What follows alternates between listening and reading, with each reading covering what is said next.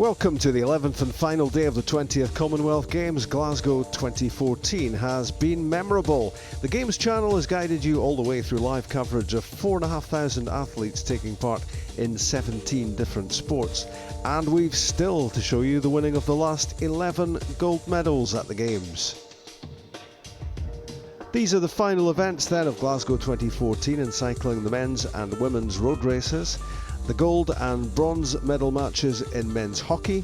Badminton gold medals will be won in men's and women's singles and doubles and mixed doubles. Gold and bronze medal matches in netball. Men's doubles and mixed doubles come to their climax in squash, and at Hampden, a glittering closing ceremony. So the cycling programme ends then with the road race through Glasgow. Like the marathon, it's a major and complex operation to give the event the television coverage it deserves. What the team does is vital to get the action to millions of viewers around the world. The big challenge of doing wireless is our enemy is basically everything you don't see. There's been a few beads of sweat coming down the pilots' foreheads for sure.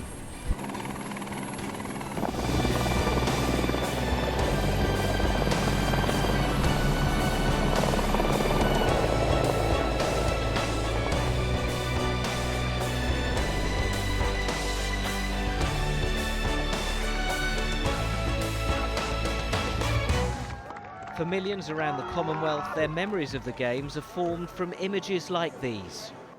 To catch the drama, pain and humour takes a large group of people sharing different skills.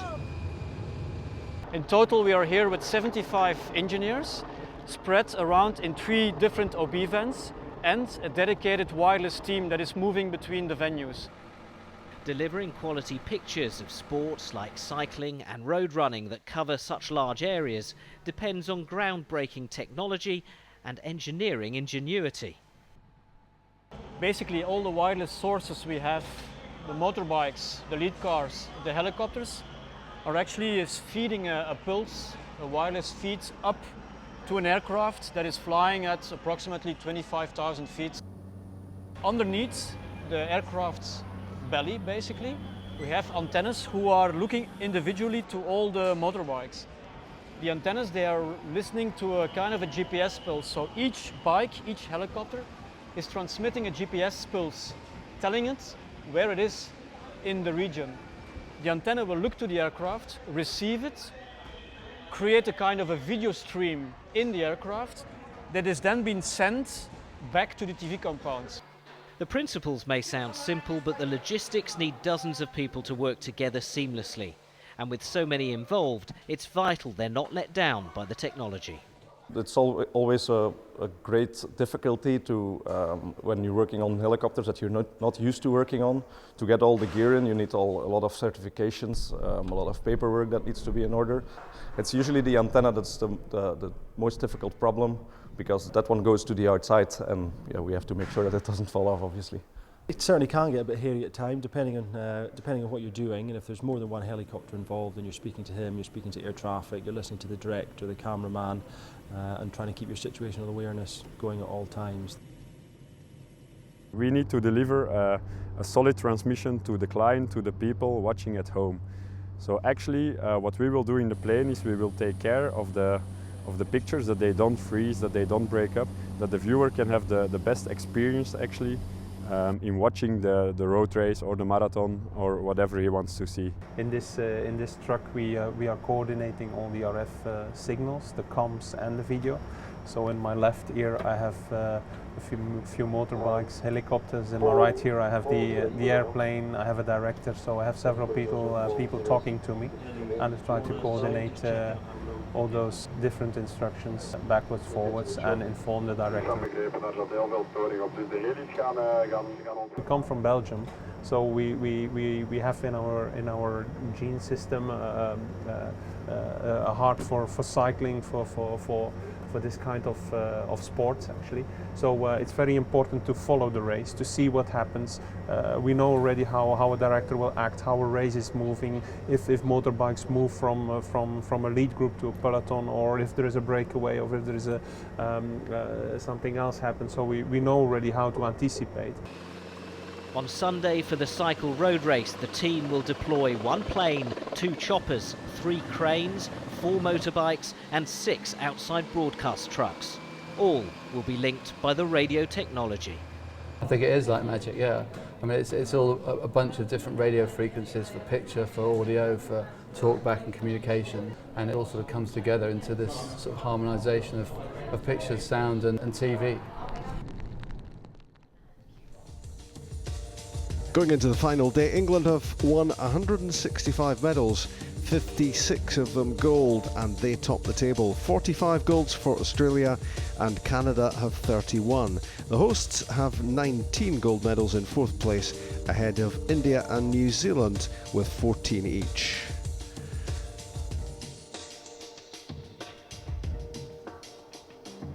Then it's South Africa, Nigeria, Kenya, Jamaica, Singapore and Wales. Usain Bolt gave the Commonwealth Games athletics a fitting finale as he anchored Jamaica to the 4x100 metres gold, then partied with the crowd at Hampden. Taking the baton level with England's Danny Talbot, and in only his 2nd competitive outing of the season, Bolt cruised clear in the home straight.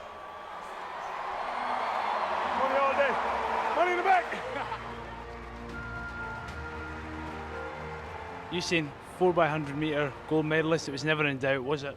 For me, as long as it's a relay, so you can't say yes, it's going to happen, but as long as the baton got around, we knew we could win because we're the better team, so yeah. And your first Commonwealth Games gold medal, how pleased are you with that? I'm very happy. It's the one that was missing from my collection over the years. There's always been something to keep me from the Commonwealth Games, so I'm happy that I came here and my team gave me a gold medal, so I'm pretty happy about it. Is there any part of you that regrets not competing in the 100 and 200? I always want to compete in a single event, but I didn't get to go to the trials because of injury. So as I said earlier in the week, I didn't want to take somebody's spot because they worked really hard for it, so I just came here to run the 4x1. What have you made of the Glasgow crowd here tonight? You were soaking it up out there. Yeah, it was brilliant. It was brilliant. They really made the games what it is, and I want to say well done because they helped to make the game what it is. They came out and they supported every day, which is very good.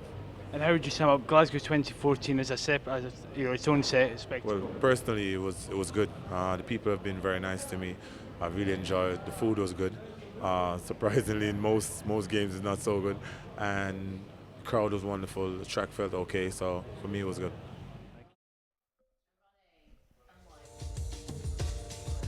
Our final day live action begins with cycling and the women's road race. It's a mass start in which a team of 6 riders per nation race over, for the women, 98k. Commentators Rochelle Gilmore and Rob Hatch.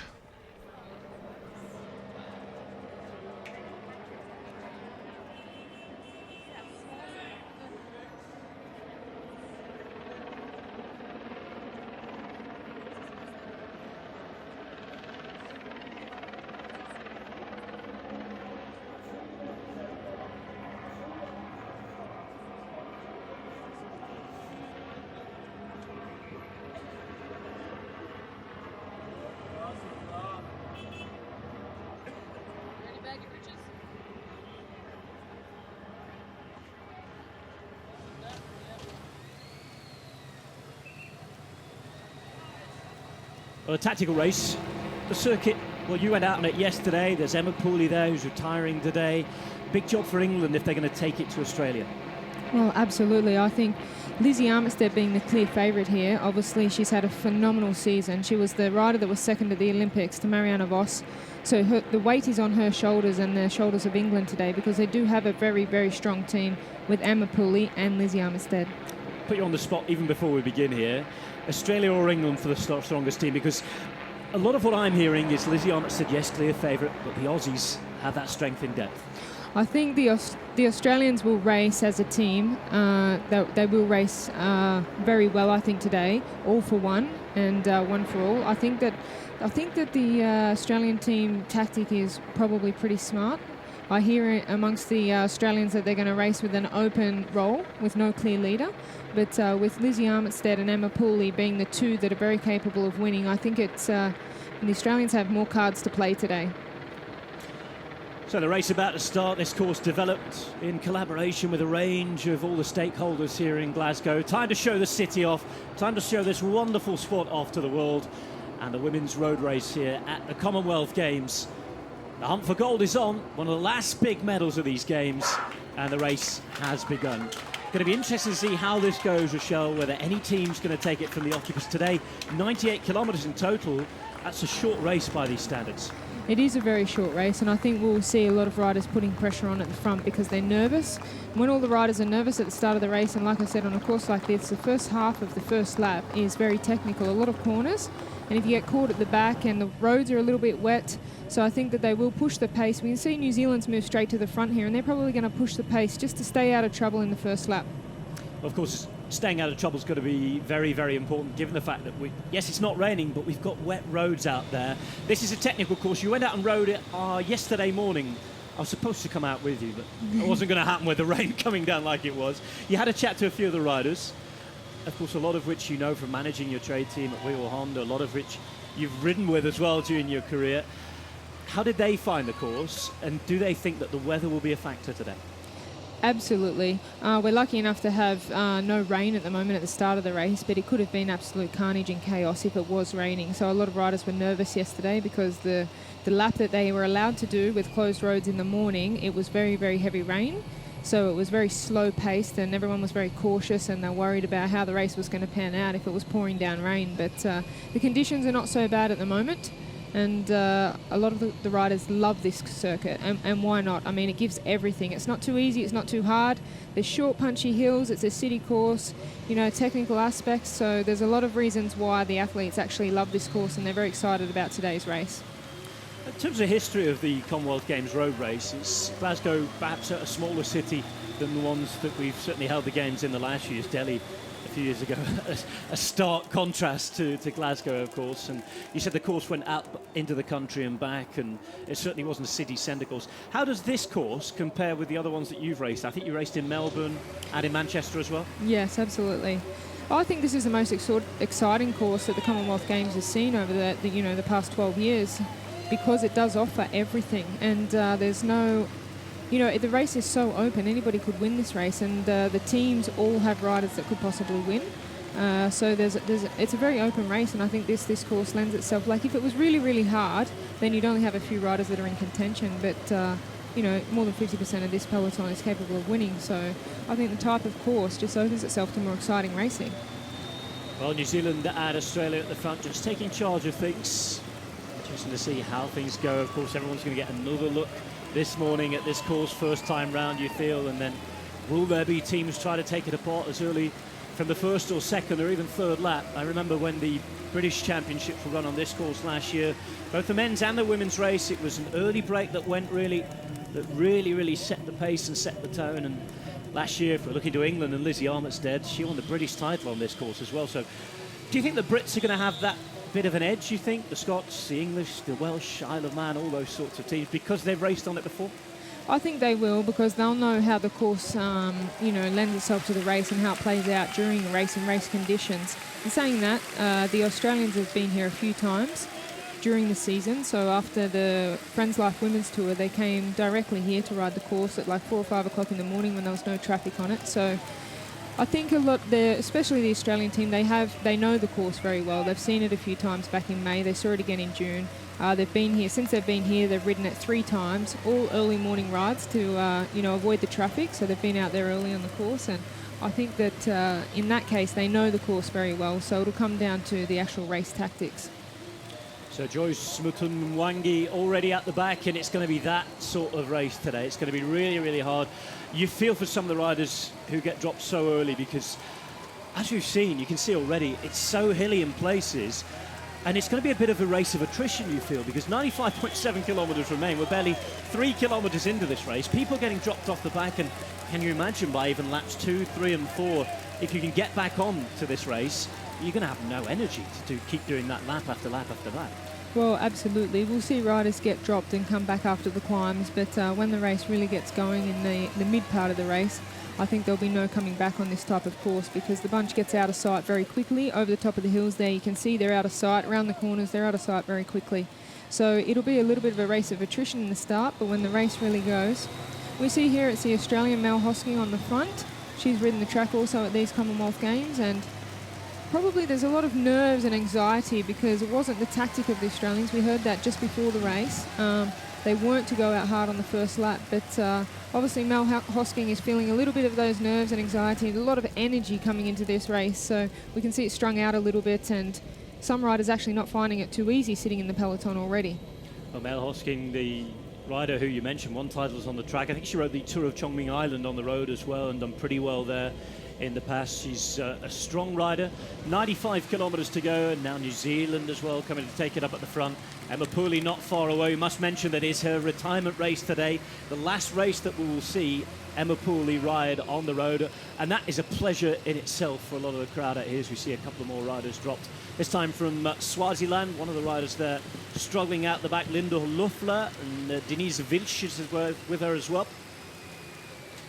Guernsey flags on the side of the road. Population of around 600,000 here in Glasgow, and I think as they wake up and they open their windows after a busy Saturday night celebrating the game, there was athletics on till late last night. The great Usain Bolt was lighting up Hampden Park with his performances, and I think when people open the curtains seeing this go past, they'll be straight down to watch, because it's a spectacle that's going to develop over the course of the race. And I think if people want to watch this, they better switch on early on, because if a break goes, it could be a big one, and we're talking with this distance, a strong break goes, it could go all the way, couldn't it?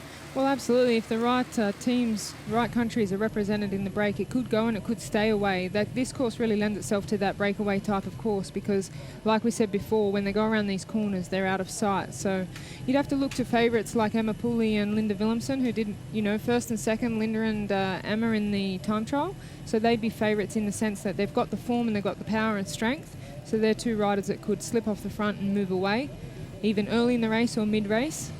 We see here it's Danny King setting the pace at the front. And just to your left of your screen there, you see Emma Pooley having her last race today and then retiring. So that's very sad for the sport. She's been a very big part of the sport and obviously just had some really great success at the Giro d'Italia. Absolutely phenomenal. I actually can't believe that there wasn't more hype around that here in the UK, because Emma Pooley won 3 stages of the Giro, the 3 hardest stages at the end, and that was a phenomenal performance. And one of the best performances, I'm told, that we've seen in recent memory in any sort of women's stage racing. Again, Madonna del Campiglio, huge stage.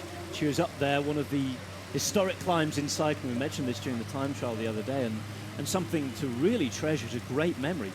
Absolutely. It was the ride was unbelievable that day, and to have finished solo on three occasions in the 3 hardest stages of the Giro against the likes of Marianne Vos and her Rabobank team, it wasn't a lucky win or anything like that. She was basically the strongest in the race towards the end, and to win those 3 consecutive stages was really amazing. And what a way to go to the sport if she could win the Commonwealth Games road race today. This is Kelvin Grove Park, located on the River Kelvin, west-hand side of Glasgow. Of course, in the time trial we went out in the east, the northeast, into the North Lanarkshire countryside. This, as Rochelle was saying, an exciting course, an entirely city-based course, and we get to show off the best that Glasgow really has to offer. Some beautiful buildings around the centre of Glasgow. Some really beautiful old buildings, some great restaurants and bars around the merchant city as well. A thriving city at the minute, and one that is seeing this road race stretched out nice and early doors. That's Hannah Barnes on the front early for England. Decent sprint on as well, Hannah Barnes. Races for United Healthcare, the American team, and another rider who was at La Course last week. And now, we were talking about Lizzie Armitstead. She had a really nasty crash towards the end of La Course on the Champs-Élysées. How do you think that's going to affect her today? Well, I think for Lizzie, it's probably playing in the back of her mind that she had that fall, and it was in the sprint, so it was in the final part of La Course on the Champs-Élysées on the cobbles, so it was a very hard fall. And Lizzie has got stitches in her elbow, so we can't say that it hasn't affected her because the body takes a lot of energy to heal those type of accidents and bruises and skin off. So Lizzie's been recovering. It was only 1 week ago, so that will definitely be playing in the back of her mind. And a difficult situation for Lizzie because she is the clear favourite and she won the national championship on this exact course last year. So coming into this race, she will be feeling the pressure. She's got one of the strongest teams around her, the English team, but it's going to be a very, very difficult thing for the favourite to win here at the Commonwealth Games on this course today. Problems for Claire Fraser-Green of Guyana, Wikrama Singh as well from Sri Lanka already out the back. We've seen Jamaica in trouble as well with Bianca Hernold, who rode the time trial on a road bike the other day, already out the back. And this peloton that started off as 63 riders strong from 20 different nations, already down to around 40 riders. South Africa now with pace at the front, and we must mention the 2 riders from the Isle of Man as well. Really, really interesting to see. Both Anna Christian and Laura Wastley both rode the time trial, and they had none other than Mark Cavendish in the tent, pinning on the numbers for them this morning. He's here to drive the team car. He's going to be de-essing for the those who are out there in the men's race later on. He'll be driving the car. He'll be in and around. He was there for about 20 minutes, wasn't he?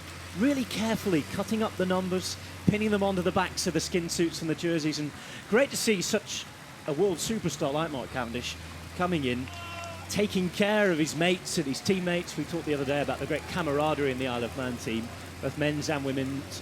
And he was there despite his big name. Could have just sat at home on the sofa. Here he is at the Commonwealth Games, and just shows how important it is for these athletes.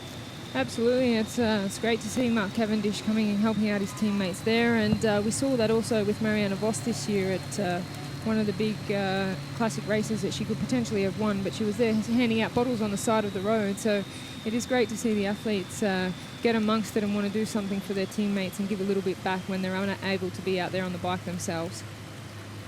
So 98 kilometres in total today. 12 laps, pardon me, for the men later on, which will take them to 160k. 7 laps here for the ladies. And look at this peloton already a small group, and you get riders coming back on after the climb, but how long is that going to last? Not too long to break up at all, this race, and I think we can expect a fast and furious race right at the end today, can't we? Yeah, I think obviously the first lap everybody's just settling in and getting a feel for themselves, taking it easy on the first lap, but I think from the time we finish that first lap we might see a little bit of an explosion in the bunch and some attacking start to happen, because there's a lot of teams here that want a very hard race. There is teams that have sprinters. We saw before though the likes of Hannah Barnes on the front. That indicates to me that the English don't want to bring it back to a sprint and look after their faster riders like Barnes or Garner, and that they've got their sprinters on the front making the pace a little bit high at the start. So that tells me that they want a hard attacking race. Commonwealth Games comes once every 4 years, as you well know. You've been a winner, you've been a silver medalist, you've had to work for other people as well. I think you know what's coming next, but you get all of these different trade team loyalties. You have loyalties to your mates. You may not get on with everybody in your national team.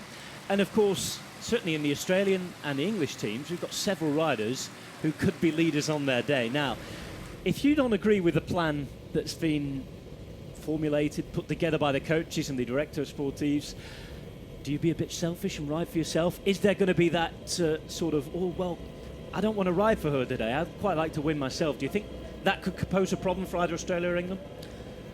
I don't actually think it'll pose a problem today, but that's not to say it hasn't come into the minds of some of the athletes, because they work so hard and everyone wants the lead role and everyone hopes that they're going to get it. But that needs to be proved in the training and preparation and the lead up to be able to warrant having that lead role in the race and amongst the team. But in saying that, a lot of the nations here will race an open race because they just want to, the nations just want to win. And if the riders can abide by that tactic, I think that they probably will when it comes to the crunch, because pulling on your national jersey and representing your country is the pinnacle of sport. That's the big moment that you want, you know, and you don't want to jeopardise the possibility of doing that again in the future. And you always have to look at it like my chance will come one day. So I think that in this race, the tactics that they've been given, that they will ride to, even if they disagree with it, but they'll know that, okay, I haven't done the work and I haven't warranted that, you know, lead role in the team. So when they put that national jersey on, I think they're very loyal to their countries. Irene Steiner of Namibia and Claire Oakley of Northern Ireland, the latest to be dropped off the back. That little section that we just went through with the cobblestones on the descent just came to my attention. If it rains, that could be lethal, couldn't it? Yeah, I think there is some dangerous points on this course if it rains, if there's heavy rain.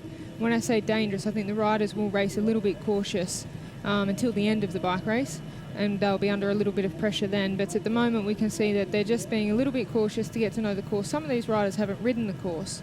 The South African that we saw on the front on one of the climbs, Ashley Norman, she's only ridden the course once, and that's not enough to remember where the cobble sections are coming up or whether there's a right or left turn at the bottom of the hill. So there will be some riders that are not so familiar with the terrain. So we've talked a lot about Australia and England here. The question is who they're riding for. Australia, with all the different bits of firepower, they've got it everywhere. They've got Tiffany Cromwell here, who won a stage as well in the women's Giro d'Italia. Gracie Elvin, two-time national road race champion. Kathleen Garfoot, what a ride from the German-born Australian, the naturalised Australian in the time trial the other day. Commonwealth medalist now. Shara Gillow as well, triple Oceania champion.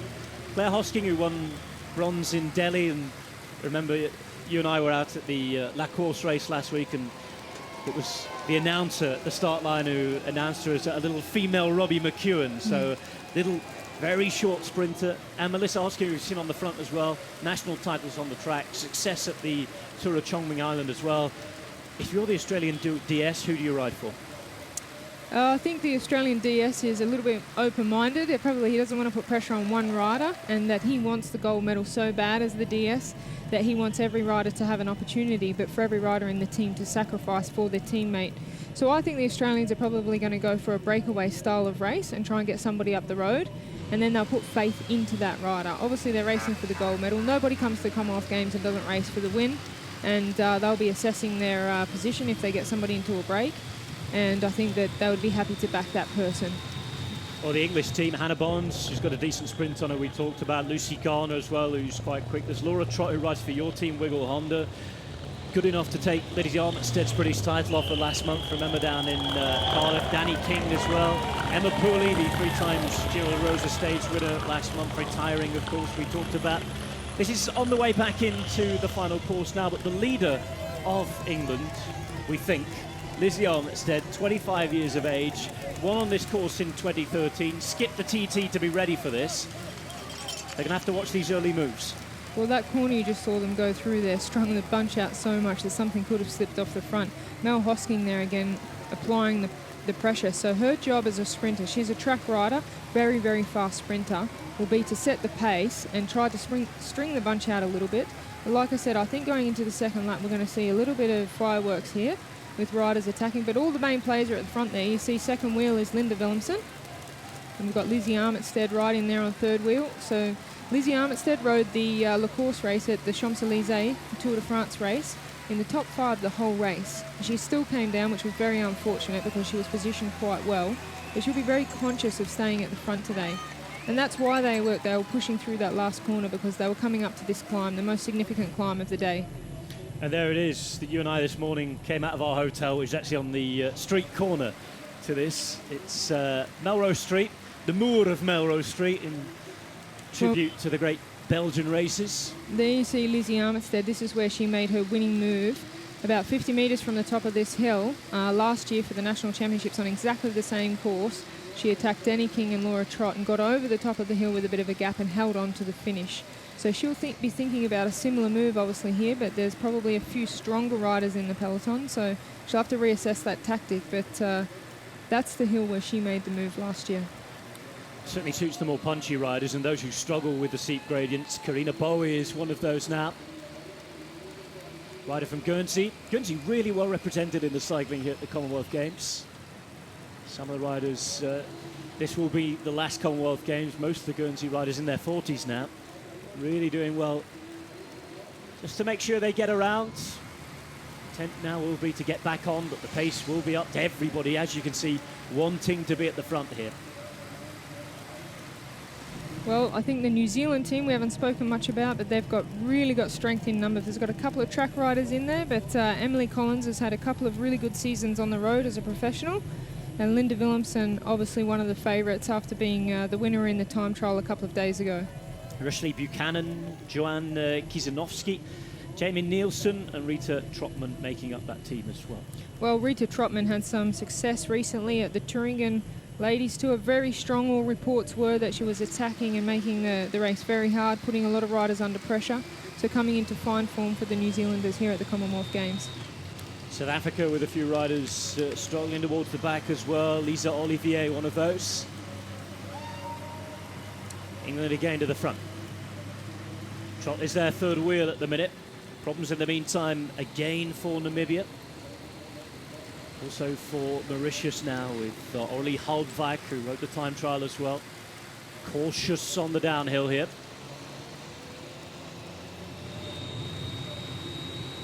Back in towards town. Riders really stringing it around here. Left turn before we head back towards Glasgow Green itself. Nice to see so many people up so early in the morning. It's 20 past 8 here in Glasgow. It's not the warmest of mornings, but it hasn't deterred plenty of people from coming and looking. Remember, this is the last day of their games. It's been a wonderfully warm Commonwealth Games, and it's hot, hot action out there on the course already, stretched out very much. It's a good job as well, because there are some narrow roads within Glasgow Green itself. The finish line isn't the widest. You certainly wouldn't want a huge bunch sprint there, but if it comes to a small group towards the end, there's not that much road to use, and that final corner before the finish line is going to be one to watch out for as well. Slightly off camber, I think you were saying. Yeah, there is a corner there in the finish in the last kilometre. That's a right-hand corner off camber, but we don't expect to see a big peloton coming to the finish today, so hopefully it won't be too much of a challenge. See Danny King there in the red and white for England, just on the right. Just behind her, Amy Roberts in the black and orange helmet from Wales.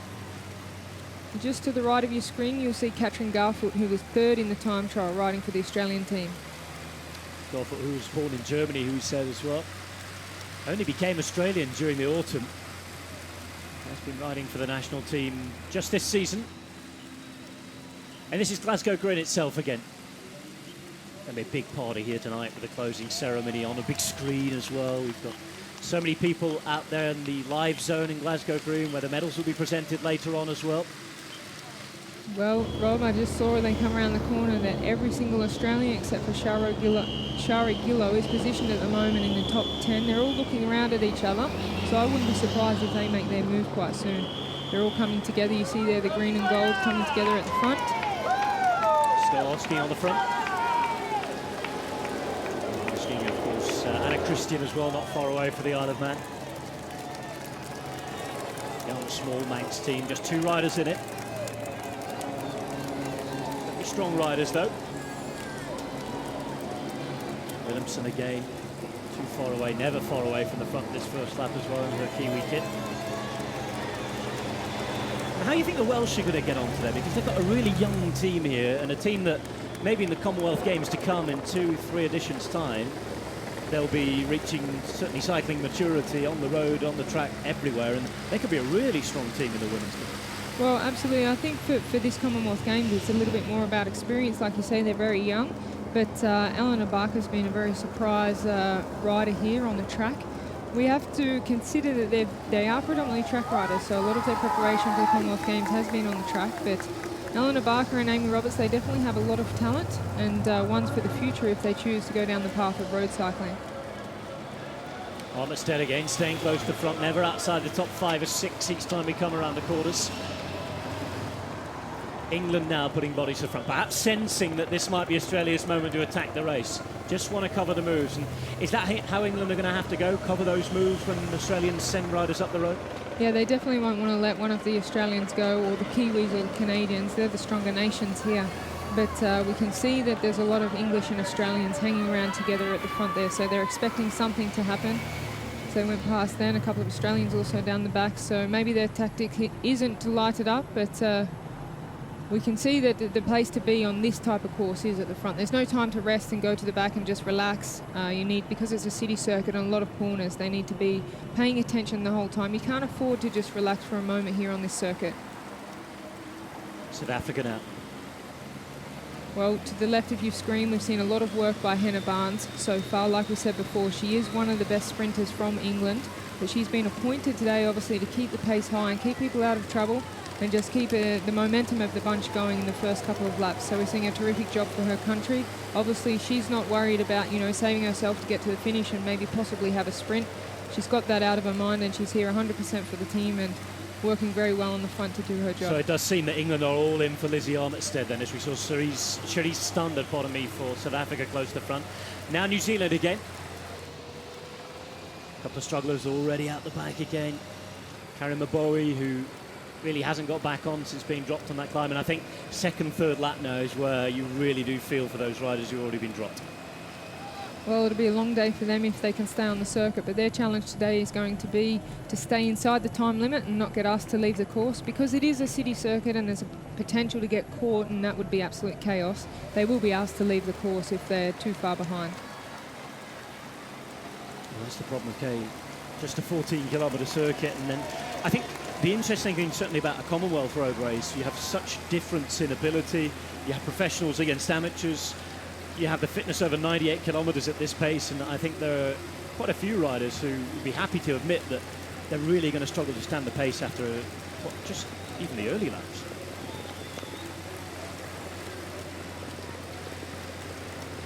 So 83 kilometres to go. Sorry, Rochelle. It's interesting that talking to a lot of the athletes there in the warm-up compound before we started, that a lot of them have opted to wear a skin suit, even for the first time in a road race. That's very interesting, but it goes to show how short this race is and how important it is to be aerodynamic, and most of the teams probably will want to break away or expect that they might end up, each individual, in a breakaway. So a lot of the athletes have opted to wear a skin suit, and they've got pockets now in the back of the skin suit, so they're all carrying 3 or 4 gels, maybe 5 gels. But it goes to show how short and fast they expect the race to be that they've opted to wear the skin suit. Tight right-hand corner. Again, these are all the corners where the road surface differs a little. You've got paving stones as well, a few storm grates. We really hope that the rain stays away, but you're going to have to be... The positioning into those corners is going to be really, really important as soon as somebody really does start to light up the race, you feel. We see on the left of your screen there in the black, that's Linda Willemsen, the winner of the Commonwealth Games time trial just a couple of days ago. Strange to see her sitting at the back, because it's a dangerous moment. When the race splits up, she'll have a lot of work to do to get past all these riders in the corners to get back to the front, which could cost her a lot of energy. But we see she's, in the last 3 riders there on the back. And the thing is, if the riders know about that at the front, it might be a good opportunity for them to apply some pressure. Again, you just see on that fantastic overhead shot there the importance of being up the front, because the elastic stretches, and if it snaps and you're off the back, you've got to waste energy sprinting to get back on, and even if you're a strong rider, you're going to have to pay for that on laps 8 and 9 maybe. Here we go then, first attacks. This is Katrin Garfoot, first attack of the day. So the bronze medalist from the Commonwealth Games time trial, riding for Australia, born in Germany, definitely putting that bunch under a lot of pressure. We've got straight away New Zealand and England covering the attacks, as you might expect, the 3 big teams that we've been talking up and talking about. Nobody allowed to go. Catching Garfoot's attack, the only effect it does have is stringing out that bunch. But I think war has been declared now, and what was it, Queens of Chaos was the plan for the day?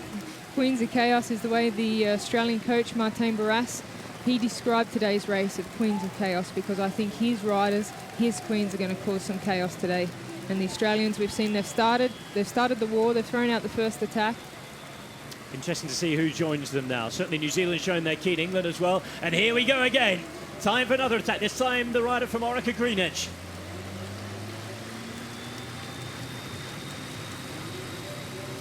Australia with so many cars to play here. 82 kilometres to go. Just 1 lap in. Everybody's had a good look at the course now. And the attack's already starting to come off the front. One Smort's covered by England. This time there's a Scottish rider as well trying to cover that. Scotland riding with Archibald, Ewing, Joyner, Neil, Rowe and Thomas. Well, that's Hannah Barnes that's come across to that move of Shara Gillow. So Shara Gillow applying the pressure for Australia. And I think this is what we're going to see most of the day, is that the Australians put down the pace here, and everyone's got to respond to it. So Shara Gillow, she's a very, very handy rider, strong time trial rider, not somebody you'd want to let go off the front, but she's done some damage there. Hannah Barnes was able to cover that, and Katie Archibald on second wheel here behind Hannah Barnes. Well, interesting as well, because Gillo and Archibald were riders we were talking up as strong riders in the time trial, of course. Not performing perhaps as well as they might have liked, but Archibald in particular, a really strong rider as well, and she's a local. She will know this circuit better than anybody. Another attack, time to go again.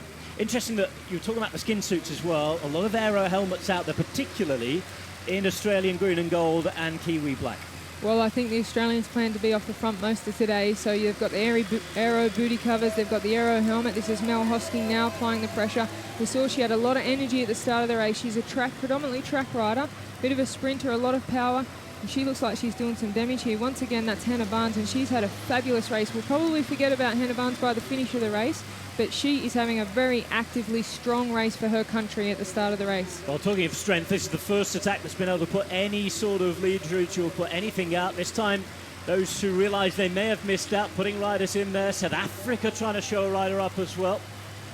New Zealand missing out on this one, so they're pulling the peloton along to try and close the gap. So it's Hannah Barnes and Shara Gillo, and they're about to be joined as well by one of the riders from South Africa. Well, this is a nice little gap.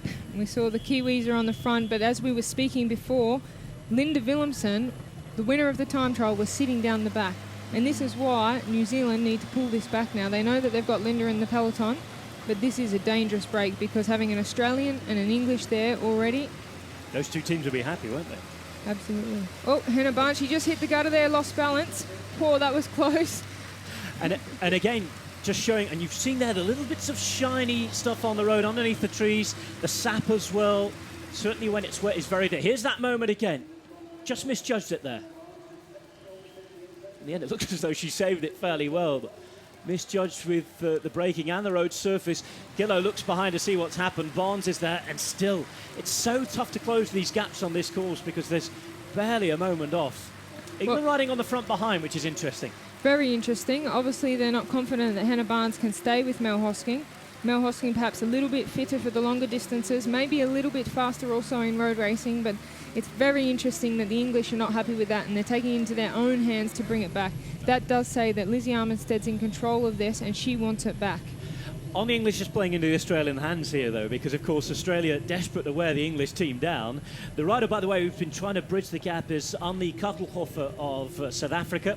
And you can see England, again, still with jerseys up the front. But that gap is growing. That gap is really growing, and it's turning out to be a decent effort here. First chance now for Hosking to rest as Hannah Barnes takes it up at the front. Well, the purpose of that attack was definitely to put the peloton under pressure, and that's what they've done. It looks like it could be Linda Willemsen of New Zealand on the front chasing that back. We'll get a clearer picture in a moment of who that Kiwi rider is. Well, you certainly understand much more than the English why New Zealand will want to chase this down. Strong team themselves, wanting to do the damage. And of course they've got riders to do it. And Willemsen, very strange, as you said, to see her hanging out the back. Well, the Australians will be very happy with this move because it's done exactly what they wanted it to do. Put the likes of the English and the Kiwis under pressure. So Mel Hosking out there still putting the pressure on. You can see that skin suit is on, the aero helmet there as well. Only 4 vents in the top there. Certainly does look like it will be New Zealand chasing down behind. A couple of English riders up in the top 2 as well. Once more, as Rochelle suggested, not perhaps entirely happy with the composition of the break up the front.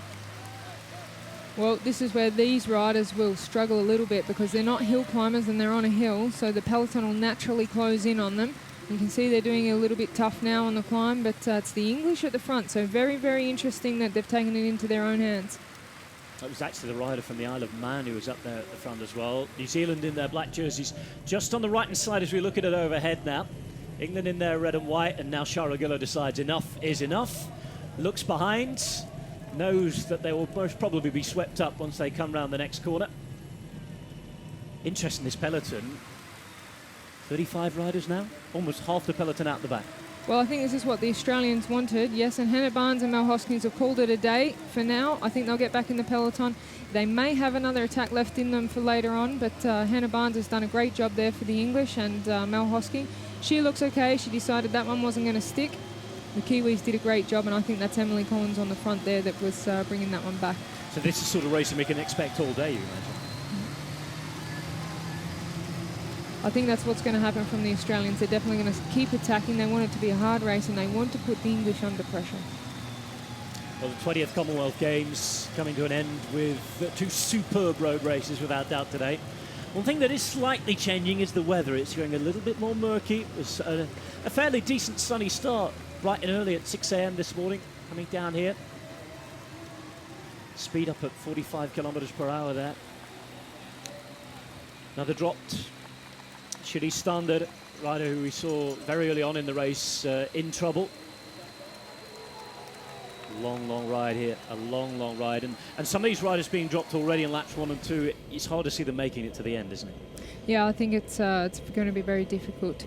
I don't think they'll last very long out on the circuit because the pace of the peloton will be very high in this city circuit, and I think those riders that are dropped early won't do too many laps. They'll be pulled off the circuit. So busy day for the Commissars. Isle of Man very much interested in making sure this stays together as well. Certainly for the moment. If you've got 2 people in your team but 2 strong riders, it's all about trying to jump on other moves and get involved in breaks if you can. But with only 2 riders there, really important to pick the right break because there's not too much firepower. Game of wait and see. Remember, Mark Cavendish alongside them in the car. The big favourites for the men's race later on in Pete Kenyu, the Isle of Man. We're coming with Anna Christian, who we talked about, Laura Wastley as well. Wastley performed decently in the time trial. Time to go again with Australia.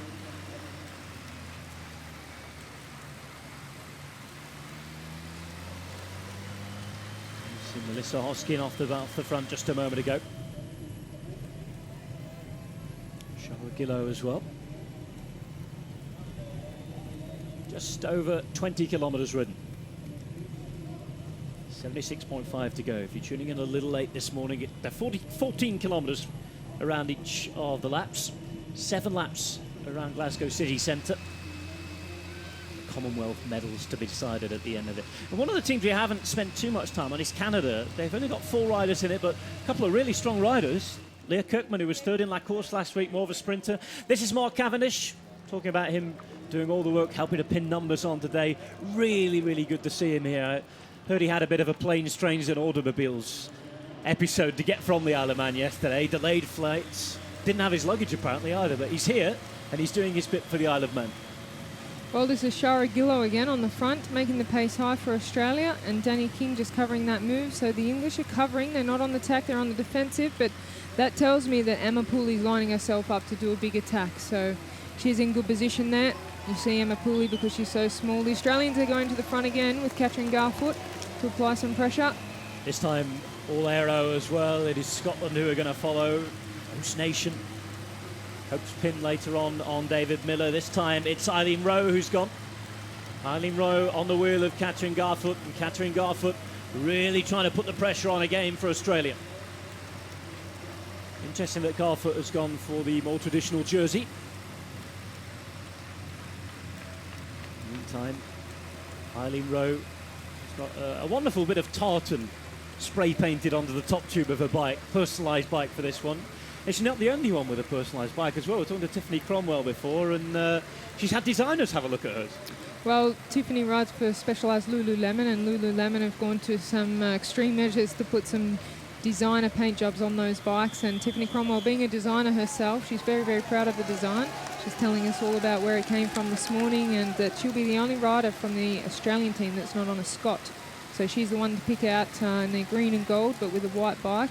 Not being the Scott, but being a Specialised, so she's a little bit easy to point out. But it's a very important aspect of women's cycling, the designs and the clothing. And Tiffany Cromwell very excited about the Lululemon design. Stephanie Rorda of Canada being dropped off the back. Again, all aeroed up, just making sure she's got to hang in there. Teammate there wearing number 9 was Laura Brown as well, who we saw riding the time trial. Pace up the front, Garfoot really doing a good job. She was reeled back in, and it is time for another attack from Shara Gillow. So they're using their time trialist to good effect.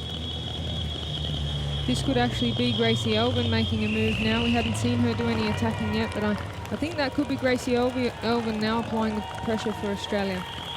Into this little chicane then, everybody has to just watch out, stays down. The roads have been drying up again, but that threat of rain remains at the moment. 74.3 k's to go. Very best of Glasgow being showed off. That's the city's old cathedral. Back in towards the party area of Glasgow Green. Yeah, that's Gracie Elvin. But brought back again by the New Zealanders. So now we see the English in a very strong position because the Australians are attacking. The New Zealanders are bringing them back. Problems for Claire Thomas as well.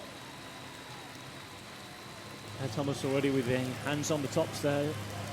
Looking like she was struggling as the race goes uphill. Big turn coming up here on to Melrose Street again.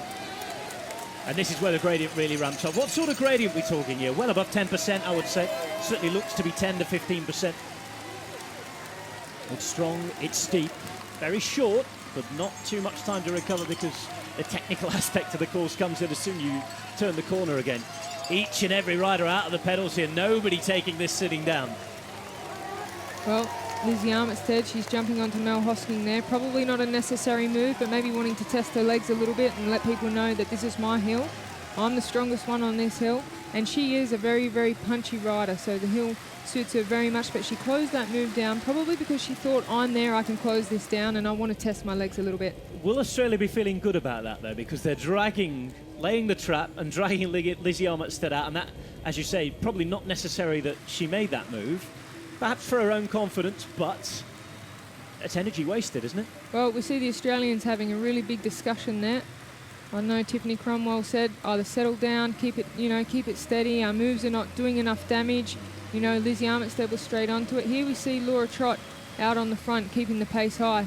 And a rider you know very well. Absolutely. Laura Trott had a phenomenal race here last year, trying to match the likes of Lizzie Armitstead on that climb. Only lost the wheel in the last lap, so a very, very good effort for a predominantly track rider. Obviously, this year, Laura Trott won the national championships, so it was a very big achievement for a track rider to win the National Road Championship. Lizzie Armitstead had a very, very strong race, but maybe made a tactical error of going out too early by herself. But Laura Trott was able to pick up that prestigious national champions jersey this year. Hayley Jones in trouble on Melrose Street. Just turns in from Greater George Street, if you know Glasgow George Square as well, which is another big festival focal point for these games. Interesting you mentioned Tiffany Cromwell. She was one of the more vocal in the press as one of the big favourites, of course, before the day, and saying that it's a tough course, a race of attrition, never flat, not super hilly, short, punchy climbs, and it's that key word, punchy. It's one that really does suit the punchers, this one. Well, that's Tiffany Cromwell there in second place behind Laura Trott, just having something to eat, so she's getting the food in early because they've not raced more than 30 kilometres so far and she's already eating, getting that food in. Laura Trott looks quite comfortable. She just wants to be out in front and test her legs a little bit as well, but Tiffany Cromwell there on second wheel probably would have been my favourite. Last year when I saw the circuit, I saw it at the National Championships when Lizzie Armitstead won. I thought this is a course for Tiffany Cromwell. This year she hasn't been as strong as last year. She's had a few little interruptions and hasn't hit peak form. But it's definitely a course that's very well suited to Tiffany Cromwell. And the Commonwealth Games always seem to be suited to Australia. Well, they come three out of 5 golds, I think, in the last Commies Road races, and 8 medals in total in the last 5 Commonwealth Games races. Of course, you're responsible for 3 of those, winning gold and 2 silvers, but a special event for you guys. Well, absolutely. I think we come here, it's very important to Australians, like it is also to the English and New Zealanders. We see an attack here by Chloe Hosking. That's very unexpected. The sprinter of the team, one of the fastest sprinters in the world, actually, Chloe Hosking, and she's applying the pressure. This goes to show that they don't have one particular leader that they're protecting in the Australian camp. They just want to put everybody under pressure and hope that the scenario plays out for Australia. Well, Chloe Hosking was one of those who was hoping that it was going to be bucketing it down with rain today. She said it suits us better if the rain is falling. She hasn't got her wish yet. That little move by Chloe was to set up one of her teammates because there's just been a counter-attack there by Tiffany Cromwell, and that's possibly what they were talking about. We'll just get a closer look there. It seems that is Tiffany.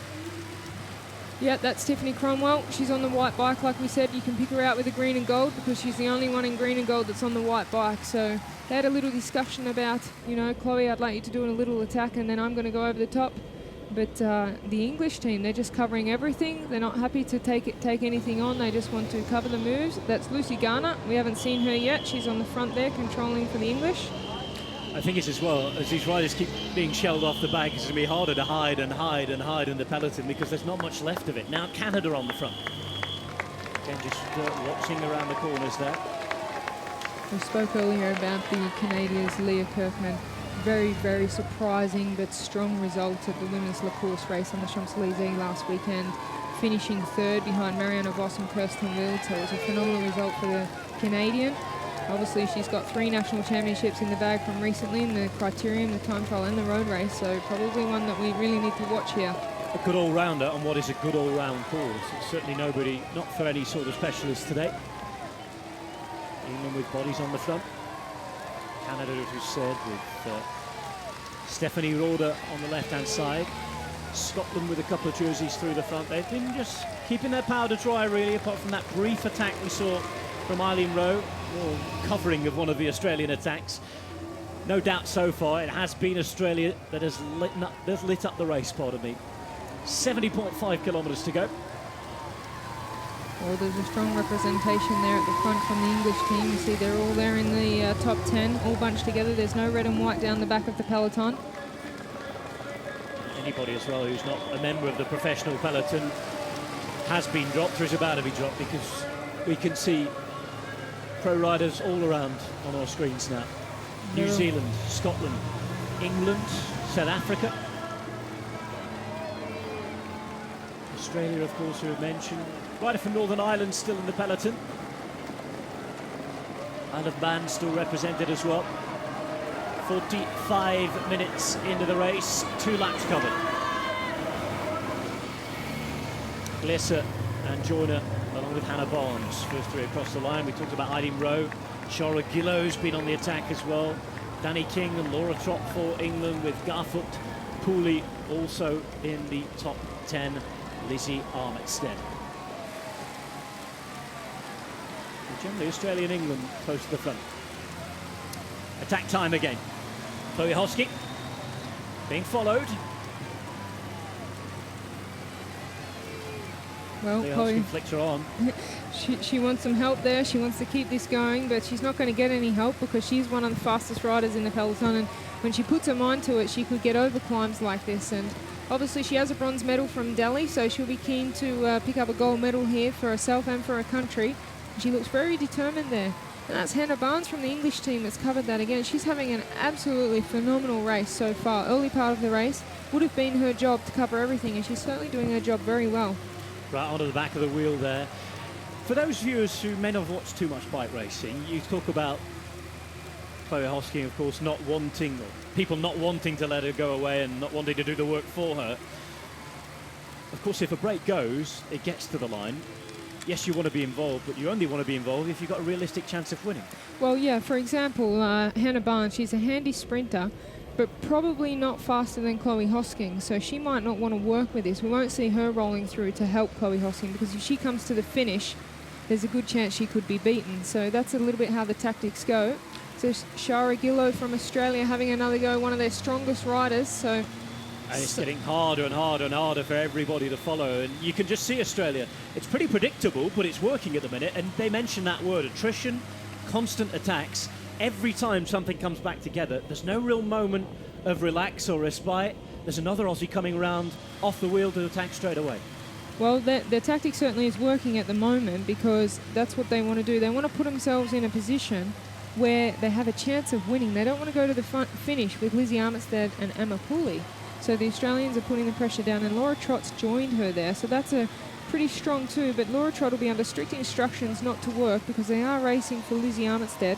Looks like they're saving Emma Pooley for a late move, and then Lizzie Armitstead will obviously get the free ride there and be the second card to play. But we'll see Laura Trott won't come through there, because that's their tactic, just to cover these moves. So each team wanting each other to burn its resources out. Come back to that word once more, pardon me, attrition. That's a handy attack by Shara Gillow, and the bunch, there's not too much reaction from the bunch yet, but it's hard to believe that this could survive, because if Laura Trott doesn't do any turns, it's very evident at the moment that she's under instruction not to, but at some point, would the coach say, okay, Laura, work with this because you could come away with the gold medal? That we don't know, but for now, they've been instructed not to do anything until they get further instruction. And well, normally, well, look at this, the gap really opening up here. Normally when a two-rider move goes away, you're not always that worried about it, but factor in that this is a short race, that the peloton behind isn't too big to chase them down, and of course from the city centre technical circuit, there's more chances today for smaller groups. Well, this is looking like a very, very good move by Shara Gillow.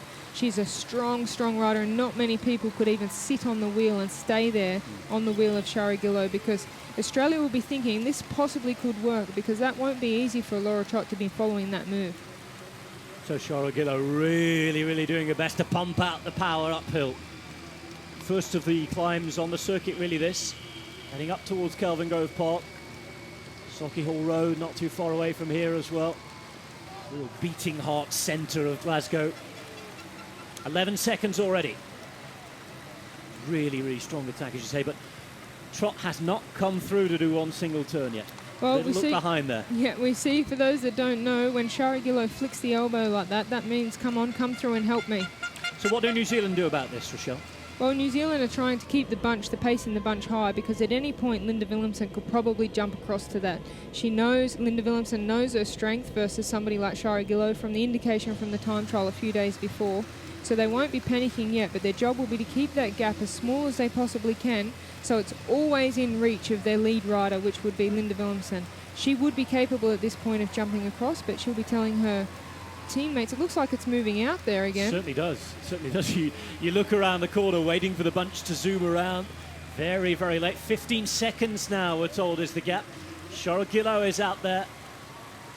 Really, really strong attack from the big Australian time trialist. Set for this once again, looks behind. Little couple of words maybe. Are you going to work? If you aren't working already, why not? This is Jamie Nielsen at the front for New Zealand. Fully on her wheel. Wales, Isle of Man, of course, also monitoring things. Well, Pooley's also another rider that could go across to that at some point. She's in the form of her life, Emma Pooley, and she'll know that's her specialty, that she can go out after that when she needs to. But at the moment, they've got Laura Trott there, so they won't need to make their move anytime soon. Just looking in the tents here, the coaches. A couple of riders who have already decided to call it a day. Yeah, one of the Welsh riders just getting some support from the coach. That's Hayley Jones. Obviously disappointed that she's out of the race already, but this is a world-class field, and she's still young. We have a long way to go. Shara Gillow then, remember, she's already won a Giro stage in the past from a very, very similar attack. She knows how to take these things to the end, and she's got a steam company as well in Laura Trott. Australia and England, the two big teams, of course. Let's not forget about New Zealand and Linda Willemsen, but the two big teams on paper, the teams that everybody was talking up, have riders represented, and there's not too much behind a chase. It's a really, really interesting situation at the minute. Well, this is what the Australians wanted, because at some point the English or the New Zealanders are going to have to put the hammer down. It looks like the New Zealanders have started to, but they've not got their strongest on the front yet, so they're waiting. Get to see a bit of the gap now. Well, they do have the full strength in numbers, and look at the gap here. Well, like we said, this is one of those circuits where once those lead riders get out of sight, there's not too many time checks being given to the bunch. The communication in a race like this is not fantastic, so it could get out of hand at some point. But the big question is, will we see Laura Trott work with this, or do they definitely want it to come back for the likes of Emma Pooley and Lizzie Armitstead? Well, it's gone down from 15 to 11 seconds, so the effect of that New Zealand work beginning to show a little. We're on one of the flatter sections here, one of the straighter sections as well. Soon starts to go uphill again. We've got those cobblestone sections, and if you're riding in a bunch, you have to be that bit more careful, of course, remember. Shara Gillow still on the front. Trott just wheel sucking at the minute. Well, yeah, she would have been given clear instructions by a team to do that, and that's the strongest position they can put themselves in. And Australia could see this tactic backfire. At the moment it is working because it's putting pressure on everybody else, but it will depend on the strength of the team. And Shara Gillow is one of the stronger riders in the team, but using herself up very early in the race. Does it surprise you that England are being so defensive, or is this the right tactic for them? I think it's the correct tactic. They're in a pretty strong position here because Laura Trott, at some point, if she feels okay, she could attack Shara Gillow, goes out there by herself, and then all the pressure's off the English. Here we go. The Kiwi train arrives at the front on this climb. Time to try and put some pressure on, and the counter-attacks begin. Here we go. And Armitstead wants to cover this one. Everybody wants to be involved here. Well, this will be the job of Lizzie Armitstead now. The team's put themselves in a very strong position, and her job will be to cover everything and just move with the moves. She doesn't want anyone else to go over. They're happy with that position that they're in. It's coming back. This is just on the comeback, but a really, really good move nonetheless by Shara Gillow. And if you're Laura Trott, you said it was the right tactic. I think it's being shown as the right tactic because Trott's just been following the wheel. Yes, she's expended a bit of energy, but still fresh enough to have another go, you would feel. Well, here go the Australians again. We're going to see a rider counter-attack here. So these Australians are 100% fully committed to their tactic. It's Mel Hosking. She'll come off the wheel. We see the attack there, and it's a strong attack. Not many other people will be able to match that, but will she follow through? No. She's just set up. Armitstead again, third wheel. You mentioned that course last week, just racing like she did. Good to see the Kiwis following this time. Sure, they won't want to miss out again. Well, this is why Mel Hosking set up, because she saw Lizzie Armitstead was there and she doesn't want to move away off the front with Lizzie. Lizzie senses the danger. She doesn't want any more of these strong counterattacks from the Aussies, so she puts the pressure down.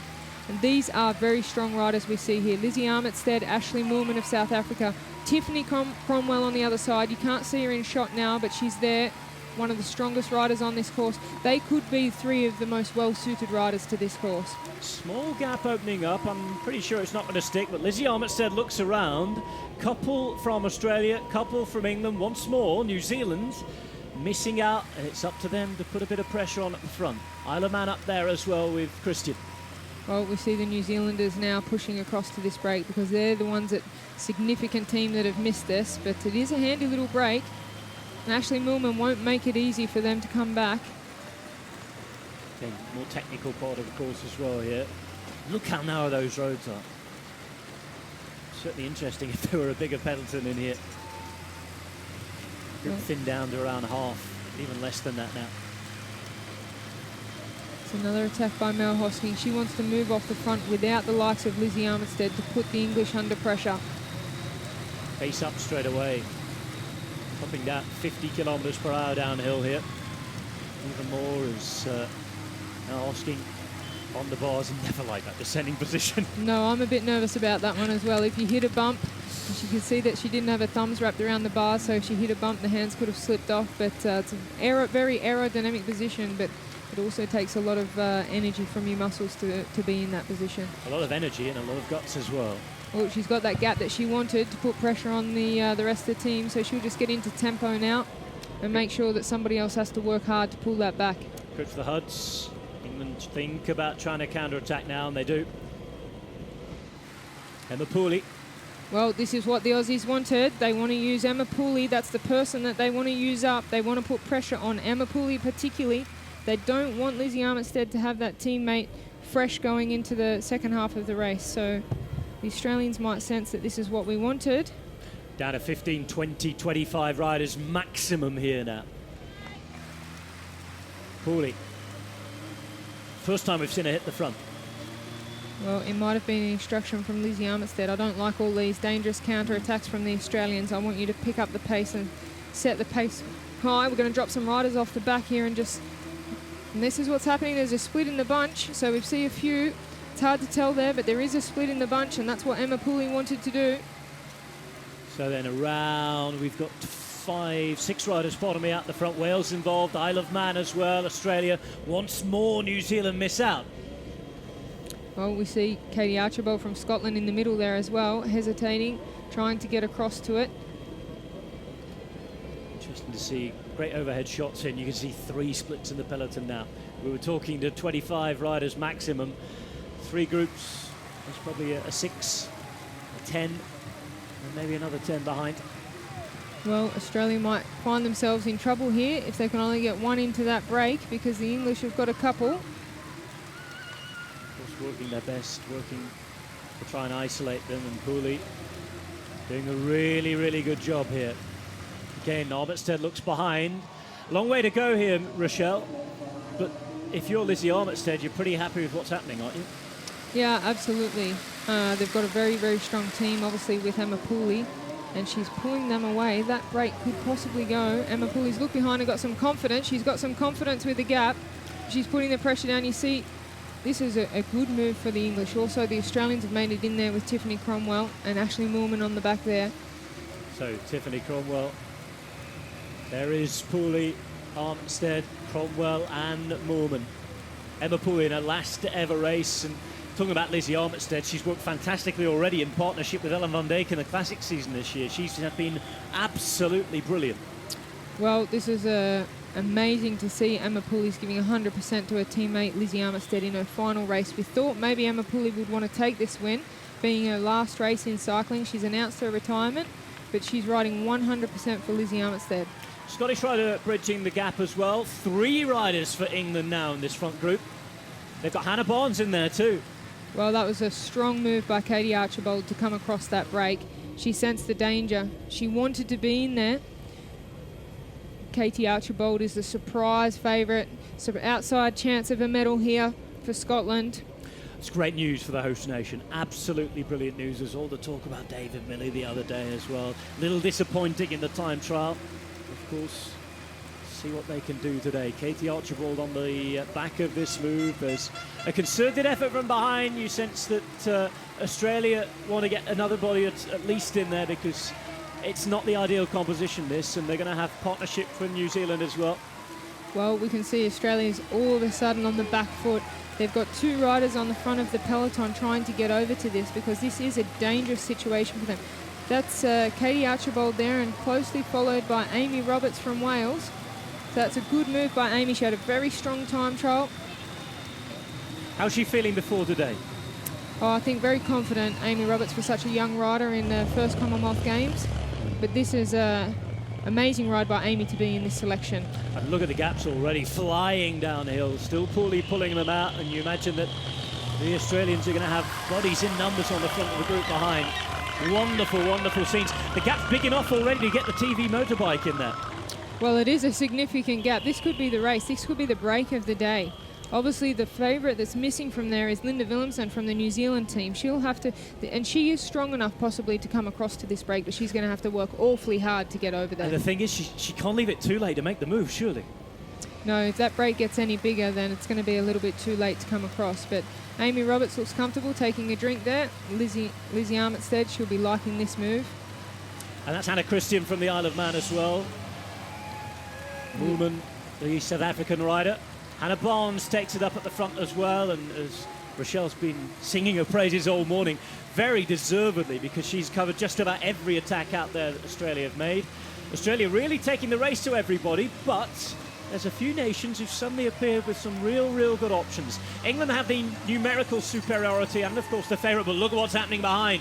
Brilliant ride. New Zealand and Australia riding together to bring this back. Well, we just saw Lizzie Armitstead past Hannah Barnes and tapped her on the back and said, thanks for that good work. We're about to hit a hill. Not your strength, but you've been fantastic. Came to the front, drove it into the bottom of this climb. Katie Archibald here struggling a little bit on the climb, not her forte. But these riders that we see here, Lizzie Armitstead, Tiffany Cromwell and Ashley Moorman, possibly the favourites. That's Rita Trotman struggling off the back there. She may have done the chase for New Zealand. Well, if she's struggling, it may well be a chase that her teammates will thank her for later on, because that was in danger of becoming a very dangerous move, in particular for New Zealand, just because they had nobody in it. Problems out the back for Charlene Joyner, Problems too for Stephanie Roeder of Canada, as well as Laura Brown. So, Pooley out on the attack once more. This time it's being followed. Well, Tiffany Cromwell knows that you can't let Emma Pooley go. That's the move that you have to respond to, and you can't leave it for a second, because Emma Pooley is a rider that once she has a break, there's no pulling her back. So Tiffany Cromwell responded to that very well, straight onto the wheel, but I don't think Emma Pooley's going to stop here. If Emma Pooley gets another rise in the road, we might see her move off the front. Well, we've been through the hilliest section already. Still Cromwell on the front, and that custom-made white bike of hers. It's the cobble descent that we mentioned very, very early down on in the broadcast. Back down towards Glasgow Green now. Well, she's certainly a racer, Tiffany Cromwell, a very exciting racer to watch because she never says die. She said today that she needs to control herself a little bit because at the World Championships last year, she said, I did a little bit too much work and I ended up in a bit of trouble, but she has a lot of trouble trying to keep herself very controlled. She looked very excited this morning when you and I were walking around the Stargate. Everybody was there warming up either on the rollers or the turbo, their weapon of choice to get ready. And she seemed bubbly, she seemed excited, she seemed ready and really willing to take this race by the scruff of the neck. Absolutely, and that's what people love about watching Tiffany Cromwell race. She gets so excited about the racing. She's not one of those riders that gets nervous and starts analysing this and that. She just thrives on the racing. Yesterday she wanted to go out and do motor pacing. Here we see a move from Linda Willemsen. So she's actually made that break across, and it's Lizzie Armitstead that knows I don't want to let that one go. But Linda Willemsen, we expected that she would make her move through the corners because she's very good in the corners. She's, very experienced in the downhills and the cornering, so she wants to take advantage of that. But she just wanted to let them know, hey, I'm here, I'm still here, and I've got good legs, so I'm going to be a part of this race today.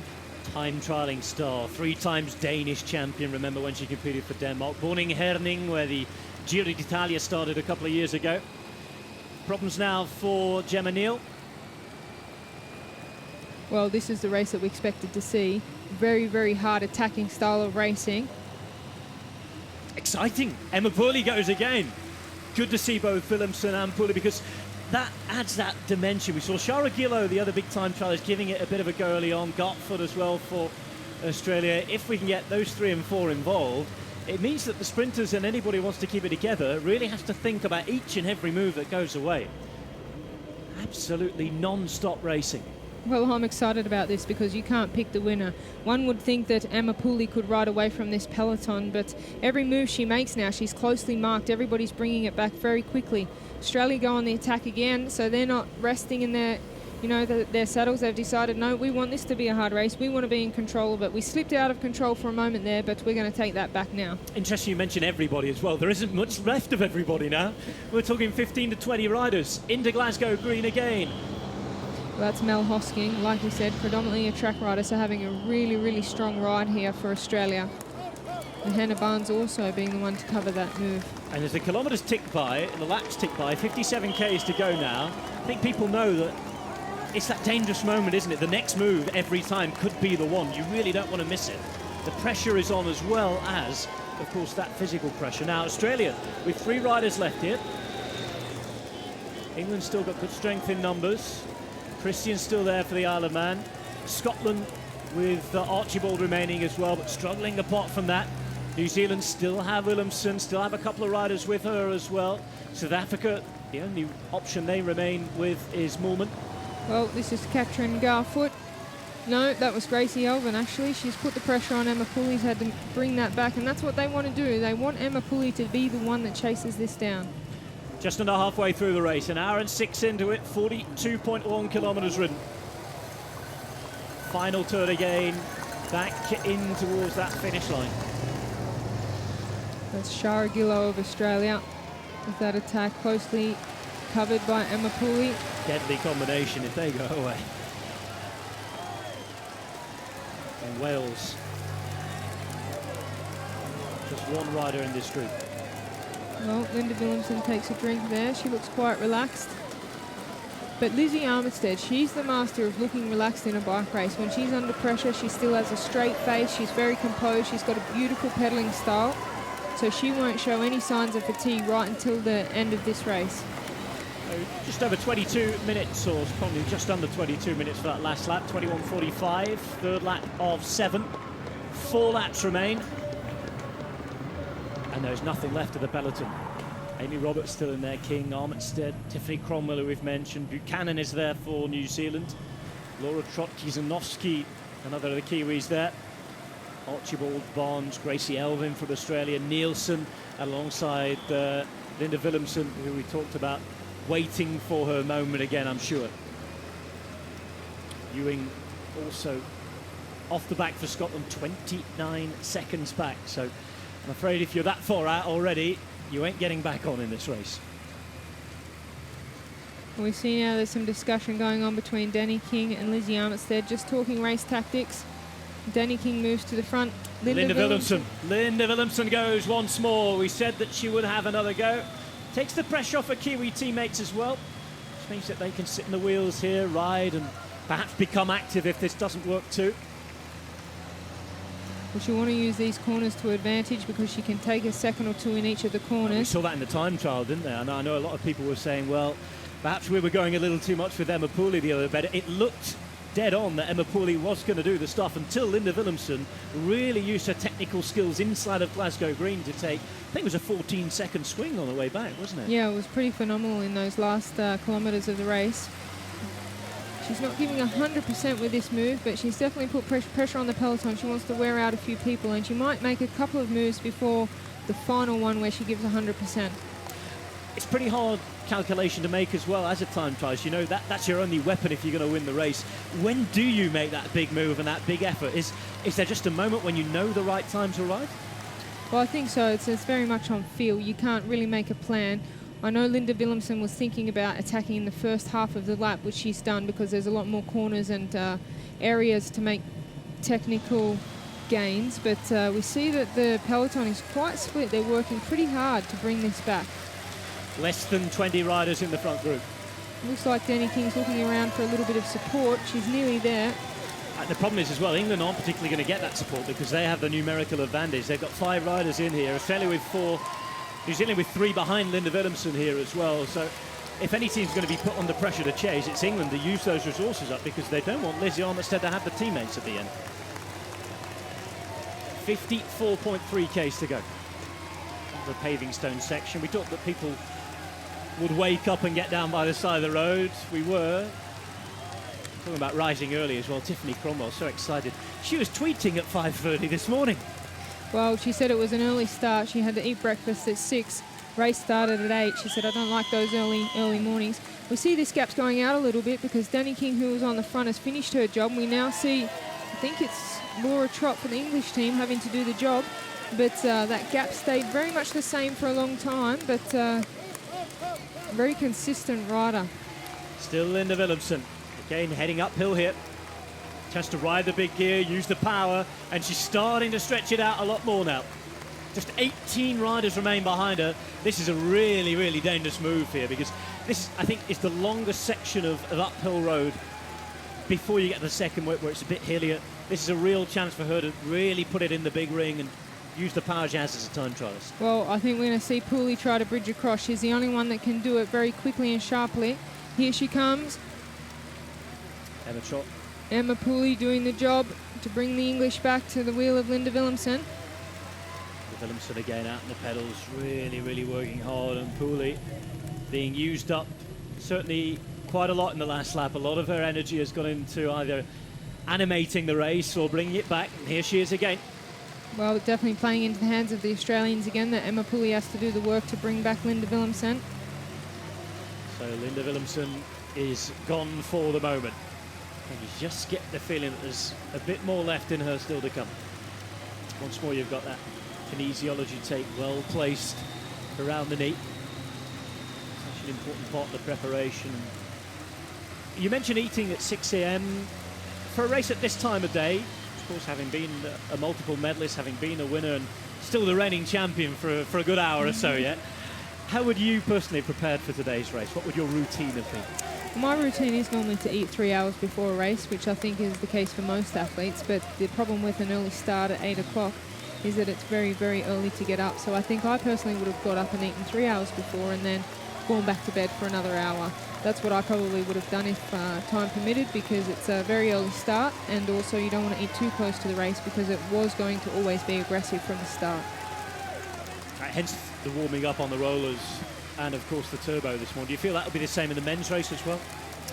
Not so much. I think they will be on the turbos just because we're in the city and we don't have those country roads to go out and warm up on, so I think there will be. We see an attack here by Shara Gillow. She saw the opportunity that the English had been under pressure, but Lizzie Armitstead, she looked so composed there on third wheel. The Kiwis are doing their job properly by making sure, okay, Linda's done a big attack, we need to be there near the front. Really interesting to see if Lizzie Armitstead is actually feeling good or if it's that excellent poker face she had. Well, it's very difficult to know with Lizzie. My guess would be that she is feeling good and that she's peaked for this race. She's been very confident in the lead up to it. Even though she had that crash a week ago, she stayed very, very confident about this race. She wants it and she's in good form. We saw on the race on the Champs-Élysées that she was in fine form.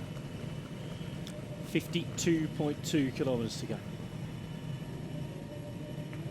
A little wider corners. Chance to take it at pace. Now 3 Kiwi riders off the back struggling. This is a nightmare for New Zealand now. Emily Collins there, 38, 41 bringing the back on is Rita Trotman, and race number 40 is Jamie Nielsen. Linda Willemsen still in the front group. Not quite sure what happened there, whether it was a mechanical or something, but 3 riders all being escorted back to the peloton.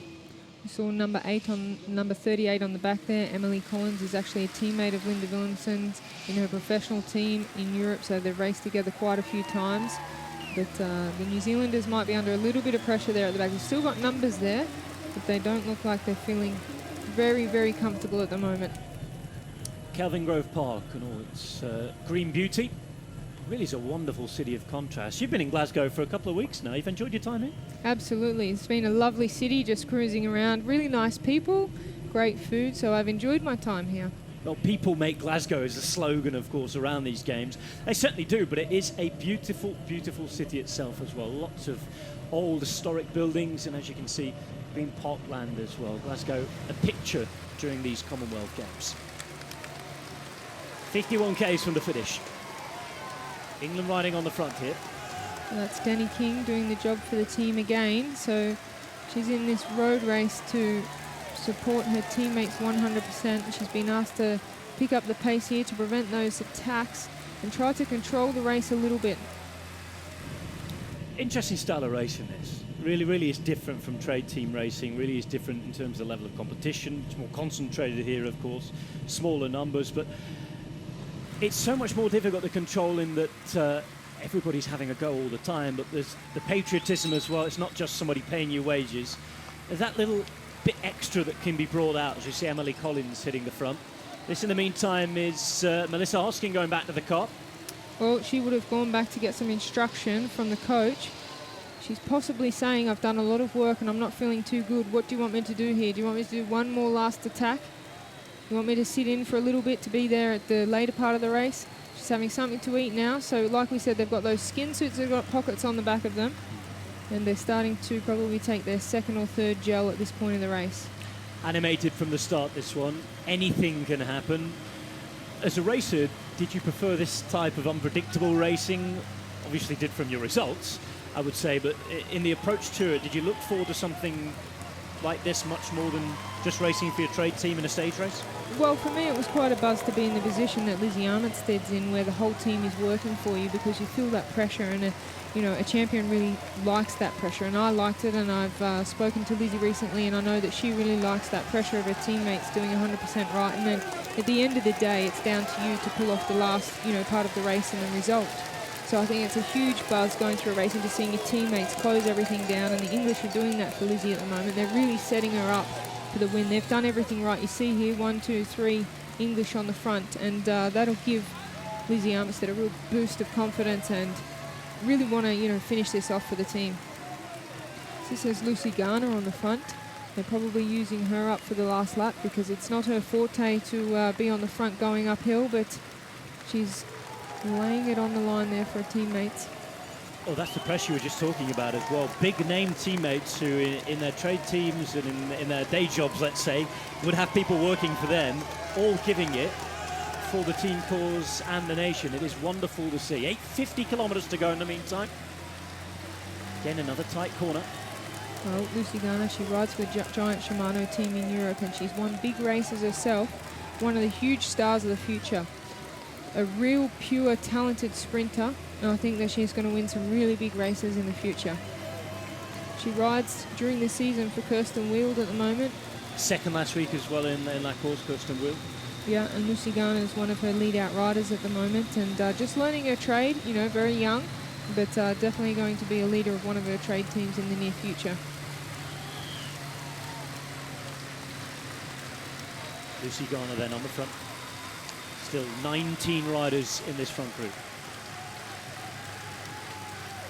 55 on that descent. Another abandon for Wales, second of the day, Katie Curtis this time. 2 riders remaining for Wales. Katie Curtis off to join Hayley Jones back at the start gate. A disappointing day for Wales so far. Missed the main moves. Race on the left-hand side here. Canada still represented. Laura Brown, who hit the deck the other day in the time trial. Well, I have spoken a lot about Hannah Barnes, but she's having an absolutely blinder of a race. There's plenty to speak about, isn't there? She's been brilliant. She's been on the front for most of the race and a phenomenal performance. There was a big question mark over whether she'd be able to make the leap into the professional ranks, riding for the United Healthcare team this year. It's her first season with that team, isn't it? She was in the UK, I think, last year. She's been racing on the UK scene before that and dominating all the local races and the sprints, and she's made that step. Her physique's changed quite significant. I've noticed in the last 2 years as she's become a professional, she's lost a lot of weight. She's climbing a lot better and getting further into races, which means in the future she'll be at the end of a lot of big bike races. She's a sprinter, so she's got that natural power at the end of a race, but to see her go this far into the Commonwealth Games road race, which has been a very, very hard race, and doing a lot of work, being active on the front, shows huge promise for this rider in the future. Good news for Hannah Barnes now. I think it was Maxifield she was with last year. Team Maxifield. Again, problems really, really hard to hang on for Emily Collins and Jamie Nielsen. We saw Emily Collins attacking at the front before. Perhaps a sign of weakness in that she wanted to get ahead before she was dropped out the back. Yes and no, I'm not sure. Emily Collins, she's a little bit of a fighter. I think she's going to hang on for a few more laps here. She wants to be there for one, important move for Linda Willemsen. There's still a few Kiwi riders in there, so we did say that the English, the Australians, Canadians and the New Zealanders would be the stronger riders today. Back again down that cobble descent, 48.1 k's to go. More than halfway through the race. Back in towards Glasgow Green, downhill again.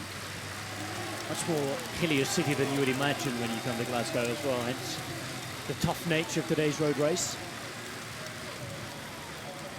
It's an interesting choice by the organisers as well, because you've got the Commonwealth Games in Glasgow, and you would immediately think Loch Lomond or somewhere like that, up in the countryside with the climbs and the hills. That would be the first thought that comes to your mind when designing a cycling course, but no, they chose to show off the city, and it really is working. We had it tested at the British Road Race last year. Commonwealth Games providing us with an extremely entertaining morning cycling so far. Australia have just been a little quiet in the last 10 minutes or so. It's been the most quiet period of the race for the Australians. I think they're gathering themselves. We saw Mel Hoskin go back and talk to the national coach, Martin Barras, and ask him a few questions about, what are we going to do here? He may have said just settle it down for a bit, let everybody get composed, and then we need to hit it again. So you see the Australians coming together for discussion there. We've still got 4 Australians in there, so 1, 2, 3, 4, oh, very, very big English team there. The entire English team now. The entire English team is there. So nice to get riders back on. Really, really interesting. So you would feel with that numerical advantage, it's up to the other teams now to try and think about working together to put them in trouble. I think the Australians have to reassess. They're trying to get together here to have a discussion. Tiffany Cromwell's the leader on the road. They've assigned her to call the shots out there on the road. She's pulled the riders over. She wants to talk to them and make sure everybody's on the same page. Here goes Emily Collins. So not completely finished. Something left in the bag. Emily Collins in, obviously just resting. Well, the Australians hesitate. They pull over and let Emma Pooley chase this one down. Probably not necessary for Emma Pooley to spend energy on this move, but much part of what we were talking about a minute ago, using England's resources up, surely. Emily Collins. Fast race this so far, just like the one we had on the Champs-Élysées last Sunday as well. It's been 2 wonderful weekends of racing in women's cycling. That's right, Emily Collins, she was on the Champs-Élysées racing for her leader, Giorgia Bronzini, so she managed to fit that racing 1 week before this race as preparation. And she's just put the bunch under a little bit of pressure there. We can see a couple of gaps. Scotland still with Archibald in there. Really, really strong out here. 2 riders from England chasing, 1 from Australia as well. Pooley is at the front. Well, this is what we thought we would see. Emma Pooley doing a lot of work, but we did think that she'd make that, you know, long breakaway attack and put everyone under pressure. But Lizzie Armitstead's obviously said, no, I just want you to close everything today because I want to be there at the business end of the bike race in position to take this gold medal. Lizzie Armitstead could be backing herself for a sprint, but she wants to be careful about which sprinters in this peloton she takes to the finish. Interesting world sprinting in that you've got the top tier sprinters, the thick leg sprinters who may not arrive today to the finale if it's made hard enough, and then those in the second tier who can get over climbs, who try to save what they have for the end. Here's Montrose Street again. Well, Lizzie Armitstead sets the pace, and that's Tiffany Cromwell. They're very, very good friends, these two. They live in Monaco together. They train together all the time. So Lizzie Armitstead and Tiffany Cromwell, a little bit of an alliance in friendship there, but that's probably as far as it'll go today. Tiffany Cromwell closely marking Lizzie Armitstead on this climb. Very similar type of riders too. Who's going to have the bragging rights on the next coffee ride? That is the question down in Monaco. Of course, you see the style of Linda Williamson today has been very different to those that have been riding at the front. She's very relaxed down the back there. That's something she can afford to do when her legs are so good. Obviously we saw that she won the time trial. Fine performance, so she's got good form and she doesn't need to panic. Here we see the Australians on the attack again at Shara Gillow. Gillow then on the right hand side in the green and gold of Australia.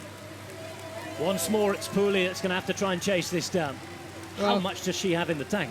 This is exactly what the Australians want. She may have enough in the tank, 45.2 kilometres to go, to keep covering these moves right to the finish. And that definitely, the distance would have played into the tactics of the British because they want to cover everything down, the English. And Emma Pooley, she can do this for another 45 kilometres. If any rider can, Emma Pooley's capable of doing that. And she's got a leader who's in form as well in Lizzie Armitstead. Enjoyed arguably the best season of her career, I think, so far, hasn't she? 3 wins, 16 podium finishes, supported by a strong England team and, of course, quite a bit of the crowd out on the course, given the fact that we're in Great Britain as well. And she might have a bit of a score to settle, certainly given the fact that you're sitting here next to me, not out there racing. You beat her last time. Absolutely. 4 years ago in Delhi, Lizzie Armitstead did run second to myself, and she'll want to get this gold medal because, like we said, the Commonwealth Games, it only comes around every 4 years. And that's one that she's targeted this year, that she wanted to tick that box and say, okay, I'm Commonwealth Games champion.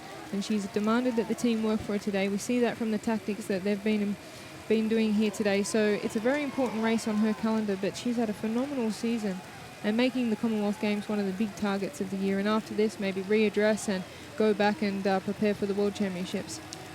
Well, she's had a taste of silver at all the major games so far. It was Marianne Vos who was the party pooper in London, of course. And whilst Marianne Vos is racing, the Commonwealth Games, with all respect to Lizzie Armitstead, is her best chance of winning it at the major games.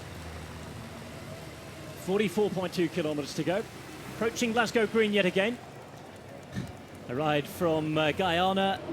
And that is it for Claire Fraser-Green. Sri Lanka as well with Sri Alata Wickramasinghe there. Interesting to see the Sri Lankans, their coach, going around videoing everybody's preparation. And it's great, that approach, of course, always the will to learn, the will to improve the national cycling programme. It's not as much about performance as thinking to the future for a lot of the nations who don't have too much of a cycling heritage. We'll see that's Danny King on the front there, so she's having a great race as well, but she would have taken confidence from the National Championships last year that was held on this same course, where she finished third behind Lizzie and Laura Trott. So she's had a good race here before, and she's here obviously in a role to support Lizzie rather than the last time she was here racing against her, but doing a great job there on the front. You see now it's the New Zealanders that have gone to the front to apply a little bit of pressure. Strung out once again. That's Emily Collins there. Leah Kirkman is the Canadian rider we were talking about a little earlier on, who's in fourth wheel. Really third wheel still on, Stead in fifth. So Emily Collins, Tiffany Cromwell, Emily Pooley, Leah Kirkman and Lizzie Armitstead. Moolman not too far down behind as well, around 6th wheel at the minute for South Africa. Well, Ashley Moolman will be hoping for a little bit of fireworks on the climb because she's a punchy climber and she's one that will be able to match the move of Lizzie Armstead.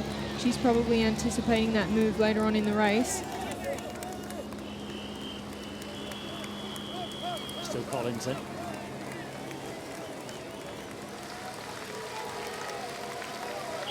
Another one who requires that kinesiology tape on the knee.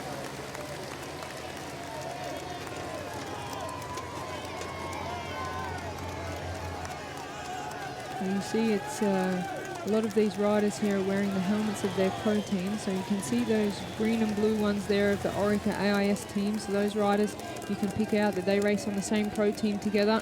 And the black and orange helmets obviously of Wiggle Honda, there's a few in there. Collins, of course, we saw. We've seen Willemsen as well attacking. This is Lucy Garner coming back to the front, so this is a great ride also by Lucy Garner. The English have done one thing correct, and that's got all their riders very, very motivated to ride for one rider today. We see that's happening very clearly. And as we said, that could have been a hard job, a really, really hard job for whoever's task it is to get everybody together, to create that harmony and have them all pulling in the same direction, because they're a team of superstars. Absolutely, each one of these riders in this race are capable of possibly winning the race, but they're all riding for one person today, and that's like you said, it's an achievement in itself to get a team of champions. We've got Olympic champions in there, world champions, Lucy Garner, 2 times junior world champion, you know, Emma Pooley, Hannah Barnes won a phenomenal amount of races in the UK. Every single rider that the English have here in their own right could win today's race, and they're all dedicated this performance to one rider. Anna Christian's still in there as well. That Isle of Man kit, by the way, Mark Cavendish helped design it apparently. Hence the reason it's changed so much from a few years ago. Cavendish, who has his own brand of clothing as well now, in conjunction with Specialised. Hour and a half of racing then. 56.1 kilometres ridden. 4 laps gone, 3 remain. Well, that last lap, a good minute to a minute and a half slower. There's a lot of discussion going on between the Australians to work out their race tactic. They're outnumbered a little bit with only 4 Australians versus the 6 English. The Kiwis have still got 4 riders in there. Well, Australia still have Gracie Elv in there, Tiffany Cromwell, Shara Gillow and Melissa Hoskin. Melissa Hoskin at the back, pardon me. The New Zealanders may have 5 riders in there. So we see Emily Collins now. She's done a lot of attacking in the last lap, and Emma Pooley's been the one to chase it down. So this is good for the likes of Ashley Moolman behind Pooley. And the Australians, we see Shara Gillow still there. This is a very, very tactical race. Well, certainly developed, certainly as things calm down, energy levels go down a little as well. People start to think about what they may have to keep in reserve. Collins it is again. Still Pooley to follow, Moolman 3rd wheel. And there's Cookman in 4th in the blue, white and red of Canada. Only Canadian representative in this group now. Same with Archibald behind for Scotland. Great to see Katie Archibald still in the mix.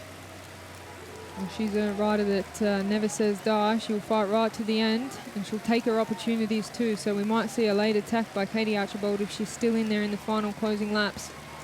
Of course, she'll want to do her best to honour the games and honour the city. These are her games, remember, as a Glaswegian. Well, Mel Hosking, she's put her hand up. That means she wants to speak to the director. My guess is she wants to get some indication of what we should do now. Looks like she just went for a radio and realised, oh, we don't have radios today, so I need to get back there and talk to the director. And that's the difference as well.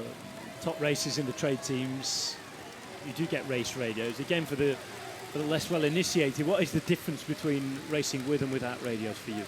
Well, Mel Hosking there would have been able to sit in the bunch and just talk on the radio to the director and say, what would you like us to do now? We're in this position, we've only got 4. I think they've lost Chloe Hosking, which was their dynamite sprinter, who was 3rd in the Delhi Commonwealth Games. So that might throw, you know, a little bit of a spanner in their works not having her. Looks like they've got Gracie Elvin, Tiffany Cromwell, Mel Hosking and Shara Gillow left in the peloton. They're having a good talk now, so she's got the instructions, passing them on to Tiffany Cromwell. And of course, racing without radios, often more exciting for the spectator as well, because you have that unpredictable nature. You don't have somebody shouting in the car behind them, you must chase this gap, you must chase this gap. It requires that the riders have that little bit of tactical nous and tactical intelligence themselves, because in the heat of the moment, you can't just go back to the car and ask about every decision, can you? Well, absolutely. They need to take things into their own hands out on the road, and there needs to be good communication. We saw them when the three Australians were talking on the left side of the road, that the other Australian, Shara Gillow, on the right hand of the side, attacked. So I'm not sure if there was good communication there, because they were in discussion and possibly wanted to get a message across to Shara, and she attacked at that moment. But Emily Collins is doing a great job here for New Zealand, controlling the peloton for Linda Willemsen. Linda Willemsen coming up now to the right of your screen. She might want to get to Emily Collins and talk to her about what they're going to do. 40 kilometres to go. Big 90-degree turn again. The crowd building all the time, by the way, today. The final day of action at the Commonwealth Games. I'm going to see the last medals in any sport here at the cycling. Well, I can't pick this one at this point, Rob. It's a, it's a race with a lot of champions in there. You would think that the English would have the upper hand, having 6 riders in there, and the likes of Emma Pooley and Lizzie Armitstead. But there's still a lot of good bike riders in this very small peloton left in the race. Well, hour of racing remains. 39.7 kilometres to go. And Emma Pooley again on the hill. This time it's England's turn to respond and perhaps set the agenda. Emma Pooley's being chased by Willemsen herself now. Well, Willemsen needs to close that. She's probably one of the very few riders, along with Lizzie Armitstead, that can match the power of Emma Pooley. So we might see a little bit of a split. So these are going to be the best of the best. Okay, Emma Pooley's put the hammer down. It's taken Armitstead with them. Really, really interesting. Each time we've had these groups away, England have had good numerical superiority. And of course, if there's a time when Emma Pooley tires, it's going to be harder to achieve that mix. Well, I think this is the move, because that's got Linda Willemsen, Emma Pooley, Lizzie Armitstead. If the South African's in there, Ashley Moolman, that'll be the move. That's right, she's in there. She's in the back, yep. Now then, really interesting to see if this stays, how long it stays, and how much work Emma Pooley's going to do here for everybody. Well, Tiffany Cromwell in there for the Australians. It looks like this is going to be the move of the day. The chaser back there is Katie Archibald. She's the one that's missed it. She wants to be in it, so she's driving the peloton. This is her last chance to make sure she's in it. Katie Archibald really, really working hard, and she's dragging another Australian across as well. Well, this is unbelievable by Katie Archibald, the work she's doing, because she's matching or even bettering the pace of Emma Pooley. So that just goes to show who Katie Archibald actually is. She is so strong. So strong, still with plenty to give as her development continues as well. There is Moolman, the South African. There is Cromwell right at the back in the white black, and Linda Willemsen, who we've talked about extensively today for New Zealand, the Commonwealth champion in the time trial. Born in Denmark, representing New Zealand for a few years now. Disappointed in her first Commonwealth Games in Delhi, but she's had the success here. And it looks as though Archibald really has done the job. And in the end, I think it's going to result in a decent move for Australia as well, because they're going to get another body in there. Absolutely. This is a really, really impressive move by Katie Archibald to be able to match that speed of Emma Pooley when she decides this is when I'm going to go. She missed the move, Katie Archibald, but to bring that back, she's going to make contact here. That is an amazing move by Katie Archibald. But she's almost closed the gap. Again. Almost. There's a little gap there. Will she get on? It looks like she will. Looks behind. They put the television motorbike again in behind, and when that does happen, tends to suggest that the break and the move is good. Lizzie Armitstead just pushes the camera out the way. She wasn't happy with that. The camera was just a little bit in the way on the road. She's getting a little bit nervous about that, but she does look very relaxed and calm out there. Well, she'll want it to stay in a decent distance. She'll be happy with the drag from it, of course, but perhaps not too close. The rider she's dragging up here is Gracie Elvin, so another really interesting name, two-time national road race champion for Australia, and it looks as though Archibald has done the job. I think they'll let her sit on the back for a while now, at least get some rest in. 37.7k, so you think this is the move now, Rochelle? Absolutely. I don't see this one coming back. It's got all the favourites in there from each of the nations. And the surprise one is Katie Archibald to come across like that. After missing the move, I think that's going to take a lot of energy out of her for the later part of the race, but she's made the move and she's put herself there. Still Pooley on the front then. 7 riders in this group. The selection of the Commonwealth Games road race, most probably. See how it pulls out, see what kind of reaction is behind, but of course none of the main teams will want to bring this back. of all the nations that were represented in the group behind. Well, if I know Lizzie Armitstead well, I'll know that she won't want this many people to come to the finish. There's just herself and Emma Pooley. It's a little bit too dangerous for her. She'll want to thin this out a little bit more and drop some of these riders. She won't be happy to see the likes of Katie Archibald made her way back, so I think they're going to have to change their tactic a little bit. Well, certainly she's dragged Gracie Elvin over, because the numerical superiority is gone now. Absolutely gone. There are 2 riders for Australia as well. Chance to work together to try and pull out the tactic, and they can afford to attack the race as well.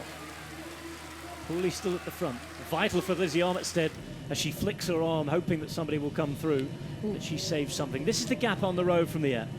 That's a handy gap, so I think that's race over for the rest of the peloton, which isn't really that big, is it? But this is the move of the day. These are the riders that are going to be competing for the gold, silver and bronze at the Commonwealth Games here in Glasgow. Yeah, that is a big gap. 36.8 k's to go. And it's not just the gap there, it's the lack of will to chase that down from everybody else. There's no reason to do so. No, they've all got somebody represented there, so there's no real motivation to get on the front and chase this down. 14 seconds is the gap that we've timed out. Armitstead now hits the front. Again, flick of the elbow. My guess is that Lizzie Armitstead wants Emma Pooley to keep the pace high to prevent those attacks going, but it is a dangerous position for the English, because Emma Pooley has done quite a bit of work today. She's worked really hard. She's been on the attack. She's been on the defensive in the first couple of laps when the English were trying to cover just about every move that went from Australia. We've seen certainly different chapters and different narratives to this long story already. Plenty more to come. Pooley at the front. It's Tiffany Cromwell who's on her wheel. There's Armitstead in third wheel. Moolman in the green of South Africa as well. Gap growing all the time here. Sort of looks as that a few riders have sat up behind as well. You can see a general bunching of the riders. Nobody really stringing it out. Looking at this gap, you've only got Canada, Isle of Man and Wales who've missed out. Each with just one rider in there as well. So hard to close the gap there, considering they're not the world's best known time trialists. 16 seconds, gap is growing. This is Armitstead that's leaving them through. Chasing group behind. New Zealand in there. Surely they've no interest to bring this back down, New Zealand. Not really, no. I think they're just going to ride tempo to the finish.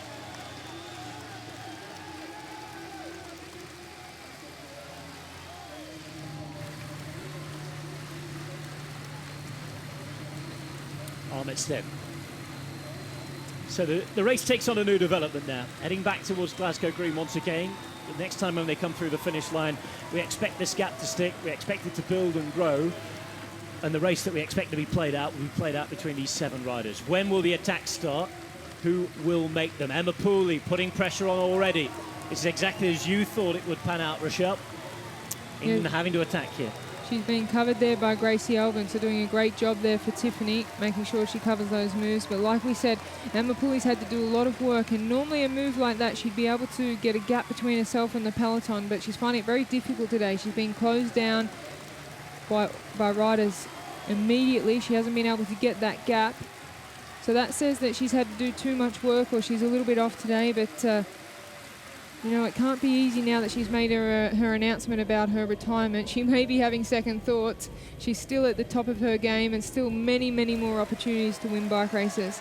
Emma Pooley, who wants to go and concentrate on a running and a triathlon now. Still not finished as a sportswoman, certainly just 31 years of age. Just wants to try new things. Cycling in terms of professional road racing is over for her after today. Last 35 kilometres of her career, she's on the front of the Commonwealth Games road race. On her wheel, big Gracie Elvin, who rides for Orica AIS. Third wheel, Lizzie Armitstead. Then you have Tiffany Cromwell as well. 3 riders at the back. We haven't talked about them much in this group yet because it is that big Aussie-England battle. But you've got Linda Willemsen, who, if she attacks, is strong. Just letting the wheels go at the back there. There's Katie Archibald as well, and Ashley Moolman. What happens in terms of, certainly these 2 at the back wanting to win this race? They've got to go from a way out, haven't they? Well, Katie Archibald needs to do something, take the bunch by surprise. I'm not sure what's going on with Linda Willemsen there. She should be one of the strongest riders in this in this pack, and she's just laying off the back there. It could indicate that she wants to have an attack soon, because my guess is that she's still got a lot left in the tank. Leah Kirkman wants to do something for Canada. It's not over yet as far as she's concerned. It's going to be one mighty, mighty chase to get back on from here, though. Anything's possible if they start playing cat and mouse at the front there, but it's very unlikely that this bunch will come back together. Well, that's the thing. If Australia and England start watching each other, surely you're going to have the likes of Willemsen and Archibald, maybe even Moolman, thinking about taking advantage. 40 seconds now. Yeah, that's quite a significant gap. But I think you're right that Emma Pooley's probably not playing this too smart, because she's riding on the front. Lizzie Armstead will want to get up there and have a chat to her and ask, okay, we need to reassess here. Lizzie's having a look around, so she's probably only just noticed that Katie Archibald's there, taking something to eat. That means that Katie Archibald is feeling quite comfortable, able to sit up and say, okay, I'm going to get some food in here. Chasers 40 seconds behind, led by Leah Kirkman, third last week in La Course by the Tour de France on the Champs-Élysées. Big sprint from her Canadian national start. You see she's been down already this week as well. Right yeah, knee bandaged up. Unfortunately fell down in the time trial, but that could have played a little bit of part in her missing the break here today. Perhaps a lot of energy used by the body in the last few days to heal those road rashes, but she's got a phenomenal future ahead of her. You see Emma Pooley still on the front, just setting the pace here. This is Katie Archibald. There's Katie Archibald, hands down on the drops. Still races domestically in the UK, so it's excellent to see her keeping up here. Rider with immense talent, who we've talked about, of course, come from the track. It's all about the distance as well for her, racing certainly against the top pros in the world. She's won plenty of UK domestic races here, and she has the ability to be professional on the road, but very concentrated on the track. Pretty new to the sport, and has a very, very quick, rapid rise to the top of track cycling. She won a world championship already.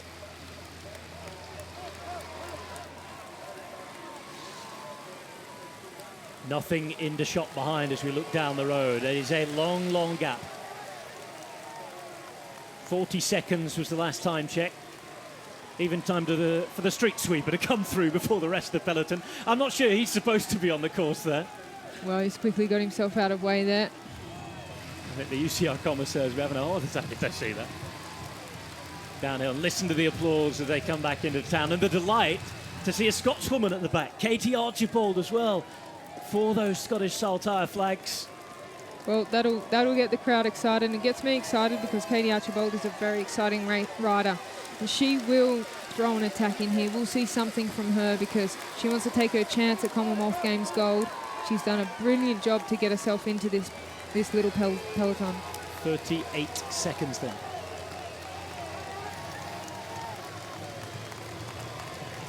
Well, we wonder what's going to happen with Linda Willemsen. Is she going to have a go? Surely she is going to have a go. She's just been sitting back, analysing what's going on, but we see Emma Pooley still on the front. She's having a go now, Emma Pooley. Tiffany Cromwell covers that. She senses the danger. So Emma Pooley out there in front, really trying to stretch it out. Once again, we see that these moves from Emma Pooley are not going too far. They're being closely covered, but they are taking a little bit of energy out of the riders. Ashley Moolman there, closely marking Lizzie Armstead. She's one to watch as well. I think she's a two-time national road champion as well, is Ashley Moolman. She's a really, really strong rider if it gets to the end too. Absolutely. Ashley Moolman's always got to be one of those, outside chances for the win today, because she's one of the best climbers here in the peloton. Apart from Emma Pooley, you probably would back her on a climb like this. Armstead taking it up at the front, looking really, really strong again. Archibald just hanging on, hands on the hood. She grits her teeth to get over the top of Montrose Street. Well, every time she comes around to that hill, she's going to see the top of that hill as her finish line, because every time she gets over that, she's still in the game. We've seen her close a phenomenal gap. Is she going to give up? I don't think so. She's going to keep fighting every time she comes over the top there. Once in a lifetime opportunity. Commonwealth Games at home in Glasgow. Something tells me this one's going to have a lot more opportunities in the future. Still young, new to the sport. Counter attack it. On the Montrose Street, of course. 37 seconds, so since the last count, 3 seconds lost from the group in front, but still nothing to worry about for them as Rushley Buchanan takes it up at the front. Back with Emma Pooley. Just a suggestion that we've had the first little bit of looking around, and Pooley takes advantage of that. Well, Pooley really does. Gracie Elvin from Australia this time that has to respond to it. The rest of the peloton should also respond because this is a dangerous move. Pooley goes then. Pressure off Armistead for the minute, who sits up. And it means that Gracie Elvin has to follow. 30.9 k's to go. And Emma Pooley decides to attack. Could be the move. This is a dangerous move because Lizzie Armistead swung over and said, no, this is your race to lose, girls. I've got Emma Pooley out the front there. And this is a great move by the English and Emma Pooley because Gracie Elvin, she's not going to be able to match Emma Pooley on that climb. So this is a great move. And it's Katie Archibald that's doing the chasing, that wants to be in the game here for the gold medal, but... She doesn't want to be beaten by the English, does she? Of course, Katie Archibald at home. That big chance we're taking, and she is going to give everything on the road to try and chase this. So Gracie Elvin and Emma Pooley. Armistead happy to sit up behind. Now Cromwell too, given the fact that Gracie Elvin's in there. Well, it looks like it might be Linda Williamson of New Zealand that's made a move, sensed the danger there. No, it's still Katie Archibald in the blue. 5 seconds for the lead at the minute. Just making sure that Archibald does the climbing. Williamson just hanging on. She can't afford to leave it too late. No, she definitely have in her mind to have a go at some point, but she's going to have to go and feel when it's the right moment. Back towards Glasgow Green here. On London Road at the moment. This is Pooley, who looks round. Again decides to put another dig in at the front. Elvin on her wheel.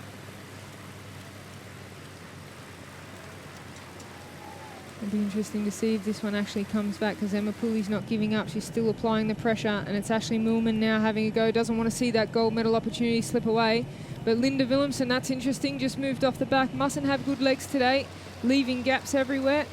Well, again, gave everything in the time trial the other day. Absolutely everything just 2 days ago. Realising that she's got to try and hold on to this last gap. Looks as though they're going to be brought back together. Well, I wouldn't have imagined that one would have come back, but it was Ashley Millman there of the South African that closed that gap in the end.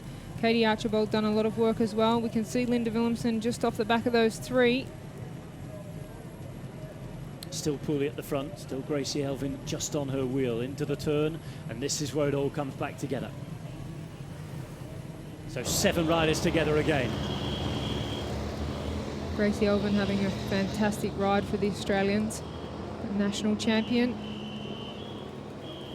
A lot of people say because she peaks in January for the Australian National Championships that it would be very difficult to see her peak in the middle of the season. The Australians go very, very hard during the Australian summer to prepare for the National Championships. A lot of criterium racing and travelling around Australia. Now we see Tiffany Cromwell's taking a chance to take a move. And it's going to be followed by Armistead this time. Linda Williamson as well, making sure she's on Lizzie Armistead's wheel. Tiffany Cromwell putting the pace down as they approach the line. Gracie Elvin hanging on at the back because she could afford a rest for a moment. Swings over Cromwell, realising that attack was going nowhere. But with 2 laps to go, continuous attacks are just going to drag it out, and the excitement really is going to build up. Final corner coming up. Lizzie Armistead looks like she is in the condition of her life, and she looks like she's in control of this. She feels very comfortable.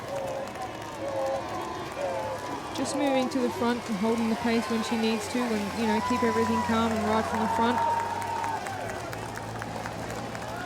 Well, she knows she can go to the line solo. She knows where to attack on this course as Lizzie Armistead. She has perhaps the mental advantage, but also that pressure, which you say she likes, of being the pre-race favourite. Time to take a few beat-ons on. Beat-ons, the bottles that the riders drink from, of course, the soigneurs or the carers down there at the finish line holding out the bottles. 70.1 kilometres race, 2 laps remaining, pardon me. 1 hour and 52 minutes into this now. We'll get official timing of the gap as they come through. Lap 5, 22 minutes and 22 seconds. So by no means the fastest lap, but it saw the move go clear. This is what's happening behind, very much a tempo ride.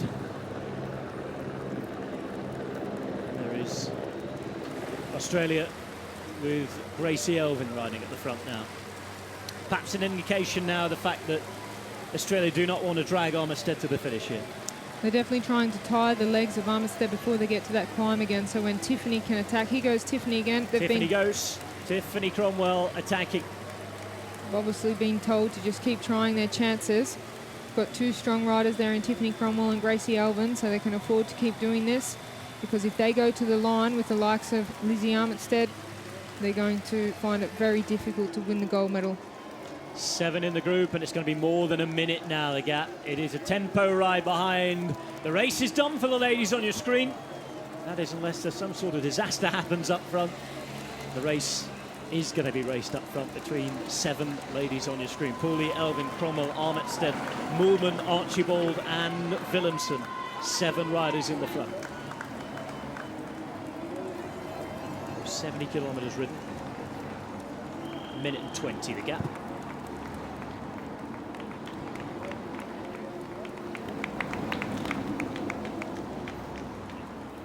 So we'll be crossing the fingers and hoping that up front it's their girls that can do the business. See discussion now between Tiffany Cromwell and Gracie Elvin about their race tactics. A lot of communication going on. Tiffany Cromwell was appointed the leader on the road, so she'll be making the decisions about the tactics. We see Emma Pooley move to the front again, keeping the pace high for Lizzie Armistead. This is the lap that we might see something happen on the climb. Lizzie Armistead will probably put in a very, very big attack at this point. So 26.6 kilometres remain. Still Emma Pooley on the front. Lizzie Armistead on her wheel in the red and white of England. It's the green of South Africa for the third wheel of Ashley Moolman. Green and gold of Australia behind Gracie Elvin and Tiffany Cromwell. In the blue of Scotland, Katie Archibald. And the black of New Zealand is Linda Willemsen. Last wheel as we look at that 7-rider group. This is Glasgow from the air, the River Clyde. Central station in the centre of your picture as well, and you can see Chris Hoy Velodrome up in the top of that shot as well. It saw a fantastic track cycling competition. It has been a wonderful event, the Commonwealth Games in Glasgow. Time to finish it with a bang. There's a flag of Yorkshire on your screen as well, something that we've been seeing in cycling for the last month since the Tour de France started in Yorkshire. Well, check out these spectators. Everyone's coming out now to see the finale of this Women's Commonwealth Games road race. All the best are in the breakaway here, so it's going to be a very exciting finish. Still too early to call who's going to take the title off you? No, I can't call it yet. I think Linda Willemsen will have a go, but having the likes of Katie Archibald can be a surprise in there. Obviously, Lizzie Armistead, she's the favourite for sure. They've ridden a perfect race until this point, so I think Lizzie would have to be the favourite going into the last couple of laps of this race. You won the Commonwealth title. What sort of things does it do for your career? What is the difference that you notice when you have that gold medal around your neck?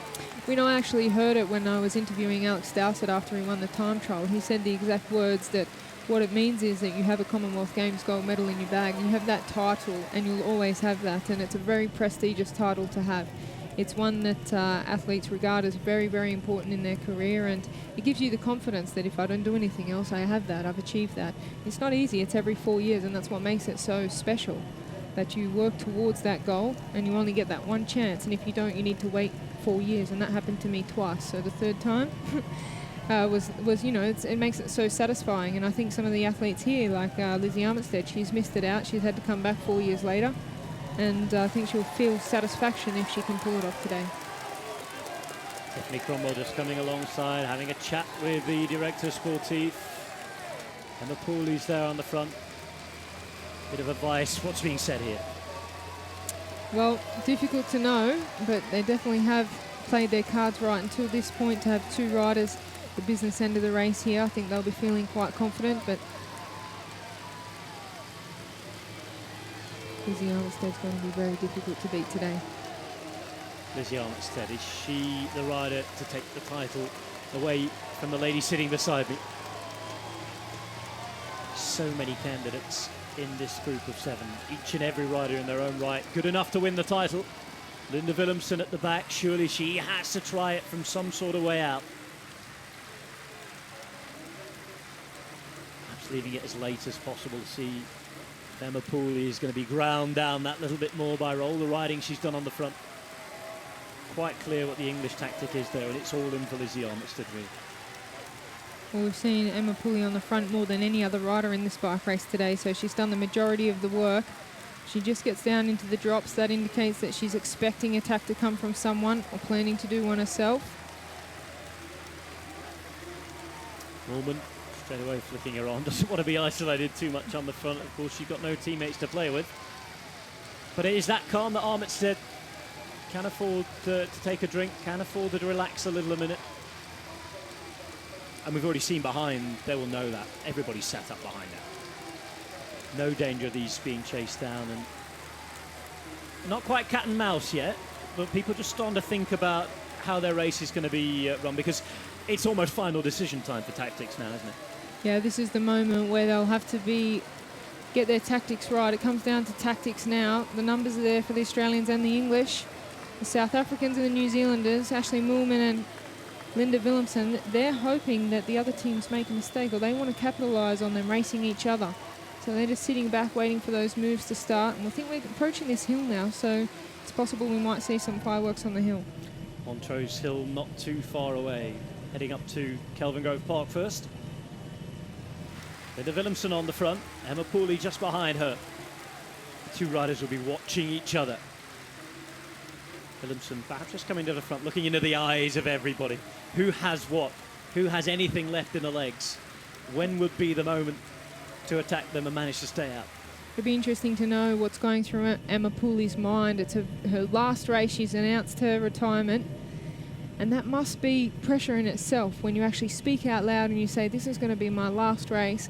You let the public know, yeah, I'm going to retire, I'm going to hang up the bike, put my efforts into marathon running or triathlon. So I think that would have been playing on her mind, because what if she decides after this race, oh, I'd like to go a little bit longer, I'd like to target something else, but she hasn't made that announcement, so she's feeling the pressure to follow through with that. Is that something that you can identify with a little at the minute? I know you're not fully officially retired and you're still doing the odd race, but your business career, your management career, running the team, taking over your life, much more than the cycling at the minute. And is there any sort of lingering doubt at the back of your mind that thinks, I could still be winning that? Well, yeah, you're right. I haven't announced my retirement because I don't want it to be so cut and dry. And if I decide I want to get back on the bike and target a race, I still have that option. But that's why I say Emma Pooley's announced her retirement, and she said, you know, that's it, call it a day. But a lot of pressure comes with that, because you say it out loud, then you feel the responsibility to follow through with it. And if you don't, you get questioning from the general public. She retired, she came back, then she retired again and come back. But it's a very big step just a couple of days out from the Commonwealth Games for Emma Pooley to say, this will be my very last competitive road race. Pooley, out on the pedals, take them up the climb. Again, it's the definite nature, isn't it, of the words that you're saying. It almost sounds like a silly thing to say, but once you've said something, you really don't go back on it. Well, it's a scary word, retirement, especially when you're in the form of your life like this woman. She's at the top of her game and winning races, and the sport, the women's cycling, is absolutely booming. The developments that we've waited for years is all happening at the one time, so women's cycling is becoming truly professional. And she's chosen this moment to step away from it, so she'll definitely be having second doubts, and that would have been playing in her mind in the last 48 hours about this being my very final competitive race, the last time I pull on this jersey for my nation and compete at a top level in cycling. The tension is building. We await the excitement and the drama that will bring us to the end in these final 22.5 kilometres of the Commonwealth Games road race. The 20th Commonwealth Games in Glasgow, with Emma Pooley, riding on the front. We have Gracie Elvin, we have Ashley Moolman, Tiffany Cromwell is in there, Linda Willemsen and Katie Archibald. Pooley round the corner, huge cheers they take it, and Archibald, who'll be being willed on more than anybody else out there, just to hang on to the wheels, and she could yet surprise us. Well, she is hanging on. This is going to be the test on this climb this time, if she can stay in contact, how long she can stay on the wheel, how much time she loses over the top, but she is going to fight like this as the finish line this lap. And then when you get inside that last lap, it's all so much easier, just that last lap, one more lap. But we see here not too many fireworks like we predicted. It looks pretty controlled, but the pace is quite high. But Katie Archibald, wonderful job to hang on there. And like you said, spurred by a home crowd. And this could potentially be our gold medal winner here. If she can hang on, it's not going to be easy. She's going to have to fight harder than anyone else here to stay in the bike race. That would be extremely popular in terms of a win. Here's Armitstead, who's riding on the front. Small gap around that corner. Interesting to see if anybody wants to close it. It's Linda Willemsen that's going to have to do. There's Emma Pooley sitting behind, as is Gracie Elvin. Tiffany Cromwell hasn't won a race all season. She's been so close. Could this be her day? And I think it'd be worth, if you had to give up a few wins during the season to win this, I think it'd be worth that for her, wouldn't it? Well, I've got to say, Rob, when I followed the national championships on this course last year, I thought to myself, the whole course, this is a Tiffany Cromwell course. This is one rider that it is specifically suited to. The thing is, she's a very similar rider to Lizzie Armitstead, and she's been a little bit off the pace this year compared to last year when I made that prediction. But she's proving that this course is tailor-made for her. It's interesting that you and I will travel to races or wherever during the season in your normal guise, a team manager, or in the commentary box or whatever, and you do see a course and a name springs out and jumps at you, and quite often it just does happen to be like that. Absolutely. I thought Tiffany Cromwell's name was written all over this course, and she's proved that this is a really an ideal course for her to be at the end of the bike race with Pooley and Armitstead and Linda Willemsen. 1 minute 44 back now to the second group on the road. Just keeping the tempo up to make sure they're still there or thereabouts, but in all likelihood not going to contest the winners. Big gap to make up. Almost impossible for anybody that wants to get across. There's been a little bit of cat and mouse by these riders at the front. See Ashley Moorman's moved to the front there, and she doesn't like to be on the front because, as we say, she's singled out. She wants to be in control and see what's going on from the back. But she's being followed by Tiffany Cromwell and Emma Pooley to the left of your screen. Here we go. This looks like it might be an attack. A move by Emma Pooley. Emma Pooley trying to drag it out. Once again, it's Gracie Elvin directly on the wheel. She knows she can't let that one go, but she wants to put pressure. Emma Pooley wants to put pressure on the rest of the peloton. Well, you see the acceleration, the difference and effect it has on the back with Willemsen and Archibald just struggling to hang on. You could hear straight away on the effects microphone the motorbike really ramping up in its acceleration, and that's the true indication of the actual speed on the road. Archibald really is struggling to hang on here, and as you said, Rochelle, Willemsen doesn't look like she's on a good day. She absolutely doesn't look like it's a good day. Probably that time trial, winning the time trial has taken a bit out of her. She said she hasn't slept well since the time trial, so that could be playing in the back of her mind as well. But she's definitely done a lot of work yo-yoing off the back of the peloton here. Archibald. Well, we said she would fight to the death. She won't give up. She won't sit up. She'll keep fighting and just hoping she can get back. Linda Willemsen's having to do a lot of work too to get back to those leaders. She'll want to stay in the race just for that chance, even if she's got bad legs. But you never know. You can suddenly feel better sometimes during the race. You certainly can.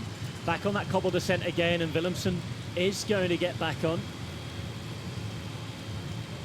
You suspect that Archibald as well, and certainly on this section of the course. But it's once we get to that final lap here that is approaching, just in 5 kilometres time. We are going to see certain riders have to make their move. Yeah, it'd be interesting to see if Linda Willemsen and Ashley Moorman don't make a move, if they want to go to the finish with the likes of Lizzie Armitstead. Also, Tiffany Cromwell will need to try something to put pressure on Lizzie Armitstead. I think we might see the Australians just attack 1-2 coming into the last lap.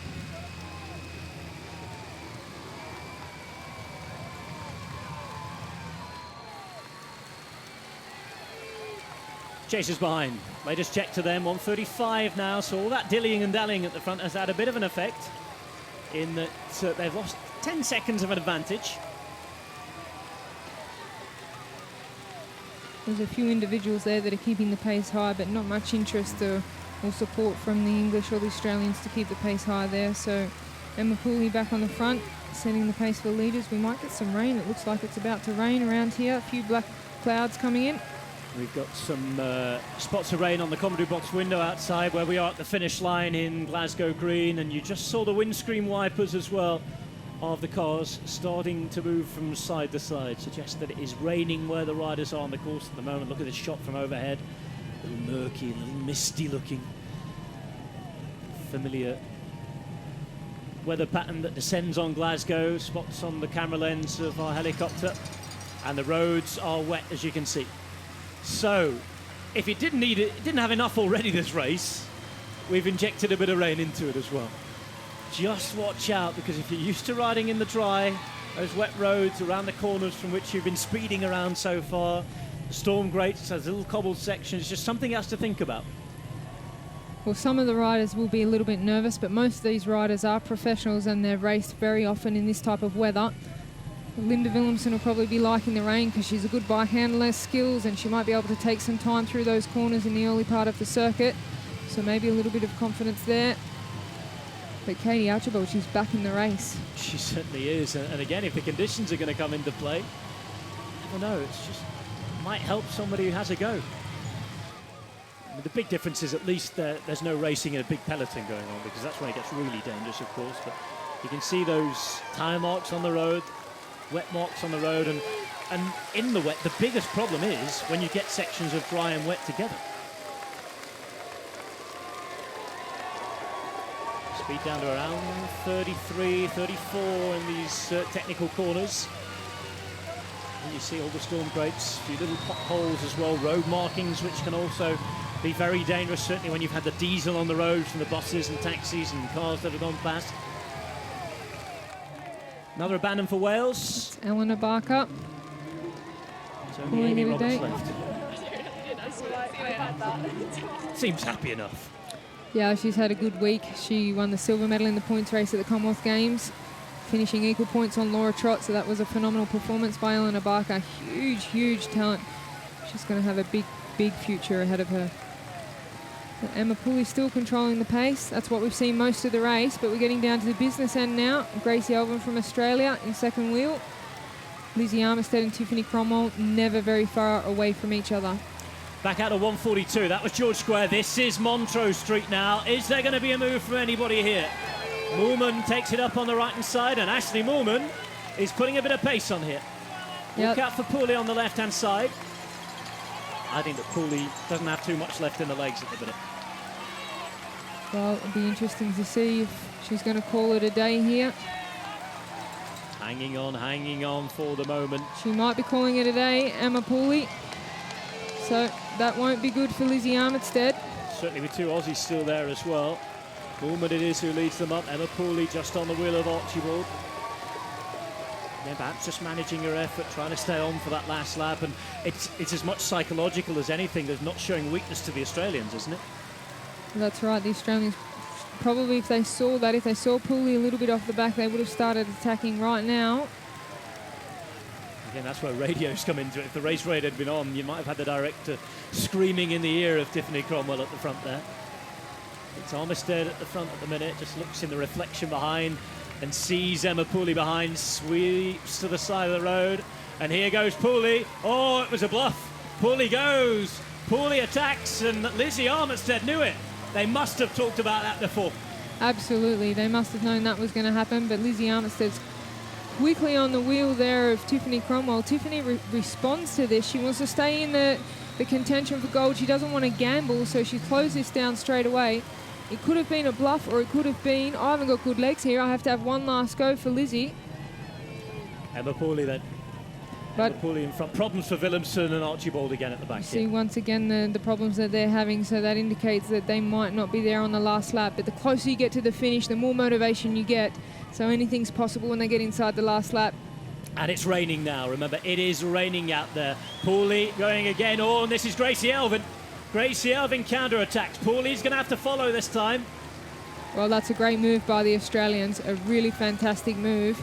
They put pressure now on the English, and if Emma Pooley's got tired legs from that attack that she just did, this is putting them in a very positive position.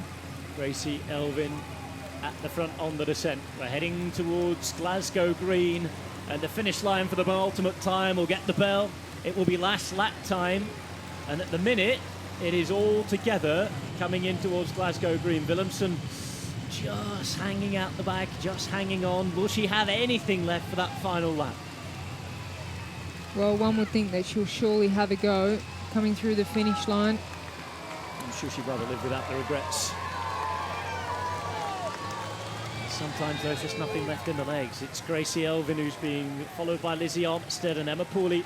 Moolman fourth wheel in the green for South Africa. Tiffany Cromwell time in the meantime. Tiffany Cromwell to take it up, and Australia have decided that they have to attack the race.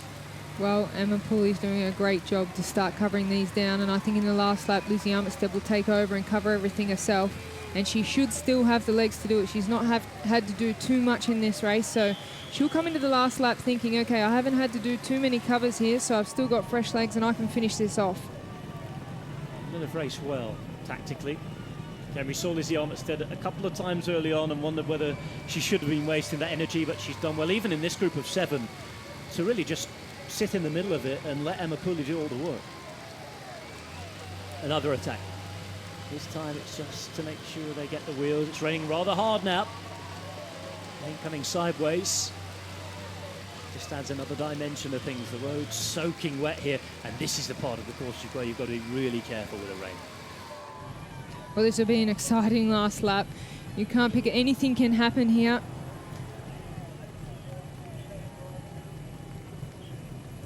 Again, cornering rather more gingerly everybody as well, just making sure they stay upright. They've done a lot of work to throw it away here, and with the gap they have behind, everybody. We see Lizzie Armstead emptying her pockets, so she's throwing her food away. Last lap, she doesn't want to carry it up the hill the last lap. She's definitely going to have a bit of a dig, but she wants to be as light as possible. She doesn't need to have that food in her pockets. And Gracie Elvin as well, making sure her skin suit was fully zipped up, fully ready, fully aero. Time to go. Look at the rain. Look at the rain. It is absolutely tipping it down here at the finish line. We've had it on the wind of our commentary box for a while, but here is the image as the riders approach the line. You can hear the bell ringing. Emma Pooley, in her last race as a professional, going to lead them over the line. Well, there's every chance that these riders are not even noticing the rain. A lot of them say they don't hear the crowds in the final lap. They do earlier in the race, they're spurred on by the crowds, but when they get to the business end like this, a concentration. You see the Australians there, Tiffany Cromwell and Gracie, having a little chat. What do we do? When do we go? Surely they're the ones. We're going to have the onus on them to attack this race here. Raining hard. Well, I wouldn't be surprised if we see Linda Williamson have a go here, because in the wet she can get around a corner quicker than anyone else, and she may be able to put time in them. We know she doesn't have the legs. We've seen her struggle many times during this race, but anything's possible when you get inside that last lap. Emma Pooley then about to drag them over. Flags waving, the Scottish flag, and they still have Scottish presence in this race as well. Katie Archibald takes one last big drink from that bidon, throws it to a happy spectator. Emma Pooley to come across the line. The bell now is ringing. 2 hours, 16 minutes of racing. 1 lap remains after 84 kilometres. 14 remain. Last lap. Still so tough to call, Rochelle Gilmore. Absolutely, I wouldn't want to call it. We know that Lizzie's the favourite. She looks very comfortable there. She looks in control. She looks comfortable. She should win this race, but there's 2 Australians there, and obviously Linda Williamson, if she has a go, she can apply some pressure here. And Katie Archibald, we don't know what to expect from her, but what an impressive ride to see her at this point of the bike race. Williamson still there. Always a danger while she's there as well. As we saw in the time trial the other day where she took gold. Emma Pooley, silver medalist at the front of this road race as well. Gracie Elvin just relieves her of that at the minute, and it's rather slower now. Just waiting. It's the calm before the storm. And once the attacks start, I think that will be it. Oh yeah, this is the calm before the storm. You can see Linda Williamson on the back having a look around.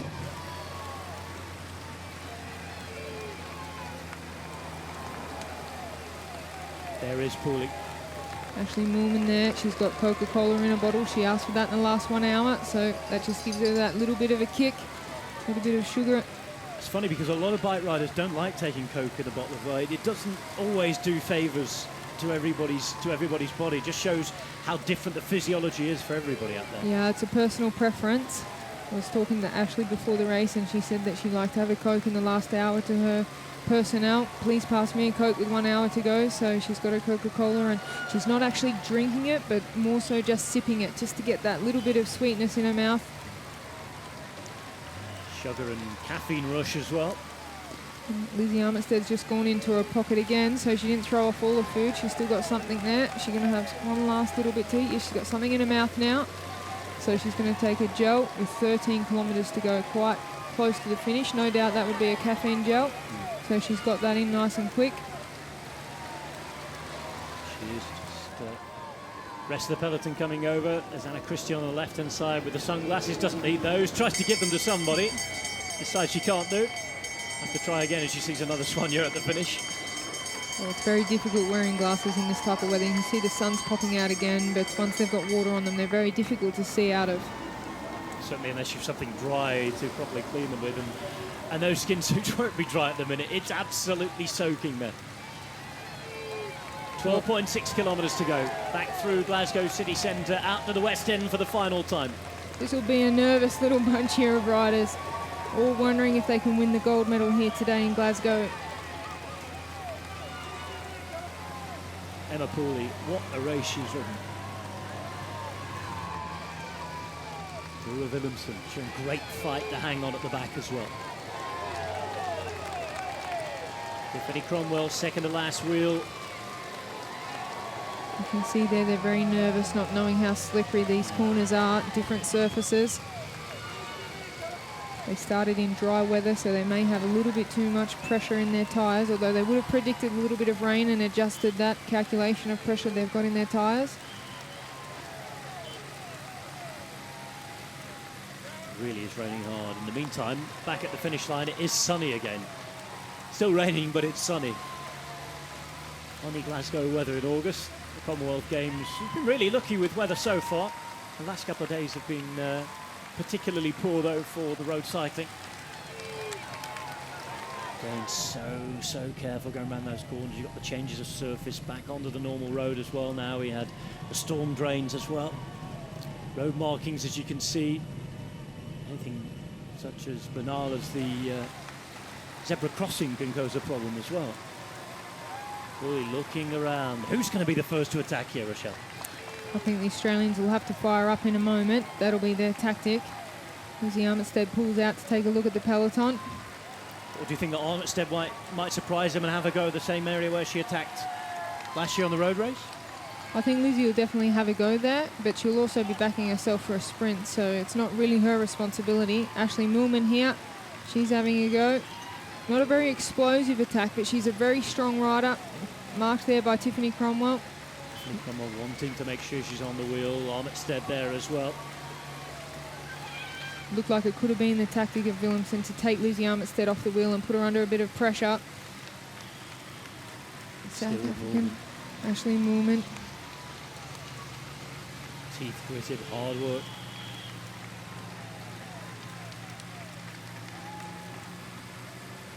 Armitstead just watching, waiting. Pooley on the left-hand side. Well, they can't afford to hesitate here. But she's gone on this road before on different laps. Obviously likes the gradient here, and Pooley goes, looks around. Is anybody going to follow? They really think they've got to do. This could be really dangerous here. Pooley going. The Australians can't afford to watch.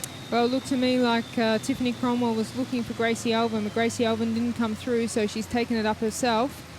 That's Tiffany Cromwell trying to close down that gap to Emma Pooley, but it's a dangerous move to let go. This time in the bike race, this close to the finish, you just want to cover everything. Pooley, hands on the drops, out on the pedals, desperately trying to get something of a gap. What a finish to her career this would be. 11 kilometres from the end of her career. She's attacking on the front of a bike race.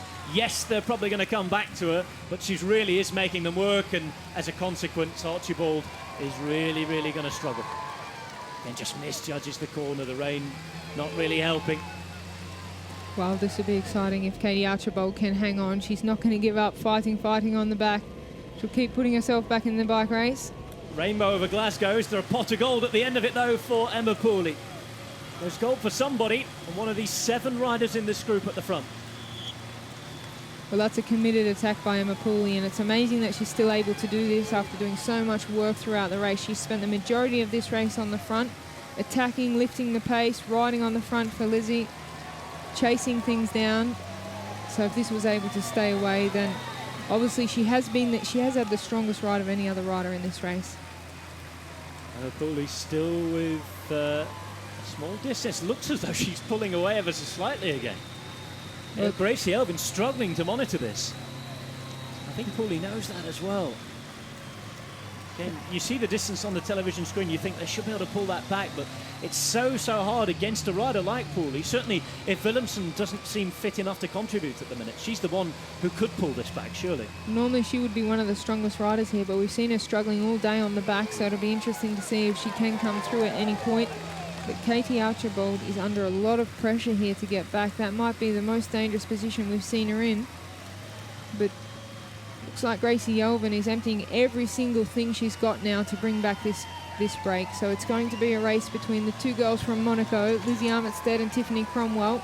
They both live in Monaco, good friends, do a lot of their training together. And it looks like they've both done the same training schedule to arrive at the Commonwealth Games in top form. They're looking good. In the meantime, Pooley burning her final energies out for her teammate. Elvin doing the same behind, making sure she chases. In the end, it looks as though, in terms of the numbers, the Australians are going to negate the English and vice versa. Looks a better gap from on high. Still see that it's Katie Archibald just struggling a few wheels behind that of Linda Willemsen. I think Gracie Elvin's running out of steam. Absolutely, she just swung over there and it looks like Tiffany Cromwell needs to take up the chase now. So the Australians in trouble trying to stay in medal contention here. Emma Pooley then. Looks as though she might have been on the way to being reeled in. Gracie Elvin struggling. Maybe spoke too soon when we said the numbers were going to negate each other. Good gap. That Good is gap for Pooley. Pretty handy gap, and I think she's got enough left in the legs. She's got the Giro d'Italia in her belt. She rode really, really well there, obviously at the top of her game, but to be able to do this and put the race under pressure like this. And this is where the adrenaline kicks in. This is where she realised, this is my final race. This is my final big effort. What a way to go out it would be. Well, I don't know how Lizzie Armitstead's feeling about this, but this could be the winning move from Emma Pooley. Katie Archibald dropped, what a ride from her. We really must give her all the kudos in the world. She will be applauded fantastically on her way in. Katie Archibald dropped, but great race.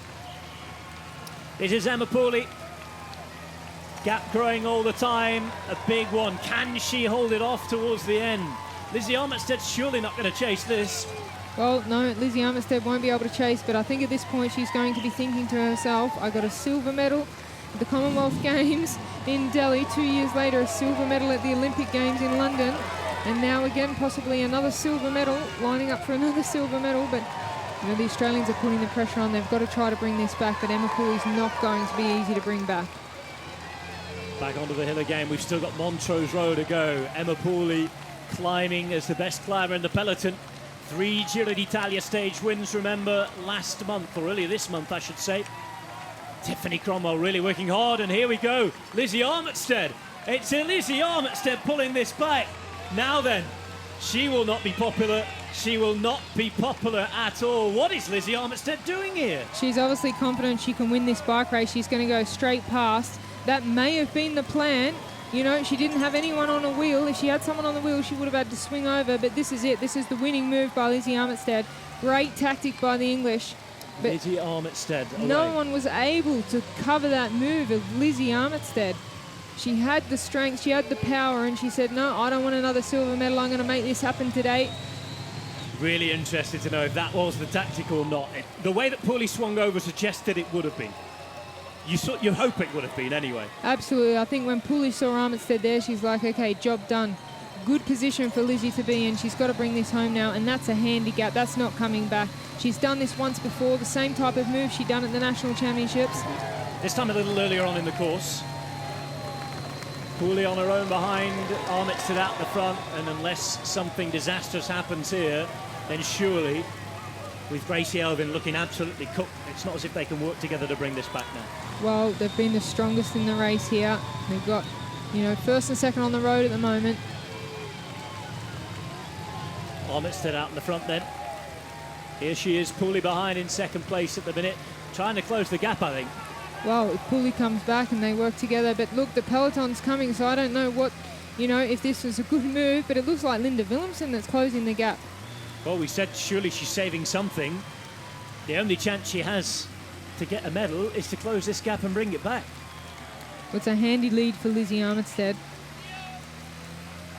This is exciting racing. Such exciting racing. Lizzie Armitstead on the power climb again, out onto the pedals. Was it the team decision? Was it her decision? We'll wait to know. Not sure it'll be the most popular move if it doesn't come off. If it does, though, Lizzie Armitstead and Emma Pooley will have done a great job for England. Here is Pooley, still battling on. Doesn't look like she's fully cooked yet. In the meantime, it is Linda Willemsen bringing Cromwell with her.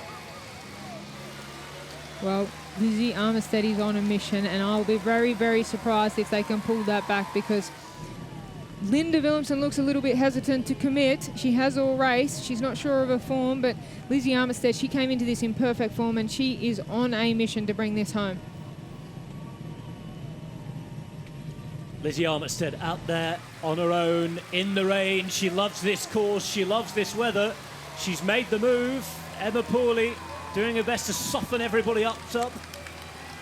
And Lizzie Armitstead taking advantage of that fully. Well, she's using every little inch of the road, and like we said, last year she made this same move, and she's been out there on her own before, so she knows how to make this work and how far it is to the finish, so there'll be no hesitation in her mind. It's just fully commit now. In terms of Pooley, she wants to end with a medal. Ashley Moorman it is who's being brought back by Tiffany Cromwell. Well, that probably wasn't Linda Willemsen, so Tiffany Cromwell and Ashley Moorman doing the job now.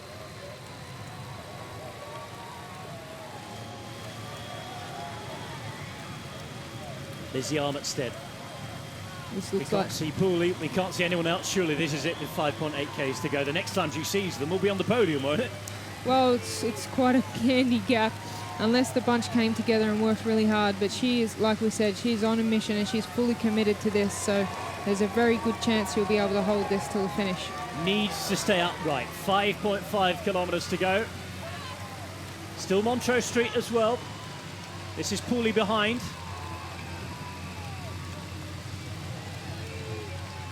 Third, fourth and fifth at the moment there. Moorman, Willemsen and Cromwell. Racy Elvin, I think, exploding in Kelvin Grove Park. And that's when the race really developed in this fashion. That's when Pooley was allowed to get that gap. 13 seconds for Lizzie Armitstead to her teammate.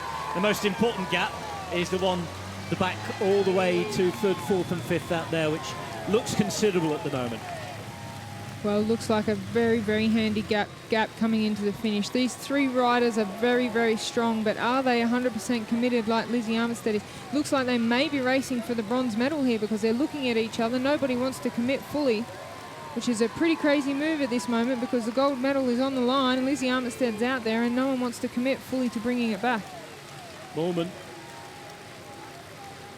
as Cromwell just takes over, attempting to try and commit, but it needs more from Willemsen. Really does. They need her power here, but of course she just doesn't want to tow other people home for the medals. Well, she's not switched on today, that's for sure. She hasn't, got into that winning mode and that I want this. She's got one gold medal in the bag, and as we said, since the time trial, she hasn't had very good sleeps or perfect preparation leading into the road race. Didn't feel so good. Maybe the time trial took a little bit out of her. You see Emma Pooley just come around the top corner there, so that's the gap. 13 seconds from Armitstead over Pooley, waiting to find the gap back to the next riders, which is the big one, of course. Looks behind herself. Remember, no race radio here for Lizzie Armitstead. Has to play this on look and feel. Well, she took that look over her shoulder to see the gap and played that corner a little bit cautiously. Maybe if she didn't see such a big gap, she would have had to take a risk. But she looked behind, she saw that there was a pretty handy gap.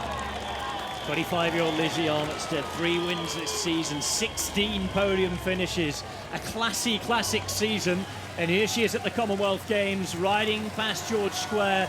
She's about to take on the final big climb of this race, Montrose Street, 31 seconds back to the rest of them. She asks for that gap, gets it, and she'll be very happy with the answer, I think. Well, she'll know 15 seconds we get there and then 31 back to the peloton. So I think she'll be feeling very, very confident with this lead going into this last climb. Brilliant, absolutely brilliant ride from Lizzie Armitstead. Well inside the last few kilometres of the Commonwealth Games road race, and she has it. She has it as long as she stays uphill. This is the fight for bronze behind at the minute. It's looking like a 1-2 for England. Yeah, I think Emma Pooley's getting chased in now, so she might be caught, but Lizzie Armitstead, she is riding a fine, fine race. And we saw at the Olympics she hit top form. She ended up with a silver medal, but this is really impressive. She looks powerful over the top there. Really strong up Montrose Street there. Pooley still there. The talk is she still has 15 seconds on those behind. Let's have a look to see the distance when they do come behind. I think Pooley might be able to hang on, It looks like a lot more than that. She'll be over this climb before they even start. Here they come onto the climb now. Pooley looks behind. Has she got it left in the tank to hold on for silver in the final race of her career? Moorman as Tiffany Cromwell attacks. She knows that there's a silver inside as well. She will have seen the rider Pooley up the road, and she's taking Moorman with her. One lady who can't follow is Linda Willemsen. Yeah, not her day, Linda Willemsen, but these two. These are the type of climbs they like, both of them. Tiffany Cromwell and Ashley Moorman, they're fighting it out for the bronze medal. They're both pretty handy sprinters at the end of the bike race, so it'll be a pretty close match in the sprint, I think, but they're out to catch Emma Pooley. They've got to work together before that. They really have to work together, because if they dilly and dally, they will not be catching the rider in front of them, who's Emma Pooley. This is the leader. This is Lizzie Armitstead. She is Commonwealth champion-elect at the minute. And after seeing the race today, would she be a worthy winner? Absolutely.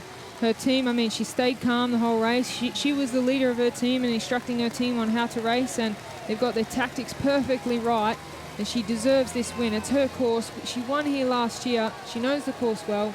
She came here in fine form. She didn't let the crash last week on the Champs-Élysées phase her, kept it all together, and this has been executed perfectly by the English team. Well, when she went down on the Champs-Élysées, it was a collective gasp of anybody who had anything to do with the Commonwealth Games. Some riders have been thinking, I might have a chance now. The others, of course, in their team, worrying that the plans might have changed. 2.4 kilometres to go. This is Tiffany Cromwell at the front in the green and gold for Australia. And in the colours of the Rainbow Nation of South Africa, it's Ashley Moorman behind. Third and fourth as it stands on the road at the minute. And just taking their time down there. They've got to work together. Yes, there's a bronze medal, but it could be silver if they put their minds to it.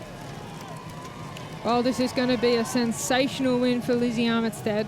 Very, very deserving winner. Second 4 years ago, and to come back and to take that gold medal, she's going to feel the satisfaction. We're looking ahead to Glasgow Green, right at the top of your shot now. There is Glasgow Green, there is the finish line, and it's almost party time for Lizzie Armitstead. What a Commonwealth Games it's been for England on the road so far. Alex Dowsett taking the gold in the time trial, and Lizzie Armitstead about to add another gold to it. Could be gold and silver yet. We shall see. 1.6 kilometres to go. Lizzie Armitstead riding into the park as champion-elect. Emma Pooley still has a great distance on those behind, and there's no collaboration. She's surely got that in the bag as well. It looks like she has, and that's an amazing ride. It's an amazing ride by both of them, Emma Pooley and Lizzie Armitstead. And to think this is the last race for Emma Pooley, I mean, it's very saddening because she's at the top of her game. She's given so much entertainment to viewers. A really, really nice bike rider to watch. Very exciting, and she's just able to dance away on the big climbs. But what she's done today for Lizzie Armitstead has been absolutely phenomenal. Set her up for the win. Lizzie knows she could not have done it without her team. There was all of her riders there halfway through the race. They had the numbers. This has got to be a special moment for Lizzie Armitstead. Perfect team performance from England as Lizzie Armitstead grits her teeth. They're riding back into the park. Just has to stay upright here. Again, takes her time on the corners. Very much more conservative approach than if she was having a race as part of a bunch now. Almost got time to enjoy this. Well, Lizzie Armitstead. She's definitely found her feet. You know, she's got this pro team contract now until the Olympics, so she's able to concentrate on, you know, just riding a bike and preparing for big races. Doesn't have to worry about all the negotiation stuff. And she's really come into her own this year. Some fantastic results. Lizzie Armitstead. This is the battle for bronze in the meantime. Linda Willemsen is still in there, and if she would end up with a medal, then hat off to her, because she is not on a good day today, but is still there fighting away. The Commonwealth Games time trial champion from New Zealand. On her wheel, Ashley Moorman. This is Armitstead approaching the line, approaching the fast and last corner. This is it, will swing into the final straight. Lizzie Armitstead applies the brakes, comes out of it, and is going to ride into it as the Commonwealth champion. 3 wins this year, 25 years of age. Just over a year ago, she would win the British Champions jersey on this very same course in Glasgow. And here at Glasgow Green, the Englishwoman zips up her jersey, shows off her colours, looks behind and gets ready to celebrate. Just over 2.5 hours of racing, and now she knows it's hers. Lizzie Armitstead sits up, raises her arms in the air, and is the new Commonwealth champion of the cycling road race. What a win for Lizzie Armitstead, and what a moment behind for Emma Pooley as well. Pooley is going to ride into silver in her final ever race on the road. It's a big one. She's overcome with emotion. The smile is there, the tears falling down her face. She's done a perfect job to set up Armitstead. She will take silver. What a race from the English, Rochelle. I'm quite emotional myself, Rob. That was a very, very wonderful display of teamwork and selflessness for Emma Pooley to come in second. That emotion of being her last race she ever does, and also Lizzie Armitstead pulling off the dream execution of the Commonwealth Games. Wonderful, wonderful to see. Absolutely brilliant out there. This is the time for a sprint for bronze, and now does Willemsen have what it takes to find something? I suspect not, because it's Ashley Moorman who's going to lead it out with Tiffany Cromwell on her wheel. Moorman out there for South Africa. Cromwell in the perfect position to pounce if she has the pace, and here goes Cromwell. Cromwell on the left-hand side in the green and the gold, going for bronze. Cromwell is there, but Moorman staying strong. It's Cromwell. I think it's Cromwell who just gets it. Cromwell on a photo finish from Ashley Moorman, but look at that. Emma Pooley in silver, but the girl of the moment, Lizzie Armitstead, smiling from ear to ear. What a win and a perfect team performance. Lizzie Armitstead, the new gold medalist from the Commonwealth Games, and a very, very worthy champion. Absolutely. We said this sprint was going to be close, and they've thrown for the line. Oh, so close. Yeah, I actually think Moorman's got it, you know. Looks like it could have just been Moorman. It looks as though Moorman does have it. Certainly straight, you would have called it with Tiffany Cromwell. She went, she jumped, just couldn't hold that speed in the end, and Moorman gaining on her all the time. Photo finish, it's about half a rim's length on a wheel. Well, that was very, very close. We knew it would be a close sprint. The match between those two. Ashley Moorman's been working on a sprint. Tiffany's won a few sprints this year, so it's been a very, very close sprint. Then we see Gracie Alvin. She did a fantastic job.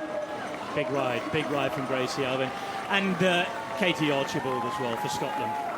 Brilliant stuff. And I think we can expect a lot from her in the next couple of Commonwealth Games. I think that Katie Archibald's probably surprised herself today, not expecting to be, you know, that advanced in road cycling just yet against a world-class field. You see Lizzie there now getting her interviews. Lizzie Armitstead delighted as a winner, and you saw Emma Pooley overcome with emotion. This was the winning moment. What does this moment feel like, Rochelle? Well, I'm just so happy that one of the best bike riders in the world has won this race, and she well deserved it. To see a rider do so well and to, you know, under so much pressure. She's performed time and time again under pressure, and she had a lot of pressure going into this race, and she had to overcome, you know, the mental challenges of having that crash last week. She didn't let it phase her. Very, very focused. Also, she lost the national championship just a few weeks ago, but didn't let that phase her. Stayed very focused. So it's great to see somebody win that's just worked so hard for it, and really a deserving winner. A moment to savour, enjoy, and a moment that will live with her throughout her career and life. Lizzie Armitstead, 25 years of age, and now Lizzie Armitstead, Commonwealth champion. You better let yourself believe that, because that's what you are. Huge, huge moment, and overcome with joy. Well, she's won a lot of bike races and a World Cup this year too, and to see the emotion of a Commonwealth Games championship, it's unbelievable how much it actually means to win a Commonwealth Games. And look at that. Thank you for the work. Congratulations the other way. Both of them will be on the podium together, and that will make it even more special. So 1-2 for England in the women's road race, with the men's version to follow a little bit later. Now, husband and wife team in the badminton, Chris and Gabby Adcock, are bidding to become the second married couple to win gold for England this weekend in the mixed doubles final. They're up against fourth seeds Chris Langridge and Heather Olver. It is an all-England affair. Commentary from Jill Clark and David Mercer.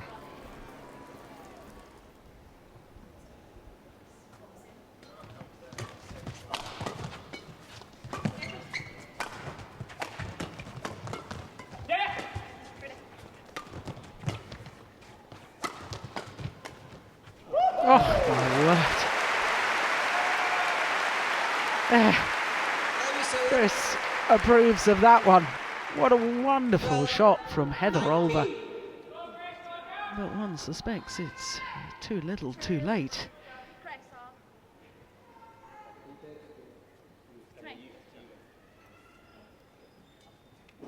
So we did see Kirsty Gilmore coming back from 11-19 down yesterday in her semi-final. To win the straight point, 10 straight points and the match, but that serve goes wide, and it is 8 gold medal points to the Adcocks.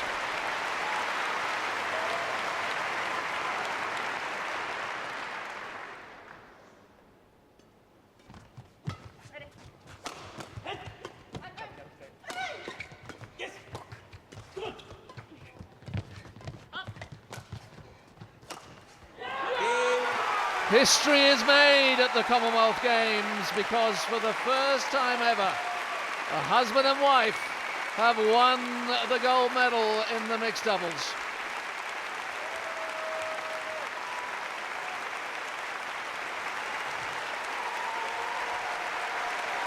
And they have performed brilliantly throughout the tournament. They haven't dropped a single game, and they face some tough opponents: Malaysians, Singaporeans, Scottish, and now their fellow countrymen. And it is Gabby Adcock who will be England's most successful competitor of the badminton tournament. She has a clean sweep, gold in the mixed, silver in the team, and bronze in the women's doubles.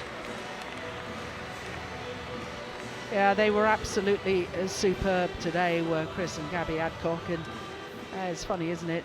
Two married couples in 2 days winning gold medals in mixed doubles in 2 different sports. Of course, Paul and Joanna Drinkle in the table tennis yesterday, and now Chris and Gabby Adcock in the badminton.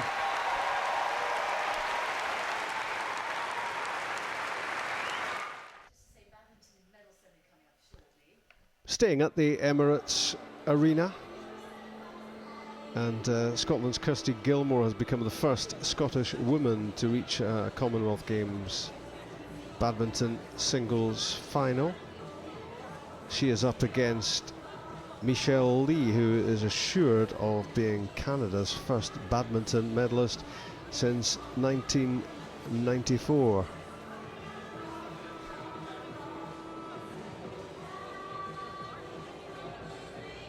So we'll come to that, but it's going to be netball next for us. It's the bronze medal match between England and Jamaica, and we'll join the match at the start of the second quarter. In place of the England captain, Jade Clark. And Kadeen Corbin, what a good start to the game she's had. And there's her sister.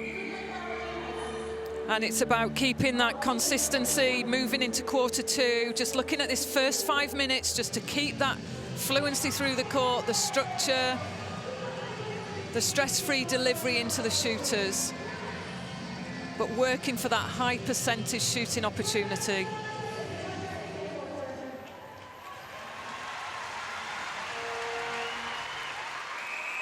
So England get this second quarter underway, attacking the post to our left-hand side. The one change made by Anna Mays. And it's quarter time with Sasha Corbin coming on at wing attack in place of Jade Clark, the England captain. A straight swap. Jamaica, no changes. England with that 2-goal advantage. But just like Jamaica in the first quarter, have turned possession over on the first centre pass. And a rather late whistle from John O'Bredin. Calls play back, and Romelda Aitken continues to find the target, and it's a 1-goal game once again. Yeah, let's just get a sense, Paula Thompson there, the centre for Jamaica, just trying to look at her positioning in relation to Aitken, just coming through the mid-channel there on the previous play. And there goes Aitken, positioning a little bit closer to the post.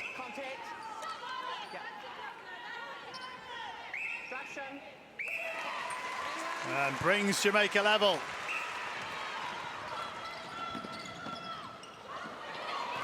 Good work from Romelda Aitken's sister, Nicole, to put Jamaica on the front foot on the start of this second quarter. And England, who did a good job in the first quarter of keeping momentum going. Yes, good retrieval there by Aitken. Have conceded now 3 goals in the opening 2 minutes of this second quarter. Good pressure, Serena Guthrie on the edge of the circle. Paula Thompson's a key player, certainly has been in this first 2 minutes. Oh, and I thought Aitken there pushed the ball out, but Beckford Chambers called for the contact.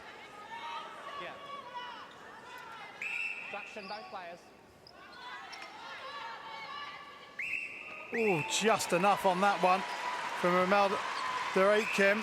Paula Thompson doing a grand job in the mid-court for Jamaica right now. And they lead by 2, 13-15. Nice feed into Kadeen Corbin. Yes, stayed wide, Bayman through the middle.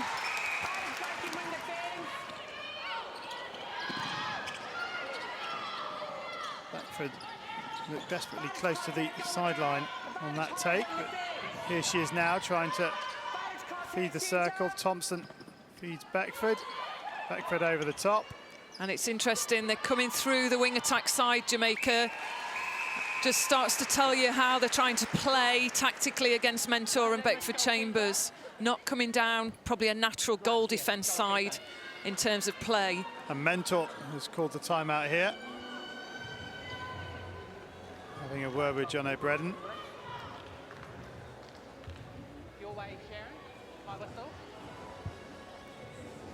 And England just taking a bit of time to get going in that second quarter. 2.5 minutes before the first goal went in.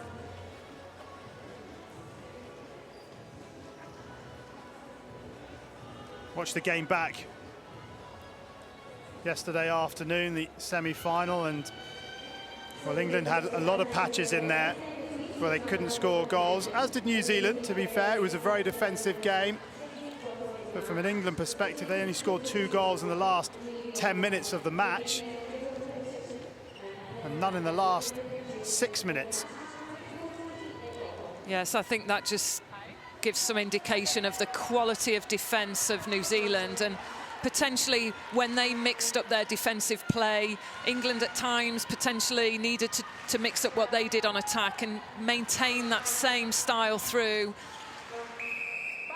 But it was a big ask against the likes of Kapoor, Langman. They just work players into the ground.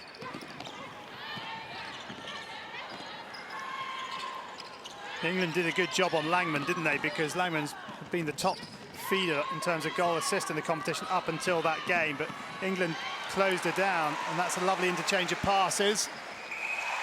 Yes, good work. Rather than opt for the swing, Parton just played herself through, kept the ball on the same side.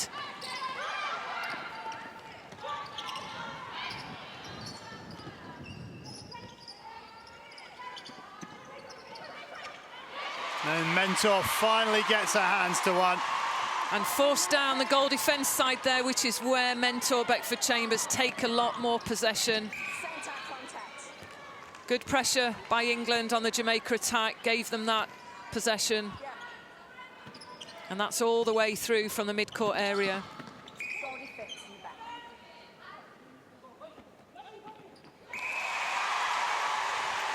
And another fine shot from Cadine Corbin. Great response from her.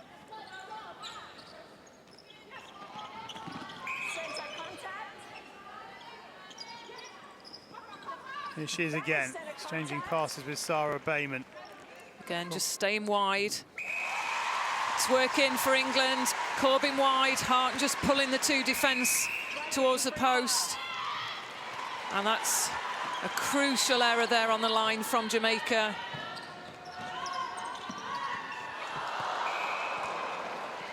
Sadly, England can't take advantage of it on this occasion. They might get another chance. Williams swings the ball across and a dramatic fall. And that's a good take.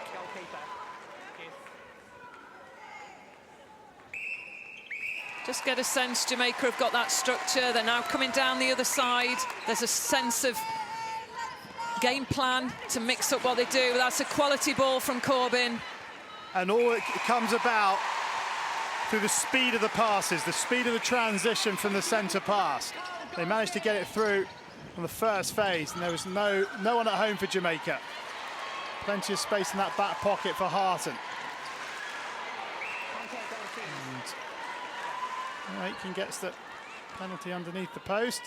She misses. And gets to the second attempt. And her hairband has come off, so we'll have a wee pause while that goes back on.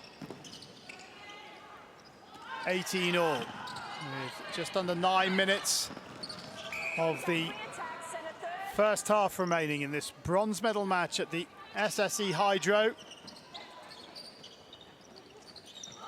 Yes, good play. Lost their structure, the Jamaica defence pairing in the circle there. Just were pulled away with Corbin just working around the top of the circle. And a chance here for England. There's another error from Jamaica. The centre pass gives them the opportunity.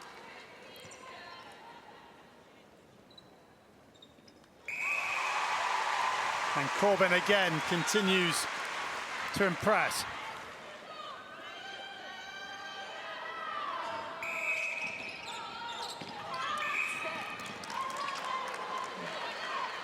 This time it's England's turn to give possession over.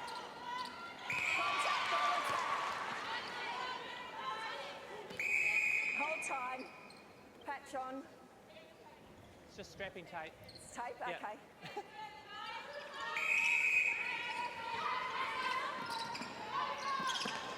It's been forced wide, Jamaica. Good pressure by Sarah Bayman. Some good defensive pressure by Cadine Corbin on the goal attack.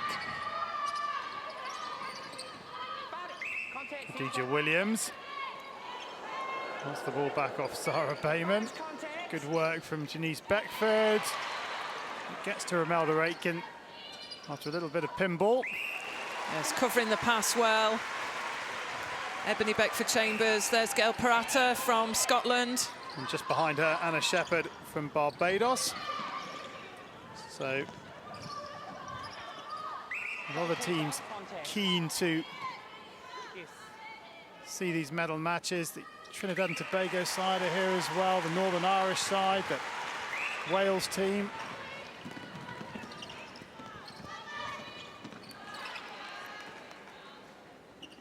Yes, good work. Not swinging the ball across the circle now, putting pressure on themselves, England, keeping the ball on the same side. Good work, Jo Harton. Centre, contact.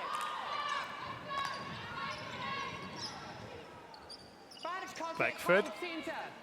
Back to Thompson. And Aitken creates the space for herself to take the return pass from Thompson. Disruption, both players. Now both England defenders out. And Jamaica level it up once again. 21 all, 6:10 remaining in the first half.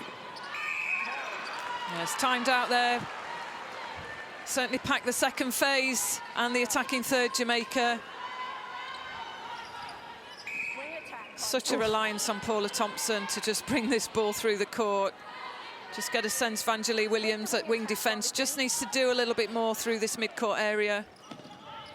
We've seen Thompson taken off at half-times in matches that she's been pulling the strings.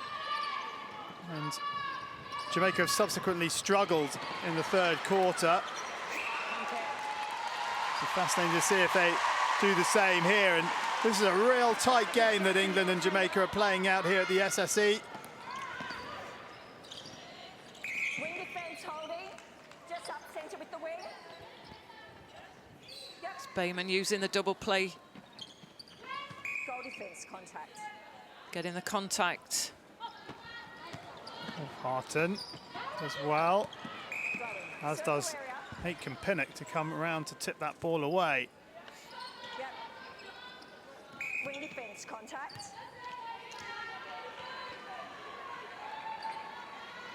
There we see Jo Harton just trying to start to just work the circle, and she does that incredibly well with that drive through the top by Kadeen Corbin.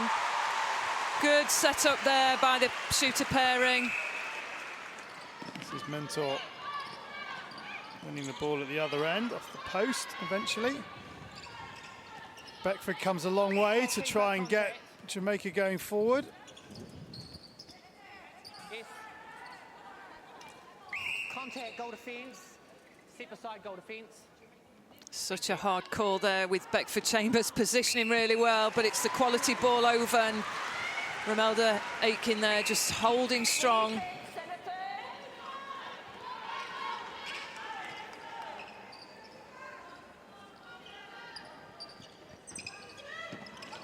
Oh, the pass into nowhere. Good effort by Sasha Corbin to keep it alive, but ball landing out of play. And a chance for Jamaica to take the lead once again in this second quarter. That's good pressure, Beckford Chambers there. Thompson just struggling to get into this mix now. And this is where Jamaica will struggle if she's not involved. She's been taped up incredibly well by Bayman and Guthrie. Nice pass from Aitken. It was unlucky, Beckford Chambers, but quality work by Jamaica through, and the work of Khadija Williams.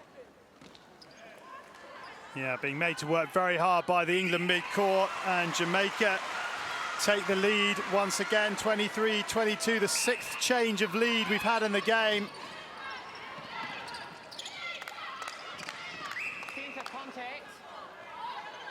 Very different feel to the semi-final England played yesterday. Still incredibly tight match. Oof. Mentor will be penalised for the clatter on the post. And Jamaica lead by 2.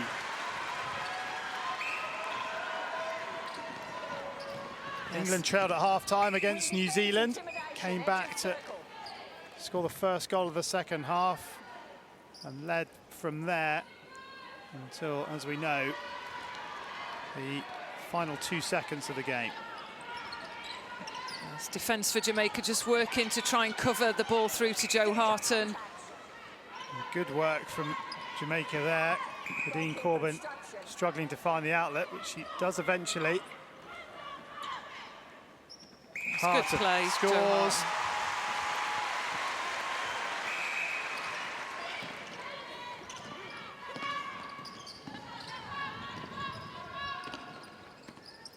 And Mentor just doing the work on Aitken, just forcing her out. Setting up strong.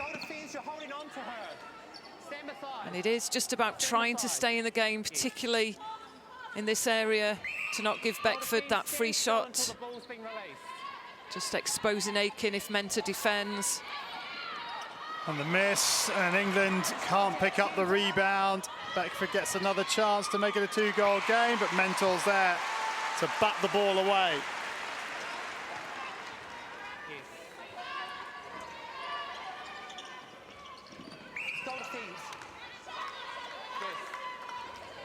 Good work, Shanice Beckford.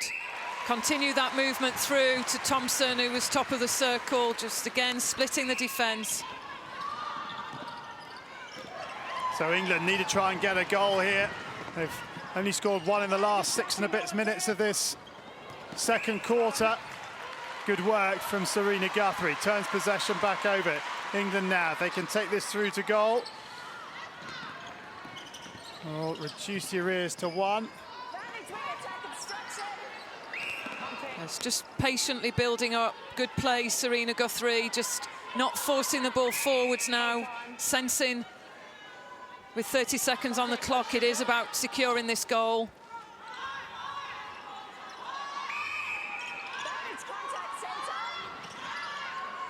Guthrie into Sasha Corbin. Great take by her younger sister, Kadeen. Now, an important shot which she gets, and England trail by 1, but Jamaica will have 15 seconds or so to try and get this one through to goal.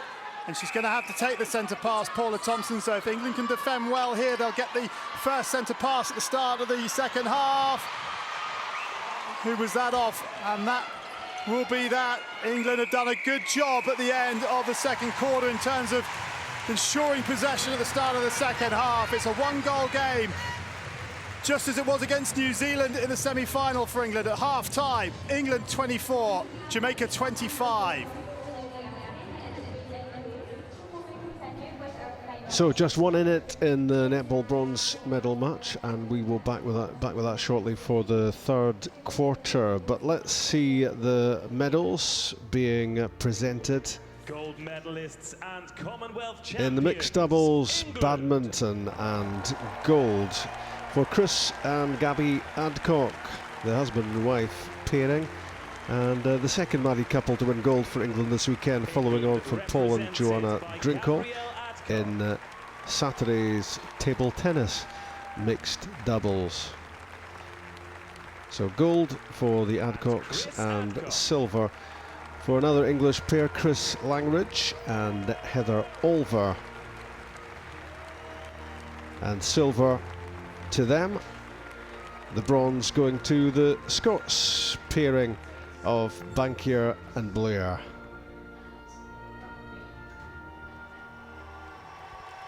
So back to that netball third quarter. England 1 behind, 25-24, Jamaica, Jill Clark and Morton Frost Hansen.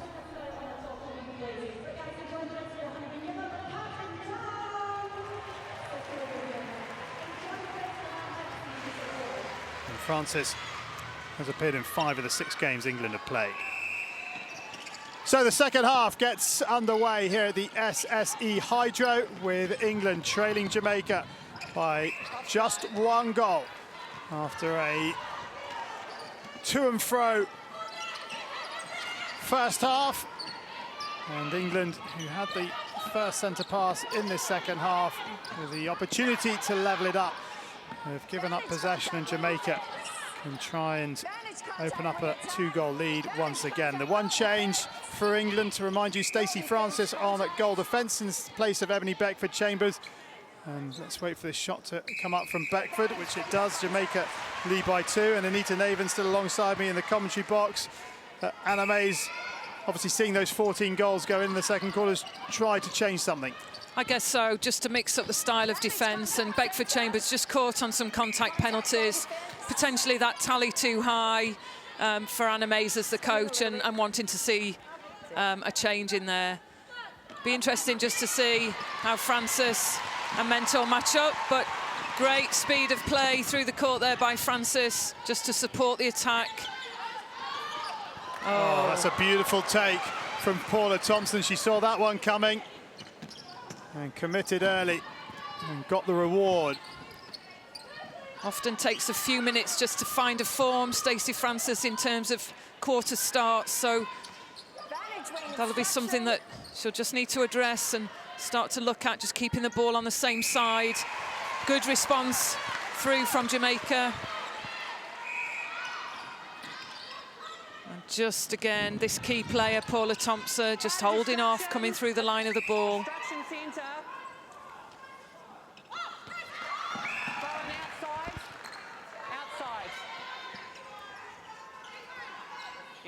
in the key games for Jamaica. Contact, wing the fence.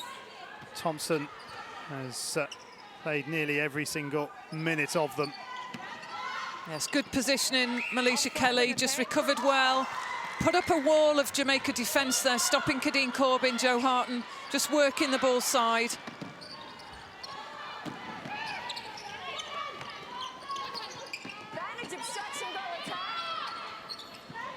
And Bayman just trying to put some pressure on Thompson. She's the key player we've talked a lot about.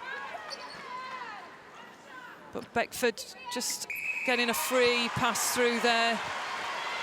England need to put strong arms over that feed to Romelda Aiken. Jamaica lead by 4 for the second time in the match. They led by 4 in the first quarter. England being asked a few questions, and they still are struggling. Not really a surprise, though, with that feed into the back pocket into Romelda Aiken. Yes, just using Beckford a little bit more. Well, what a miss that is from Aiken. And the reaction probably tells you she doesn't agree with the decision. That coupled with her disappointment of missing a fairly straightforward shot by some distance. And England led off the hook. Can they take advantage of this opportunity? Nice feed from Bayman into Kadeen Corbin. Corbin then opens her account for the first time of asking in the second half, just as she did in the first. Yes, quality ball and good sense in putting the ball back there, Sarah Bayman. Just taking some of the pressure off, knowing this centre pass is crucial. And a well-worked ball through to Kadeen Corbin. Corbin misses, the rebound falls for Sasha Corbin. Harton now trying to make it a 2-goal game. No problem at all for Jo Harton. So the two England shooters combining well, or dovetailing well. When one misses, the other manages to put the rebound away. And Stacey Francis showing her athleticism at goal defence. And it's just asking something different of Jamaica, isn't it? By putting Stacey Francis in there. And Jiva Mentor does well and then commits to the 50-50 with Khadija Williams, and it goes Francis's way. Yes, good support, Francis. She's found the form. She's just supporting well with Guthrie as a key player on the transverse line there. And just great move, Sasha Corbin through to the shooter side of Jo Harton. And England once again claw back a 4-goal deficit to get it back on centre. Pass, what a take! Magnificent from Harton. She had to go back to Bayman because of the time spent trying to regain her balance. And England are back on level terms, 28 apiece. Yes, and Jo Harton just really trying to lift the England side. It is about this defence. They can actually put the pressure on at this point.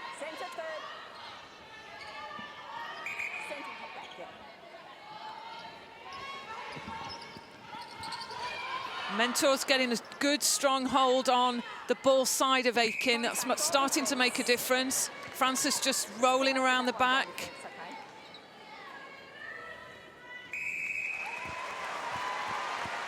And Jamaica stop the rot and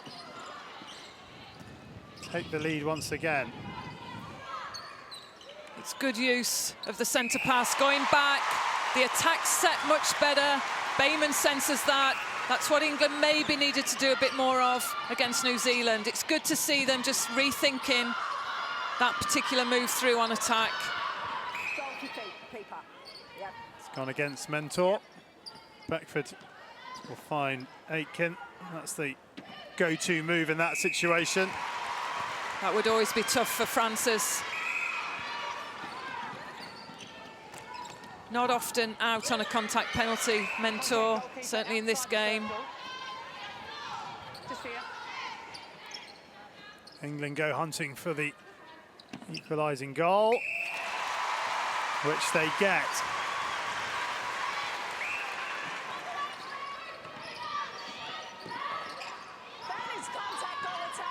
Yes, Jamaica just struggling on the timing. Thompson getting caught into the defensive pressure of England around the ball. Good work from Jiva Mentor, but Thompson alert to pick up that deflection.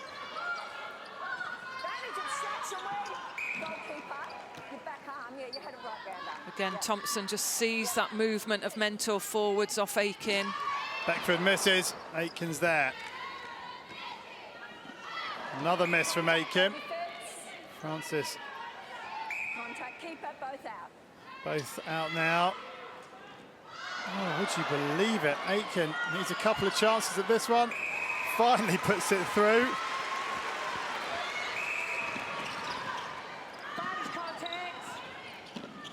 Again, putting the ball back. It's definitely working for England. It's taking the sting and the pressure out of this attack play. Good lead from Bayman. Yeah. Oh, just enough on the pass to Harton. It's going to have to be quick here.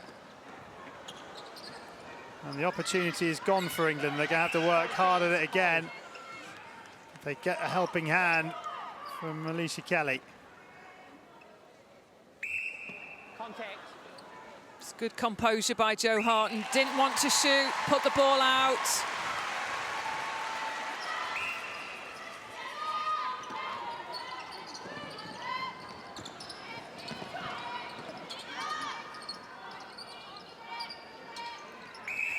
Good play, Beckford. Just work the ground then again, but Francis is there. She's ready for that type of move. Just caught on that one.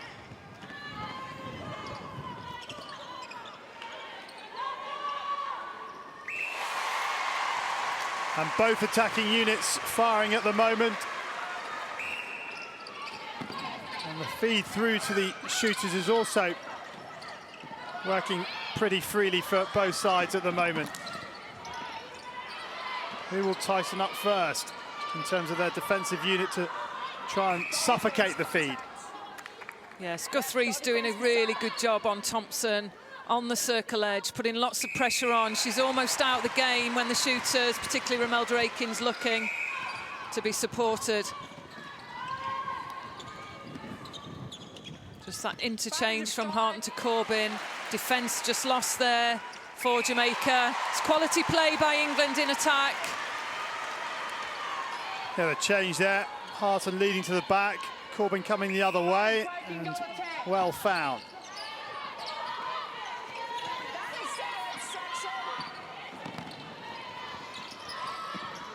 Beckford just quick on the transition there, sees Francis overcommit, gets herself into the circle.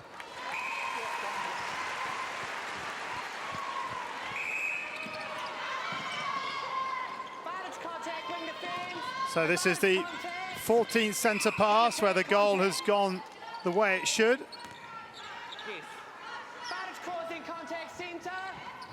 It's good timing, Sasha Corbin. And finding Kadeen Corbin. Good take by Kadeen Corbin against Malisha Kelly.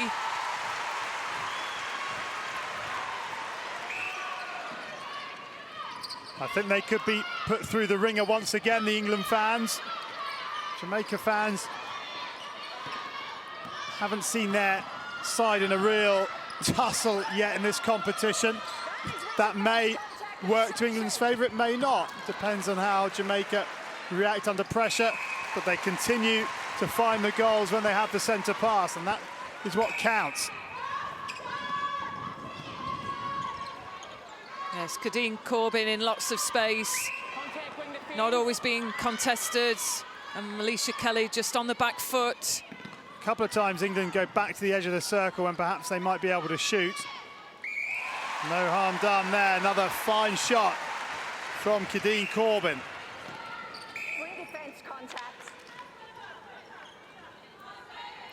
There's lots of pressure on the line from Guthrie, just caught there on the contact, but it's much better. Lots of the initial movements of Jamaica really tracked and closed down. And Corbin, who's been averaging 72% in this competition, today up at 88. So a really brilliant response from her to the disappointment of yesterday. Absolutely. And it's about capitalising on the fact that Melissa Kelly is just often on the back foot, looks as though she's struggling in terms of fatigue. Not sure there's anything on the bench for Jamaica that could replace Melissa Kelly. And there we see, just trying to stay in the game, just not contesting that quality movement of Corbin and Joe Harton. Well, Stacey Facey has been doing a job for Jamaica at goal defence, and Kadeen Corbin has been taken a blow to the face by Kelly. And Mentor just faced with both shooters there. That ball through to Beckford. Last off Mentor though.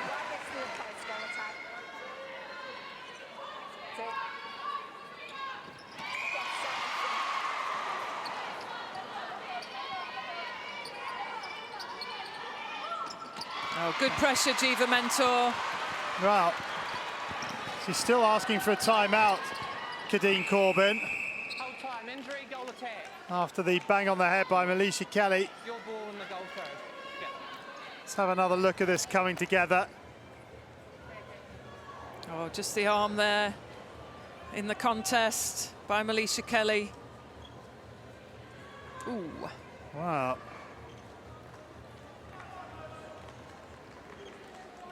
Very physical. Coming together.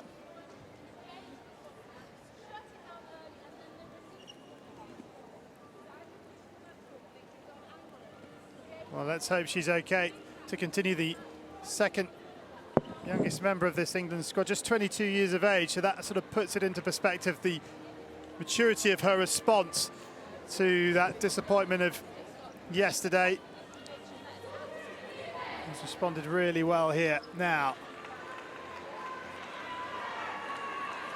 At 36 all.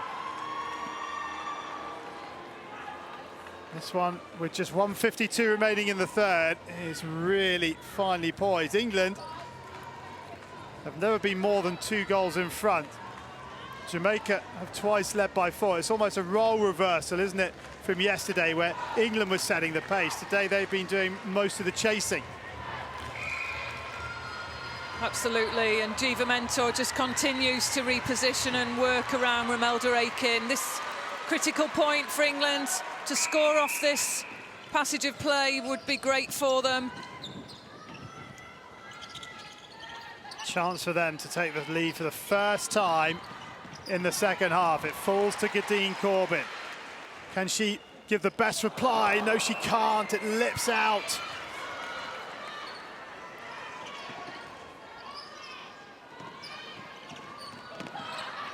And there we see the wing attack, Khadija Williams, just forced up to actually support the attack.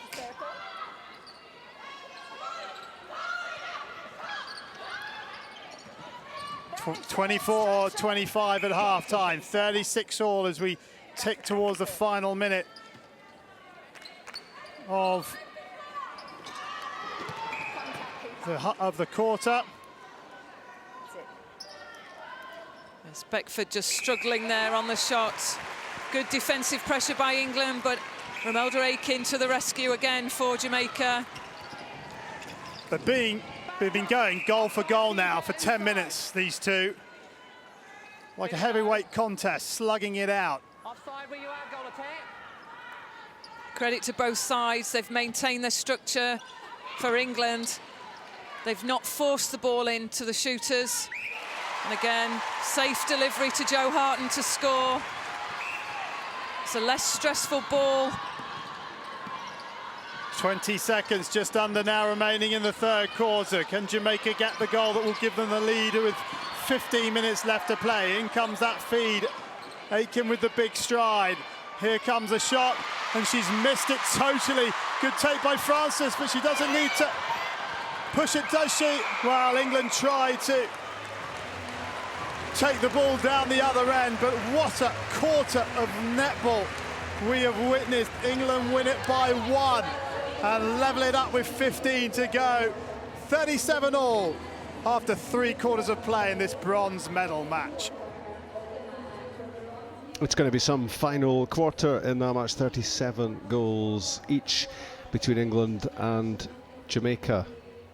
Let's see the presentation of the medals after the women's road race cycling. Gold for Lizzie Armitstead, and that is England's 2000th Commonwealth Games medal. 25 seconds ahead of England's Emma Pooley in her last race, and Ashley Pasio of South Africa won bronze. Defensive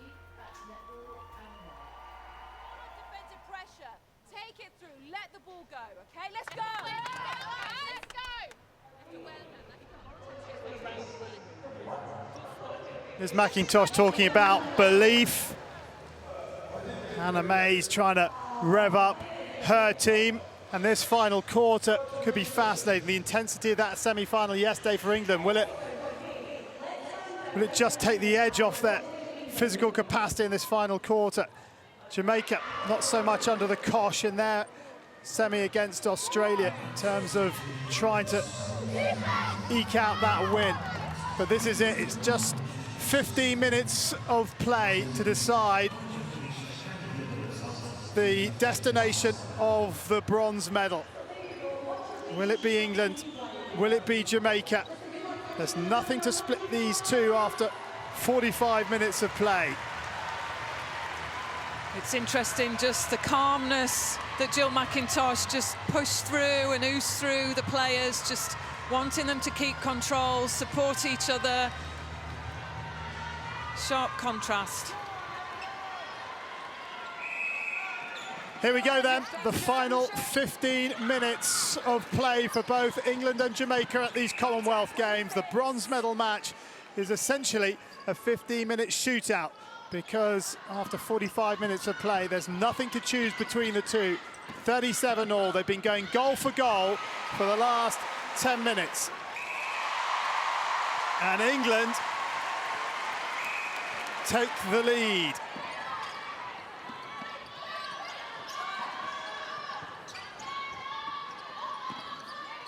Again, Paula Thompson just lining up for that ball through.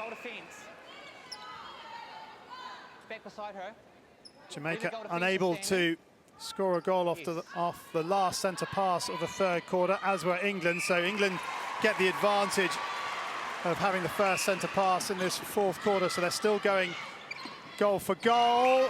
Thompson almost comes up with the interceptions, and she knows how close that was. Yes, just really trying to put the pressure on Jamaica. You see there, lots more in terms of arms over the ball. But great work, Jo Harton. Again, just coming out on that long rotation. Centre offside. And that was an offside.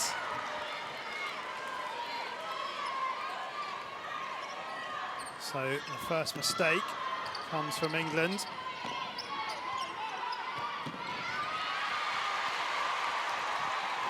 Clever, Jo Harton just letting the ball roll through.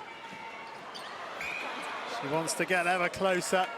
This to keep it on centre pass. She does. So England don't pay the price for the first mistake.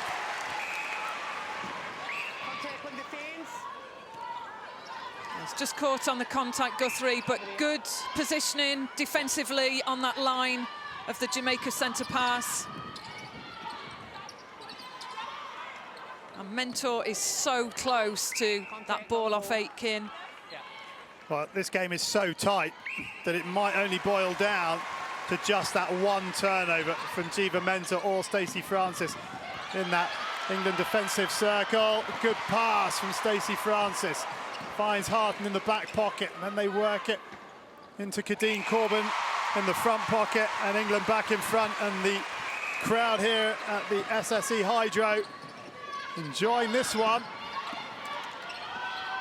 Yes, Francis was a little bit hesitant on that long ball. Credit to her, she just positioned herself and sent the ball from the correct release point. There's an error from Jamaica, but like England before them, they... starting to do more collectively. Bayman, Guthrie around the circle edge, stopping that swing of the ball, putting pressure on. And good work from Stacey Francis. She uses her athleticism to get in front of Jamaica. Last touch off the Jamaican player. Oh, and then tries to go around Romelda Aitken. Let's have another look here. Stacey Francis, good work. Superb reverse hand there, and just unfortunate. It's the bounce on a floor like this when you try and play that speedy ball that doesn't always get there, and they're just caught on the back foot. Good work by Beckford. Goal attack for Jamaica. And Jamaica get the goal to keep us on centre pass. Francis can't keep it in play. England have turned possession over. And now the pressure starts to increase on both sets of players. Bayman. She's a fighter, Sarah Bayman. She's doing whatever she can just to try and just disrupt this play from Jamaica.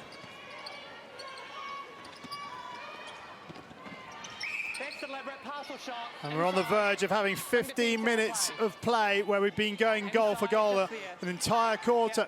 This shot here, or this potential shot here from Romelda Aitken to give one side the first advantage in a quarter of play, and she scores it.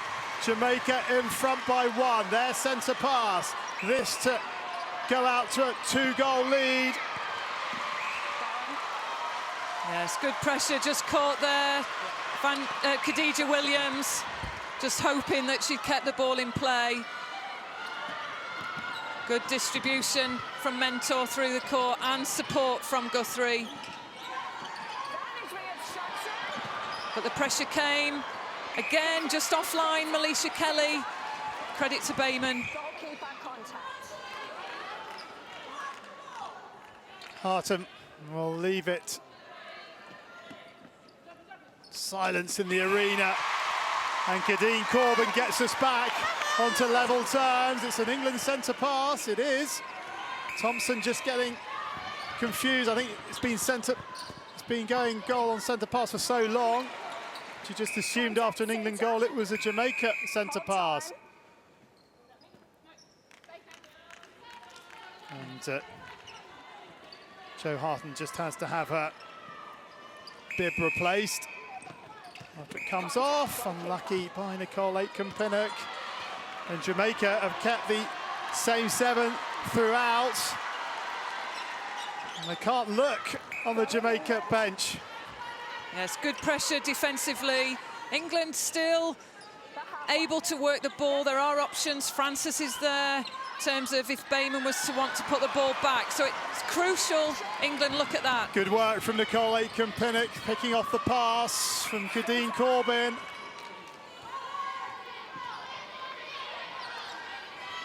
Oh, we're in for another nerve-wracker, I think, here.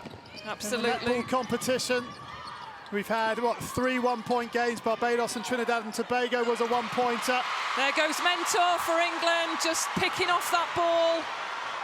England involved in 2. What a lovely take that is from Kelly. Well worked, Romelda Aitken there. Just drew Mentor round on ball side. Jamaica centre pass, a chance for them to get in front by 2. They're up on their feet. Janelle Fowler-Reid.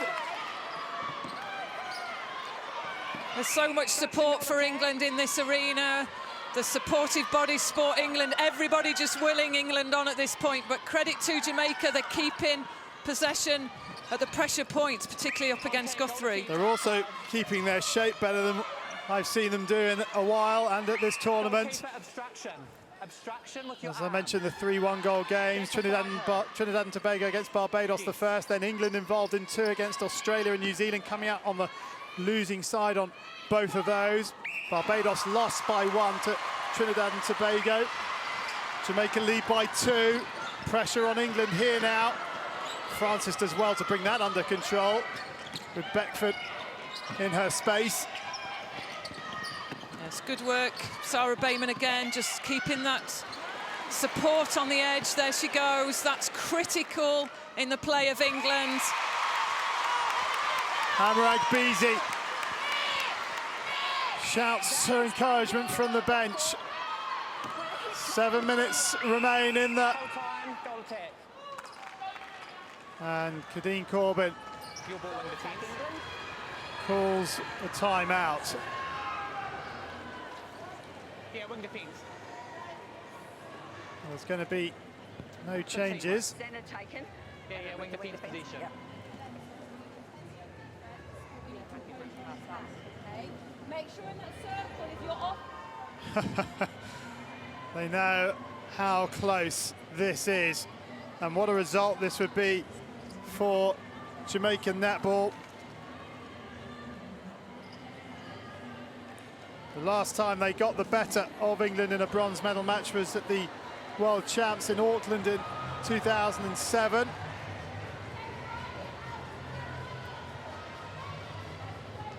And Anna Mays looking very heated in that huddle. England beat Jamaica 46-38 at Wembley Arena in London in January this year. 70-49 in the World Champs in Singapore. A 3-0 series win to England against Jamaica April last year. So Jamaica have been on the receiving end for a while now, so they would dearly love to get one up on their nearest rivals in the world standings on the biggest stage of them all, or one of the biggest stages. So again, it's good defence, just forcing wide. Sarah Bayman, Guthrie, keeping the players off the circle edge. And it's gone against England. The crowd venting their thoughts on the decision. Just get a sense Jamaica are just trying to find Aiken now as the target. Beckford electing not to shoot, swinging the ball out. There's plenty of time in this one, as England will know from yesterday. It's their turn now not to panic and try and use this ball. We saw yesterday when New Zealand were trying to get that winning goal, even though time was running out, they looked like they had all the time in the world. And Corbin, not sure she'll fancy that shot from distance. That's better. Much better, elected not to take that risk shot, worked away to the post. Excellent play. She didn't do that yesterday, so again, credit to her for learning so quickly. She probably knew it anyway yesterday, she just didn't execute in that pressure situation, but she's executing in this pressure situation. Yes, this is quality defence from England. Jamaica just holding on to possession, but a great line just put through there. Guthrie, Bayman, commitment from Kadeen Corbin. Credit to Jamaica, they worked through that effectively.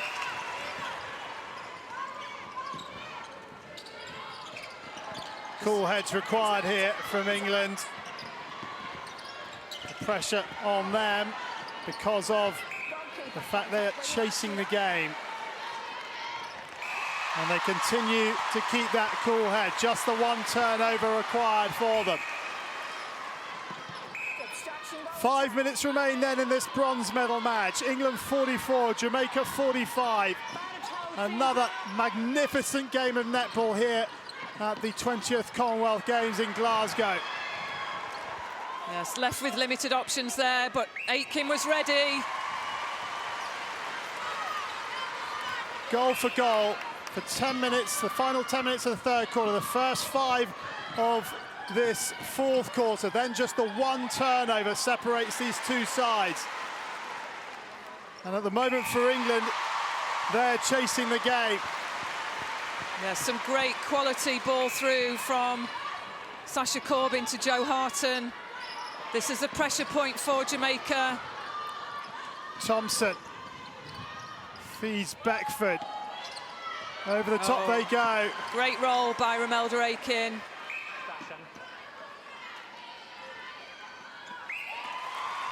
Jamaica back in front by 2. And time. As the ball is away, umpire's time. Nice pass from Francis into Kadeen Corbin. Bayman on the edge of the circle. She's got Sasha Corbin to her left. She finds Sasha Corbin. Corbin goes over the top. Kadeen Corbin in the back pocket. Levels it up for England. Oh, sorry, keeps them within that one goal, 46-47. England need that turnover. They'll probably get about 3 or 4 more chances if they continue to go goal for goal. Yeah, it's just letting Williams work to the circle edge there. Is this the chance? No, because Aitken's so good on the rebound. Some great defensive work from England. Just need to keep putting the pressure on. For Jamaica, same for them. They've covered the first phase of England's pass, but this long ball through to Jo Harton, unstoppable. Romelda Aitken has taken 9 attacking rebounds. England have managed just 1 defensive rebound in this match so far.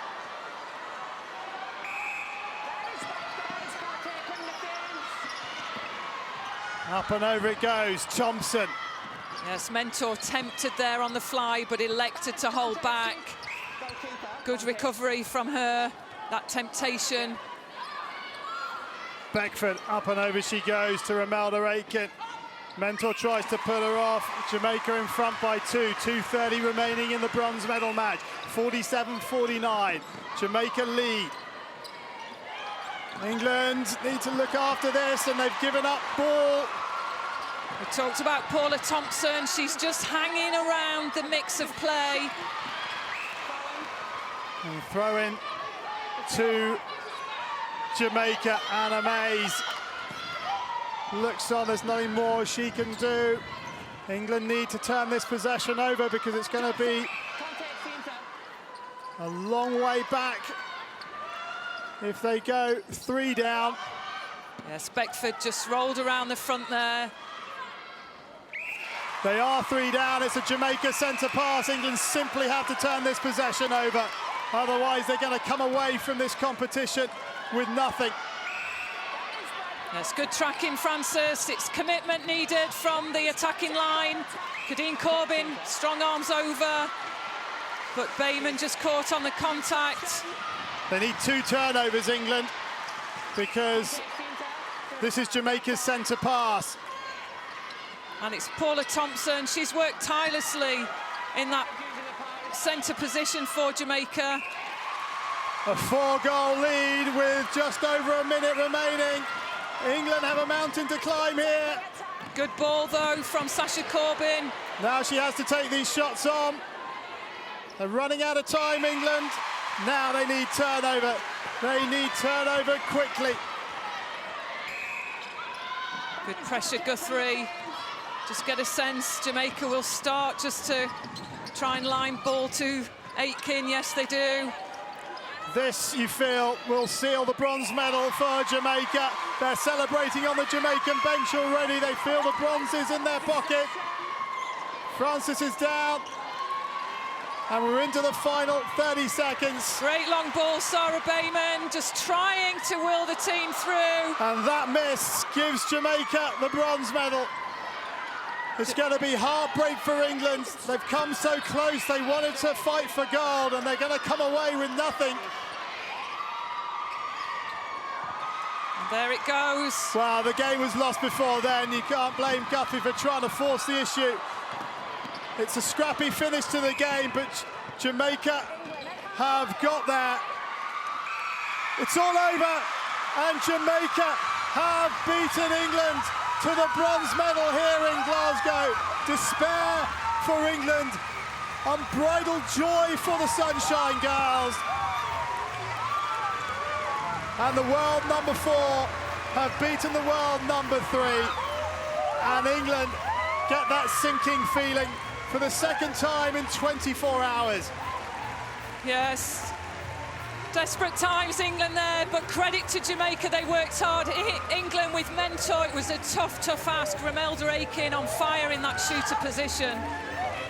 Romelda Aitken scoring 44 of the 52 that Jamaica scored. Take nothing away from England. Harton shot at 90%, Corbin at 85%. It was just the defence of Jamaica, because when England got the ball through to circle, the shooters were doing the business. They just didn't get enough chances through. Absolutely, and some real calm, composed words from Jill McIntosh at critical points of those intervals. And that's where Jamaica have just risen above and stepped up their game. But I think the difference here from an England perspective is that Jamaica won this game. They just had a better game plan on the day. It's not, I mean, it will be heartbreaking for England, but they didn't have as many shooting opportunities. They had 55 compared to 67 against Jamaica.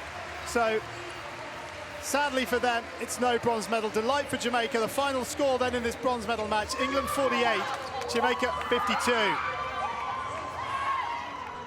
And a hat-trick of devastating defeats for the England netball team, having lost by a point to Australia in the group stages, an agonising defeat at the hands of New Zealand in the semi-finals, and now beaten by the Sunshine Girls of Jamaica in the final. Bronze for Jamaica it is.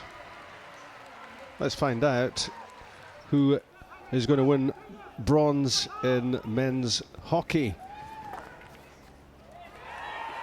England against New Zealand, and Simon Child with the opening goal for the All Blacks. Equaliser for England from Alistair Brogdon. 1-1 at the Glasgow National Hockey Centre. New Zealand have been the nemesis for England in recent major tournaments. But that's Ashley Jackson, England's top goal scorer in the tournament, making it 2-1. Quickly that cancelled out by Andy Hayward for 2-2. Jackson scored again, and it's his 9th goal of the tournament. And that was 3-2 England. Back came New Zealand to square the game up again. Simon Child's 2nd of the match. And 3 each to a penalty shootout. The match has gone. Commentary from Sean Curley and Matt Chilton. On my whistle, but the time finishes on the scoreboard siren, okay? The 8-second goes on the scoreboard. Yep, we just got to wait for TV to give us the okay. So there's always a bit more pressure on the first one, I think, because he's got to wait until everybody's ready. Oh, you could hear a pin drop here now.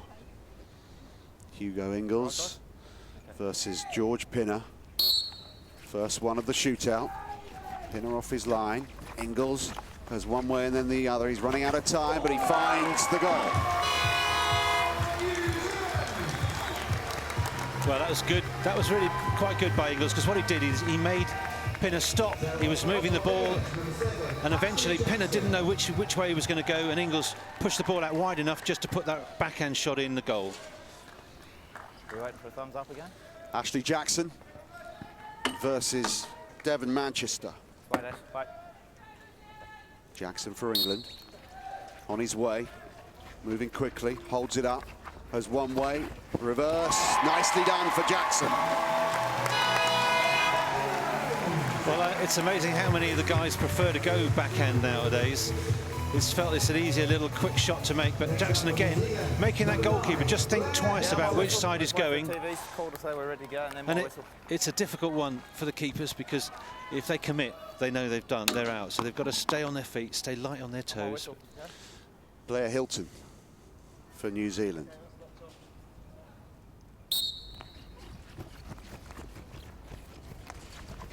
Pinner's there.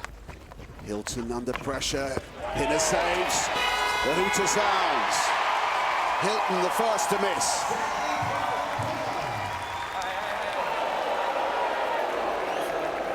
Well, I think Pinner told Hilton what he thought then, but he did a good job, because he came out and he stopped Hilton's progress, and then there's this little dance they go through. Which side are you going to go? That side or the other? And what he did really well was just kept him in that area. Pinner, well, he enjoyed that one, and Hilton didn't, obviously. Catlin next for England. Nick Catlin, number 10.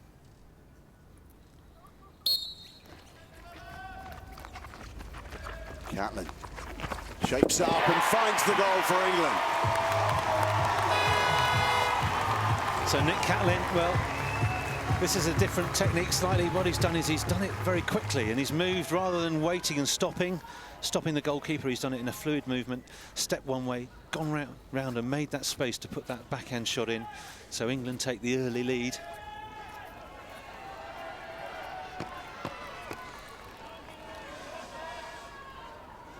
So who's next up for New Zealand? Well, Simon Child stepped forward and then stepped back, and it'll be Steve Edwards. Well, he's had a good game, Edwards, so he'll be feeling good about what he's done so far. Steve Edwards versus George Pinner.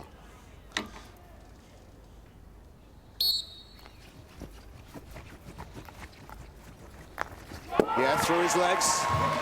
Edwards scores for New Zealand. Well, that was a cheeky one by Steve Edwards there. The Pinner came out and, well, he just moved the big man Pinner around, and as he shuffled across, obviously you've got to move your legs apart, and as he moved his legs apart, he put the ball through them. So very clever little shot from Steve Edwards. Barry Middleton next to go for England, the captain. Middleton off and running, holds it up, chooses his side, open goal.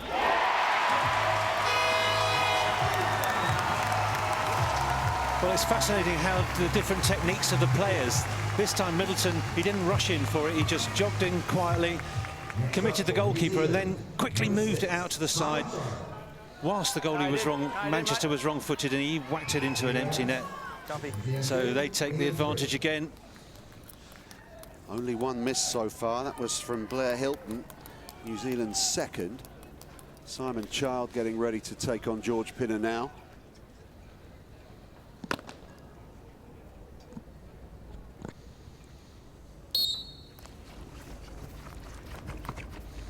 Child. Oh, he's missed. He's missed. Well, that's a surprise, isn't it? But sometimes happens. Simon Child looked very confident. He jogged up towards that. He was thinking about that, a little dummy there, but, well, George Pinner read it, didn't he? And he went down, caused enough of a barrier for Child to, well, he's going to regret that, maybe.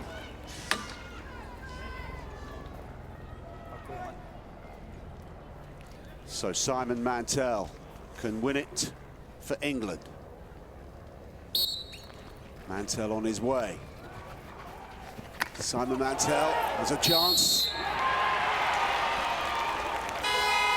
Well, that's a penalty stroke there. Manchester has smashed Middleton, the stick of Simon Mantell, but they are actually asking for a referral. They do have one, so he's going to argue that he didn't foul him, that they had. Okay, so stick obstruction is the question? Right, it's going upstairs. Yeah, I heard that. We're looking for stick obstruction. Correct, mate. Okay.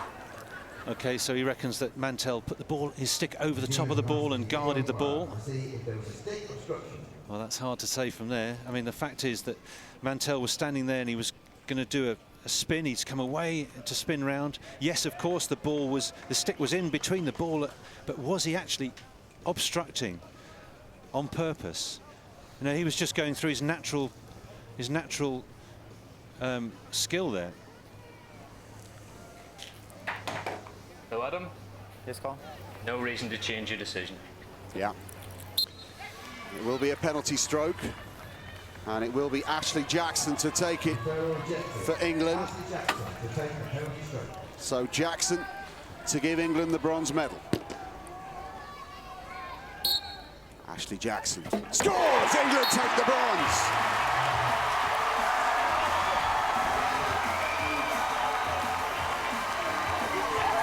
Sheer delight as red and white surrounds Ashley Jackson and the England team with their female counterparts watching on. They took the silver last night, and the men have taken the bronze after the drama of a shootout with a penalty stroke awarded. And the Countess of Wessex is on her feet to support the England men after the shootout. The bronze medal has gone to England.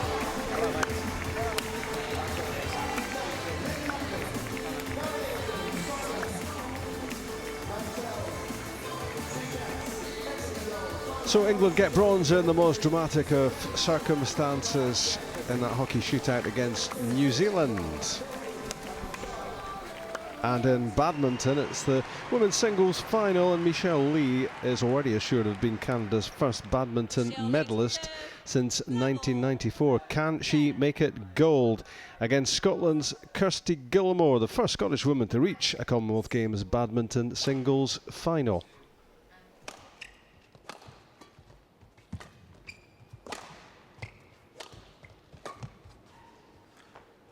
It's gone long.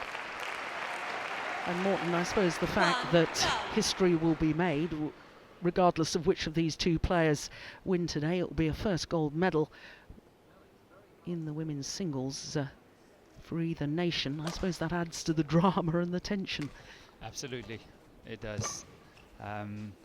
While you so well have introduced the players, obviously I've been watching the court here, and once again we saw the toss of the coin, and Gilmore won it, and she chose side, and she's playing on her favourite side, so obviously she's hoping that whatever happens that she will be able to clinch this first game as what she's done in all her previous matches. And while she's choosing this side, is obviously because she's playing against the drift, and when you play against the drift it's easier to keep them in on the baseline. Yeah, but it looks a rather nervous start for Kirsty Gilmore.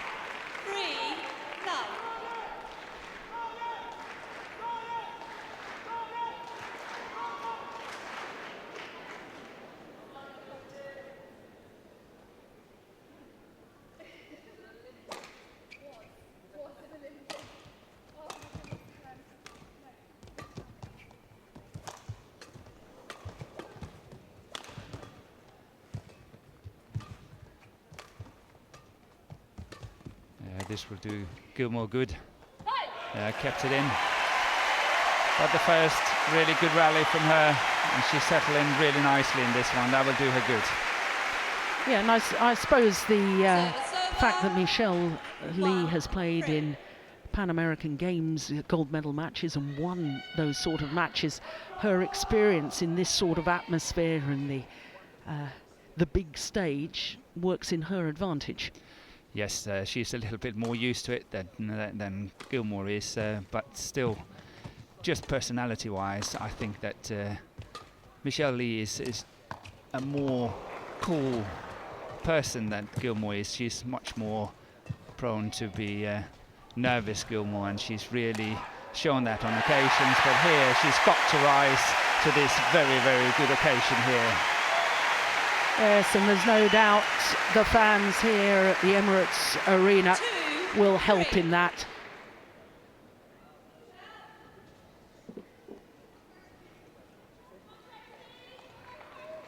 I suppose looking at the qualities of both these players, they're both fine athletes, beautiful movers around the court.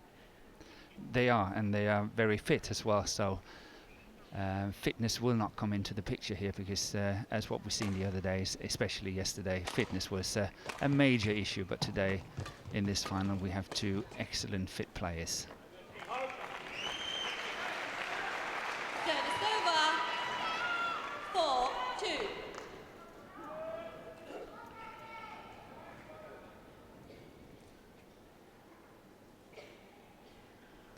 I think one of the trademarks for Michelle Lee is that she is prepared and very good at playing good shots under pressure.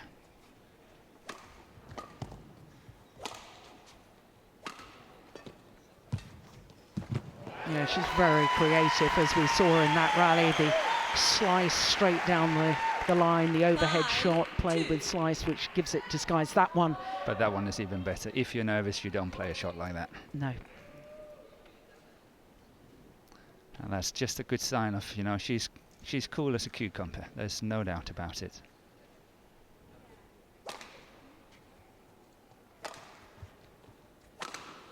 Oh, that's a brilliant smash. And we were talking earlier throughout the badminton competition about Kirsty Gilmore sometimes is a little too reactive instead of proactive. You especially said you wanted to see her be more aggressive in her style of play. And that's what she needs today, because if she's not doing it, Michelle Lee will take lead, and that's what we've seen here in the opening rallies. She's playing some devastating smashes and very good attacking shots, so Gilmore have to get in there first and really have to start attacking to avoid Michelle Lee to attack. Well, I could just see Yvette Lowe in the distance, one of the Scottish coaches. She was advising Gilmore, or seemed to be, with her hand signals about hitting down. So exactly what you've just said, Morton.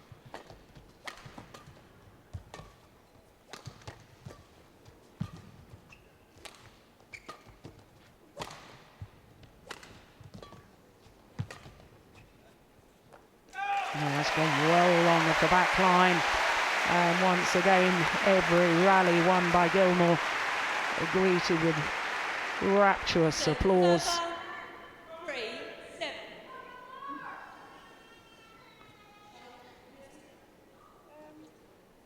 Yeah, Chris Brawl, the other Scottish coach, he's the one nearest to us.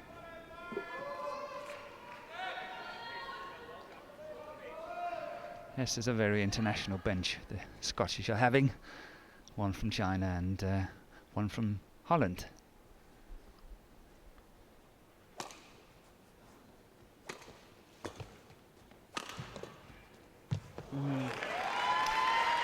We saw yesterday Gilmore in her semi-final using the low backhand serve. She's serving high so far, and that immediately gives Michelle Lee, with her overheads, the opportunity to play and use some of her skills on the attack. Yeah, hopefully very soon we will see a variation, as you say, a short serve, a low serve, or even a flick serve. Could be a backhand serve, but she definitely have to start to variate her play and try to unsettle Michelle Lee as much as possible.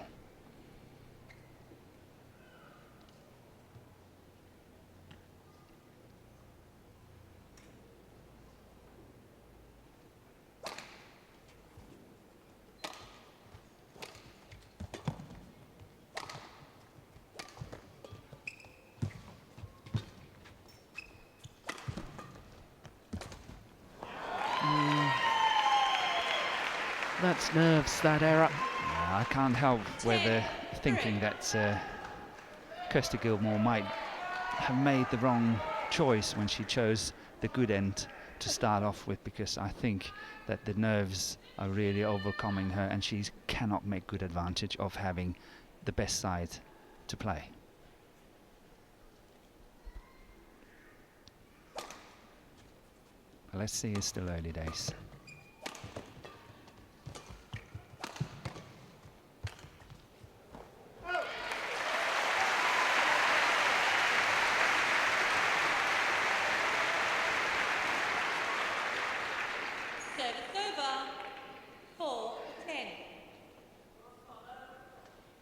Yeah, she may have missed, but that's lovely skill, isn't it?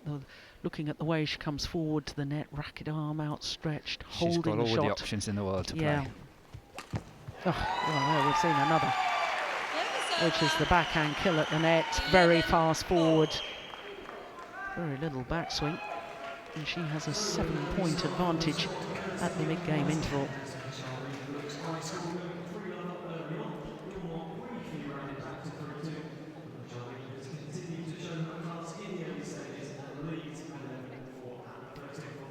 Look at this movement. So fast to see the opportunity. We need to just focus on what you're going to do. She doesn't want to lift you. She'll be ready for your defense from here. You bring it to the net. Ram Mayo and Jeff White, the Canadian coaches. 20 seconds, 20 seconds. This is too much of a focus zone. Well, with the crowd, virtually impossible to hear what Yvette Lowe and Chris Brawl were advising Gilmore. 11-4. Play. But I think Chris was saying try to find your comfort zone, and I so agree with him. it's now time to shed all the nerves and just go all out, just full blast and see if you can win it. The first 5, 6, 7, 8 minutes is over. It's time to really make a move here.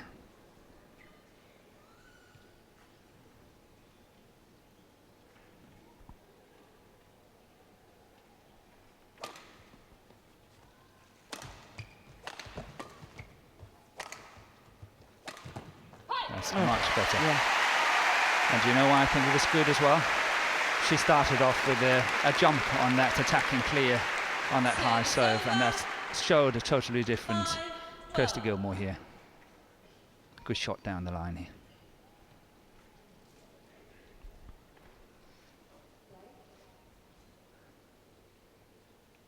See, here we got the low serve.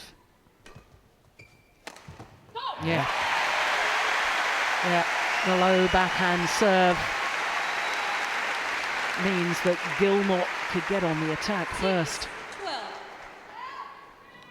Playing her favourite smash cross court there, but what a good shot it was.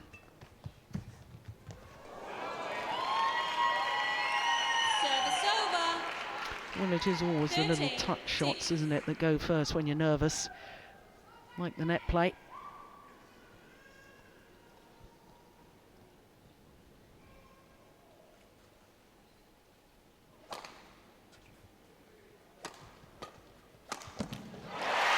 Nicely taken.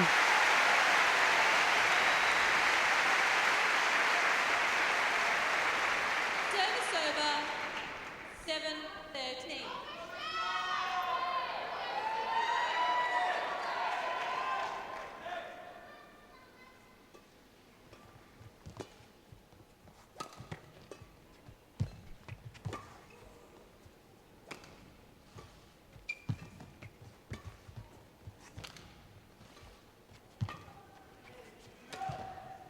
Unbelievable.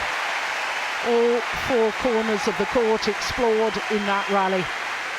And the winning cross-court drop from Gilmore was played to perfection. 13. I think Gilmore was soaking up the pressure really well. Michelle played a very good rally here, but had to give away the initiative on that lift, and then what a beautiful shot it was.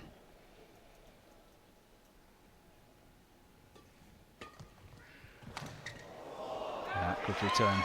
Very nice return from Michelle Lee here. Service over. Pressurising that deep forehand corner, and she did it with a lovely disguise. Despite the fact that Gilmore is sort of edging back into this match, I think Michelle Lee is doing really well. Holding her game very well together.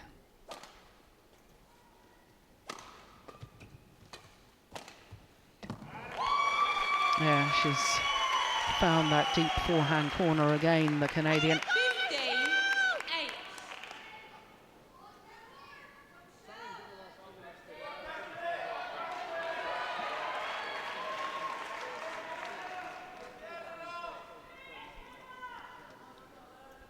And from a tactical point of view, I think it's clever of the Canadian to pressurise that deep forehand corner, because Gilmore is so strong when it comes to the overhead action on the backhand side, and we've seen that already on a few occasions.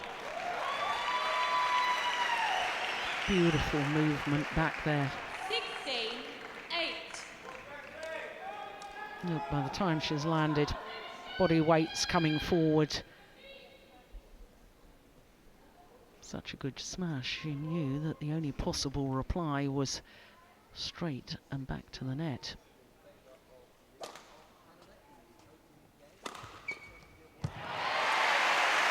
That's the first body smash we've seen so far in this final. Service over, 9-16.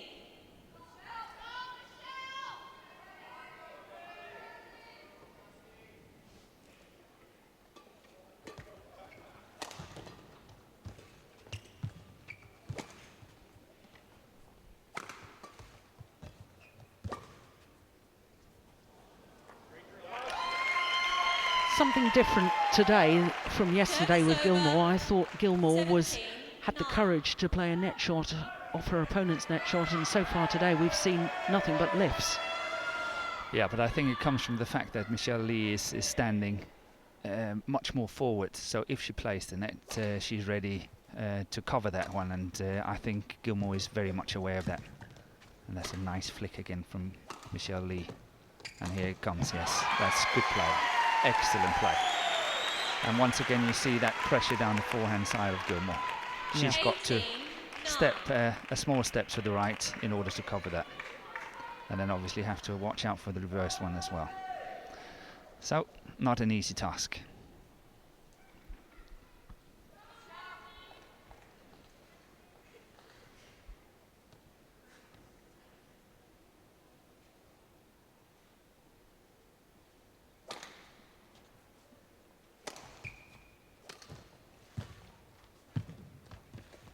Oh, now that's the one I was talking about. Yes, it was. And that set it up nicely. Exactly, that was good play. But the reason why it worked was because it was played with a delay, it was played with a disguise. It was a very, very difficult shot to play. Look at that. 18. Fabulous.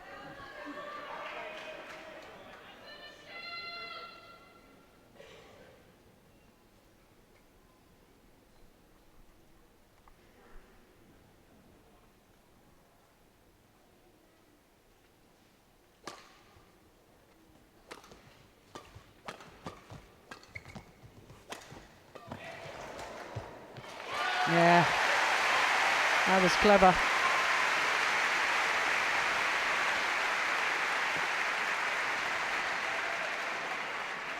Did well on the backhand defence, didn't she? 18.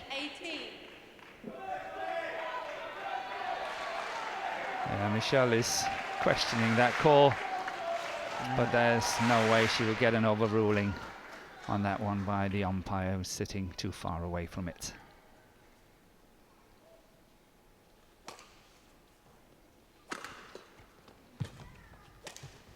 Oh my goodness, what a backhand. A backhand smash straight down the line. I've never seen her done that before. No, and technically it's one of the most difficult shots. No. I've never seen her doing that. Brilliant.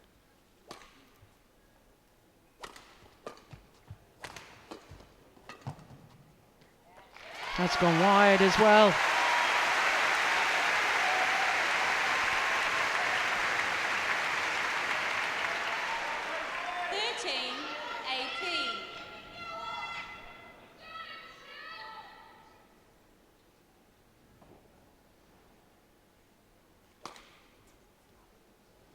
Oh dear. Nice serve has gone long. 19-13. And that's a gifted point to Michelle Lee.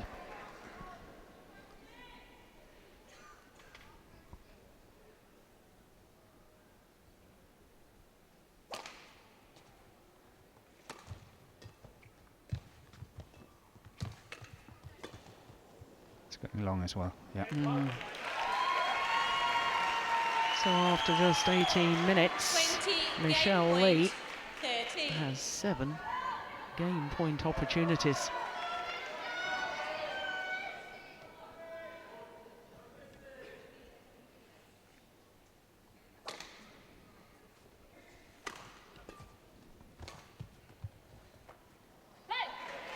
Down the back line.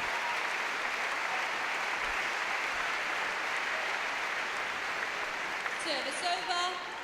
14-20. Plum on the line.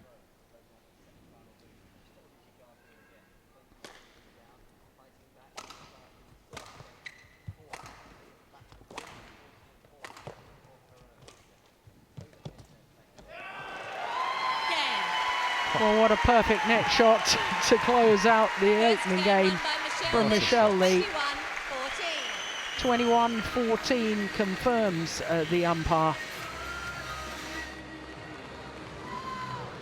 So Michelle Lee gets her nose in front, back shortly for the second game of that women's singles final in badminton.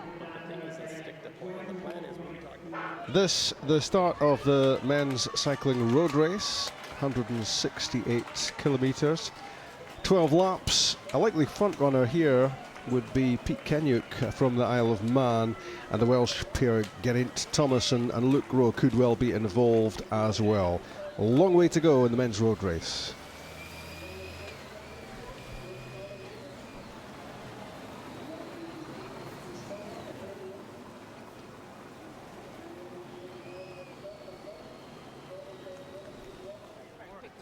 What can Kirsty Gilmore do in response to that opening game win from Michelle Lee? We will find out.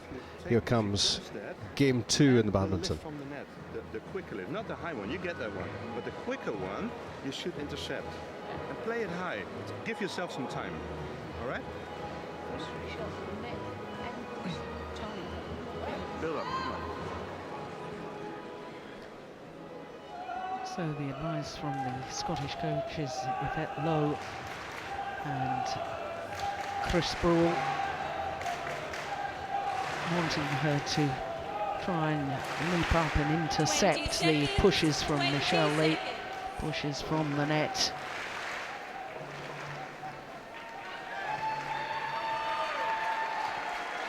So not the scoreline that the home fans would have wanted. Opening game to Michelle Lee, 21-14.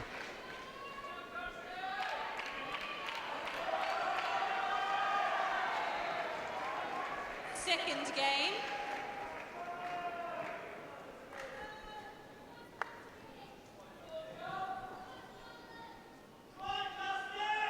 The entire Scottish team, badminton team, are down here in support.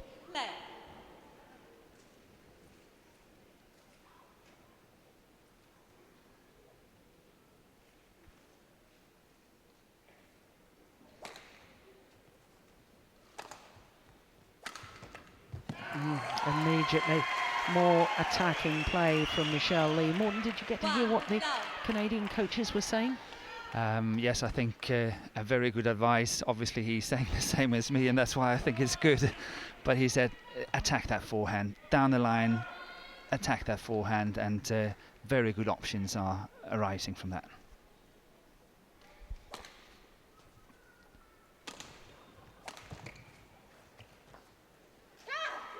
That's a perfect clear. Well, not that Gilmore agrees. There's no challenge system here in badminton. Umpire can only overrule if they see that a clear error has been made. Well, that does look into me.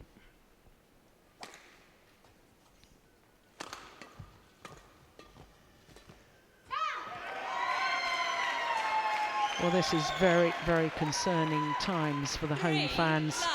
Start of this second game, absolutely crucial for Gilmore. The atmosphere is so tense, you can hear a needle drop. We haven't had that. Now we've been here for 10 days. It's complete silence.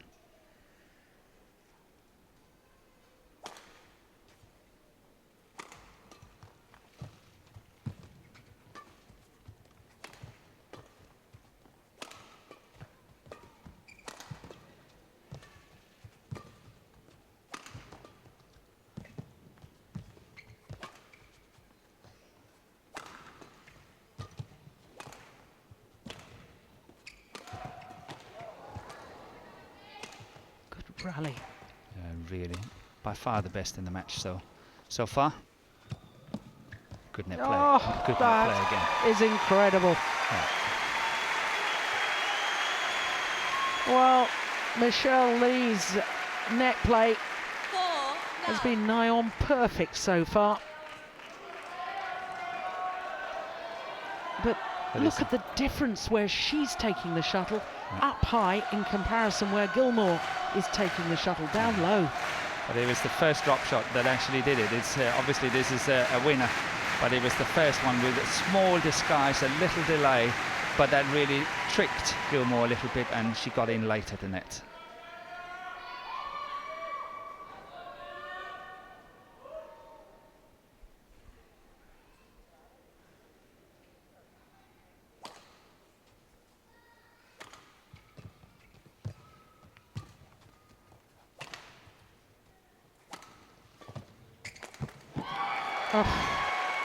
She's quick coming forward, isn't she, the Canadian? Yeah, but she knows that's the only answer. And Gilmore really have to step a foot or two to the right to counter-attack that one, because she's got to go cross-court on it. She can't just wait what she normally is doing and then block it straight. She knows that Lee is coming in on it.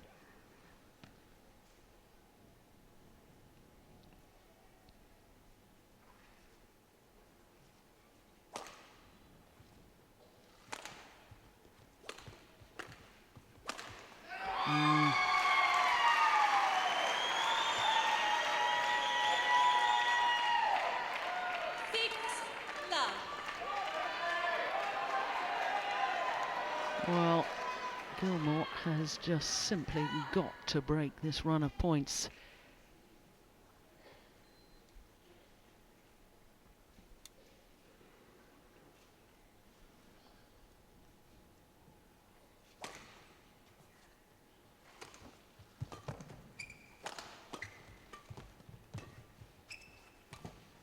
That's wide. Yep.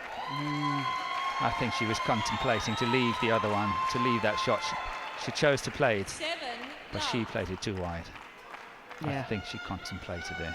Yeah, I think you're right too. Because normally she reaches up, takes that one early. Exactly.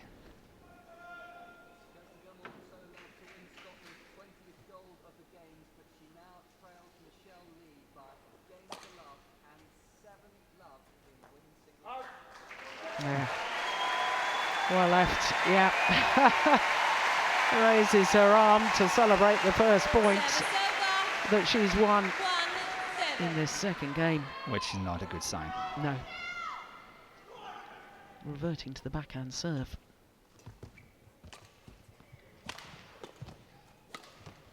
It's gone wide.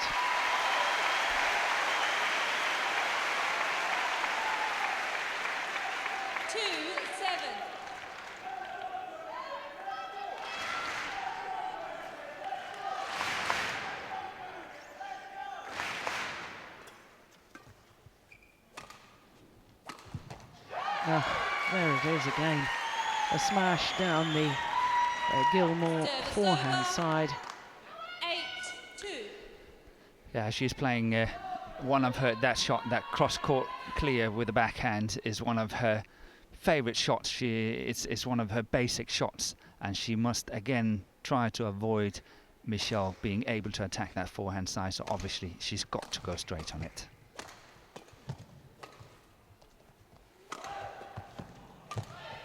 Yeah, the attacking play that Morton suggested was her only answer.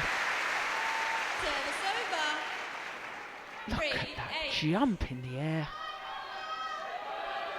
And the backhand kill. Well, keeping it straight, which is good, because the natural shot would have been to play on the backhand, play across court.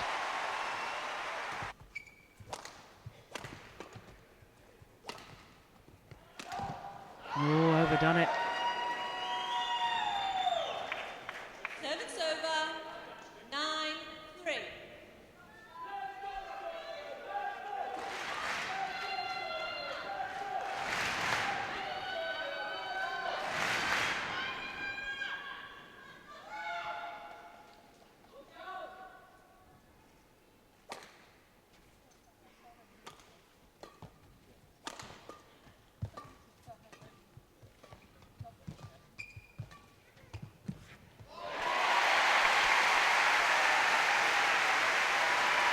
Well, that's one of the few net exchanges that Gilmore has won.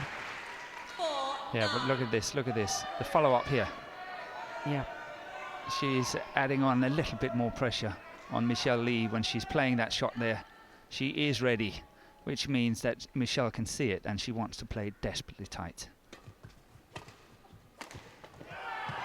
Smash down the forehand side yet again. Service over. 10-4.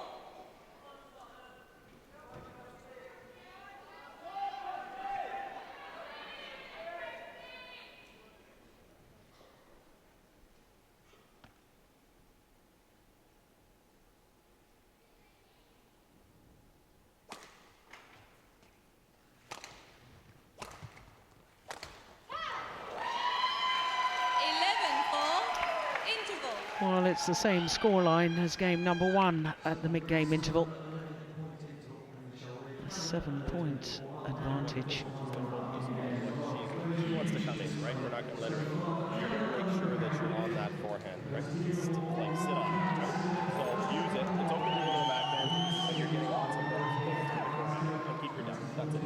Depth sets up your attack. You've got the great straight attack hard, or you've got the cut cross. Whatever you feel comfortable doing, she's had enough.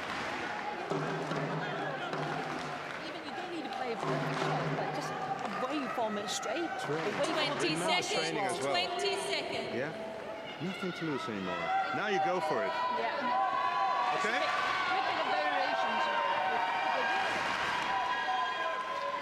Chris Ball saying now you go for it. Yeah, she has no option. She's got to go all out because at the moment Michelle Lee is playing quite brilliantly. And somehow Gilmore has got to disturb the rhythm of the Canadian.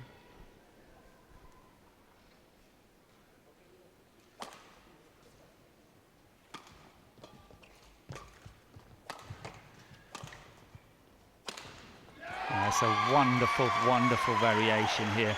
Rather than going down the line on the forehand, she chose to go cross court and then smashing straight to the backhand side. That is really, really good badminton. Clever play. You never know what's coming, and Michelle Lee is doing so well here.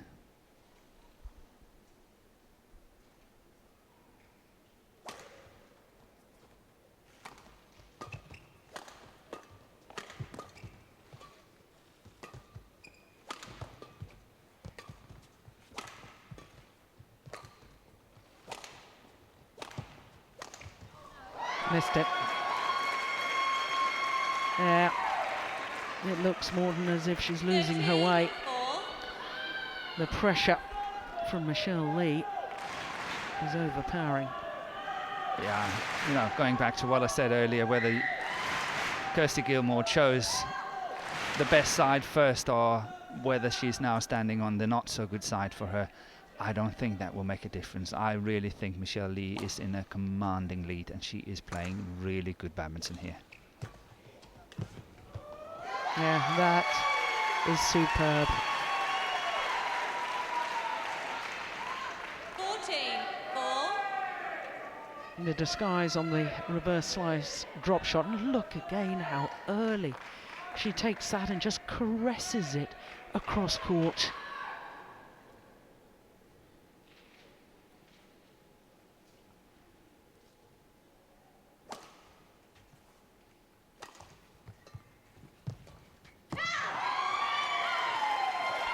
Or trying to play that net shot with a little disguise by just letting it drop. Yeah. Selection was good, the execution let her down.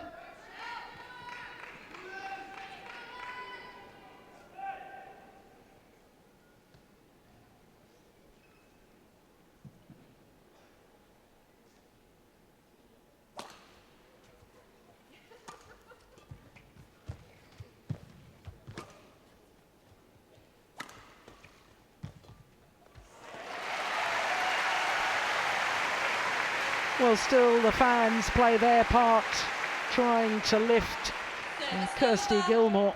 5-15.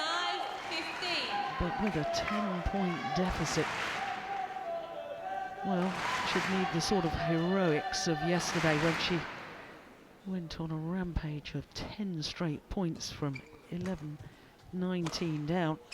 She's going to pull this around. But that was in a very, very different context because the opponent she played yesterday was extremely tired from her quarter-final match, and here we have a 100% Michelle Lee, and it's a completely different context. Yeah.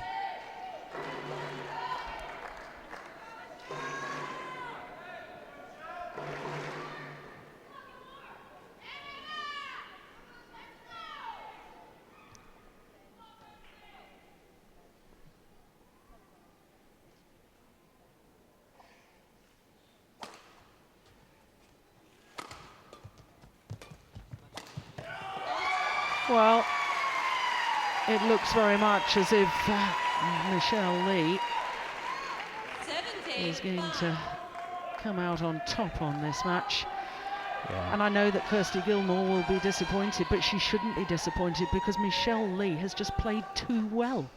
She has, but also been given the option here. You know, Kirsty Gilmore must never go cross court. She's been punished so many times, and that's what I don't get, that she's letting that forehand side open when she's playing a cross court shot like that. She must keep these straight lines and get it away from that forehand, but obviously it's too late. It's way too late now, and obviously she's got to look at this match later on and then learn from it, and we will see a lot stronger Kirsty Gilmore coming back in the years to come. Yeah. But this one is beyond her, as I see it.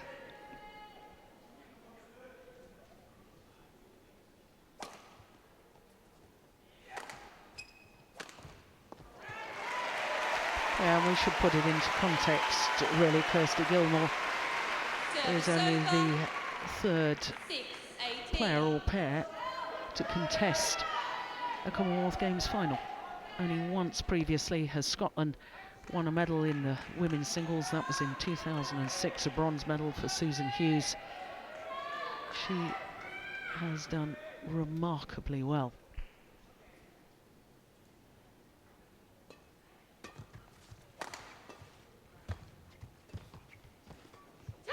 But the net play of Michelle Lee, the touch and the guile, the tight spinning net shots where the shuttle goes upside down over the net. Take a look at this. Look at that shuttle. Spinning ferociously.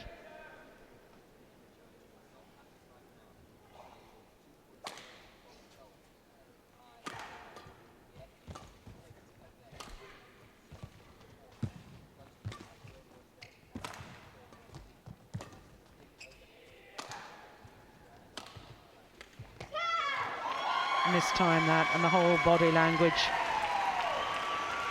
Gilmore now resigned to defeat. Match point opportunities. Well, inciting the crowd to still have belief. I think that's a little optimistic now. Gold medal points for Michelle Lee.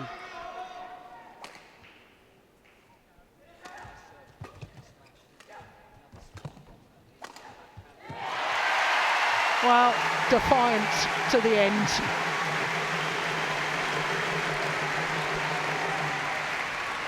over. 7-20.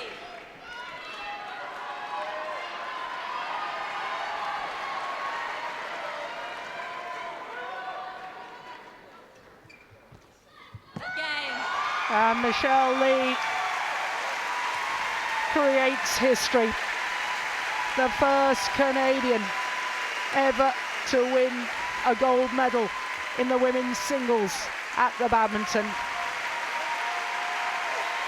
Wonderful sportsmanship at the end of the match, but quite simply Michelle Lee was too good for Kirsty Gilmore today. But she has achieved, Kirsty Gilmore, something that no Scottish player has achieved before. A finalist in a singles event at the Badminton at the Commonwealth Games. But Morton, Michelle Lee right from the start was outstanding. She was not only in this match, I think she has played a wonderful tournament. Beating Sindhu in the semi-final of the individuals here was a fantastic achievement as well. One have to consider that Sindhu is up almost in the top 10 in the world. I think she's 11 at the moment, and that was a very, very fine victory she had yesterday, 22-20, 22-20.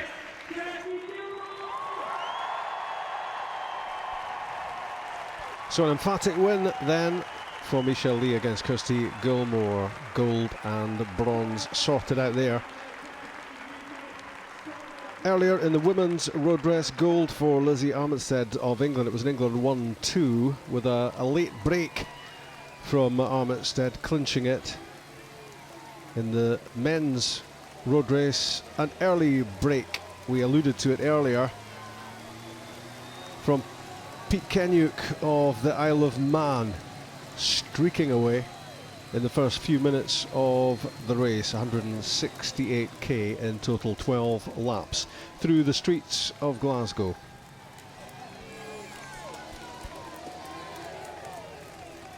We've seen the bronze medal match in the hockey. This is the gold medal match. Australia meeting India in a repeat of the 2010 final. The Aussies won 8-0 in Delhi, and they've won all 4 men's titles since hockey was introduced to the Commonwealth Games. Big favourites here, 0-0 after 23 minutes. One more, come on.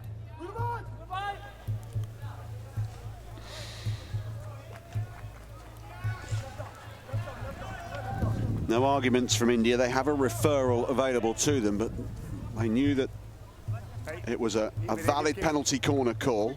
Beale will inject. 5 seconds. Godis is there. Cirello is poised. Okay. Keep an eye on Eddie Ockenden as well. He might fancy a piece of this. Ockenden and Cirello changing, moving around. Cirello finds the goal for Australia. They're off the mark. Cirello scores. Australia 1, India 0. Well, there you go. That's how efficient this is on that goalkeeper's hand side. Just in a difficult... It's close enough to the keeper for it to be a bit of confusion between the lineman, but a low shot and well worked. Srijesh just got a leg to the ball, but couldn't keep it out. Yeah, you're in behind, you're not getting the ball, fellas.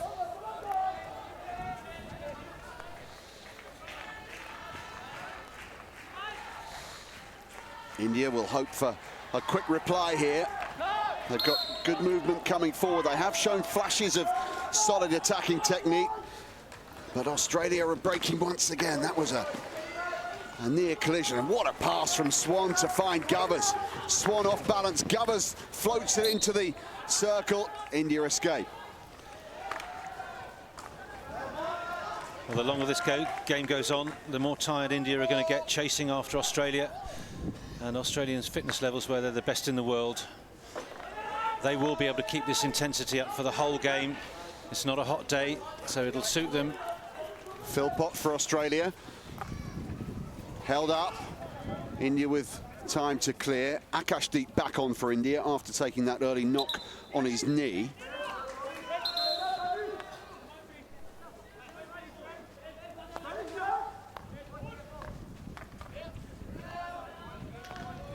White. Cirello. Cirello flicks it forward harmlessly enough, and it'll be India's ball. Come on. Yeah, do it.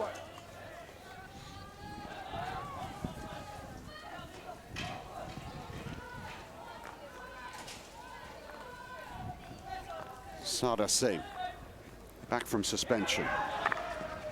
Good pass. Picks out Chandy. Chandy returns it. India across the field, looking for Raghunath, but he's just standing and watching as Godis goes away for Australia. Brown leaves it for Cirello. Zalewski coming back on to replace Beale, to replace White, I beg your pardon. Man down in the circle. Taken by Australia. Yeah, after the stick tackle. After the stick tackle. Back into the circle. And that will be India's ball.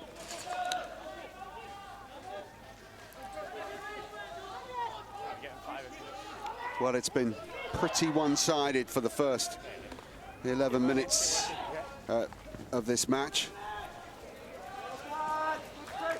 And Australia had the early break with Chris Cirello's penalty corner. Australia 1, India 0.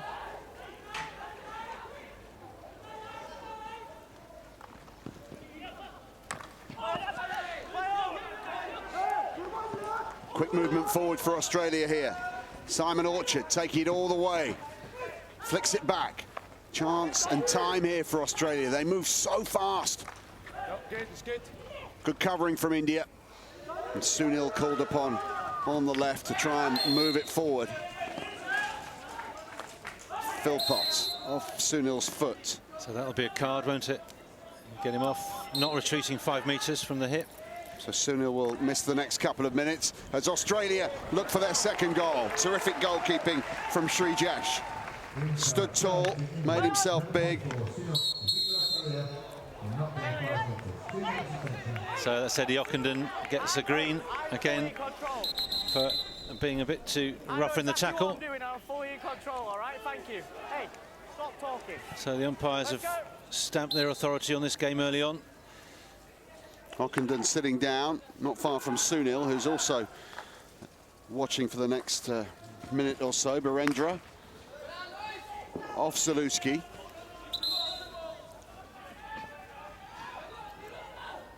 So India doing well, really, so far with this lively Australian team. Akashdeep, Chandy couldn't twist and turn quickly enough.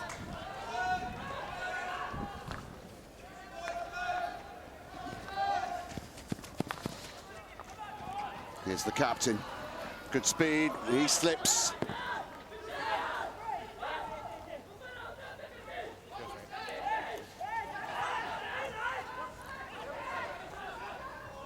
Philpott asking for it. Takes it. Nice first touch for Philpott. Australia with options here. 2 men in the circle. Swan might just drive it in here. Takes it back to the corner. And Brown switches sides for Australia.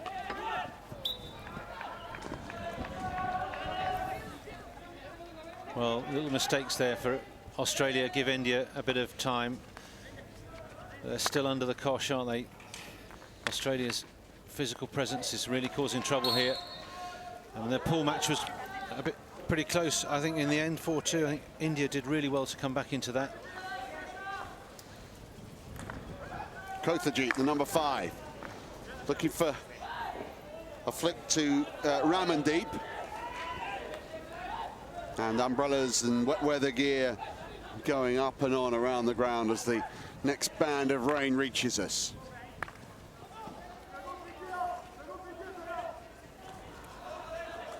Swan. Mitten. Mitten and Orchard fighting for Australia's ball. It's come to Mitten, reverse stick shot, not far away.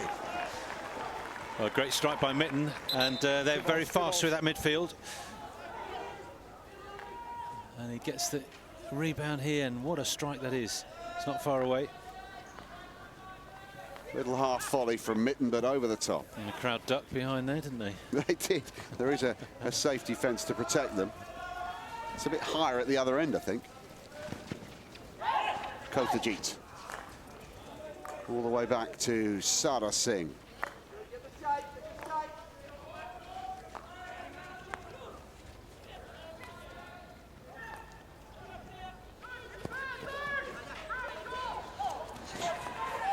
Sunil takes it on. He's upended on his way through, but legally so.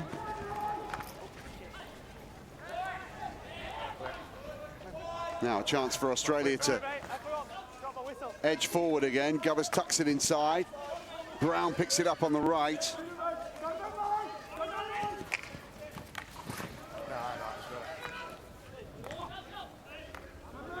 Orchard. Zaluski. Zaluski to the edge.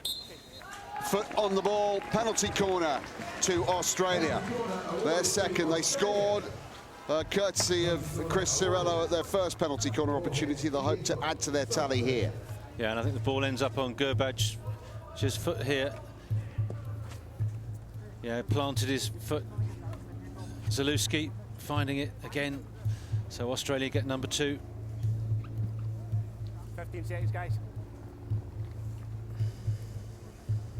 Beale will inject. Cirello's off, so it'll be Mitten or potentially Govers here. Okay. And they've just swapped positions. Oh, it's hit the runner on the way out.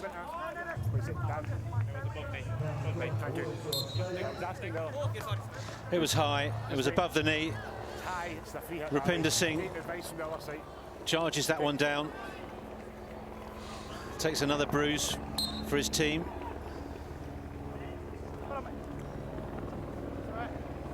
Kieran Govers with the drag flick. No way past Rupinder Singh.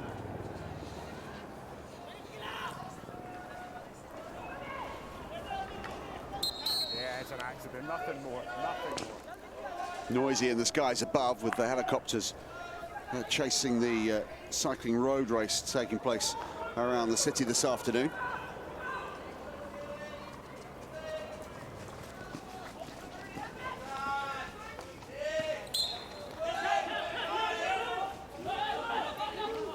Kavanagh leaves it. High ball choice for Australia. Beautifully controlled. And India on their way down the right-hand side. Too far for Ramandeep. Swan sends it back to the other end. Picked up by Australia by Wetton. Wetton eventually runs into solid Indian defence.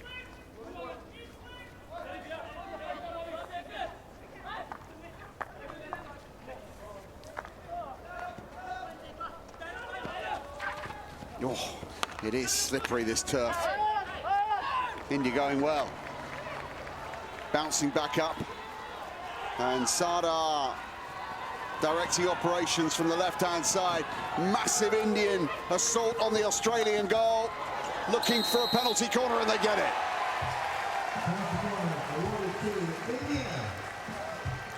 Well, one eventually by Sunil. A good run down the right-hand side. And then the ball back here on the foot. There you are, the prone defender. Gurbaj Singh doing the damage for this Indian side. So, India's first penalty corner of the match will be injected by Dharanveer Singh. Raghunath is the big number 12. He's poised to have a go at this, and Rupinder is the other option here. Raghunath or Rupinder.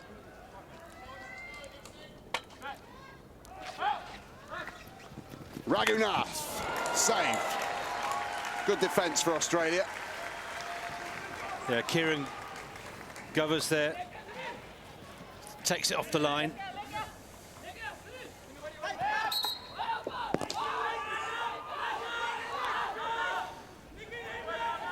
Big strike here, look at Govers, he stands there, he faces the ball, doesn't twitch or anything, and that ball was really travelling. Great save by the defender.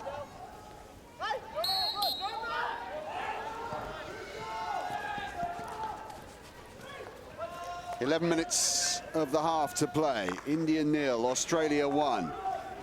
Philpott, he's been busy. Swan, he's always busy. Saluski, he's been a lively player for Australia too. White takes it on down the right side for Australia.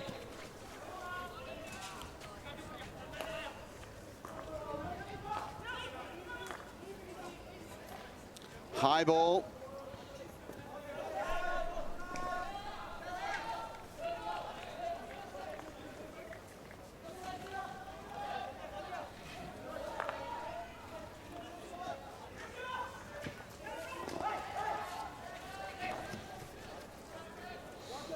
Swan will want to control this, and he does.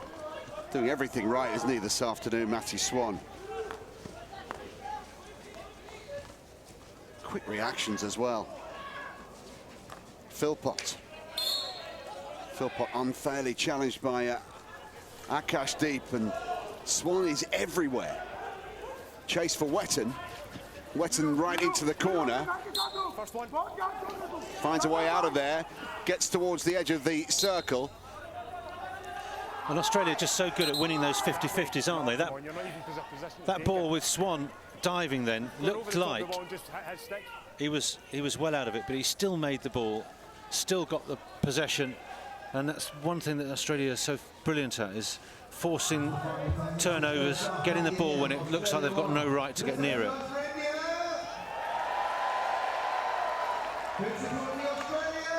Rupinder Singh doing the good defensive work for India.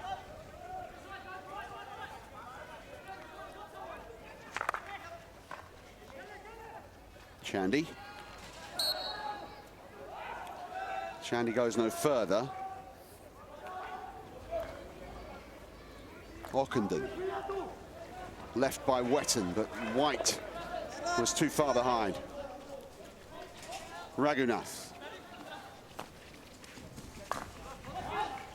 Philpott.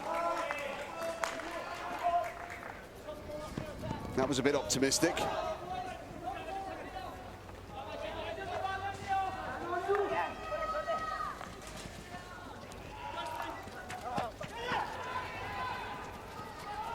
India in a forward attacking position. Australia get the decision.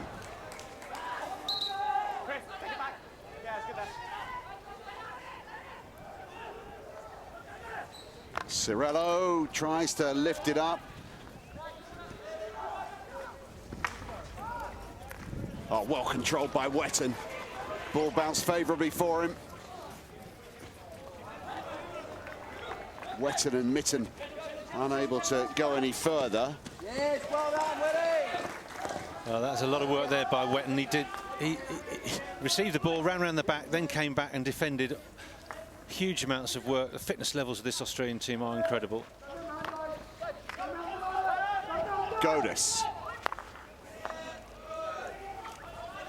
Philpott.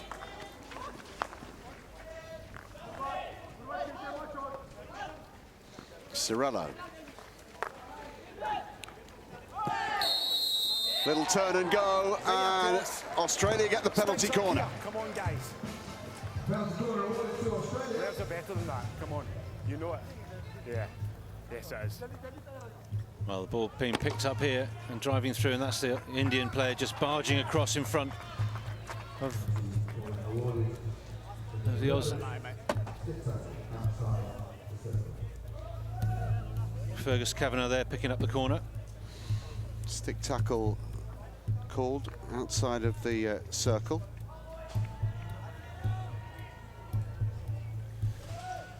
Okay. Australia ready. Godis will inject this time. Cirello will fancy another pop at this one. He's got it. He scored. Cirello second. Australia lead by 2-0. This time Cirello puts it on the floor on the goalkeeper's right-hand side. I still think the goalkeeper would have been expecting one high in the air, but they just switch again, and Cirello exposes that right-hand side. India have linemen, but then ineffective as it got a little snick on the goalkeeper's stick. 8th goal of the tournament for Chris Cirello. Knowles. First one. Knowles trying to release Beale on the right.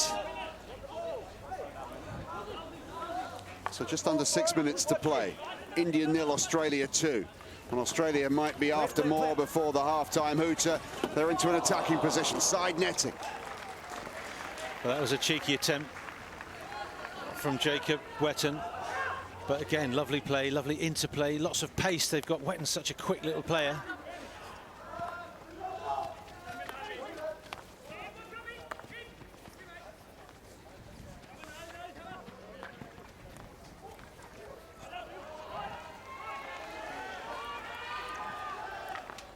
Wait.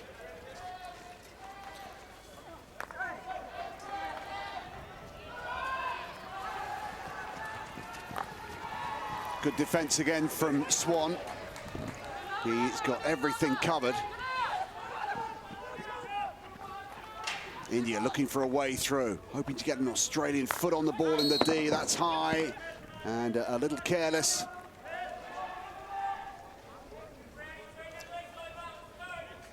Dharamveer there showing he can be a threat up front, but Australia really keeping down the numbers so far. They're making India, they're pushing them back and back, finding it hard to get forward in numbers. Sardar Singh opening up another attack with Akashdeep's pass, failing to find Ramandeep. India's basic passing is letting them down at times. Cirello, high ball from him, looking for Beale. Beale bats it down, keeps possession. Philpott asking for it on the right. They've kept it short and chosen to find Govers. Sunil, he can break quickly. But with Philpott in close proximity, it's tough to find a way through.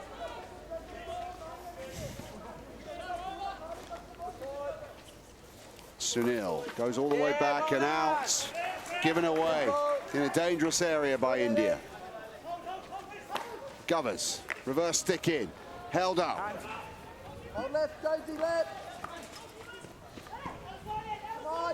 Sardar Singh just rescues the situation with good stick work, and the rain comes again. Australia attacking again. Chance for Zalewski to shoot. Never really got hold of it. One corner, Devon.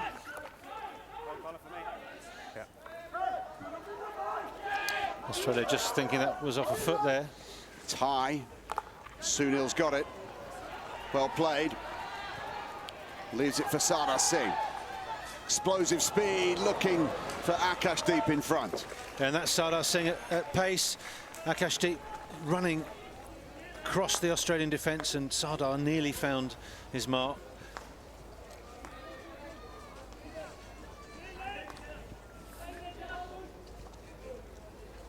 Philpott watched that like a hawk, couldn't quite control it. Damanveer coming back, and Raghunath releases another Indian attack with Akashdeep taking it from the halfway line. Sunil in support. Sunil just shuffles to the corner. Rupinder heading in the wrong direction. Damanveer there again. Rupinder has a bit of forward momentum now and a bit of space.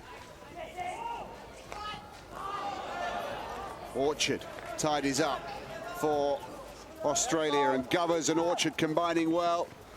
Ockenden in there as well. Ockenden's got his stick to the ball. Oh, it's a real pile up in front of the Australian goal. Listen, no, guys. Yes, can do. Watch the replay where the stick goes. Yeah. Watch where the stick goes. So good little bit of play If I think it's deliberate. by Australia. Great interplay here. Quick 1-2s around the top, and that goalkeeper out. Srijesh got out early, got in the face and closed the ball down. Simon Orchard didn't get the opportunity to get the ball over the top of him. And that was the stick they were worried about. 13 there. Gurbaj Singh just lifted the stick up. Godis's front.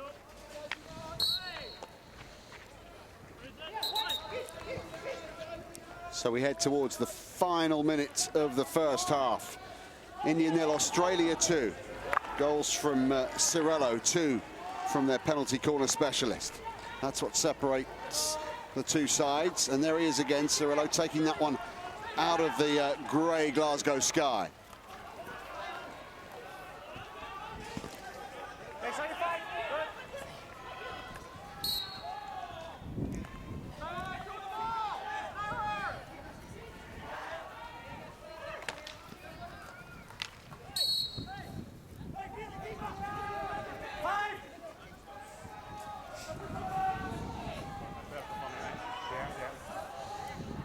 This might be the last chance for India to get something out of the half.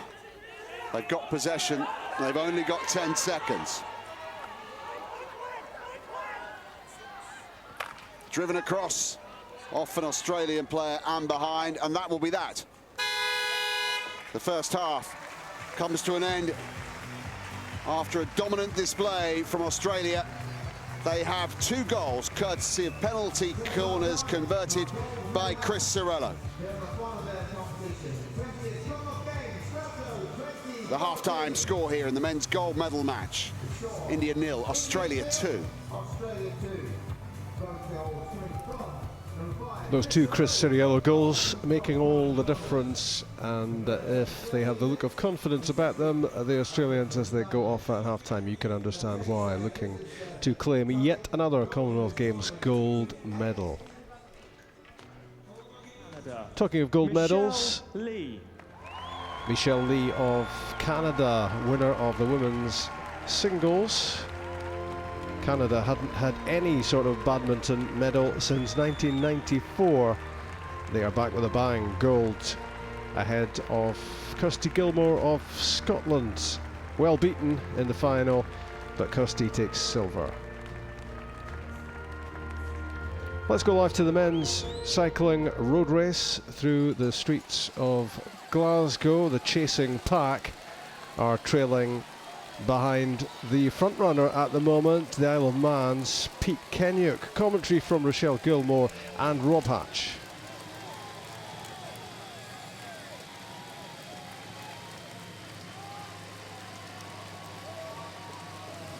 The director of the Australian team is Bradley McGee, so he'll know his business. He's been in this position for a long time. 1 minute and 12 for Kenyuk. Brad McGee certainly does know his business. He's one of the more experienced men in cycling, never mind just a DS. Management, riding, just done just about everything.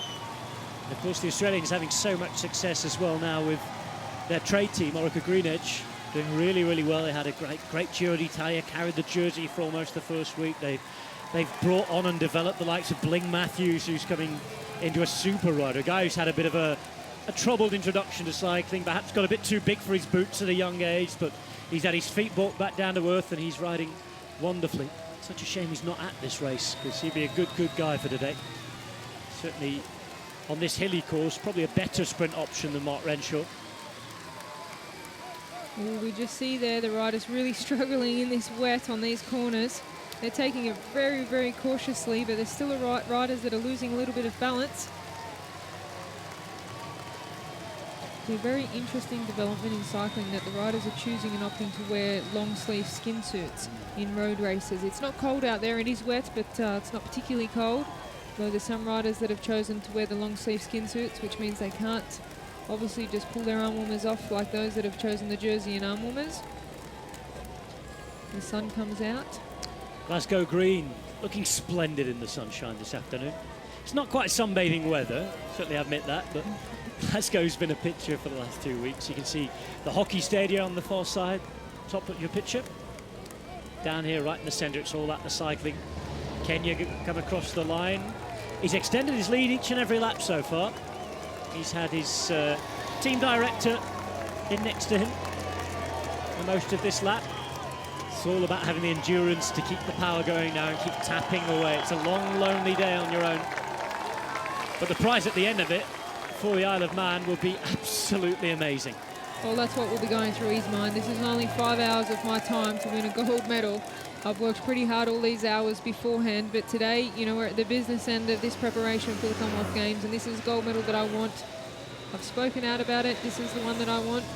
We see now he's struggling to find a position that he's comfortable in. He's in the hoods, and then he's in the drops, then he's on his elbows.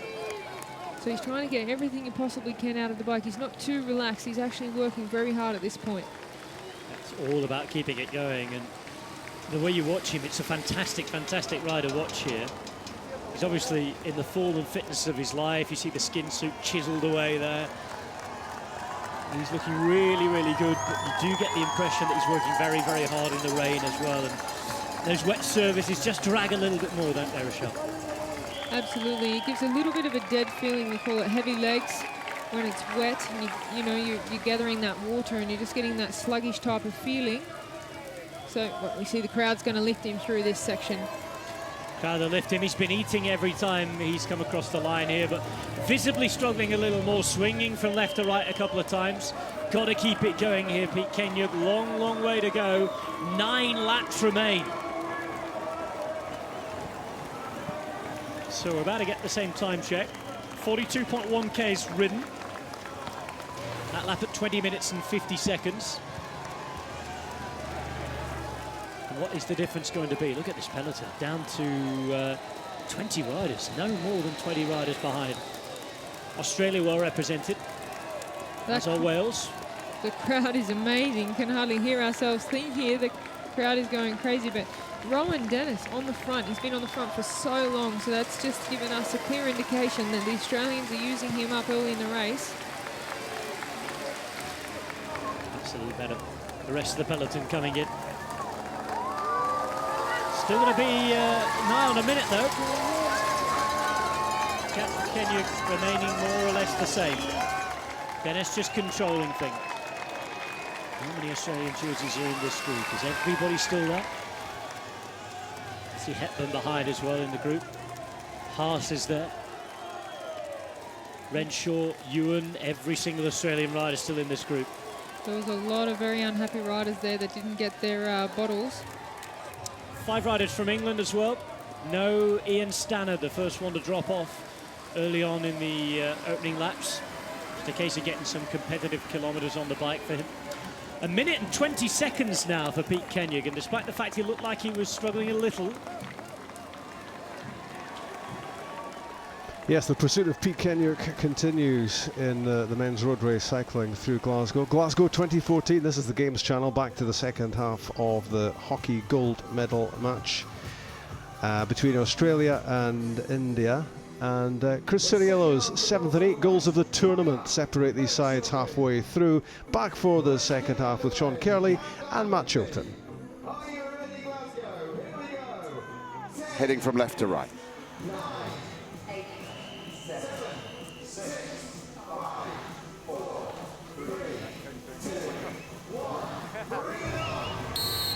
We're underway. Chandy gets things going for India.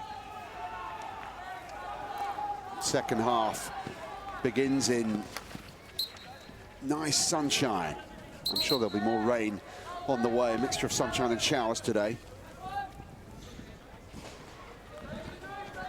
Sardar Singh, the captain, sat out the semi-final with a suspension.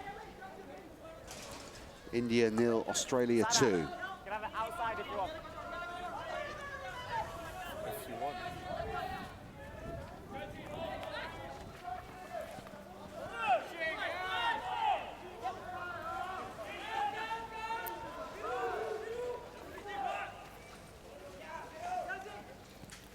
High ball, taken comfortably. Chase down this right-hand side.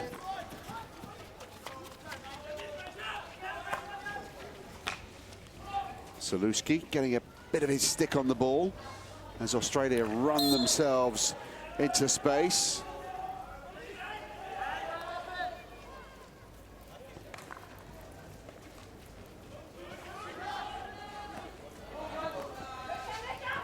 Birendra and Ruprinda combining on the left for India. Swan will get things going for Australia. Finds Zaluski into the D.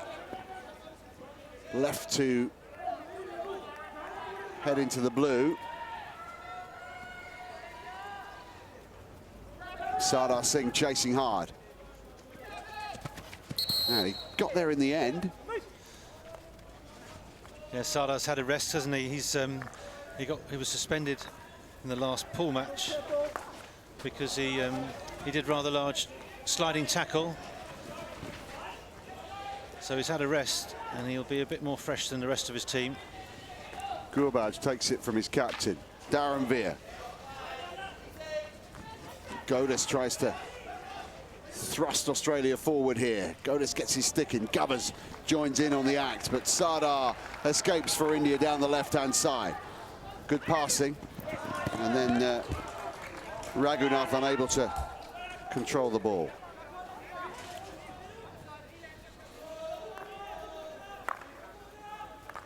A repeat of the Delhi final 4 years ago. Move the ball. Bit one-sided there, wasn't it, Sean? Yeah, Australia beat the Indians 8-0 in front of a packed house in Delhi on a very hot day. Australia threatening the Indian goal again. And it's behind. Long corner for Australia. And it's a question of India hanging in there, isn't it? Just trying to keep this score as it is and trying to pinch something up the other end, because they're going to get 2 or 3 good opportunities in this half. And if they can just keep Australia out and keep the score down, they've got a chance. But if this score starts to run away, then they've absolutely got no chance whatsoever. Another ball there. Yeah, that's us. Yeah, good cheers. Okay.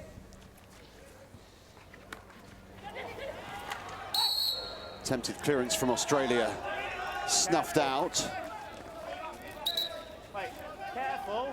And I'm not having them go in, yeah? So be careful as well, all right?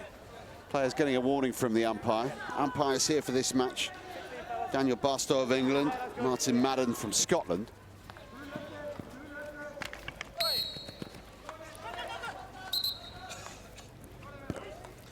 So a fairly pedestrian start to the second half of this gold medal match. Down the centre, flicked looking for Gurbaj, but poached by Godus here for Australia, who has Wetton running in front of him. Tries to go through Manpreet, picks it up again. Godus, Govers behind. Govers turns, flicks it back to Knowles. Knowles with good stick skills. Finds Zalewski. Sardar. Back to Knowles, into the D. Wetton's attempted turn and strike. Managed the turn, but not the strike. Sardar.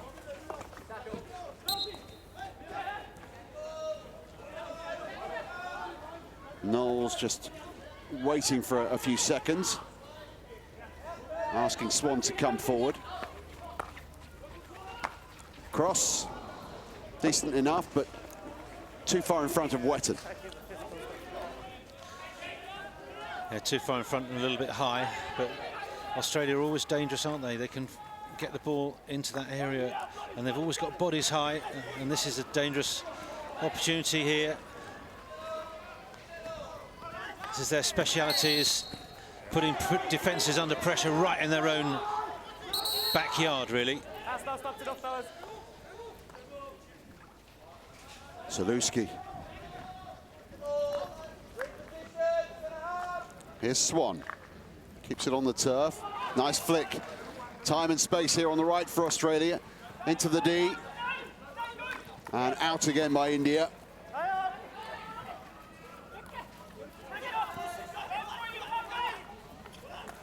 India's number 17 is Danish. Busy in the corner there. Sardar comes away with it. Only as far as Kavanagh. And Sardar tries to release a man down the left. Sardar, no, man. Go 5 meters that way and I want it here. Okay? Yeah? The ball's got to be taken from where the free hit was given. Dan. Yeah. Yeah, next one's going to have to go the other way, I think. It's too many times. Yeah, I know. That's all right. Sardar Singh again. Clashing with Zalewski. Shoulder to shoulder. Zalewski now moves it away for Australia and finds Wetton with Mitten to his left. Zalewski thinks about it and goes back to the left side. That's poor from Zalewski. Don't see many mistakes from him, but he's released India here with Nick in and Akashdeep. Akashdeep bumps into Swan.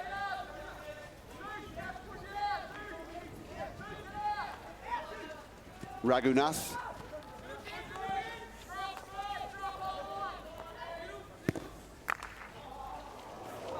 Birendra in a bit of space here. And Wetton has slipped in front of him. India will look to deliver into the D. 2 Indian sticks on the ball, and it was close to crossing the goal line. Long corner, high. Raghunath underneath it, controls it nicely. And behind and out for another. It'll be Australia's ball, in fact. Cirillo goes over to take it.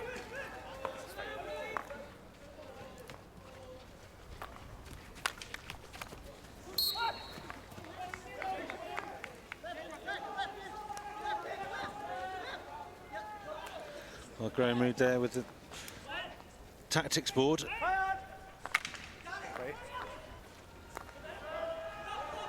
Sardar.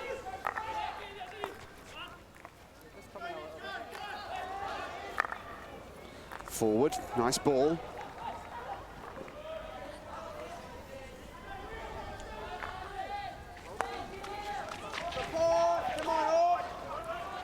Gurbaj to the edge of the D. Cirillo there, calmly controlling the defence. Wetton.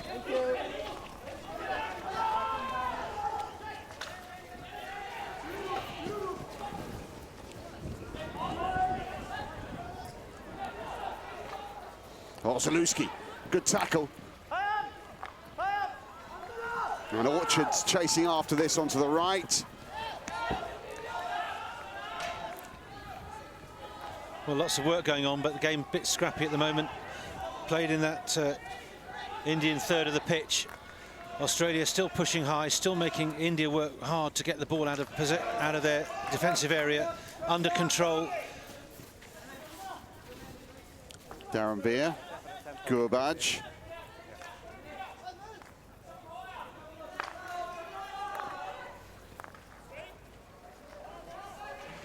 Virendra.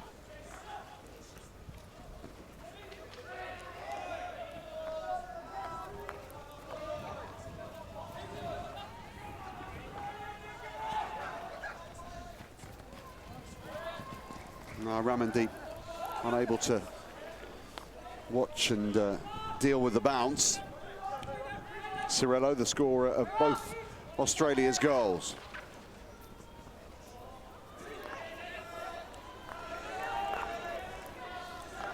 Well, that shows the difference between the two sides, isn't it? 13 attempts for Australia with 2 goals, and India have only managed 5 so far.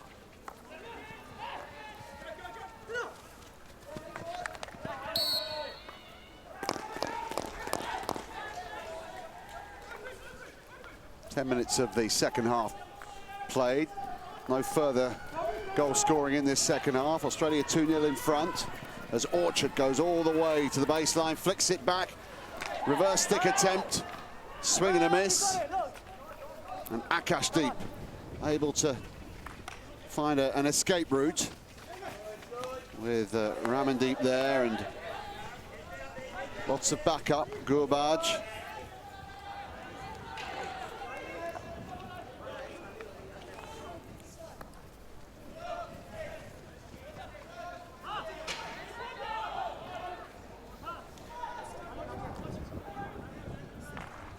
Raghunath.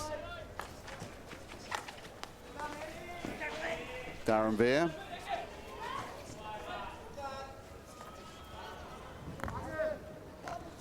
India just slightly cautious about coming forward.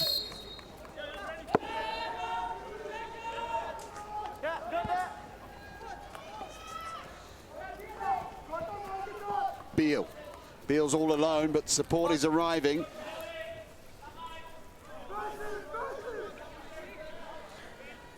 Wetton, Beale and Mitten all forward. Ockenden's stepped up as well. Penalty corner to Australia, first of the second half. That's good work, isn't it? And that's Rupinder and Raghunath having a discussion with the umpire. And Mitten here working through, winning that penalty corner. 15 seconds, guys, come on. Raghunath not retreating 5 metres. 10 seconds, get the injector out. And what they actually said was that Mitten hadn't stopped the ball, but the umpire said, well, he tried to stop it, which was enough for me. Okay, good. No, he's good. Cirillo is poised. Okay. Beale will inject. Cirillo 100% successful so far. And there's another one. Cirillo's hat-trick, Australia's third. He just can't miss. And that was the most flamboyant of the lot in the top of the goal.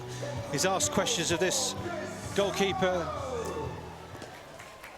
Srijesh, and this time not low but high, and he still finds it past. Srijesh was flailing at thin air eventually. The power of the stroke beat him. Mitten charging forward again.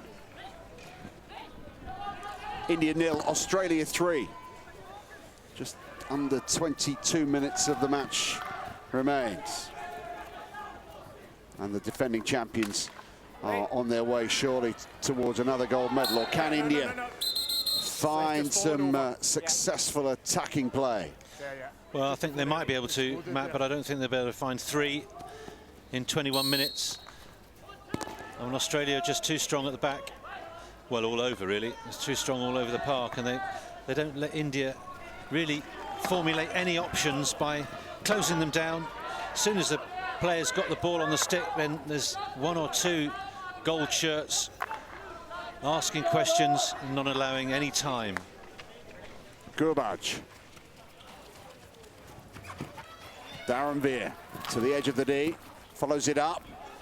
Again, no opportunity for a strike towards the goal.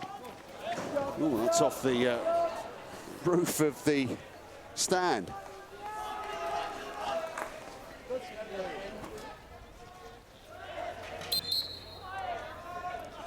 Yeah, Mitten looked a bit sore there, didn't he? He's limping a bit. So he might need a bit of treatment on that bench.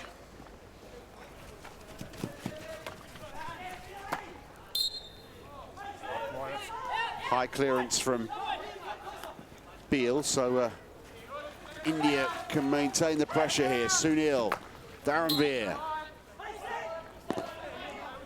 India's possession still.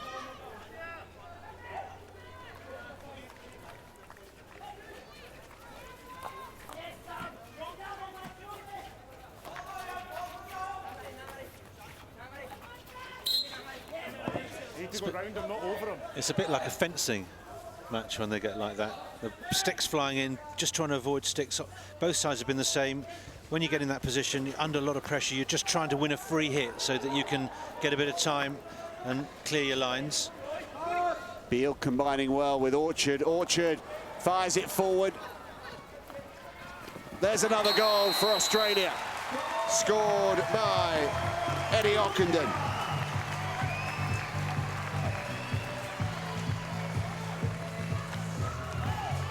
Well, a great ball through there. Kieran Govers free. Eddie Ockenden picked out. Govers didn't quite get the first touch that he wanted, but Ockenden was doing the job that he should, is just getting up, helping his teammates out in front of goal, and scores his second of the tournament.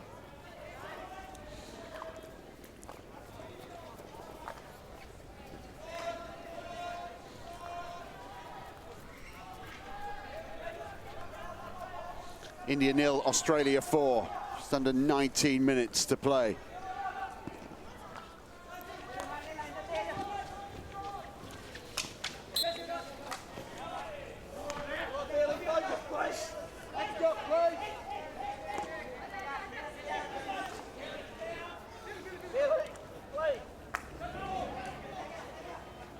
Virendra for India. Australian defence alert.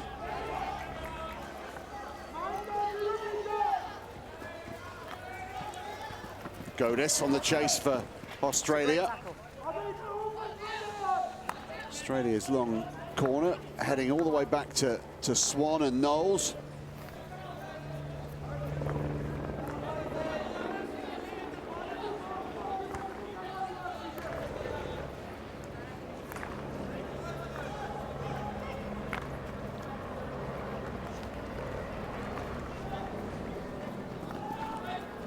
Godis holds it up, looking for support. Earns the long corner. It looks like the game's stretching out a little bit now. India beginning to get tired. Australia begin to exploit their space available and their extra fitness levels. 3 goals, a hat-trick for Chris Cirello. The 4th coming from Eddie Ockenden from open play.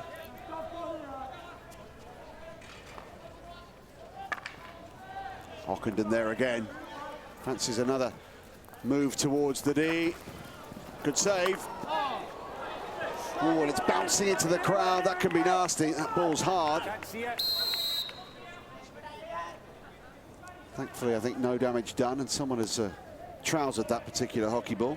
Yeah, and Srijesh is down again. I think his pads, there it is in the back of the stand somewhere.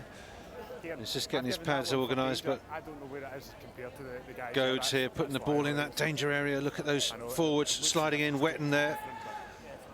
And cleared a bit dangerously, but not actually towards one of the Australians. So goalkeeper said it was fine. That's just no, I know it's.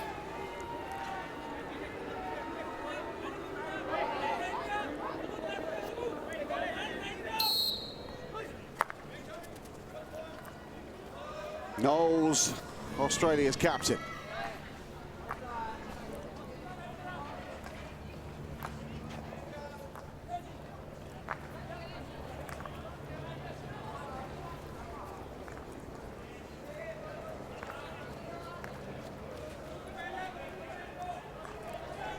White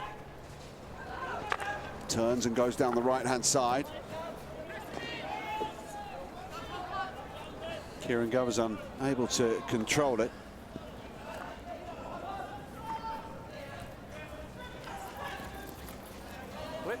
Gurbaj tries to get on the end of it. I couldn't see it. Ball flicked off by Knowles, bounced off the umpire. Sunil. Gurbaj. Gurbaj over the top, round one. It's behind. It's going to be that way anyway. Well, India showing flashes of promise, but it is difficult for them. They're always under pressure. There's always an Australian in the way.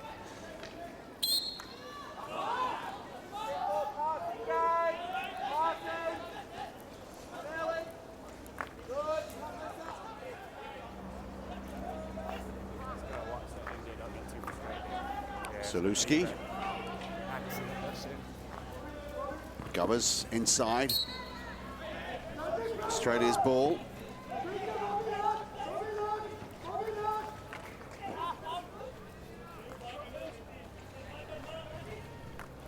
Now Chandy in a little bit of space. He's gone round one. Akash Deep is in front of him. Chandy will hold it up and try again. Sada Singh. Rupinder asking for it on the right, and he receives it here. Gurbaj in front of him. Nice looking ball. Ramandeep with the first touch and saw the ball unfortunately drift away from him.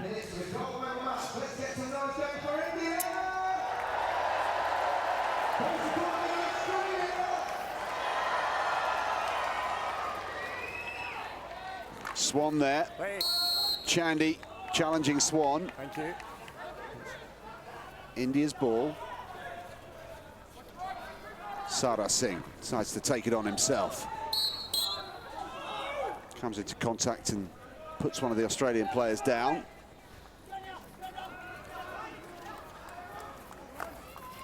Raghunath bullying his way in, but not going very far, and Australia looking to escape once again. And when they break out of defence, they've always got a forward high, haven't they? It's been either Kieran Govers or Wetton looking for the ball in the corner like then. And it's just a question of time, I think, until Australia get another.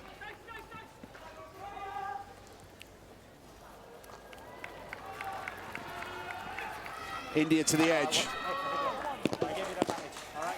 Yeah, so keep your head. Okay, don't lose your head, all right? Good play from Chinglan Sana, the number 29. Guys, keep your hands in your sticks, okay? Yeah, I know, but I'm just having a word about it just now, so nothing does happen. I'm still talking to him, okay? Needs to be taken again. The umpire saying he was still in conversation with another player. Okay, thanks.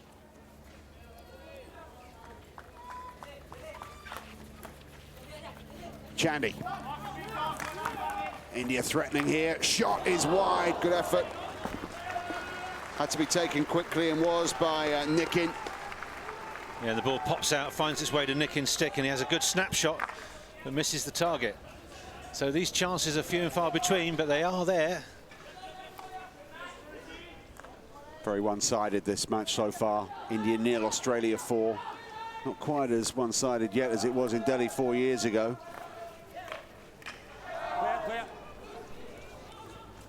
Zaluski bursting through. Kavanagh looking for Swan. Swan manages to control it off his belly. Backstick. And there's the shout there, backstick from Swan.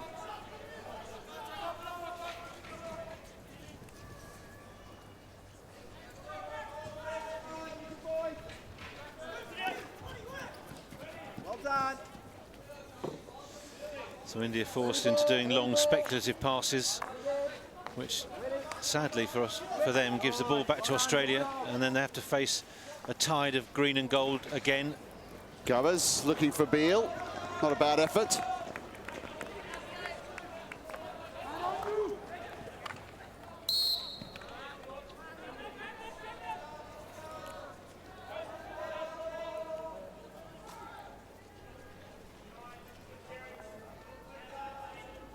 Sardar Singh to Manpreet.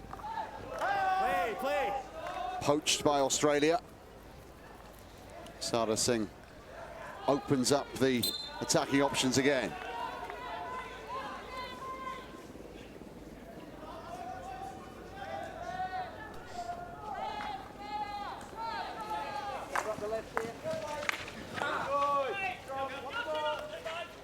Well, as is so often the case, the bronze medal match proved to be a much tighter, more entertaining affair, as Australia once again pressure the Indian defence.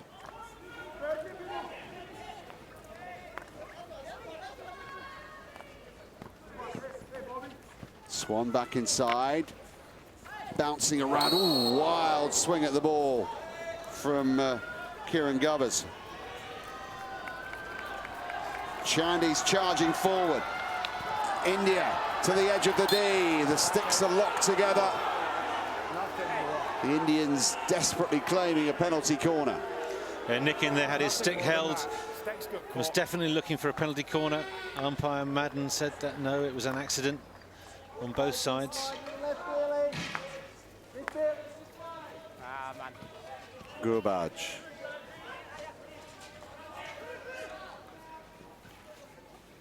Manpreet getting close to the face of Simon Orchard. Yeah. Mind your language. Apologies if you're hearing some flowery language from one or two of the players. They've been reminded by the umpire. It's straight in for Rupinder, but didn't get a touch on the way. Yeah, no worries. I'll have a look at it. Blue skies above Glasgow now. It's dry. It's not warm, but it's dry.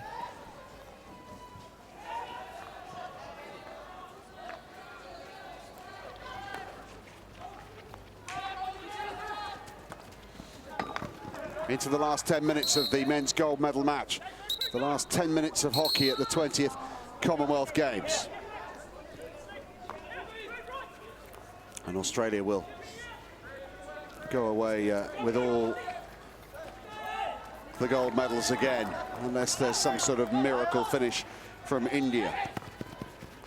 Australia's men have won the gold at the last 4 games: Malaysia, 98, Manchester, 2002, Melbourne, and again in Delhi.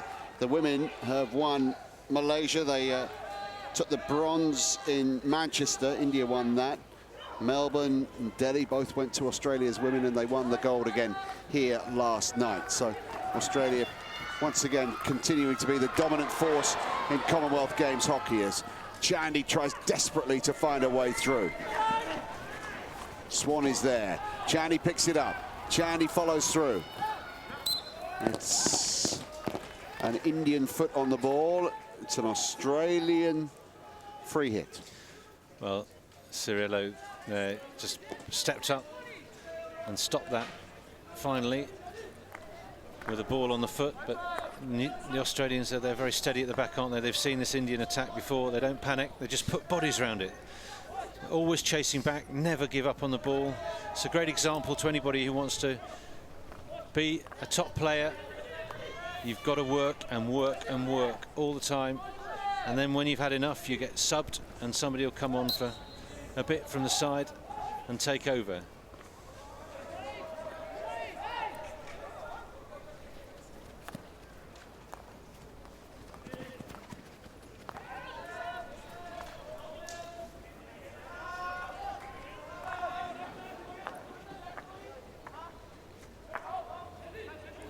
Back to White. Kyle Brown for Australia, I beg your pardon, the number 28.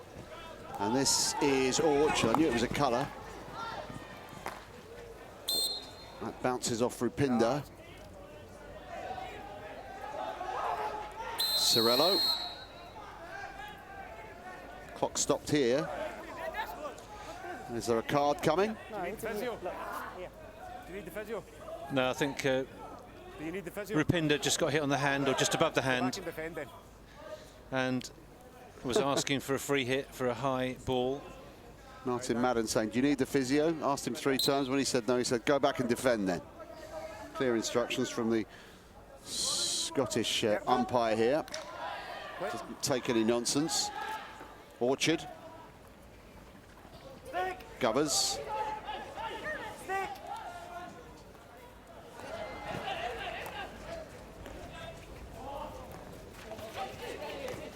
Nikin. It's fallen kindly for India. And Manpreet Singh has made some ground.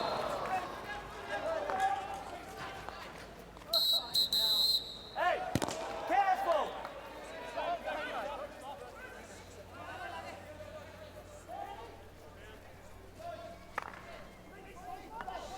Chris Cirello, hat-trick this afternoon for Australia. Eddie Ockenden providing the other Australian goal.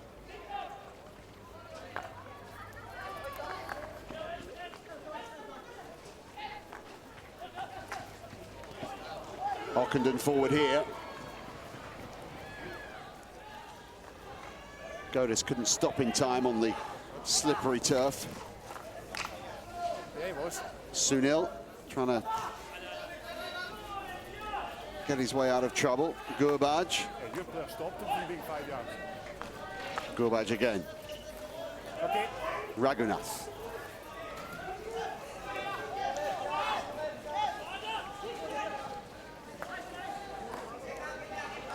I love to see the attitude of this Australian team all around the park. They just fight and fight and fight for every single morsel. Raghunath here. Big man coming in at speed towards the edge of the circle. Then he turns and finds his way out of there. And this is explosive speed across the top for India. Sardar coming up to control the free hit.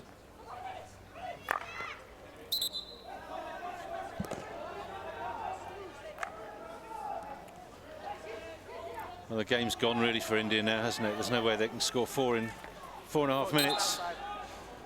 But they've got to keep trying. And I'm sure Australia will be looking for another goal.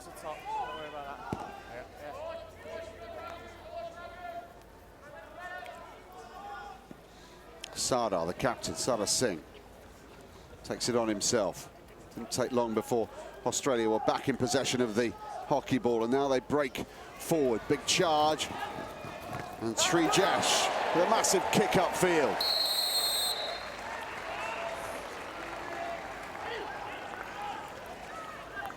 Hockey goalkeepers like doing that. Don't often get the chance. No, it has to be just around the right height, bouncing around like it was.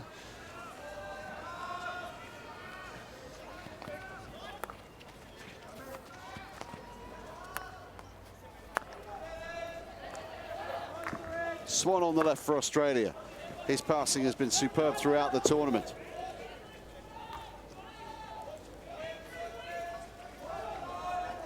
He's underneath this one again, Swan. Oh, that's a beautiful lofted ball forward for Australia. Ockenden gets the foot, and it'll be Australia's free hit. Swan's certainly been one of the players of the tournament. Australia's number 20. Here he is again. Finds himself in space. Orchard. Orchard has made his way into the circle as India clear their lines.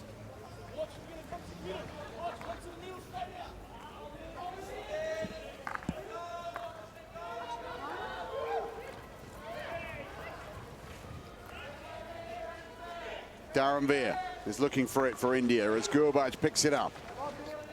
Darrenveer's got it now, coming at pace. Never got as far as the shooting circle. 2.5 minutes to play in the gold medal match. India 0, Australia 4. That's promising movement forward.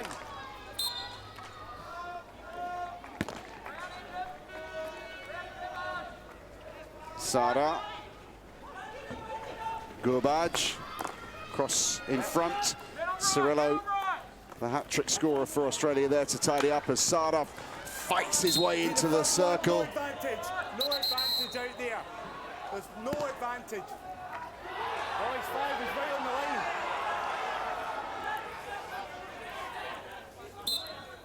Okay, hey, one of you. Okay. The same rule applied for me. You know, same rule applied for me. Please ask. Yeah.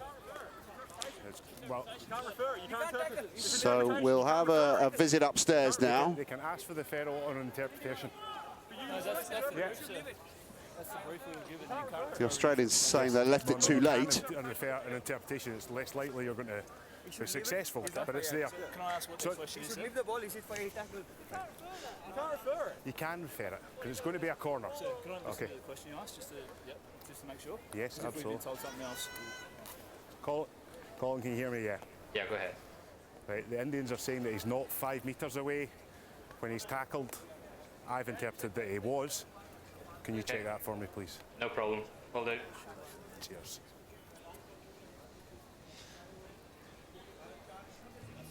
So they're having a look at whether the Australian player was 5 metres away from the ball when the free hit was taken. Now, was he? That the Australian team were 5 metres back when the free hit was taken. Well, it was close. I mean, there's no sort of magic spray like we had in the Football World Cup, is there, to measure 5 metres here? It's a bit of guesswork going on. It's there, isn't it? Now, was he 5 metres away there? That is the question. Ah, it's raining again. There's only 1 minute, 48 seconds left. So India are hoping to get a penalty corner here. And the decision will come from Colin Hutchinson, the video umpire who's upstairs watching this. Yeah, well, he isn't, is he? That's not 5 metres. Goads is not. Sorry, Kieran Govers is not 5 metres away then when that free hit's taken. So technically that should be a penalty corner. Yes, Colin, I can hear you. Here's the decision now. No reason to change your decision. Right, and we start with the bully. Yeah, start with the bully. Oh, there you go. I got one wrong. 16 then. Yeah, okay. The bully. Oh, yeah. So it'll be a restart from the bully. Sorry? As the Sorry, outside the 5. rain starts to thunder down here again. Yeah, I know, well, that's unfortunately there. Right, that's fine there. Less than 2 minutes to play. India 0, Australia 4. The Australians starting to celebrate their gold medal. The golden double again for the men and women in green and gold.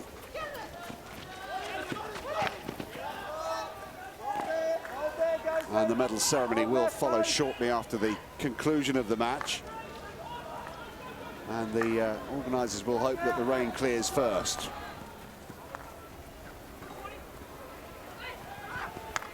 Into the circle. Chandy chasing it. And Chandy will try and get a shot on goal. Someone will try and get a shot on goal. It's behind. Well, Danish had a good go there, but Australia held firm still. That was off the foot of Godus. Into the final minute now, as Gurbaj finds Akashdeep. Australia running until the very last second of the gold medal game.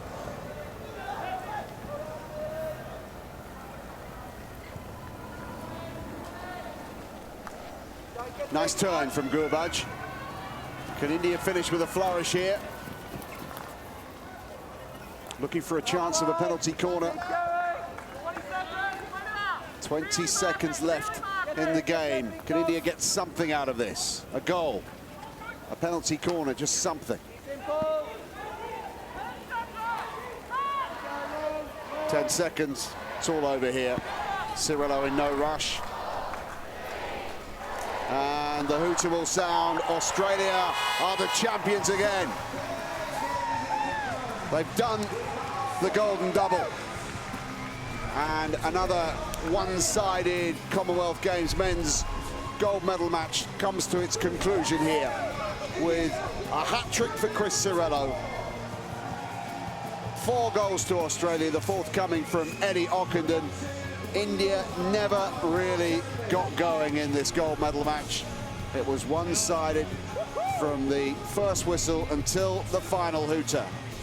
The scoreline here: India 0, Australia 4. India will take the silver. Australia once again get gold. Yes, that's 5 out of 5 men's titles for Australia since hockey was introduced to the Commonwealth Games, and there was never much doubt about it. A hat-trick for Chris Cirillo takes his goals total in the tournament to 9. The road race cycling through Glasgow, and Pete Kenyock still in front for the Isle of Man. Back to Rochelle Gilmore and Rob Hatch. These riders are not particularly comfortable. The pressure is on. The pace is starting to lift, and we just see slowly this peloton is dwindling down. Wales are looking good for me. They've got a real good group of riders, and not just their protected riders. They've got a couple of domestiques who are still in there for them. Likes of Dool, who's there. Motorbike tries to get everybody cheering again. Australia on the front with 3 riders now. It's interesting that we've seen Caleb Ewan in second wheel for the last couple of laps, because we would have thought that he would have been one of the protected riders, sitting in the peloton being a little bit more protected. It's not so easy to ride second wheel. You still get a little bit of the wind. You see the riders grab their bottles here. Geraint Thomas back at the back of that Welsh train, if you like. Yeah, really funny one about Caleb Ewan. Gap at 1:51. 7 laps to go. Not too much difference from the last time they went through. Thomas is there. Mark Renshaw towards the back, just trying to stay safe and stay out of trouble. Dave Miller still involved. Jack Bauer as well from New Zealand. New Zealand keeping themselves nice and quiet, hanging on in the race, conserving energy. What does Pete Kenyock have left, though? Is there anything in the tank to go anything near like the whole distance? Big ask, this. It's a huge ask. It'll be very exciting if he does. Just the story of that being off the front right from the start. It's been a phenomenal ride already if he was to be caught. This is an amazing work being done by Pete Kenyock to be off the front for this long and holding that distance. But the rain will go into his favour a little bit here, because it's with the peloton. Anything could happen back there, and they get through the corners a little bit slower, being a peloton rather than single riders.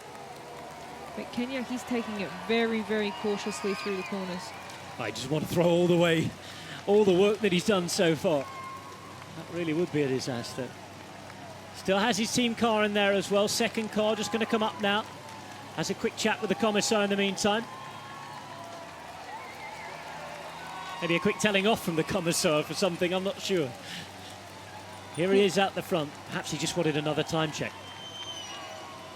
Yeah, it might have been another time check. It might have been one he liked, because he looked to take some confidence from that. But Michael Hepburn still on the front there. Big ride. Huge ride, this. I mean, just getting to Trieste in the end of a brutal Giro d'Italia with 2 men was already an heroic achievement from him. Kenya going back to have a quick chat to the car again. There it is, the Isle of Man. Mark Cavendish in the passenger seat with the blue jumper on. National coach shouting, and Cav really getting animated and involved. He can feel it for his friend here, punching the air. Come on, he says. You've got to keep going. Perhaps not getting his message through, realising that he's Either not getting the message through or not liking the response.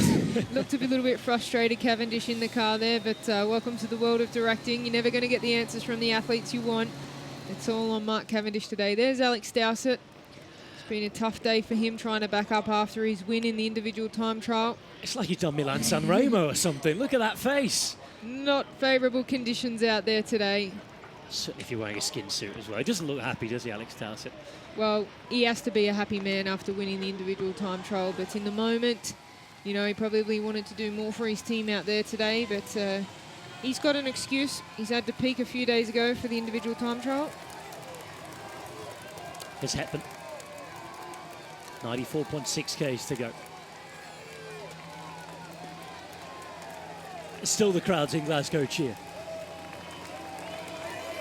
Wonderful weather. You can see by the section of golf umbrellas on the side of the road that this is certainly Scotland.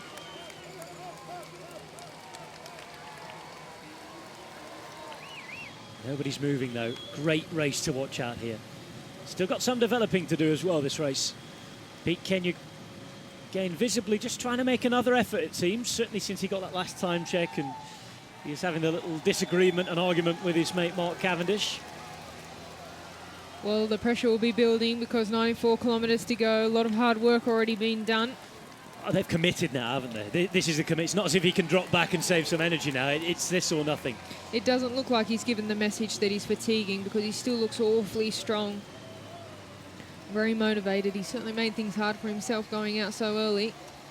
Bit of a brief worrying moment where the front wheel was just a little wobbly. 94 Ks, and again, the weather visibly changing. The wind is getting up here at the finish line as well, blowing across the finish line from left to right as we will look at it the next time they come through. It's an easterly wind today. And it's raining sideways. It's pretty unpleasant out there, as you can see from this camera image. Even the west end of Glasgow and Kelvin Grove Park, as you can see from the picture, being engulfed by this latest rain shower. It's funny how different people react to the weather and the rain. Were you a good rain rider? Well, or are you a good rain rider? Sorry, I know you're not officially retired yet.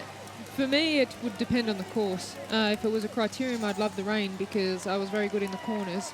And if it was raining, there were other riders that couldn't get through the corners and I could get through them very well. So if I was on this course, I would probably be in favour of the rain because I can save so much energy by not being nervous in the corners. Coming from a BMX and motocross background, I don't have fear getting through the corners, but in a long road race, I would prefer it not to be raining because I'm a little bit more for comfort than going through that kind of weather. And obviously from Australia, I wasn't brought up riding in the cold and the wet and the rain. Paul Oldham, he should love these conditions as a cyclocrosser, but he's been dropped off the back. The Englishman, late call up to this. He wasn't originally planned to be riding the road race, so again, perhaps should not come as a surprise that he's struggling to hack the pace being set by Michael Hepburn. And it's a good pace. This just shows how well Pete Kenyon is riding. Because if Hepburn's really putting the law down on the front, dropping riders out the back, he's not eating into Kenyon's advantage though yet. It looks to me that they are moving quite solidly in the peloton because there's these riders popping off the back and pulling out left, right and centre. So the pace is quite demanding. Well, that looks like a motivated ride by Kenya. He hasn't lost concentration at all yet. You can see now that he's in the aero position and he's starting to think maybe I can do this. He's getting some motivation and he's really putting some pressure on the pedals. Well, again, if he starts to extend that gap above 2 minutes, it just forces an idea and maybe a rethink back in the peloton of what they have to do. And it brings that crunch point in terms of tactical decisions and moves that people have to make a little closer. We're still a long way from the finish line yet, but goes above 2 minutes on this sort of circuit with not a big group behind and in the weather, just starts to change things when that gap goes above 2 minutes. 92.4 Ks to go. I'm sure you can see on your pictures at home, by the way. I really hope it is coming across how horrible and filthy the weather is right now. Looking out the commentary box door, it's almost flooded in here. It is tipping it down with rain. Really, really heavily. Well, it's not phasing this man. He may not even notice that it's raining. Sometimes when you get in the zone and you've got a job to do like that, you get to a moment where you think, oh, it's raining. And you haven't even noticed it start coming down. You get so much in the zone. and not much is probably phasing this guy except for the pain in his legs. You can see little glimpses of pain on his face there. Hat off to the guy. Rain started coming down yesterday morning. I didn't even want to touch the bike, stayed in bed. No recon ride. Rochelle was brave and went out though. I felt it important to get out there and get amongst the athletes there and get a sense of what they would feel today out there on the course. I had been around the course a few times last year at the Nationals following the women's race, followed by Mark Cavendish's win. So I'd been out there in the car, but I wanted to feel how it felt in the legs in those climbs so I could relate to the races today. Which is the hardest part of the course for you? I think, obviously, I'm not a hill climber, so I didn't really like the hill, but for a sprinter, it's not a bad hill because it's punchy and you can see the top, so you just kind of give it that little bit to get over the top. It's a big ring sort of climb, isn't it? Yeah, just power over it's really a power climb, and it's very steep and it's short enough, you know, for a sprinter to punch over. But the most difficult part, I think, in a peloton would definitely be the corners in the first section of the lap, first half of the lap. It's a bit technical, but like we said, Kenyak, he put the pressure down at the start to make sure the peloton didn't have those nervous, less experienced riders in there causing trouble. And I'm surprised there wasn't more crashes, touch wood, in the first part of the race because it was absolutely bucketing down like it is now. Pete Hawkins, seen him animating the race very, very early on, trying to bridge the gap when we thought that Svein Tuft, Hawkins and Haas might get across. Hawkins from Medicine Genesis. He's actually got his team socks and gloves on there. Northern Irish team obviously not producing the right socks. Well, maybe they are, but it's very important for these riders to try and get some advertising in there for their pro team sponsors because they get supported the whole year round. You see Hepburn here, he's got his Orica AIS pro team helmet on, giving some support to his sponsors of his helmet, his pro team. Obviously, they're trying to get all exposure they can for the people that support them.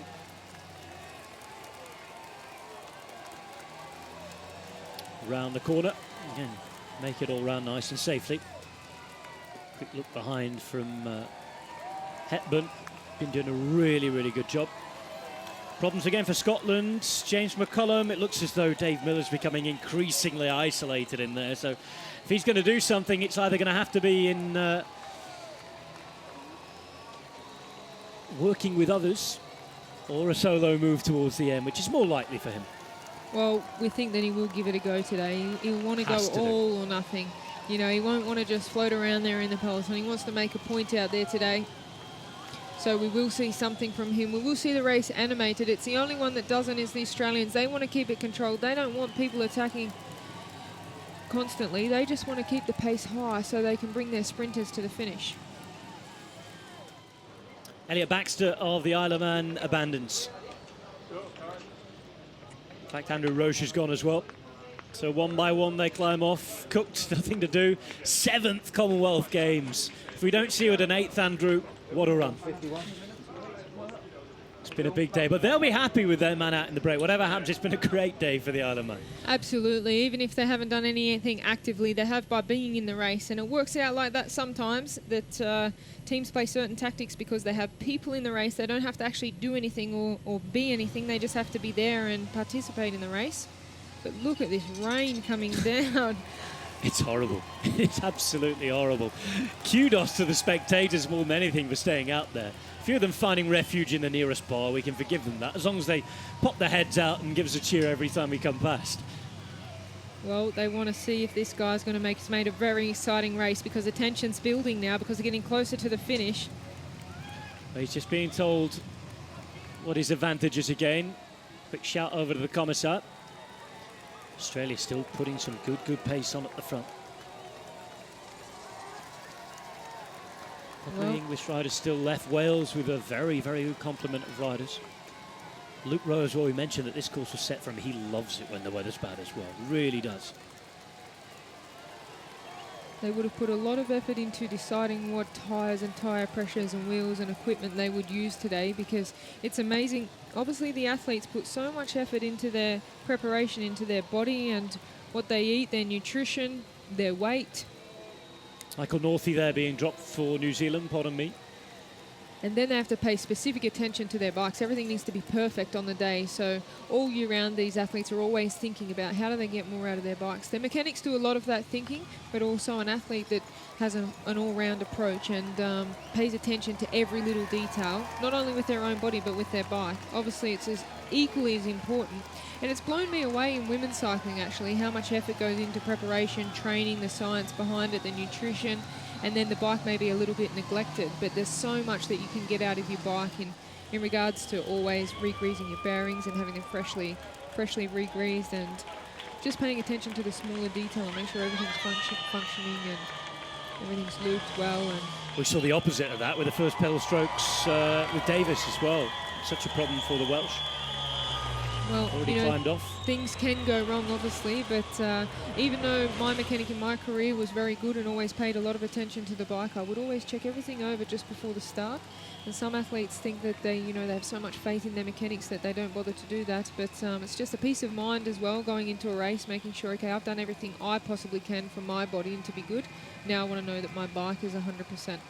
And before the Commonwealth Games in Delhi, I remember going into the mechanics room and just sitting there for an hour looking at the bike, just checking everything and just double questioning and answering. And I had a mechanic that could tolerate that. Obviously, the second guessing and questioning. Yep, done, check. Yep, done, check. Yep.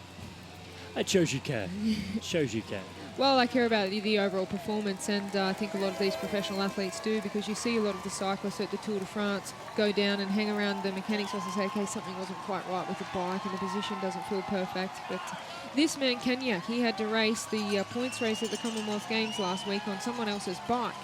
So that would have been a huge blow, and also thinking that it could affect his performance today, because he had to do a race of 1 hour on someone else's bike. So being in an uncomfortable position could give him lower back pain, or, he said that he didn't feel that comfortable. To us in the commentary box, he looked quite comfortable. He had a really good race, a strong race, but that's very unique that a rider can swap onto someone else's bike and get a performance like that. Still looking comfortable there on Montrose Street for the 6th time out of 12. Very low cloud around here. Just affecting a few of our helicopter shots. And just watching the lines on the descent. Not easy as well. If you're at the front, you're responsible for the dominoes that are behind as well in this group.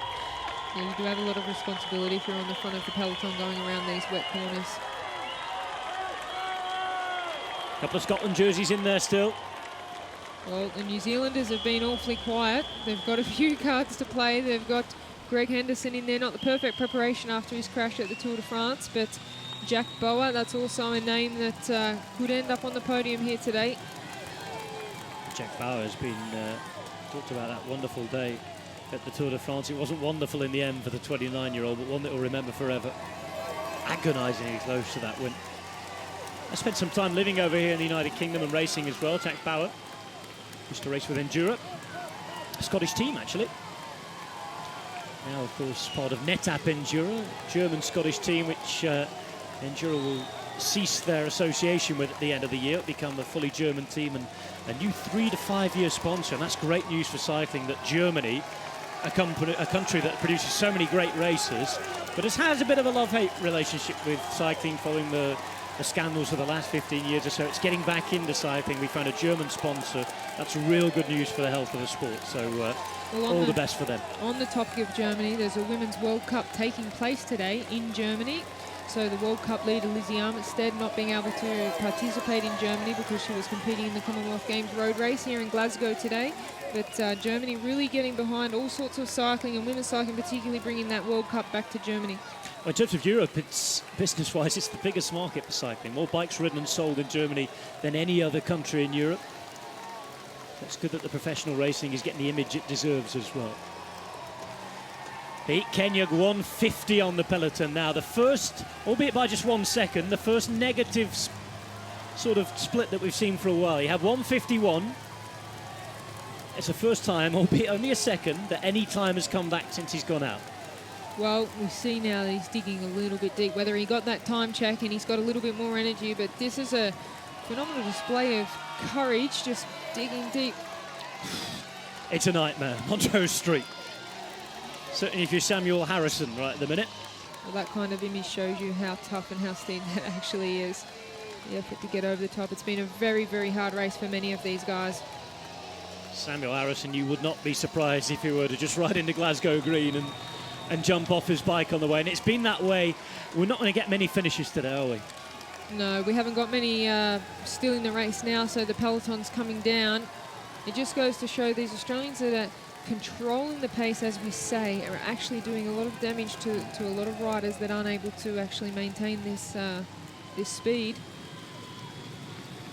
Like we said before, it's a very interesting tactic from the Australians that they've got Caleb Ewan sitting in there in second place, because he is a rider that could definitely win a sprint if it came down to it and get to the end of a really hard bike race. So it's interesting that they've not got him sitting in the middle of the peloton being protected. Goes to show that Mark Renshaw might be the protected sole rider for today for the Australians. Almost halfway through the race. It's been a long day so far. Pete Kenyon has been leading the race for half of it. Look at the conditions here. Look at the wind blowing across the finish line as well. It's blustery.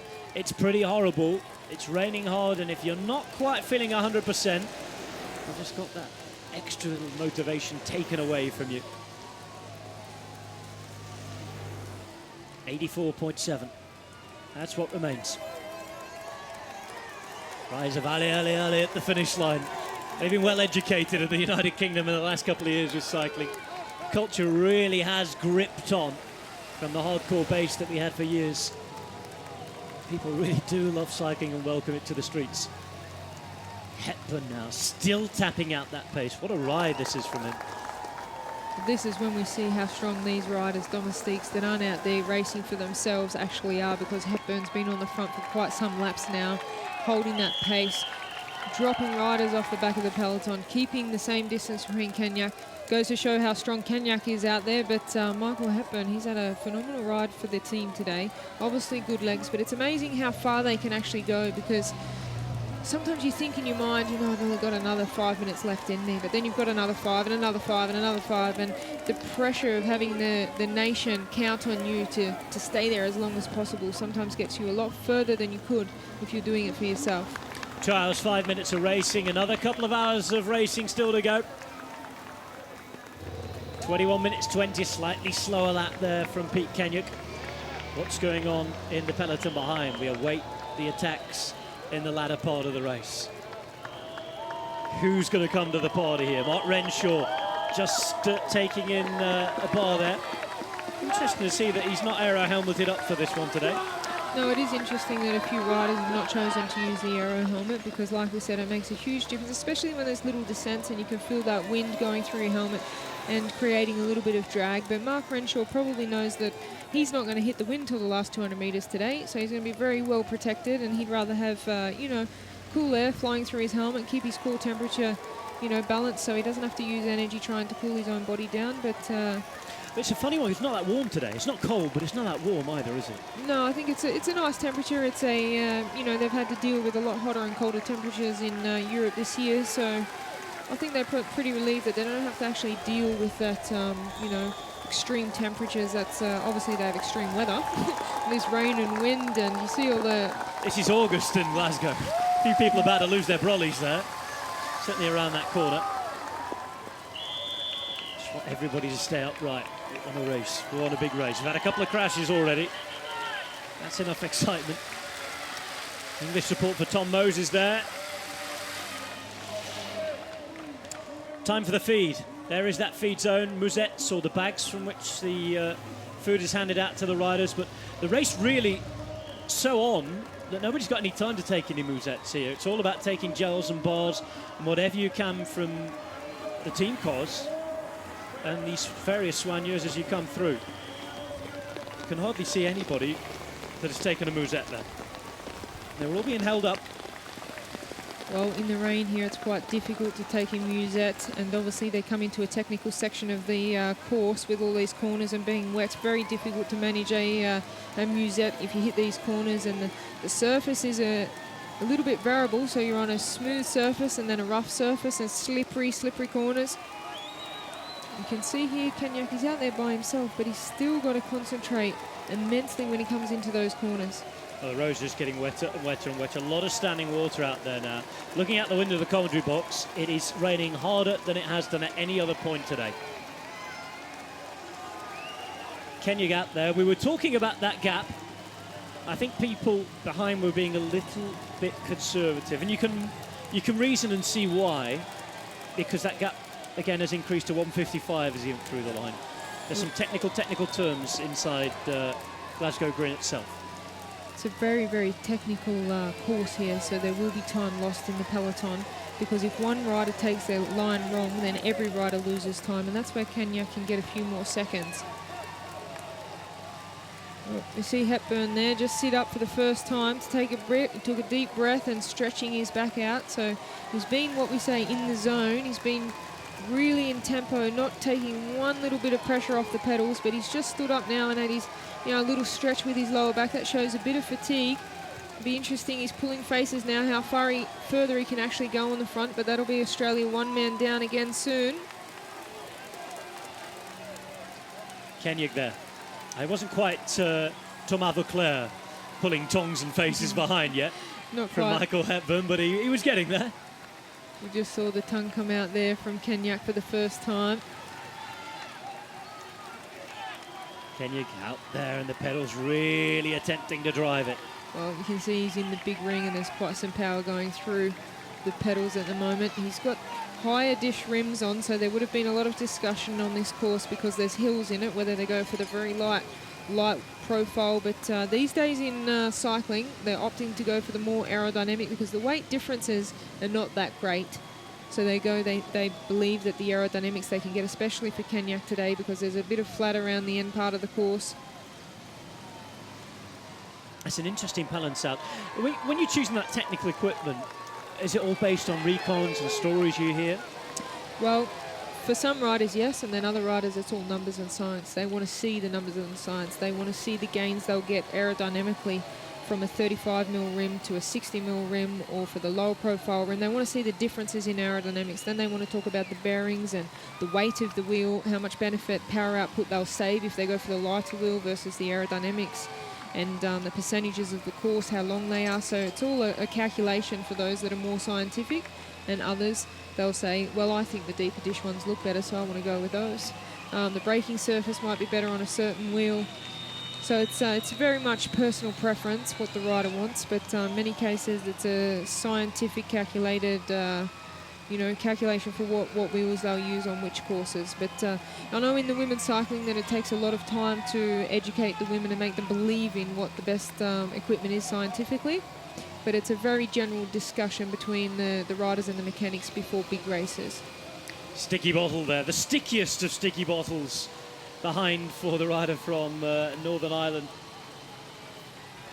Well, he's in trouble. He needs that second bottle just to get a little bit of a swing. He wants a team car to come up and just push him back onto the peloton. It's actually Neutral Service who's doing that. Conor McGarvey of Northern Ireland just putting his hand up to say thank you. You've kept him in the race for another couple of minutes at least. Nice moment. I don't think anybody's going to complain. Certainly the commissars. It'd be a bit harsh to fine him for that. You can see some of the rain jackets going on and coming off. And now then, another rider goes for Wales. We had a few climb off already, and it's Samuel Harrison, the rider who we saw blow up on Montrose Street a couple of minutes ago, and I think that was fairly predictable. No one's there to make him a coffee. He's done. Well, different riders desire different things when they climb off the bike, and a good masseur soigneur that knows their riders really well will have exactly what they want when they come off, because they work so long together. But here we have the riders come into their nations with different staff and personnel that may not know exactly what the rider will want when they come in. But it's amazing what lengths the masseurs, or swannies we say, which comes from the word soigneur. A swannie is generally, the word's generally used for a masseur that has more talents than just rubbing. It actually does a lot of different jobs for the team. So that's what we say, swannie, we use that word. We see the Australians here getting a lot of fluids on board now. Fluids coming from the air as well at the minute. It's a monsoon they're riding it out there. Hepburn with an heroic ride here. This is wonderful stuff. All this playing into the hands of the man out the front at the minute as well. Well, it's interesting to see that some of the riders out there have booty covers on, which is the shoe covers. to prevent the feet from getting wet, because once those feet, and a lot of the riders out there would have wet feet by now, when it gets soaked through, it's heavier, it doesn't feel so good, it gives you a sluggish feeling. Michael Northey of New Zealand climbing off as well. Doesn't want those at home to see him. Harsh, hard, horrible day out there on the road. The man still leading it, Pete Koenig of the Isle of Man. His team car coming up. There's Mark Cavendish again, latest part to be handed over. Very sticky one as well. Well, for those of you that don't know about the sticky bottle, that's when a bottle's given out of the car and the rider takes it, but they don't actually take it, they just hang on. They get a little bit of leverage off the car. Takes a lot of energy from the person passing the bottle, because at that speed, it's a lot of weight to swing a rider and give them momentum, but that's what the rider wants when they often ask for a bottle. They want that little bit of a push so they can get some momentum and some rejuvenated energy to get back in the peloton or just stick on. Oh, there's an umbrella flying across the road there. Kenyak nearly took it out, or it nearly took Kenyak out. Well, one of the two. That would be unfortunate. After all of that work, that would be extremely unfortunate. Well, these tight technical turns here in Kelvin Grove Park itself that is going to be so hard to tackle if the weather continues. This was the umbrella moment. It's all about skipping on a banana skin, but a little look behind and that's his one life used up. 78.5 Ks to go. Pete Koenig still up front. Had his chat to the car, had his sticky bar. A little bit of a help. Oh, he's pulling face. He's now gritting his teeth. This is hard stuff. And I think behind the car again coming up, just realised that this is a bit of a crucial moment now. Really got to try and keep him going.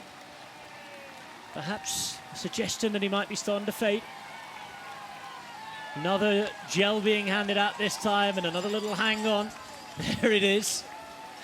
It'd be worth the 30 Swiss franc fine if he wins it at the end. He's trying to find a space for it. Remembers he's got a skin suit on. Those pockets already stuffed full of gels. And I think the Commissar might have a little quick word with Mark Cavendish now.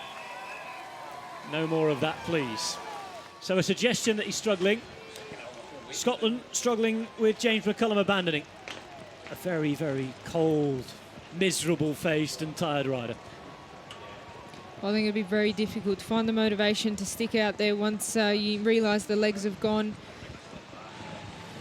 Still Australia controlling this. If they control this race, make sure there's no attacks, bring Kenya back and win, then this will be, we saw a fantastic England performance in the women's race. This will be another masterful, confident performance. Well, as you said, they were confident in their tactics and they're sticking to it. They're not being phased. They've got their plan. They believe in their director, Bradley McGee, and his instructions, and they are sticking to his instructions to the T at the moment. This is Michael Hepburn. This is an amazing performance. We thought we might see him float off the front, but he's still there. It's keeping the rest of the Australians fresher as well for work later on. It means that they can start to believe in that plan again, which might have been a little bit worrying when they saw Rowan Dennis climb off and go to hospital. Well, it's an exciting race. Look at this crowd here. They're not going anywhere because of the rain. They're sticking around to see the entertainment. But when you see this with the Australians 1, 2, 3 and then the English behind them, it's quite motivating. Unpredictable at the moment. Kenyak's out there, makes it all ever so exciting having somebody out in the front and trying to get that calculation right. And these riders here, they'll need to get it right, and they don't have the communication on the time gaps. Really interesting to see what happens if Kenyuk starts to lose it a little, it comes back together. Still rides away. He's got the water and the sap dripping off the trees as well. Huge puddles at the side. 1:49 is the gap now, so he's lost 6 seconds on this so far, this particular lap. Well, he's obviously tiring just a little bit because the rain is in his advantage being out there by himself.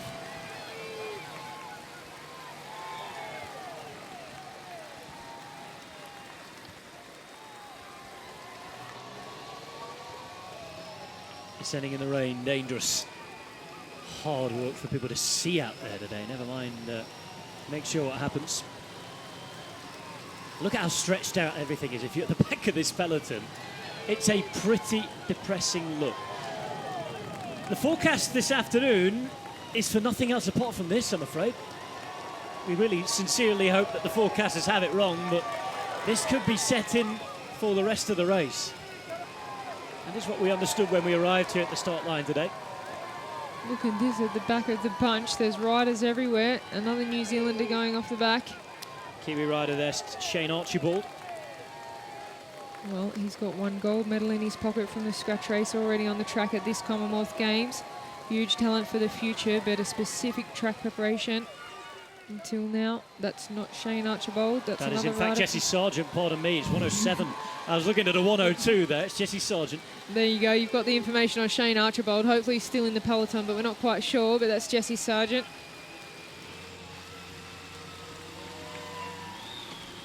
Hepburn still tapping it out. Sound like a stock record here, but he's not changing. Over halfway now. We'll start to perhaps motivate those who feel they've got good enough legs again. Caleb Ewan still taking second wheel. Bang of the sunglasses there to get rid of all the water off them from Nathan Haas.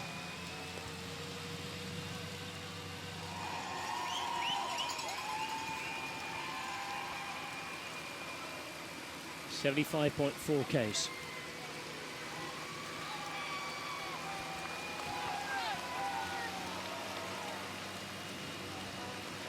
So it's sort of wait and see for Pete Kenyuk here, and everybody else chasing behind. Still get the feeling that Australia have this controlled for the minute. Question is when they really try and reel things in here, if Kenyuk fades but doesn't fade as they're expecting him to, they might have to start to work a little bit harder. That's when the team resources will be tested. 1 minute and 48 is the gap. So 7 seconds lost so far this lap. Not the most worrying of declines just yet. Certainly with a smallish group chasing behind. Well, there's not many riders left, is there, to help out Australia? They'll be the only ones chasing this down. They've got to have enough firepower in there to close that gap. Oh, we can see wheels slipping and sliding there. Very hard to keep control on these wet corners. And if this weather continues with any sort of group behind, the risk is always something going to happen. Well, look at this. The first time we see Caleb Ewan move forward, is he going to go and take up the pace, or is he just discussing this with Hepburn? Hepburn says, no, I'm going to do a little bit more. I've got a little bit more. I don't know how much more, but let me keep going. Well, that's the thing about these races. No stage racing here, so people really can give everything until they've got nothing left to give and just climb off. Well, they're here to give absolutely everything, and I'm sure Michael Hepburn is going to go till he can't go anymore. We see him pulling faces, and they're warranted faces because he's been on the front for a very, very long time. Caleb Ewan there, he's calling up Nathan Haas to have a chat. They all want to have a discussion now about what we're going to do. Well, just hearing our latest weather update, courtesy of our director. Half an hour to an hour of more rain, so it's set in for, well, quite a bit more yet. Certainly more than halfway of the race that we have to come. That is the latest up-to-date weather forecast. George Street here. Montrose Street coming right up. Big climb. This is, if he's fading a little, it's going to be a big test for Kenyuk now. Does he have what it takes to power up here again?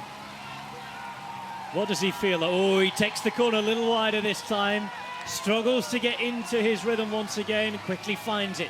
Starts to spin the gear. There you can see, out under the pedals. Tongue comes out. Little sign that he's not feeling as good. Grit of the teeth there. It's not the same sort of expression or demeanour we've seen so far, is it? No, he's starting to dig deep and he's feeling the pain, but rightly so.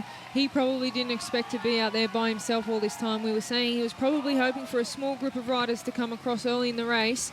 He's been left out there by himself all this time, so it's been a very, very tough ride. It's quite windy out there. We see the wind picked up, so it's blowing a little bit. It's been a tough ride for him, and it would be an amazing story if he stayed away, but it doesn't look like it's going to be likely. Question is, who's going to do the chasing? As you said, it's thinning down all the time. Less than 20 riders in this group now. Well, it looks like it's going to be down to the Australians and the New Zealanders, and the New Zealanders are being quiet, but there's still a lot of red and white jerseys in there.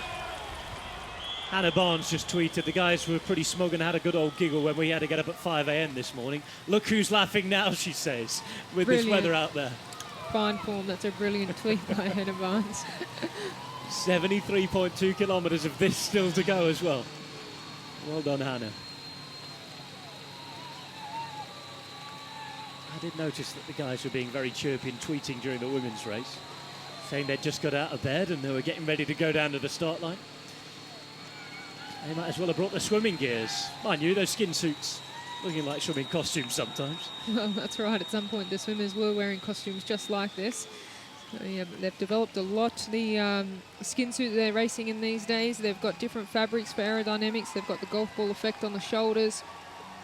They've got different elastic in the arms and legs, not to restrict the small capillaries, the blood flow. So there's a lot of technology that have gone into these skin suits. Actually, a phenomenal amount of technology. If you know all the ins and outs of how much goes into this fabric designs of these skin suits, it's absolutely amazing. Would you know the cost of something like this? Just to give our viewers an idea of how much money is invested in this sort of gear.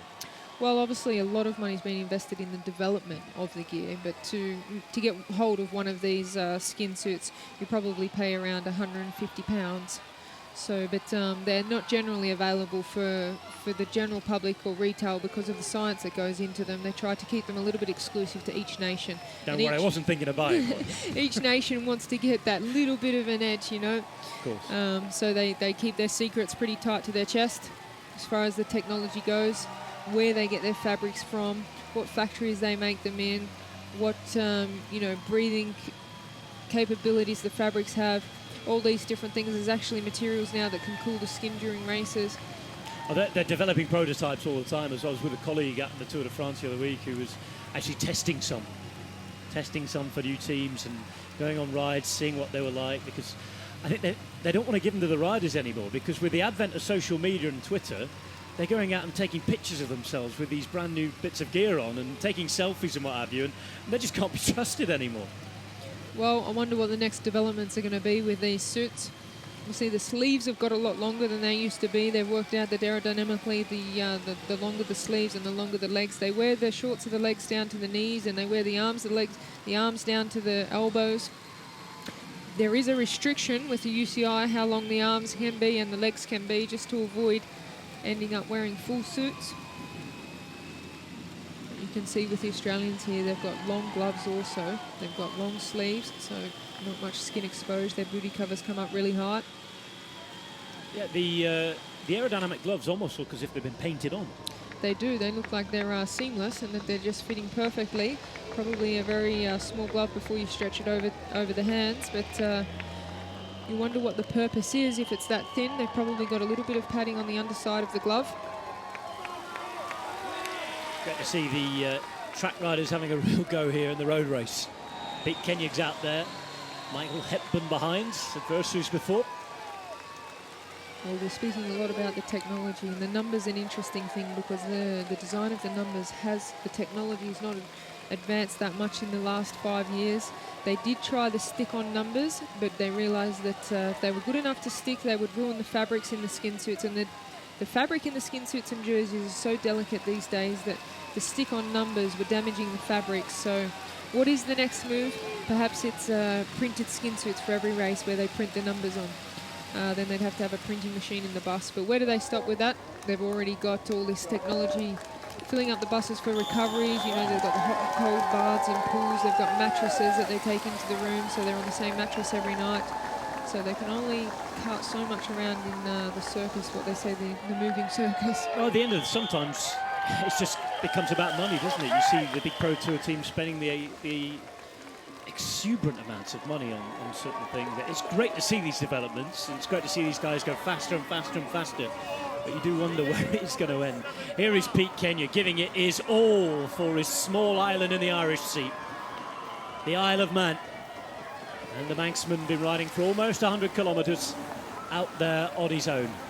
He's hurting now. He really is hurting. Lap 7, 21 minutes 45 seconds.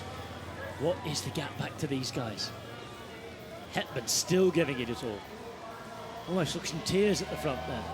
Well, he's definitely digging deep, and he'll have to recover for quite some days after this, because that's been a mighty big effort for the Australian team. You see the 4 of the Australians on the front there, but Mark Renshaw, here he is just going around the corner now in the green and gold. He's the man. He's the man for the Australian team. They've all been working so hard for him, so he'll be feeling the pressure as they come in closer to the finish. Yeah, job well done so far. There is the onus and the pressure on him not to mess it up now. Well, you can see the riders on the back of this peloton all pulling faces and getting their heads down close to the handlebars in the aerodynamic position, trying to stay covered in the bunch. See the New Zealander there, Greg Henderson, just taking a deep breath. Just on the right-hand side, wondering, not feeling too good here. Well, he's got Tom Scully there in front of him. He had a fantastic points race at Commonwealth Games, winning the gold medal. 1 minute 12, 13, 14 ticks along as they go towards those final bits of corners. Still going to be a decent gap.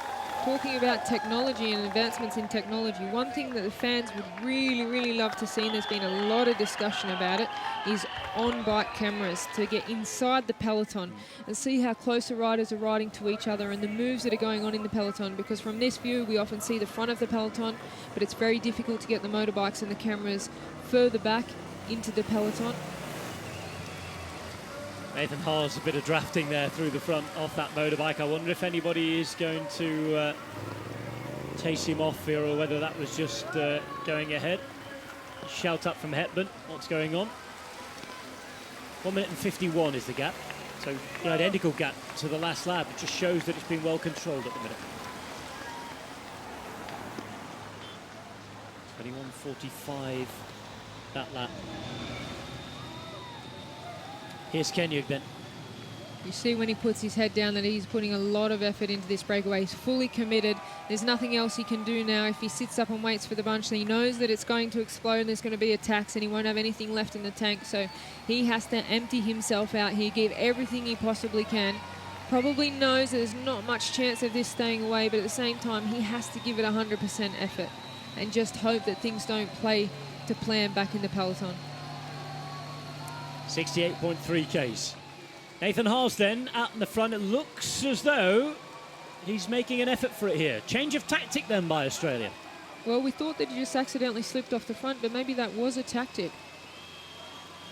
Well, the motorbike was really close to him when he went across the line. He was drafting a little behind that. Got a little bit of a head start and perhaps just thought, well, I'll carry on and see where I get. And this is where he has got. Well, given that he's giving a very committed effort here, that I think he may have had that direction to, at some point during the race, move off the front. Then they have a couple of cards to play. They've got their sprinter back in the peloton. They probably realise that they've had to use their guys a little bit earlier than expected and that they could end up with no one at the finish. So maybe they've changed their tactic a little bit and said, hey, we need a guy to go off the front here, possibly get across to Kenyak, so we've got a couple of cards to play. Australia was having to work very, very hard, but having this man, Nathan Haas, up the road takes the pressure off them. We just saw that Hepburn on that last lap was really starting to tire a little. Kenyuk, who was visibly tiring himself, wasn't really being reeled in any further by Hepburn. Kenyuk's still going. Very powerful on the pedals there for a man that's been out solo the whole day. Is there a period during the race where, even though you're struggling, you might start to feel better again? Absolutely. You go through lows and highs, and Peter Kenyak, he would have been through a few of those already today because he's been out there for a very, very long time. But he gets those moments of, motivation, or he might get a shout from the car from Mark Cavendish. He might get, the sound of the crowd that lifts him and he thinks, okay, yeah, this is the Commonwealth Games, and he forgets for a moment where he is and what he's doing with all the pain that he has to endure. Do you want to know how heroic these guys are today? I've just seen a rumour that flights are being diverted from Glasgow Airport, yet we're racing bikes in the rain.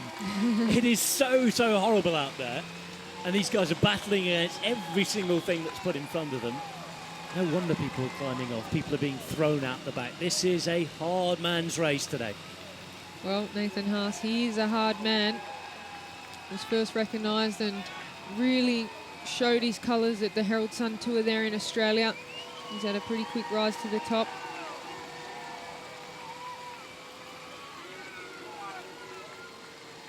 Haas it is then. He's had his sponsor's helmet painted green for the green and gold of Australia. Got 20 seconds on the peloton. Still a good minute and 45 to Kenyuk, which means that Kenyuk has increased his lead on those chasing behind, with the obvious reason that Australia aren't controlling things as heavily as they were before. Well, he says that his time on the World Tour, very short time, he's learnt so much about putting himself in the right place at the right time. He's really learnt, he said, in the last year how to ride professional bike races and ensure that he's doing the job for his team in the right way and why he should be doing what he's doing. So you see the car coming very close to Kenyak behind there, possibly trying to get up next to him with a message. Kenyuk then, I wonder if they're just talking about the situation behind, I'm sure. Here comes the Alaman team. So change in the bunch. Michael Hepburn is done. He peels off to the right-hand side, will hang on as long as he can, maybe for one more turn if he recovers and finds something. Either that or he'll be dropped. New Zealand putting a man up the front. Well, we said that tactic of putting Haas off the front to put pressure on the other countries and the other teams. So the tactic has worked once again. Australia, they've taken pressure off themselves. They've done a really good job to this point. They sensed the danger with having used most of their men, and they decided, okay, we need to put somebody up the road now so we can have a bit of a rest. That's what's happened. But can this man jump across to Kenyak? Can he make it across? Nathan Haas is there. Concerted effort from him to do something. Well, he was originally a mountain biker, Nathan Haas. He represented at the World Championships twice before moving over to the road. Big rider at Garmin, Nathan Haas. Supremely confident. He was the man yesterday who said it would be a sprint, whatever happened. Kenyuk is there on a more technical part of the course. The car getting close, but not able to get up alongside him just yet. 65.3 Ks to go. Driving up close behind him to keep him going. Here is Mark Cavendish, and here's the same spot.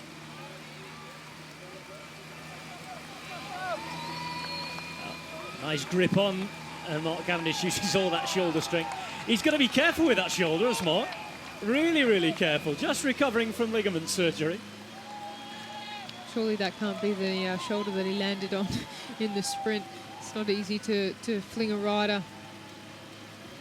Again, it will be, I don't think his team, Pat Lefevre and the rest of the Megaformer Quickstep, will be too happy if he'd been doing it on the right-hand side. But there we go. Keep going was the message.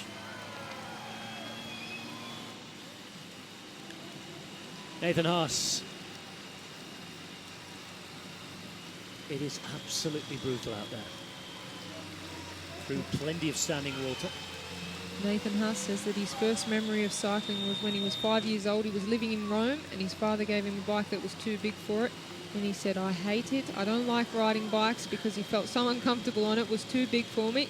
He said that's my first memory. But then he moved into mountain bikes. He was actually a downhill mountain bike rider, which is very different, obviously, to this kind of stuff. But he thought to himself, I'm doing well in those races where you need to pedal a lot, the downhill races. So he thought maybe I'll be all right at mountain biking, cross country. So he switched into cross country.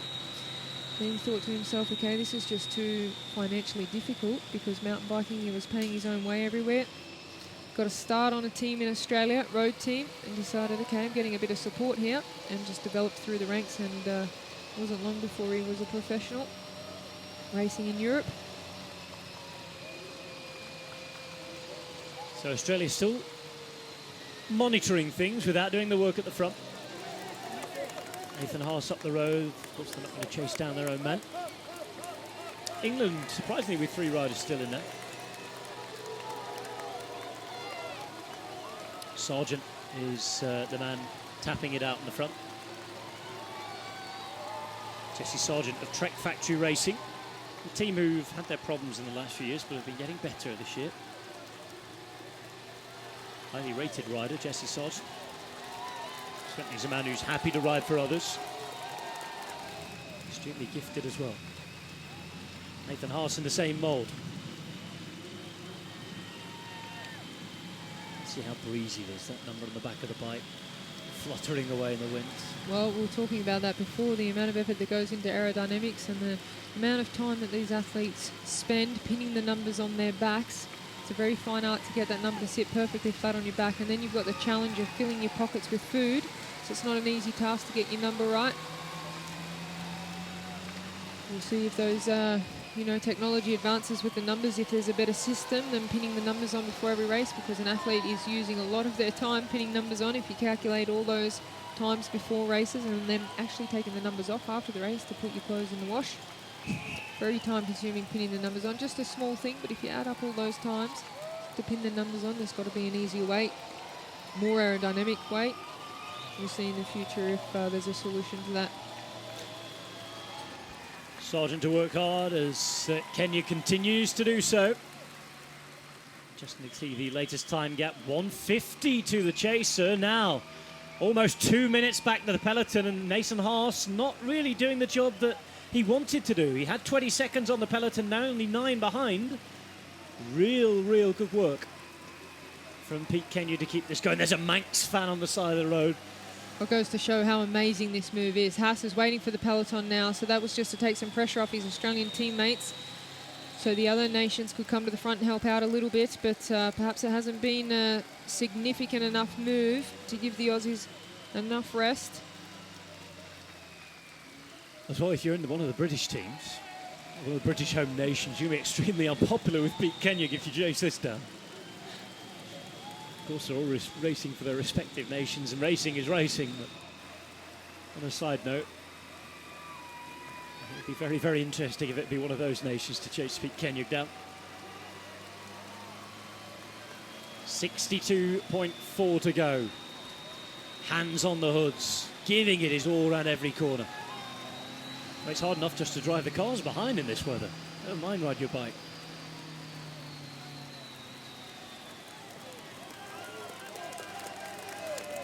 Been very as conservative as he can be through those corners. Hopefully no problems on this cobbled section yet, touch wood. Problems in the meantime for Svein Tuft, who wants his team car.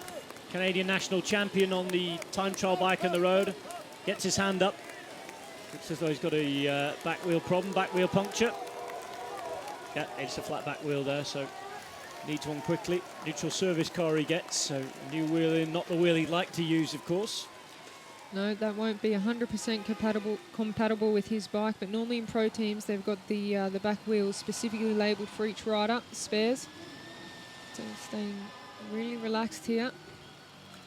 Back on his bike straight away, and he was straight off the back as well. Svein Tuft needs more than help here just to clip back in as well. Finally gets it into gear, and listen to that. The crowd have been wonderful today. Even out there on the course, a long way from the finish line. Covers a lot of the city, this course. 14 kilometres, remember. It's not just round the block and back. They've been absolutely everywhere. Jesse Sargent is ever at the minute for New Zealand. Well, it looks like he's doing a wonderful job for the New Zealanders. It'll be interesting to see if he makes some time back on Kanyak, because he looks like he's working very hard. That goes to show that the New Zealanders are feeling good with their sprinters, or Jack Bauer or Greg Henderson. So to get the Kiwis on the front, they're working very hard. 61.1. Talking of those gaps, this is Pete Kenya. 150 on the peloton, so you're right, he's taken 10 seconds off that. Looks like the pace is heating up. We're getting to the business end of the bike race now. We're still a little way from home, but it's all starting to happen. It's the exciting part of the bike race. It certainly is. Pete Kenya has animated it. And of course, if he can't hold out, there's still plenty more to come. All the action behind, those who've been just waiting, sitting in, waiting for Australia to do the work to bring this back. And if it were to come back, then there will be attacks, I can assure you. Well, we'll see when they come around the corner if he's in sight, but I don't think he is yet. Still got a handy lead in that aerodynamic tuck position. And just trying to see bits of the road becomes harder when there's so much spanning water as well. 60.4 kilometres per hour. No, 60 kilometres into the race, but I wouldn't be surprised if it was 60 or even faster. Svein Tuft just adjusting his brakes around that new wheel, of course.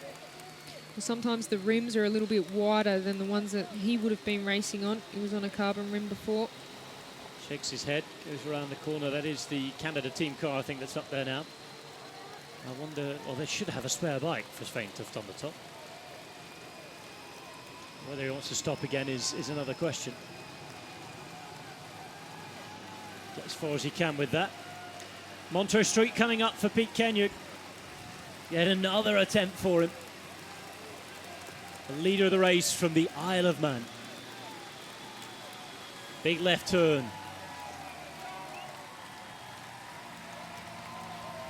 And this rain just set to continue and continue and continue. Again, grits his teeth. There he is out on the pedals, thrashing the bike from side to side. The Team Skyrider riding for Isle of Man today. And that horrible Montrose Street climb. Look how steep the gradient is. It's a wonderful shot there. Just gives you a real appreciation for how hard it is to climb a bike on that. And you get out of breath walking up the thing, never mind riding a bike. Right-hand turn up the top. In the meantime, a few blocks away on the descent, back down to George Street and Mandela Square. Inside 60 k's to go now. Rochelle, those who've been hiding away in the peloton, just trying to stay in the race, when do they start to wake up and think about either bridging a gap or getting involved? Well, the closer they get to the finish, obviously they start to think about their own glory and being a part of this bike race and taking their own chance and what it actually means to be at the Commonwealth Games. They probably would have been thinking for the last hour how dreadful this weather is and what am I doing out here and am I going to be at the business end of the bike race and in contention to stand on that podium. But the closer they get to the finish, the more they start thinking about their chances and how the race might play out. But we see Surgeons putting a lot of effort into bringing this back, closing the gap a little bit. And Caleb Ewan, he's been riding second wheel almost all race. Waiting for his turn, of course, doesn't want to burn himself out yet. Very surprised that he is one of the men still up there for Australia. Behind you, seeing a few riders who maybe can't hack the pace as much, a couple of gaps opening up. Luke Rowe still close to the front, a couple of the riders from Team England as well. Sargent and Ewan, still Jesse Sargent, really putting the pace on here. You're looking back, he's doing quite a bit of damage to his own teammates though. Well, you see now how difficult this climb actually is once the riders are getting fatigued. Henderson right towards the back there on his red bike for the Lotto Ballysol team. And New Zealand here in particular. This is Svein Tuff. Just through Mandela Square though. It's not a great situation for the Kiwis to put Greg Henderson under pressure. They will have Jack Bowers still in there, but they don't want to lose their man Greg Henderson. Not this far out from the finish. Jack Bowers certainly for a late attack maybe, or a man to go out there, but Henderson's the man if it comes into some sort of small group. Fast man, of course, who's excellent and so important in the lead out train for Andre Greipel in his Belgian trade team, Mega Pharma Quick Step. I should say Lotto Ballysol, pardon me, the other Belgian team.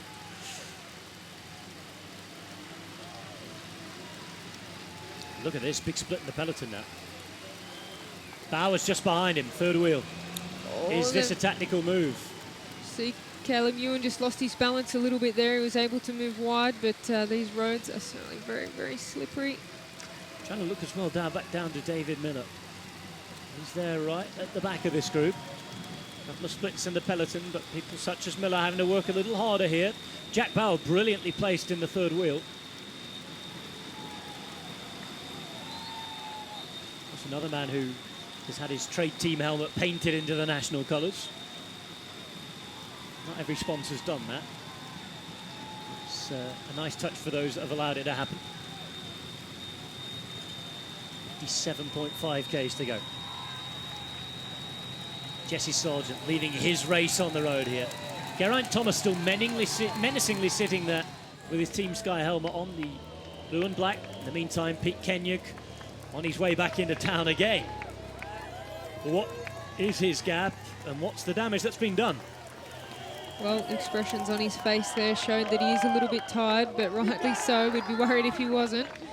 A long day out there in front, and it's so difficult with the wet because there's so much concentration needed, especially for these guys in the peloton.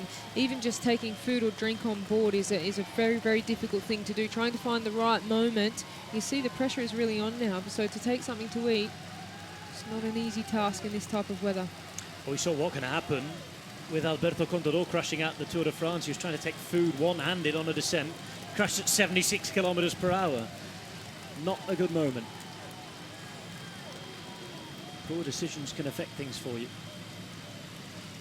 Well, just Sargent here working for his teammates, possibly for Jack Bauer, bringing this race back together so they're back in contention for the win, for the gold medal here in Glasgow. There is Kenya. How to go around that final turn into the finish line again. More standing water with every time he passes. Oh, he's really hurting. Look at that, wincing as he gets back into the power. There's only so much lactic acid that one can take in the legs.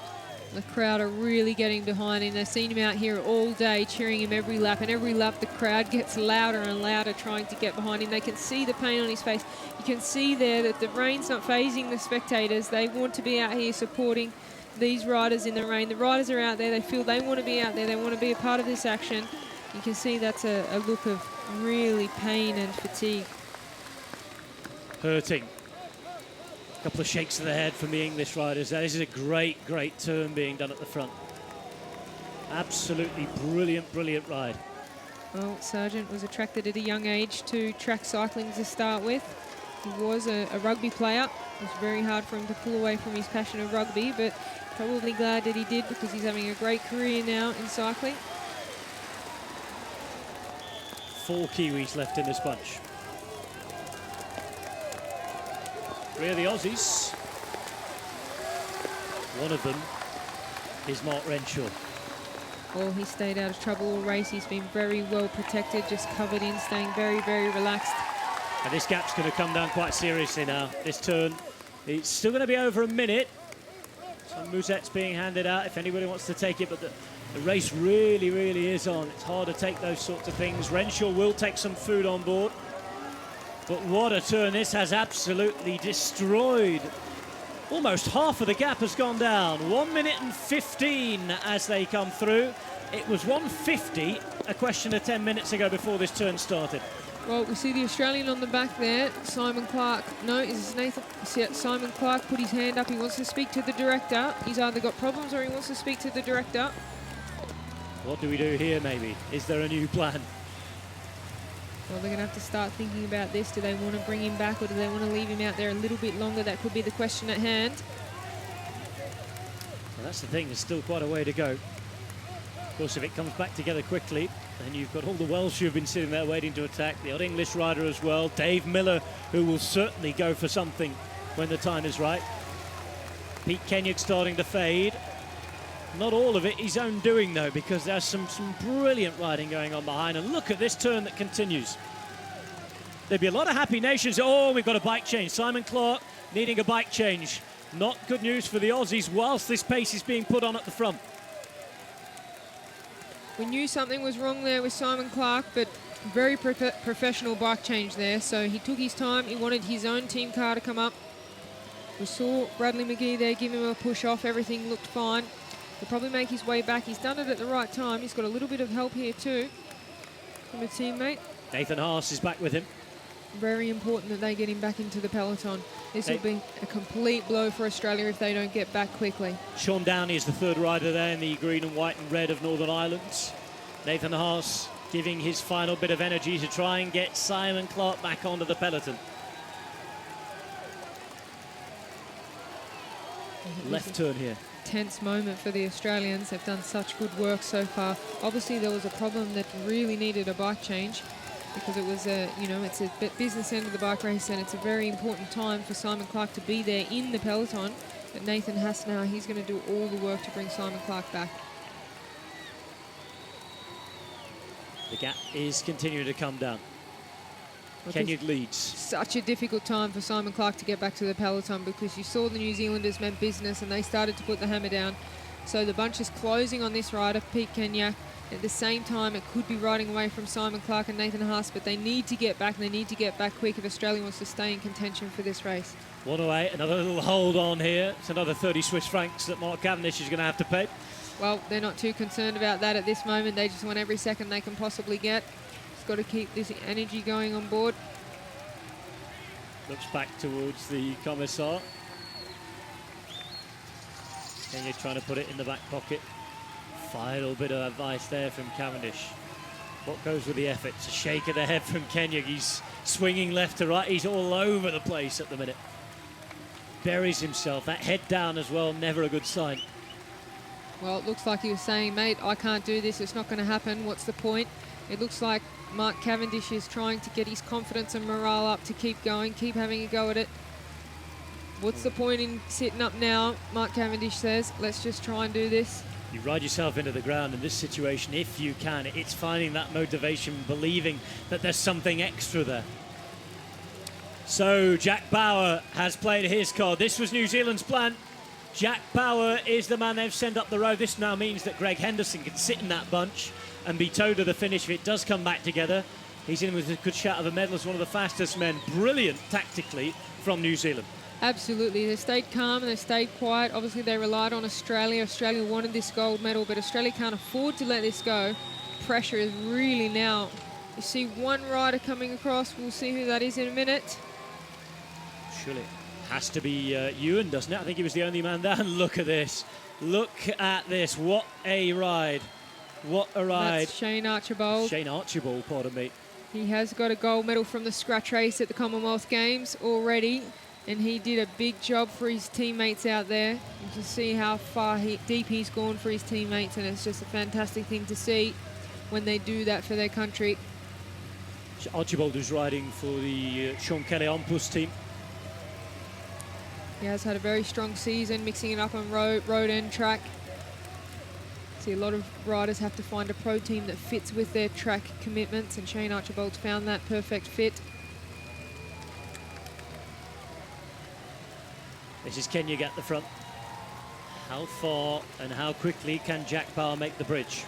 29-year-old from Garmin Sharp, agonisingly close to one of those greatest Tour de France stage victories that would have been in recent history, but pipped to the line by the sprinters. 25 agonising metres to it in Nîmes in very similar conditions to this. It was steaming down with rain that day. Up in the break with Martin Elmiger, the Swiss champion.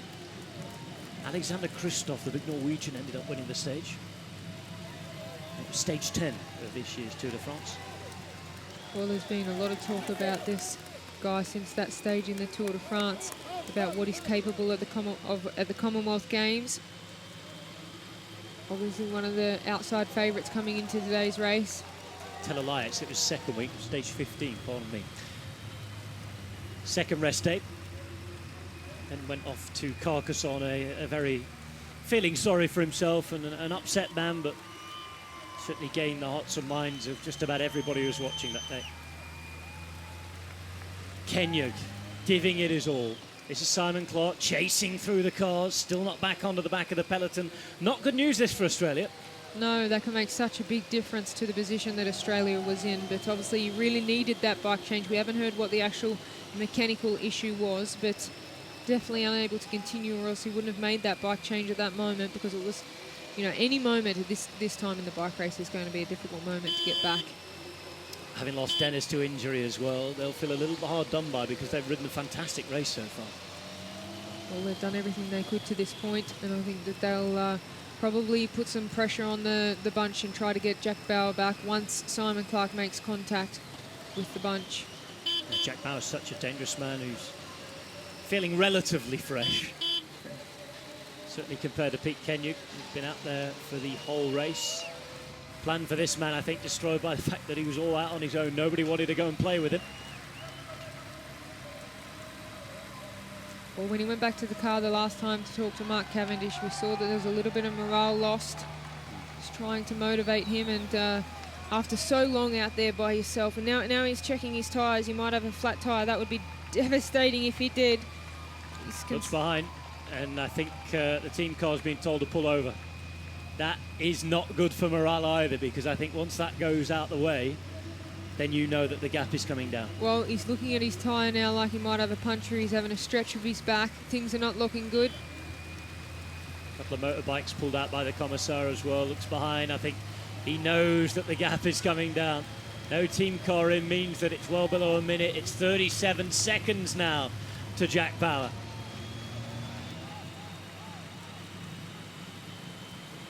There's Renshaw. Oh, Renshaw's having a problem now. This is not good for Australia. Problem after problem today. They had the strength. Clark's back on, but Renshaw's gone. Clark's going to Clark's going to attack. go all the way through. Well, why not? Renshaw having problems. Clark is going. Clark has gone. This is what they have to do now. He might not be aware, Clark, that he's got Ryder out there to chase, and Jack Bauer. Dave Miller on the front there. He Well, needs support. happy. He's got a front puncher. He's not going to get around these corners with a front puncher. He doesn't want to take from the neutral spares. He He's wants gonna his have to team do. car. He wants his team wheel, but he's not going to get it. He's going to get one from neutral spares. Not happy, Mark Renshaw. Not happy at all. Okay, normally in the Pro Tour, not in these sorts of races, you would have those in an instant, but it's the motorbike that takes it. It is a wheel, not the wheel he wanted. This is the move behind, and it's growing. This race is fragmenting now, and look who's here. Geraint Thomas is here. Well, really big move. Unbelievable. This is an exciting race, but it's all over for Kenyak. He's had a great day out there by himself. He's proved again that he's got the strength. He's one of the strongest riders in this race, but this is really heating up behind. It has been a deluxe Commonwealth Games road race so far. 50 kilometres of which remain. And for almost 120k, this man has been riding on his own in the rain, in the cold, on a hilly course. A very, very special ride. So behind Geraint Thomas to watch, Jack Bauer to watch as well. Seemed to me there may be a rider from England there too. Really, really big watch that. We shall see. 49.5 k's to go. And Kenyak just trying his best to stay out for another few seconds. With all the effort he's put in, I'd be very, very surprised if he could hang on with anybody that came through. It'd be a near miracle if that would have happened. He's going to take a gel and see what happens. British champion is about to be caught. 3 riders coming up. Jack Bauer's one of them, Geraint Thomas another, and another seems to be wearing the red kit of England. There's the Manx flag again for Pete Kenyak. Well, it was taking food on board there. That gives me the indication that he might be interested in jumping in and being a part of the bike race for the latter part as well, because he doesn't want to give up yet. He may have been shaking his head to Mark Cavendish saying that, mate, I disagree. I don't want to keep pushing on the pedals. I want to have a little bit of a rest and let some guys catch me and get back in the bike race. So who's up there with them? It's Scott Thwaites who's there, the Yorkshireman. Another angry man not selected for the Tour de France. Kenyak is joined then by Geraint Thomas, Jack Bauer and Scott Thwaites. Jack Bauer, who rides for the Garmin Shark team. Geraint Thomas, 22nd in the Tour de France this year, riding for Wales here, but a Team Sky employee, pardon me. And behind them, Scott Thwaites, the Yorkshireman, who rides for NetApp Endura, who are a half Scottish team. Still no sign of the Scot, but all the locals are cheering on. Dave Miller in that second group behind. 48.6 k's to go. The interesting thing here is that there's no Australian representation. Well, they had those difficult moments when the race lit up. That's just unfortunate for the Australians. They were in control for most of the race. But there's Mark Renshaw getting onto the back of Dave Miller. I think that is that. Well, this doesn't look good for the Australians without Mark Renshaw there. They do have Caleb Ewan still in the bunch, but Mark Renshaw, he shows he's got the power. He just goes straight past. He's not dropped because he's not strong enough. He had that front wheel puncher. So Mark Renshaw there, pedaling away, trying to get back on. He can see the bunch ahead. So I'm afraid if you were hoping for Scottish success with David Miller, it's not looking good again. Out there at the back, it is Scotland kit isolated, no teammates, struggling. Not because he's had a mechanical problem, just because he's struggling. Well, it's not the Commonwealth Games for David Miller. He definitely wanted it, but sometimes the timing's just not right. Big moment this for David Miller. It's the last year of his professional career. It'll be his final Commonwealth Games. Chance to pull on the Scotland jersey. It's been so eventful his career, not always for the right reasons. But he's a much-loved rider in these parts. Kenyak's doing well to hold on here. Looks to be taking some recovery time. Takes a drink, still looks strong enough to hold on. Interested to see if he can recover.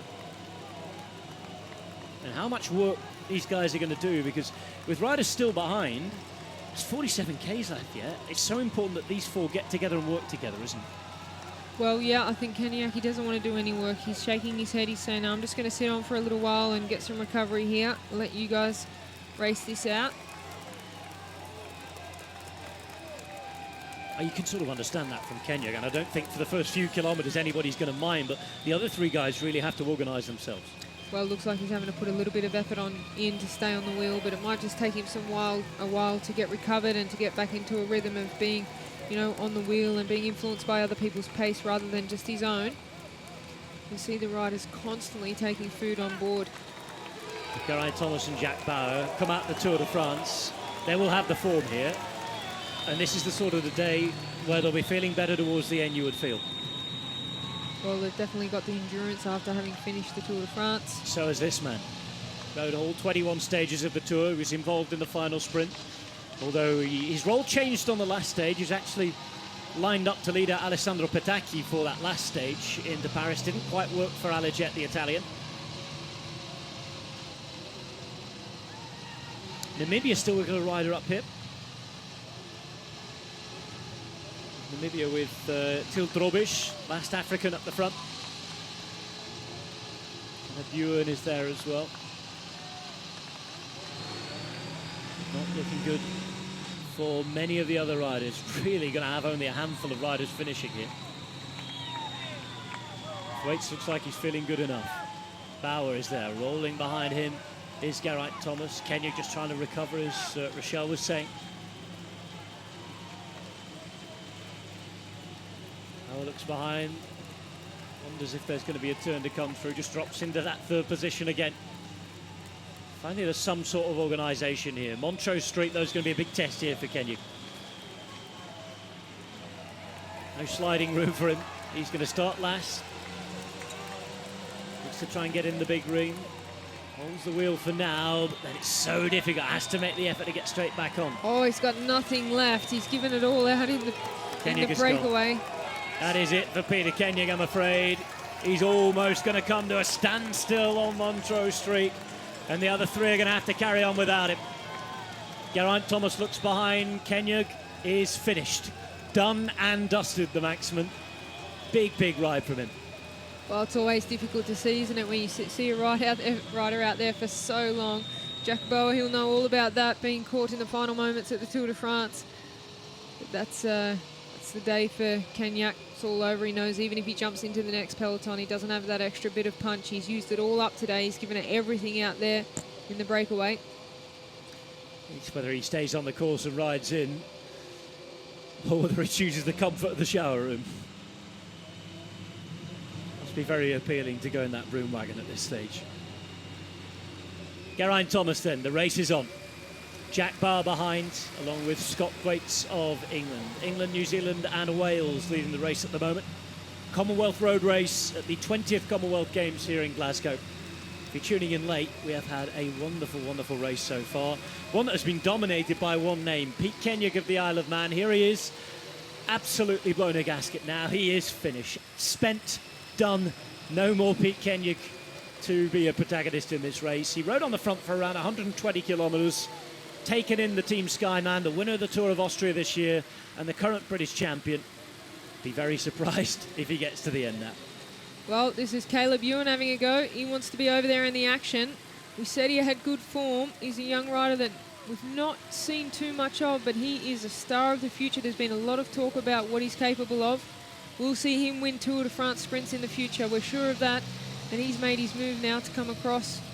Well, the options of this becoming the bunch sprint that Australia envisaged are diminishing by the pedal stroke. May realise that he might be missing his move here, and we're still having Mark Renshaw back in the group behind, or what's left of the group behind. Caleb Ewan can afford to have a go now because there's only these two left in the race for Aussies.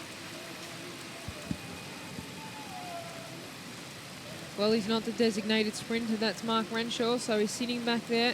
But look at this, Caleb Ewan, he's flying. He's on a mission. Well, he's got Kenyak. Caleb Ewan, a little straight past the Maxman. You cannot underestimate the talent of Caleb Ewan.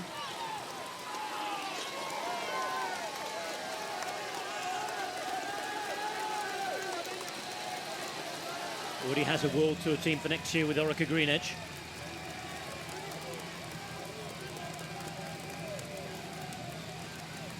Geraint Thomas just wheels off.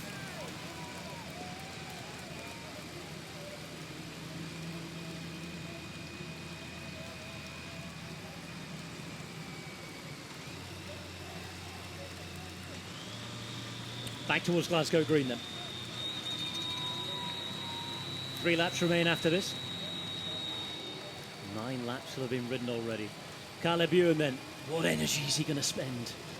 Well, I'm sure he didn't predict that he would be in this position trying to bridge across to the gap. He's just pulled some food out of his pocket while he's making the chase, which is not a good sign. Obviously, he's felt a little bit too late. I think I'm a little bit hungry, but once you feel hungry, it might be too late to get the energy in. Certainly with not long rest of this race now. Scott Thwaites pulling faces in the middle there for England. Netap Enduro rider, it's Geraint Thomas in the last place.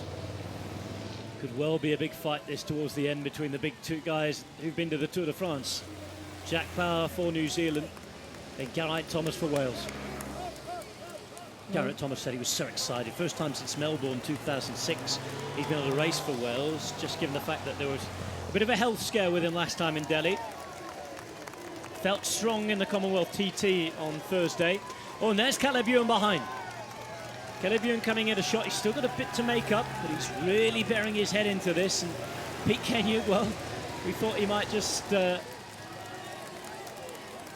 be it for him. Not the case just yet. I think Luke Rowe is still there for Wales behind. England with still 2 riders as well. It's very deceiving, the distance here. It looks like Caleb Ewan still has quite a distance to make up, to make contact with those lead riders. But if he does, that could be the end. That could be the breakaway, the move of the day. See these guys behind are not giving up, but Geraint Thomas, Jack Bauer. Fails to take the bottle. Dear, oh dear, oh dear. And again, Soigneur's getting it awfully wrong. Some tired arms as well from the riders at this stage as well. So 3 hours and 9 minutes in the saddle. 126.2 kilometres ridden. Bauer, Thwaites and Thomas lead the race. That last lap, 21 minutes 24. This is Caleb Ewan again taking... Oh, 2 bottles go. Dear, oh dear, oh dear. Nobody able to pick anything up. Everybody's tired, hands are greasy, wet. It's not a nice position to be in, and even the soigneurs don't want to be out there in this weather as well. Caleb Ewan won't want to do 1 lap without anything to drink, so it'd be interesting to see if the... 27 seconds. Caleb Ewan looking very, very tired indeed. And next across the line be the 2 English riders. Ross Downing there. Luke Rowe for Wales. Tom Moses as well with Pete Kenyon on their wheel, staying in there for the minute. Heroic ride. And here comes Simon Clark with Mark Renshaw. Doesn't look like they've given up yet today. They still want to make their way back and get back into the race. A long way to go yet. Still 1 minute and 5 is the gap. And if Clark can do a job for Mark Renshaw, you never know. Craven is there. Miller as well. Tom Scully for New Zealand. Oh, that didn't sound good. That did not sound good. Really hope that that's not what we think it is. Oh, it is. Dear, oh dear, oh dear. That sounded absolutely awful in the effects microphone. That's Dan Craven of Namibia.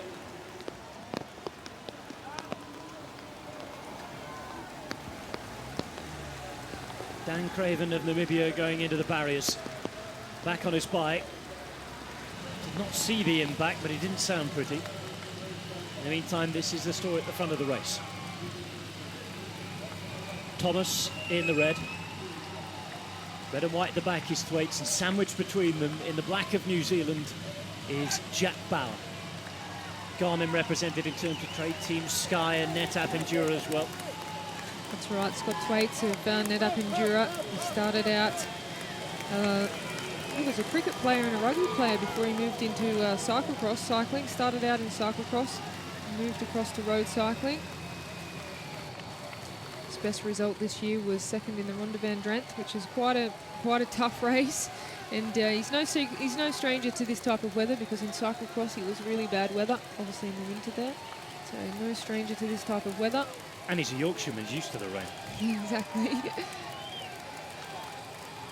Caleb Ewan. He's doing it the hard way, Caleb Ewan. He didn't have much choice. It all seemed to fall apart for Australia at the wrong time. He's already on an Orica Green Edge bike as well, that. The team he'll be racing with on the World Tour next year. This is the Commonwealth Games, though. This is different racing. We've seen that in all evidence today. Certainly not like any sort of bike race we have watched all year long. 29 seconds for the leaders. 29 on, that is the chaser. Of course, the chaser being the rider from Australia, Caleb Ewan. And further 16 seconds back to the next group on the road, which included Pete Kenyon. Not sure he's going to contribute anything else, though. Thomas on the left-hand side. Waits in the middle. And up the front here, riding for New Zealand, Jack Bauer. But there are people crossing the road up ahead, which means that there is a fairly decent gap still. I think it looks like a long way in the head dropping of Caleb Ewan. He might realise that this is a pretty tough task. It's not his strength time trialling. He's out there having a go, but unfortunately for the Australians, they were playing all their cards right until that one moment. They had a puncher, they had Rowan Dennis fell off. It all happened at the wrong time. Can't help but feel a little sorry for Australia here at the minute. I mean, things may well change, they may well bring this together, but it's not looking likely at the minute. The move out the front looks a fairly good move at the minute. There's definitely been a lot of action back at the car for the team manager, Bradley McGee. He had the bike change with Simon Clark. Before that, the crash with Rowan Dennis, and then more recently, that punch-up they had to do for Mark Renshaw, the front wheel. Didn't quite make it there, but obviously they've had a bit of action in this race. Not positive, unfortunately. Geraint Thomas grabbing the drops there. Blue and black helmet for him. White top with the Welsh Dragon on it. And the red and green shorts. Not to be confused with the England kit that is red shorts, red and green top. 38.9 Ks to go. 3 and a bit laps. In the meantime is Ewan. Looking tired. Looking very, very tired. It's 168 kilometres on the list for the race today. We have to wonder for such a young rider if it's the distance is the most difficult thing. The other riders he's competing against have been riding Tour de France's, long stage races, long distances.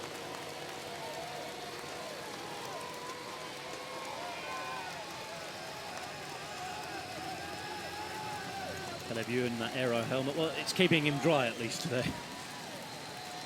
As dry as possible. Those are plenty of vents and won't be thanking their choice now. So Simon Clark trying to get Mark Renshaw back into contention to have a sprint. I don't think it's going to happen. 38 kilometres to go. You see Greg Henderson also there, another sprinter. Both good sprinters turn lead out men. Renshaw doing his fair share of the work, and of course with Bauer up there, there's no need for Henderson to do that work. This is the lead though, back into Kelvin Grove Park. Look how miserable it still is, even though the skies around are brightening a little. That breeze has dropped right off at the minute. 40 seconds for these guys, and the gap is growing. That is 40-second gap back to Caleb Ewan. Last big medal we handed out at these Commonwealth Games. The grand finale is right here on Glasgow Green. The area that's going to be turned into a party zone for this evening's closing ceremony. Certainly would be a big party if the Welsh were to take a win. As far as the medal standing so far on the road, it's England who are on top. 4 medals in total. New Zealand in second, with Australia third. South Africa and Wales joint fourth in the road cycling medals table at the minute. 3 events out of 4 ridden. It's the last of the road cycling medals. 2 time trials, men's and women's, 2 road races as well. It's the last lot to be given out.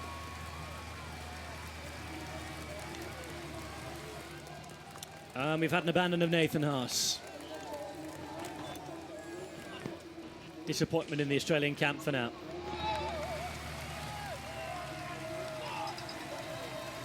So, 2.5 laps to go, Rochelle. When do you start to think of your own ambitions and stop working as a team here? Well, these three riders here will obviously, they're the piece for their team, and they'll be going for the victory, so they're just thinking about the victory. But there's not that much more teamwork to be done at this point in the race. So Caleb Ewan's out on his own now, trying to get across. That's all he can do. He can't think about anything else because Mark Renshaw's having a hard time behind, getting back with Simon Clark. So these riders are all thinking about the win. But of course they have to keep, there's still 36.7 Ks left. They have to keep it going in terms of keeping the gap at the minute. The good news is there's no big peloton behind doing the chasing down. It's another of those reasons why it's a very different race here.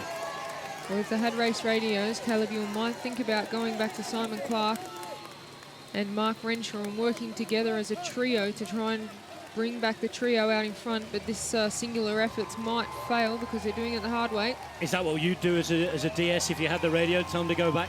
I don't think the riders should be listening to me. If I'm a DS, I wouldn't have enough confidence to cause those kind of shots. The difficult thing is you don't know how the rider feels. You don't know what they've got left.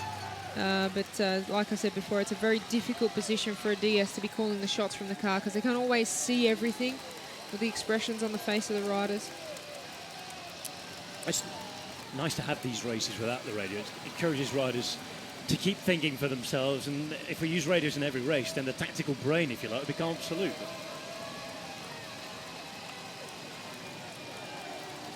So last 36 kilometres, 2.5 laps. Commonwealth Games road race. Really hope it stops raining for the spectators as much as anything. They've been out there all day. They deserve to watch the last couple of laps in the dry if they can, or the relative dry. They're extremely committed to this cycling race, aren't they? They're not taking off and taking cover. They're standing out there cheering on the cyclists. As you said as well, it's the last big event at their Commonwealth Games. Party starts this evening. There might be a few people turning up for work late on Monday morning. But it's the last sporting occasion to enjoy what has been 2 weeks of high-class sport at the 20th Commonwealth Games.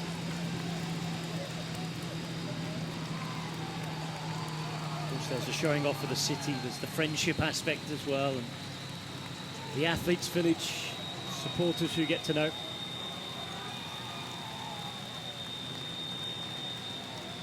.49 seconds for Thomas, Thwaites and Bauer, and poor Caleb Ewan is drifting back to the three chasers behind.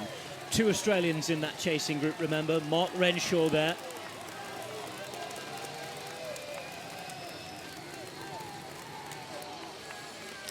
Pardon me, they're a little further back, three riders behind, including Luke Rowe, English rider as well. Of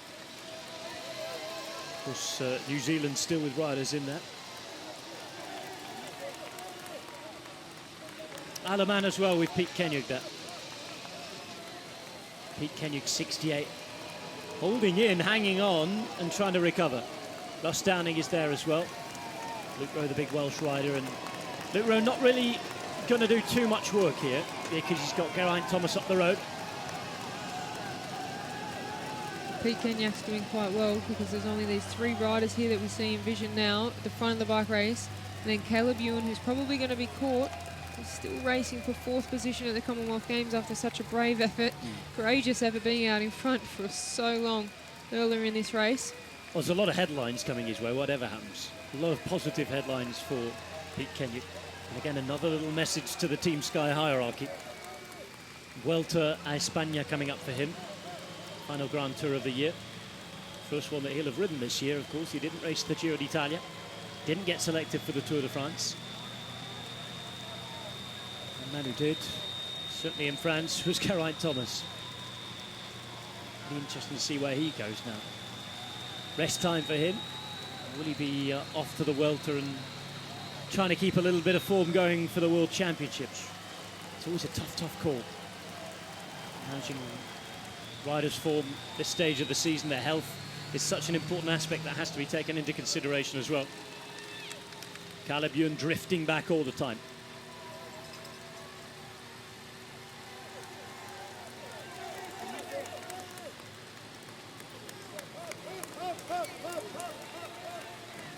Bit of the weak sunshine.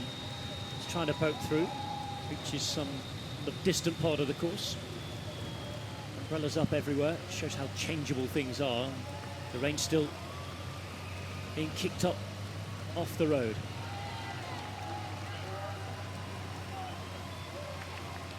Thomas is there. It's Scott Thwaites who takes up at the front. Bauer just behind him.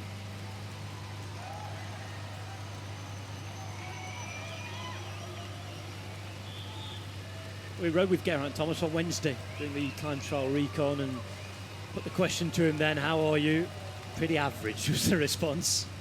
Improved the day later for the time trial. There he is. And a couple more days recovery now before the road race. Sees him in fine form here. Can't be feeling too average. He's one of the 3 best bike riders in the race at the moment, off the front. Jack Bauer. It's a hard Tour de France for his team. Losing their leader Andrew Talansky fairly early on, trying to get those stage wins. Remember, there's all the fuss of Dave Miller not being selected on the eve of the Tour de France that started in Great Britain, of course.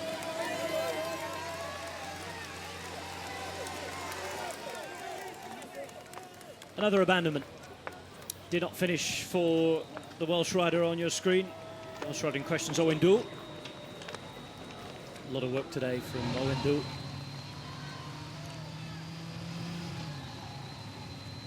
But we got just less than half of the women riders finishing their race. The conditions a little different here, and of course the distance a little different. Again, we're only going to get a handful across the line, I'm sure. Yeah, there's not that many left in the race now, so it's split up and little motivation, like I said before, to keep going in such dreadful weather. And thinking back to the first lap, and I know he's just coming back from injury, but what a tough rider he is. It was so impacting to see the English rider from Team Sky, Ian Stannard, distanced on that first lap already. It's clear that he hasn't had too much riding. He's not been able to ride his bike in the last few months, but such a strong, determined guy such as he, to go off after lap 1, it just shows you what kind of start it was. Well, it was an aggressive start. Here we see Caleb Ewan. He just got stuck in between those 2 groups. He doesn't look like he has it to come across, but he doesn't know whether I should wait or just... I think he's just riding now till they make contact with him from behind. He's trying to keep himself going. And all I think he can hope for is that the 3 start playing cat and mouse in the front, but he hasn't got the legs today. Only 20 years old. Compared his sprinting style to Mark Cavendish, saying that he's going to be a phenomenon in the future. So young. Oh, that gap is increasing. These 3 still working well enough together to give themselves a perfect chance of playing out for the medals. When there are medals like this on the show, 3's a nice combination, isn't it? Because nobody's going to miss out on a medal.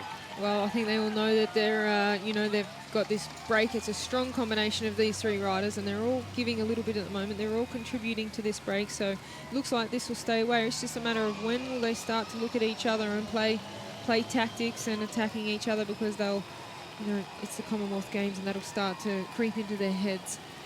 It's been a long day out on the bike. We've been through a lot of difficult weather.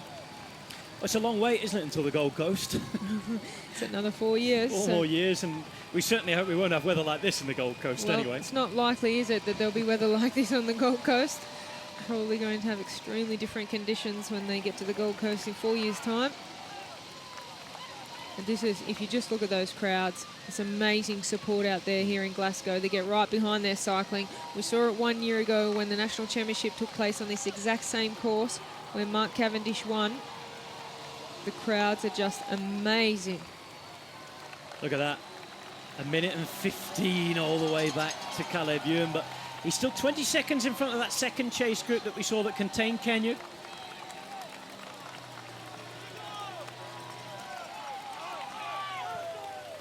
Well, I've trained with this guy through the Australian summer, and he trains with Chris Sutton. We all live in the same region.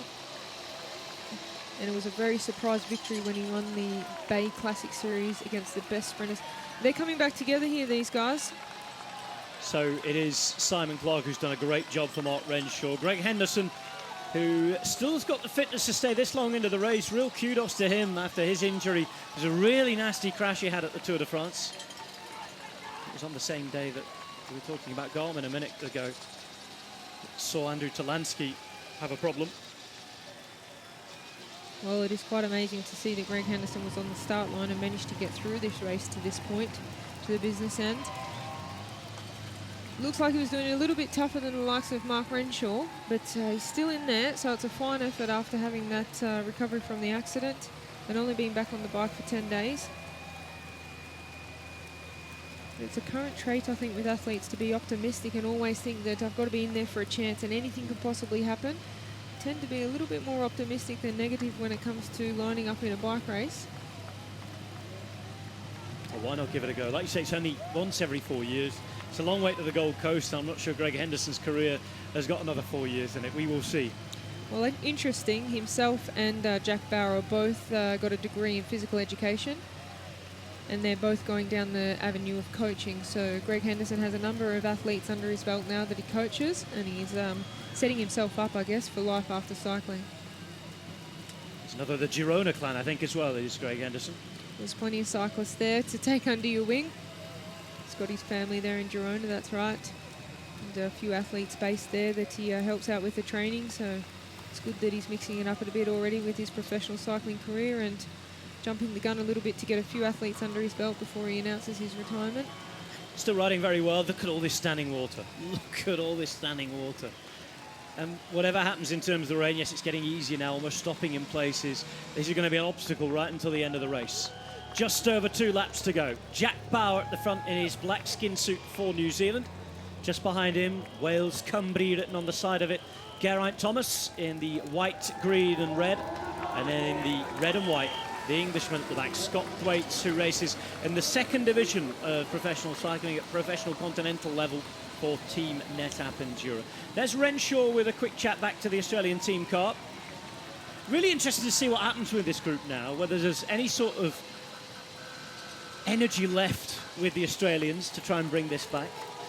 And if anyone else is going to chase, because you've got a Welshman in here who doesn't want to chase, you've got a Kiwi who doesn't want to chase, it really is down to the Aussies, isn't it, or whatever they've got left. Oh, absolutely, and they've used, like we said, they've used Caleb Ewan already, so it may have been a better tactic in hindsight for Caleb to just wait until Mark Renshaw got back, got together as a trio and tried to fire across to this with a joint effort. But in any case, I think it is up to the Australians, and I think it's a very hard task to bring these 3 back now. You start to think, and these 3 come through the line now, what each of them would need and what each of them would like in terms of trying to win this race. I think if you're Jack Bauer, you want to attack. Scott Thwaites should probably be pretty good in a sprint here. And with Geraint Thomas, you never know, either or. Well, looks like he's pretty serious to me. If you see his face, he looks like he's switched on and he's got this far into the bike race, so I know what would be going through their minds, all of them now, that you don't spend that much time on the bike, putting that much effort in, going through that much pain to not pull this off, so they're all going to want to finish off the job and stand on the top of the podium here at the Commonwealth Games. 3.5 hours into the race. 2 laps to go. Lap 10, 20 minutes and 56 seconds for these 3 at the front. This is Caleb Ewan again.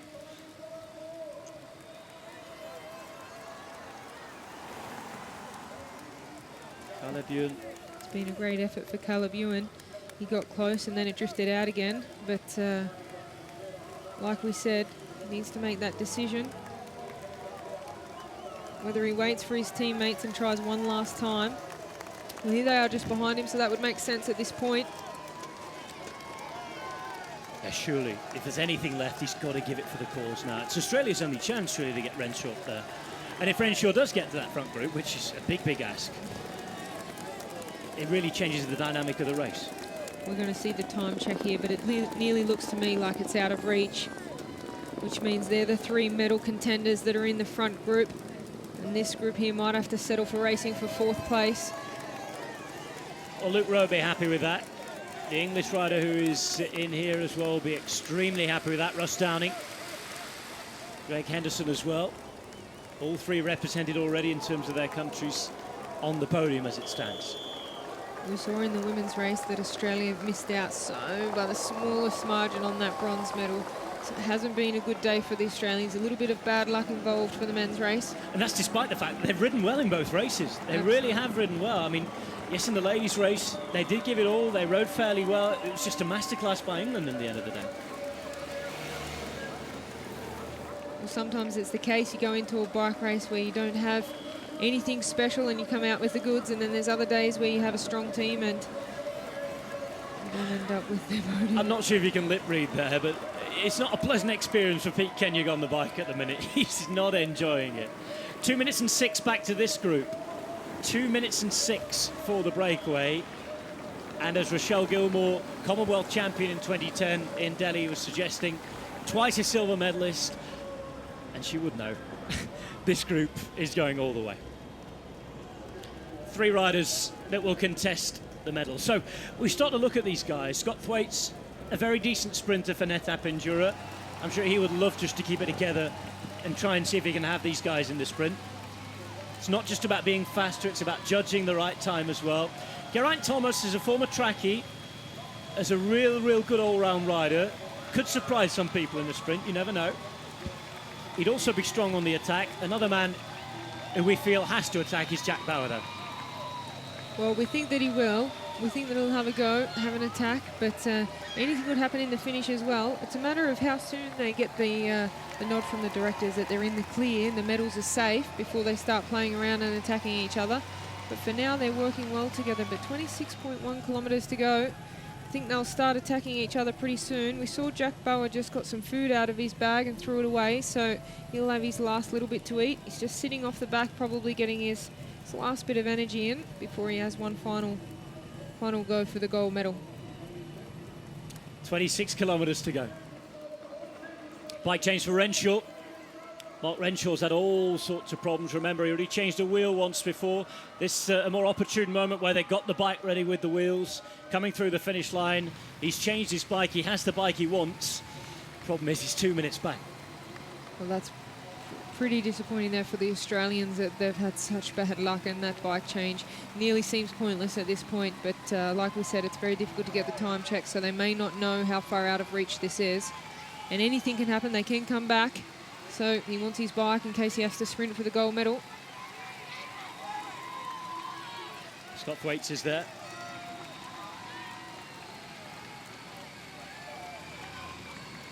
Looks as though he's had the wrong number put on the back of his bike. It is his bike. I've just checked that. He's actually wearing Alex Dowsett's number on the back of his bike, despite having his own number on the back.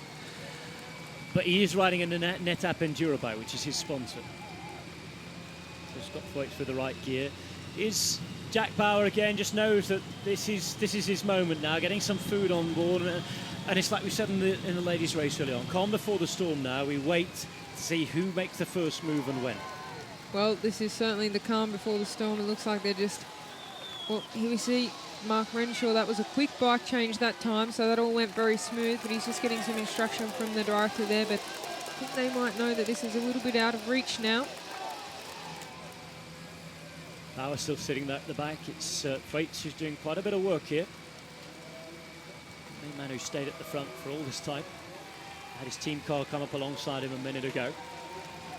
Looks behind, flicks his arm and expects Geraint Thomas to come through.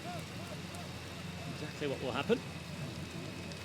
25.8 kilometres to go of a 168.2 kilometre bike race. It's hard for some people to comprehend how they can actually be on the bike for 168 kilometres. It seems like an awful long way. Certainly in a city centre as well. 12 laps of this 14-kilometre course, of which 25.5 kilometres remain. Is the climb out of time towards the west of the city?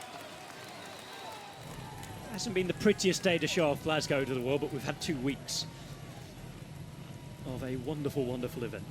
Well, this is a fantastic course because it's not too hard, it's not too easy. It's got a little bit of everything. It's got those punchy climbs where the attacks can take place. It's got technical corners. Then we've got the thrown-in challenge of wet weather, but that was probably expected when the Commonwealth Games were announced to be in Glasgow. So it's a very, very interesting city course. Right-hand turn coming up then. Plenty of them on this technical circuit, but not too difficult, as Rochelle said. It's left it really open, and it's made the open race. It's made people think that it was possible to attack early on, even though Pete Kenyon's attack didn't work. It certainly has made the race today. Well, that's the thing. When there's a Commonwealth Games that's set on a really difficult course, it narrows down the people who want to represent their country on a very, very tough course will only be those who can climb. And then in Delhi, we saw it was dead flat. So there's nothing really in the middle, and this course is in the middle. So there's a lot of different type of riders that come here. We've got climbers that come, like Emma Pulley was here in the women's, and then they had pure sprinters. Caleb Ewan and Mark Renshaw here representing Australia. So given it's a city course, you get a different mix of athletes coming to represent their country. So Caleb Ewan has been caught. Caleb Ewan has been caught. He's their second to last rider in this group here, just in front of Mark Renshaw. Now, do Australia have anything left? That is the question. I certainly don't think they have enough left to bring this back together. Caleb Ewan doesn't even have enough left to stay with the group. Russ Downing looks around, realises that, and sprints back onto the wheels. It's a big day for Russ Downing as well. Englishman who's never always got the chance, certainly in the recent era of British success, to ride with the very best in the national team. But he's here riding for England. As for NFTO, the new British domestic team now. Geraint Thomas. Well, this is going to get exciting. Looks like they're going to start looking at each other now coming into the finish. 24 kilometres to go. What can Jack Bauer do? There's been a lot of talk about him when he showed what he was capable of at the Tour de France. Geraint Thomas just getting some food there. Food in a hand from the Welsh cop. Straight away into that gel, getting ready for his moment. New bead on as well. And chooses a different one. Well, it's a little bit risky hanging onto the car there. Doesn't Certainly need to do wet that. Things on. It's on the downhill, so there's no real benefit of doing that. But if you get a really strict commissaire, you might want to penalise someone. 2 minutes and 34 here. Look at this gap. Well, if you're asking questions about Renshaw, stop bothering. It is done for anybody behind. It is completely done and dusted. These guys could afford to take their time and really have a look at each other now. We could see a real tactical finale if they get any sort of inkling as to the gap. Well, Mark Renshaw there doing a turn on the front, and I think it's now Greg Henderson. No, it's not. It's difficult to see with the blurry screen there, but this is Russ Downing at the front. Got a few riders there doing turns, but do they know what the time gap is? Because if they did, we think we'd see a little bit of a more concentrated effort and a higher pace rather than just riding tempo. Perhaps there's just nothing left in the tank. I think that might be the case because it has been a race of attrition and a very, very long, difficult race. The pace has been high the whole race. This is Scott Thwaites. Geraint Thomas just behind him. Latest abandonment for England, and it is goodbye for the day to Tom Moses. Rider rides for Rafa Condor Shop. Absolutely shattered. Well, I was asked the question today, did I think that it's harder to run a marathon of 42 kilometres or race a road race? In the women's case, it was 120 kilometres, shorter actually, or a men's race of 168 kilometres. I think it's a very difficult question to answer. In my case, it would be definitely harder to run 42 kilometres, being a cyclist, but then I think the marathon runners might find it very difficult to ride 168 kilometres. It's a very interesting comparison. Both extreme undertakings, and certainly in this weather, as we said before, our helicopter couldn't get up. We've had flights being diverted from Glasgow Airport, and in the meantime, it's a real slog just to get to the end for Simon Clark and Caleb Ewan. Ewan has given everything for his team today, pedalling squares up the hill, starts to zigzag from side to side as well, and Clark looking no better. Well, they gave it their best shot, but wasn't their day. Good news is it's clearing up a little and we're back up in the air. Well, we were saying how difficult it was for many riders to get through this 168.2 kilometres, but given the weather, it's a challenge just mentally to stay on the bike in that weather. You know, it's very difficult to see, it's very difficult to take food on board. There's a lot of concentration needed to get through the corners, so it's a very big mental challenge just to stay on the bike in these conditions for that long. We said the sun was out, but the rain's coming down again. Very tempting. Sun out here at the finish line for the moment. And again, there's a huge grey cloud just being blown back towards the finish line. So the weather might not be done making it pretty hard for us today just yet. Thwaite seems to be doing an awful lot of the work to me on the front here. Well, one would ask, I don't think it would happen, but one would ask if Geraint Thomas has made an offer, he wants the Commonwealth Games, but it's not likely that that's the case. Well, they don't race in the same team. No, but domestically. perhaps, you know, sometimes you get that one rider wants to join a professional team and wants to, you know, do something, give a hand and show, hey, I'd be valuable to your team in the future. So sometimes that goes on in bike races. But each of these riders have a chance of winning, so I think they're going to take their chance. It's well, contractor Team Sky is a very prized asset. It's one of the financially better off teams, and even the domestics are extremely well paid nowadays. They're paid like the champions of recent times. It's a lot of riders who possibly could be obtaining results elsewhere, riding for Sky and riding for other riders. Jack Bauer in the front. Like we said before, we're going to need to see something from Jack Bauer before it comes into a sprint. We anticipate that he will make a late attack. Really interesting to see where he goes here, Jack Bauer. It was so good to watch him in the Tour de France that day.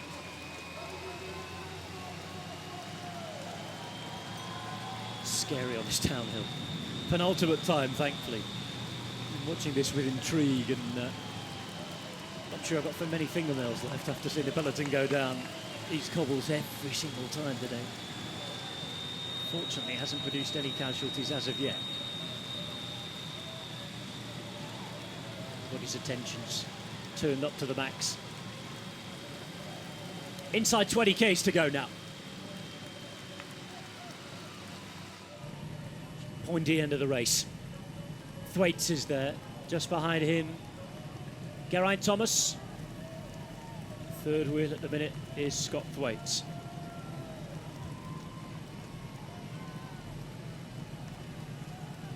.4 Ks to go. You can see that rain just drifting into town again. It's a pretty view on a nice day down there. But it's that sort of day today. I'm not sure these riders will be noticing the weather because they'll be so far in the zone and thinking so constantly about what this race actually means and what the reward is at the end with the Commonwealth Games gold medal. They won't be noticing the rain too much. Obviously in the corners they've got to concentrate a little bit, but the rain won't faze them. These guys would have raced in much worse conditions throughout the classic seasons.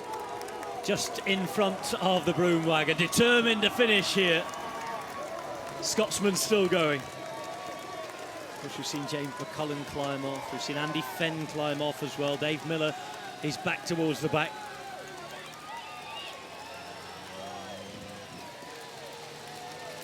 This is Renshaw. I have to feel for him slightly. He's kept his part of the bargain. Australia have worked very, very hard. They've just had a bit of bad luck on the day. I think he knows it as well. Nonchalant way, he's just banging the water off his glasses. It's all about staying in here and trying to win the sprint for fourth place, I think, now. Of course, you never know if there's an incident up ahead. It's a wet day, slippy day. Things can happen. Could certainly be a sprint for bronze. Well, this is the scary descent, isn't it? When they get in that tuck, they hit a pothole or a bump and then they've got to hit the brakes. And the brakes these days on the carbon fibre, they don't grab immediately, so you do have to hold them on your rim for a little while to remove the water before they actually grab on the carbon fibre. But they've done plenty of laps around here, so they know all of the corners, they know which ones they've got to be very cautious in. So for the penultimate time, it's going to be a big left swing into Montrose Street Hill. Through George Square there.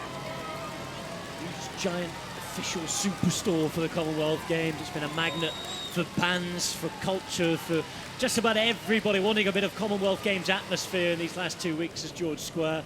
Beautiful view of it from the air. And this, on the left-hand side of your picture, is that big left swing into the might of Montrose Street. It's been a horrible, horrible climb. And I think, Rochelle, as every lap comes, you start to dread it when it comes, this one, doesn't you? Well, you can see each lap they've got a fraction slower.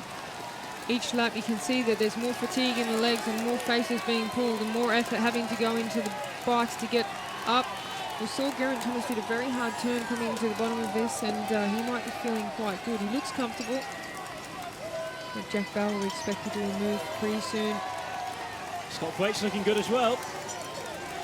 Interesting to pick between these three. You just don't know how they're feeling. certainly the two that have come out of the Tour de France as well. Scott Thwaites said he was not very happy about missing out on the Tour de France, but happy that he didn't have to go and ride the Tour of Qinghai Lake in China. That would have really messed up his body clock and everything. He's just done some training, hasn't raced too much. Well, it'd be exciting for us if it comes down to a 3-up sprint. A little bit technical in the finish with the corners there. So It'll be about the placement as well. It'll be about the tactics and riding through the corners and the skills to hold the bike in the wet. Geraint Thomas still with those arm warmers on. He had them rolled down earlier in the day when he was trying to get back on. Remember, he had that mechanical where he showed great calm. Key moment in the race, certainly looking back at it now, enabled him to be in this position. Well, for most riders it would have taken a lot of energy to get back to the peloton, but he stayed very calm. He got back to the peloton. Well, there's been a lot of recent talk about Geraint Thomas and what his future holds in cycling. Is he going to become an out-and-out GC man?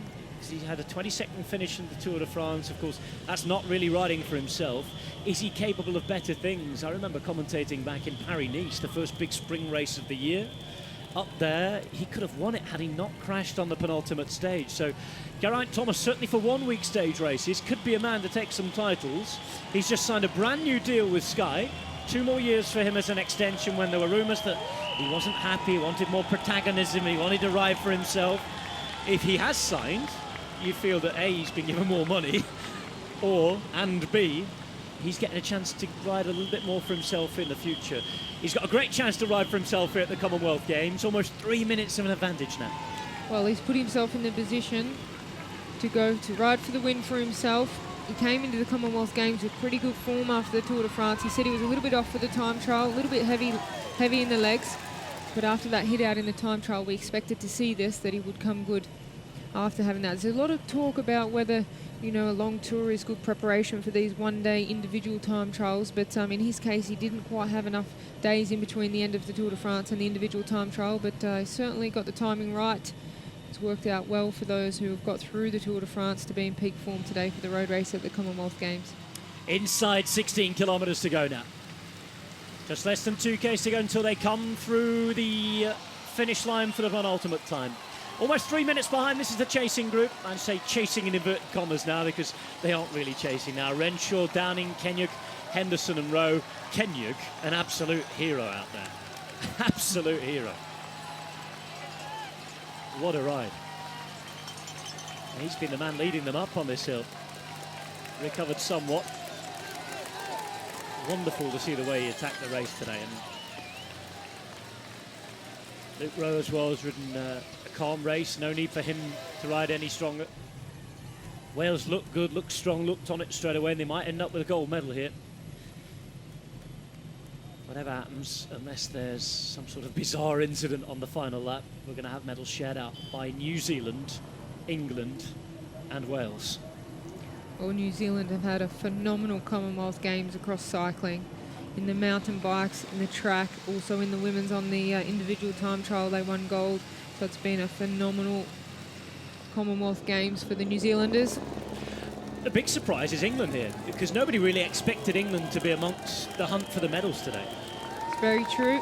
They weren't, they were a little bit ridden off coming into the Commonwealth Games road race today, but they're well represented here. They've got a medal in the bag. If nothing happens, touch wood.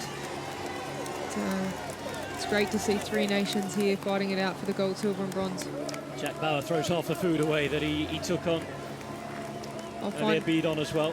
Find it very interesting that he hasn't had a bottle on his bike for a while now. Oh, Jack Bauer has. There was a rider I just saw before without a bottle on the bike. Scott Thwaites, maybe he's going to get something as he comes through here the final time and take a quick sip and discard it. We will see. Geraint Thomas then, 600 metres from the line before they come through to take the bell. They're banging the boards already, you can hear it. 14.5 Ks to go. And we've had problems for Luke Rowe. Luke Rowe needs a bike change. Not good for him. New bike, and it's not going to be the bike he's used to riding. Not the Pinarello, I don't think.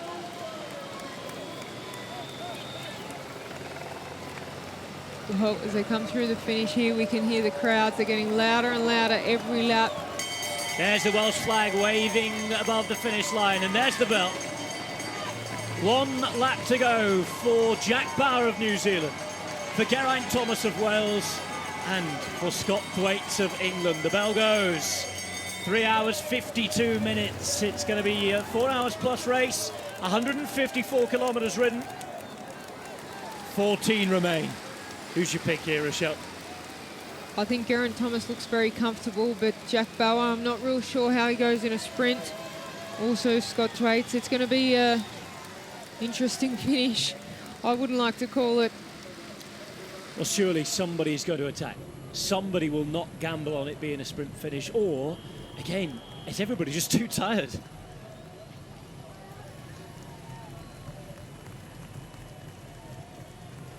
Thwaites at the front takes it. Scott Thwaites disappointed to miss out on Tour de France selection in Yorkshire. Netap Endura left him at home. He's here, close to Endura's home in Scotland. He wants to give them the message that they were wrong to leave him out. Of course, with the new sponsors as well, it's important for him to fight for his future, fight for his contract.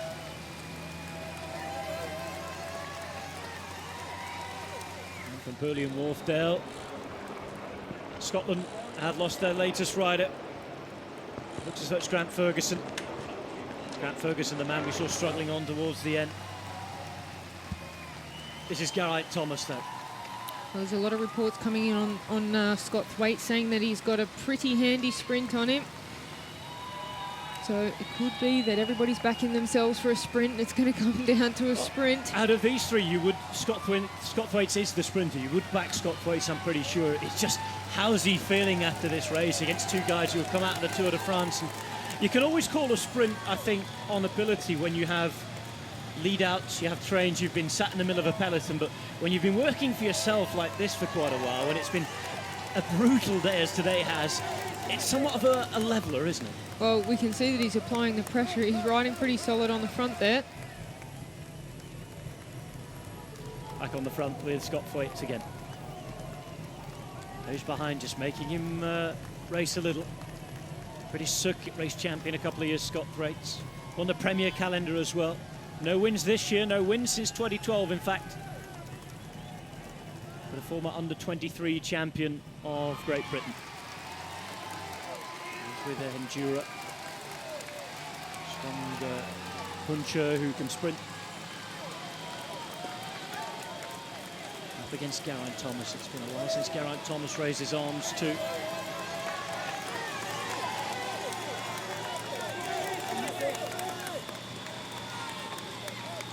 Rider from Cardiff. Winner of the Junior Paris-Roubaix. He was so good in Paris-Roubaix this year. He did a big turn, burying himself for Bradley Wiggins. Bradley Wiggins didn't seem to understand the message, didn't come through, and of course couldn't get the win.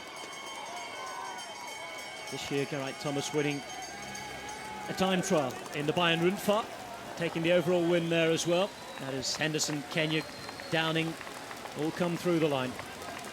That'll be an interesting sprint between Greg Henderson and Mark Renshaw if they're going to sprint it out head-to-head for the 4th place at the Commonwealth Games. Australia versus New Zealand battle there.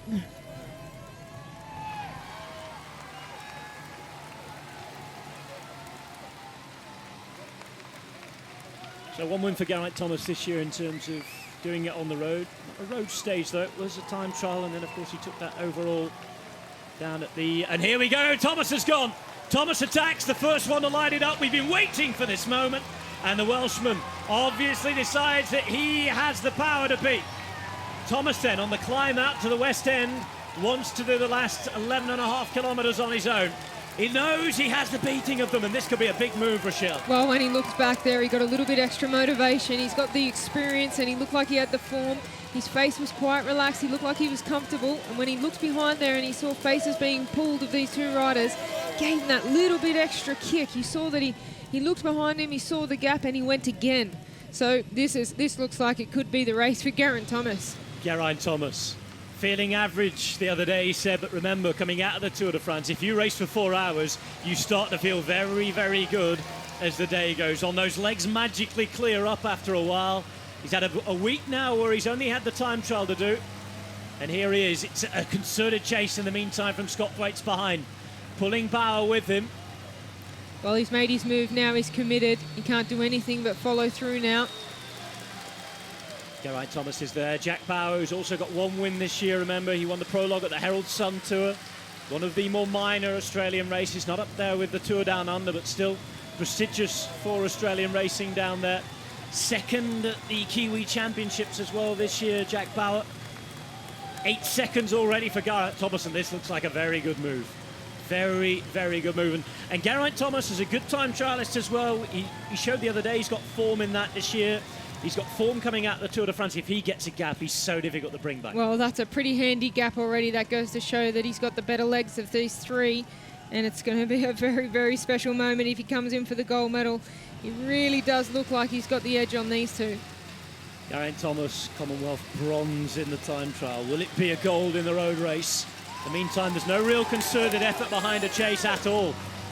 Oh, one of the biggest names in the race taking on gold medal opportunity here. Geraint Thomas riding for Wales, which he said is so special for him. Perhaps riding away with a gold medal here. This is too easy now for Geraint Thomas. No chase from behind. Just shows there is nothing left in the legs of Scott Thwaites and Jack Bauer. 10 seconds now for Thomas as he heads into Kelvin Grove Park. Well, if nothing goes wrong here, it looks like he's got the form, he's got the legs, he's got the skills, he's got the experience, and it looks like he's got this one in the bag.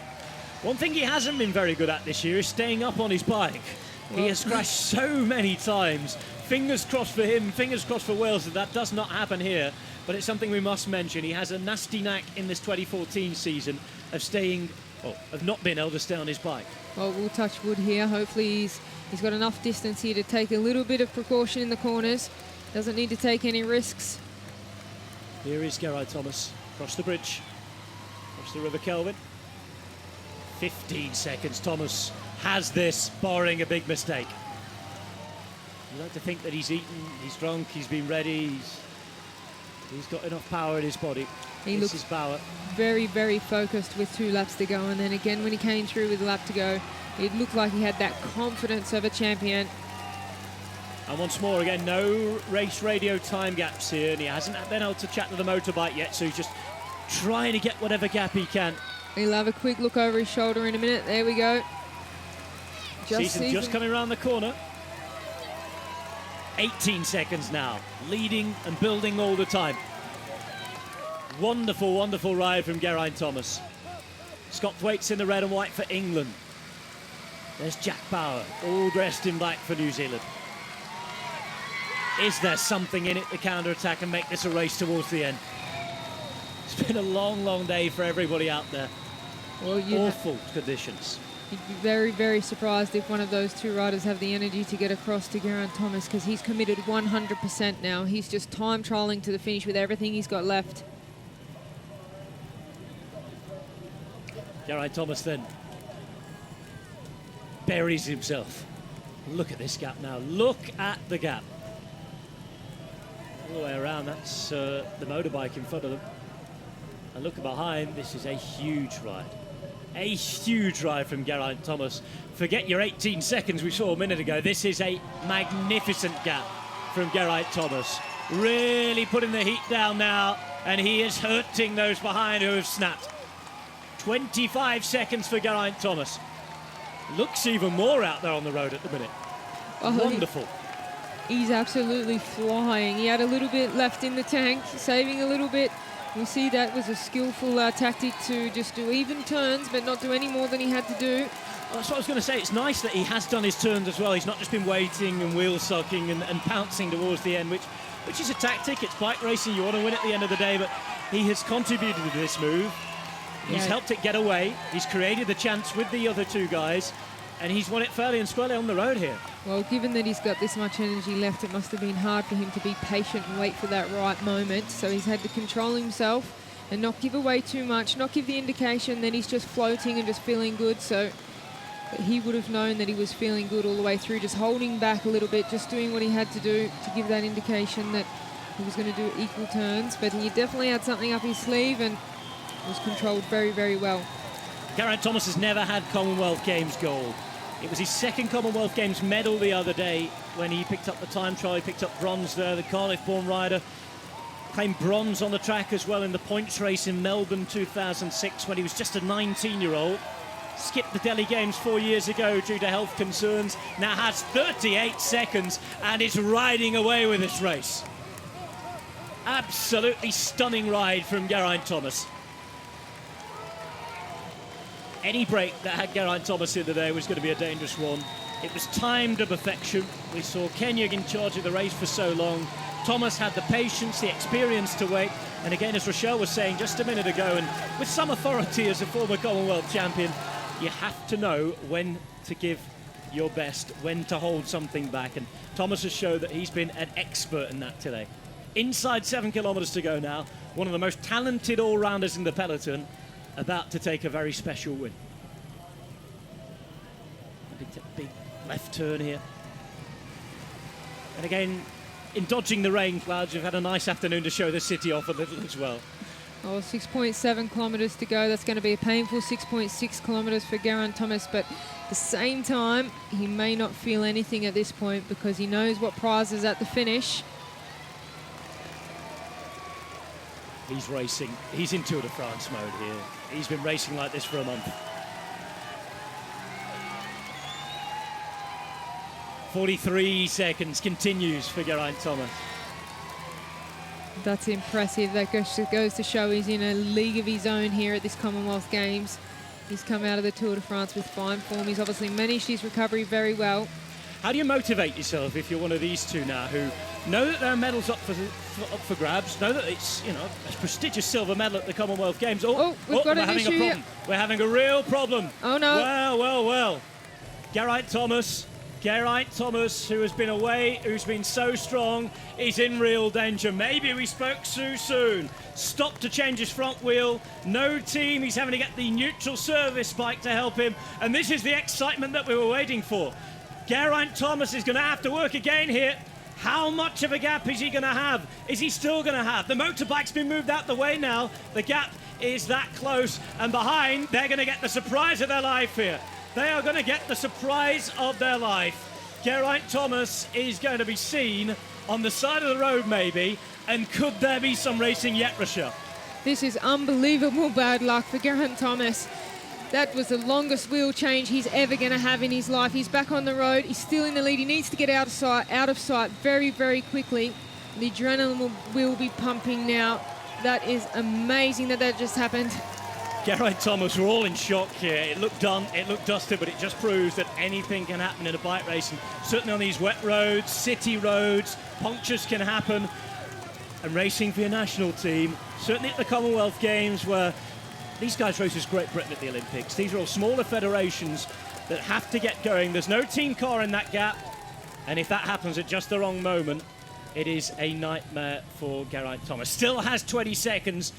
As long as he rides safely, as long as there's no other problems, it's panic over. But what a panic it was. Well, that was a huge panic, and probably one of those very rare occasions where not having radios played into his advantage, because if those riders behind got the information that he had a punch up, then there may have been a little bit more energy left in the tank when they got that motivation. But it's just spoken to the riders behind. They might be in sight now.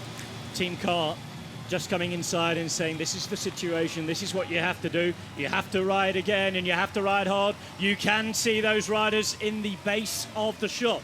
So Geraint Thomas, maybe with a bit more work to do. This is a big, big ride.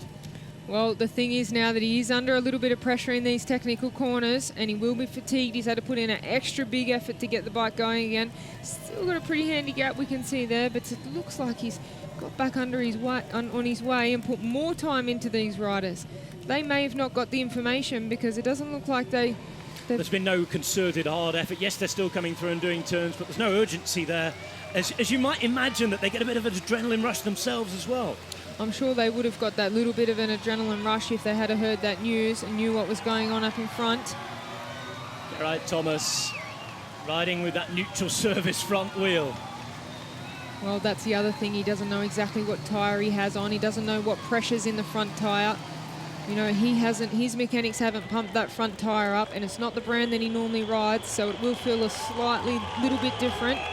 then it would be very nerve-wracking for him not knowing what pressure's in that tyre and how it's going to corner. Still 4.2 kilometres to go. He's still got to take on Montrose Street for the final time, which is just about to come up. And they're not too far behind. You can see Nelson Mandela Square in the base of your shot there behind all the raindrops as the rain continues to fall out there. 25 seconds, and Thomas is showing that he's still stronger than those behind as he's pulling another few seconds out.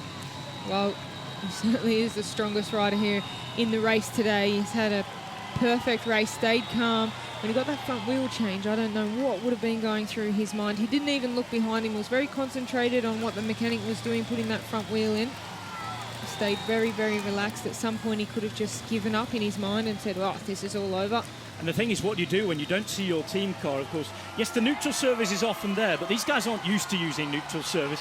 It's not something that they usually do. No, so it would have been a big shock that it wasn't his team that came up with his normal front wheel, his personal spare front wheel. It's someone else's wheel that he's got in there.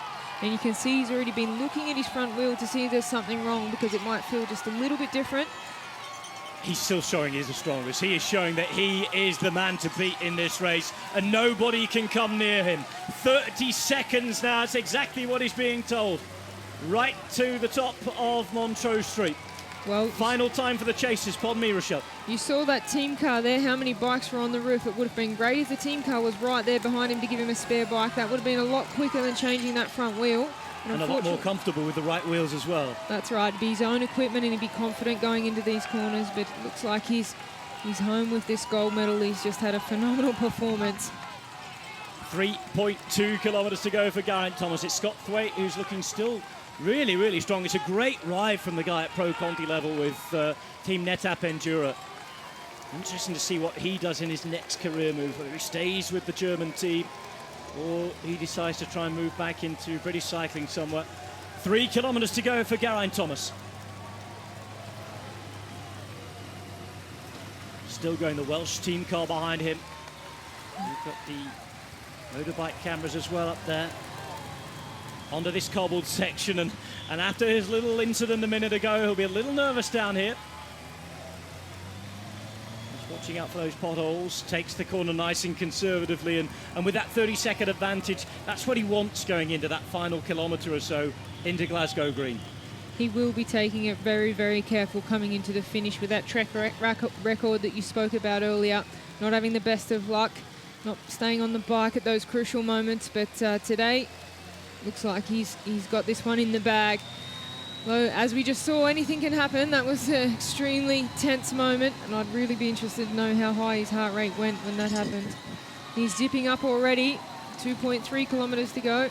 He was almost reaching for his jersey as if to talk on the radio then. He's so used to it day in, day out, the Tour de France. Realises there's no radio left, and he can't do that. 2.1 kilometres to go for Geraint Thomas. If he can stay on his bike, he has it in the bag. Slowing down so much before the corner. Heading back towards Glasgow Green now, the party central of Glasgow tonight. We've got the closing ceremony coming up, but this is it for the sport. The Glaswegians bringing the curtains down on what has been a wonderful Commonwealth Games, and it's going to be success for Wales. There's Glasgow Green, there's the finish line. Rochelle, this is Geraint Thomas's to lose.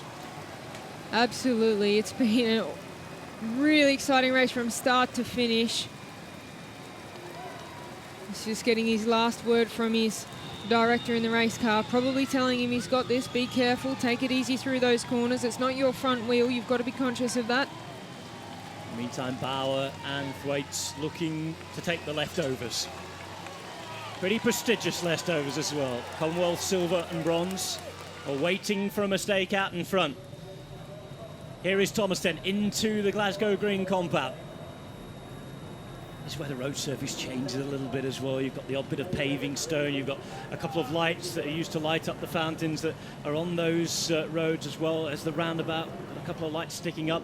Here he goes under some trees as well. And it's been raining, so the sap's on the road as well. It's all pretty slippy stuff, and Geraint Thomas has to make sure he treats this with the due prudence required. 1 kilometre to go, last kilometre for Geraint Thomas in this Commonwealth Games Road Race 2014. He has the victory in the bag. He has 30 seconds plus on those behind. Team car is in there, motorbike is in there. There's no worry about the gap It's just about staying upright and crowning what has been a superb, patient, mature and classy performance from the Welshman. 800 metres to go then for Geraint Thomas. 28 years of age, just signed a new contract. He will be feeling $1 million right now. Well deserved, wasn't it? It's such a great race to see when one of the champions that have ridden a perfect race and done a lot of hard work, very, very deserving winner. Look at all this standing water behind Jack Bauer and Scott Thwaites. A look behind from Geraint Thomas. He knows it's his moment. Final corner coming up, and he's going to get a chance to enjoy this, to appreciate it. He said he loves racing for Wales. He's never had a Commonwealth gold before, and this is his moment. This is his time.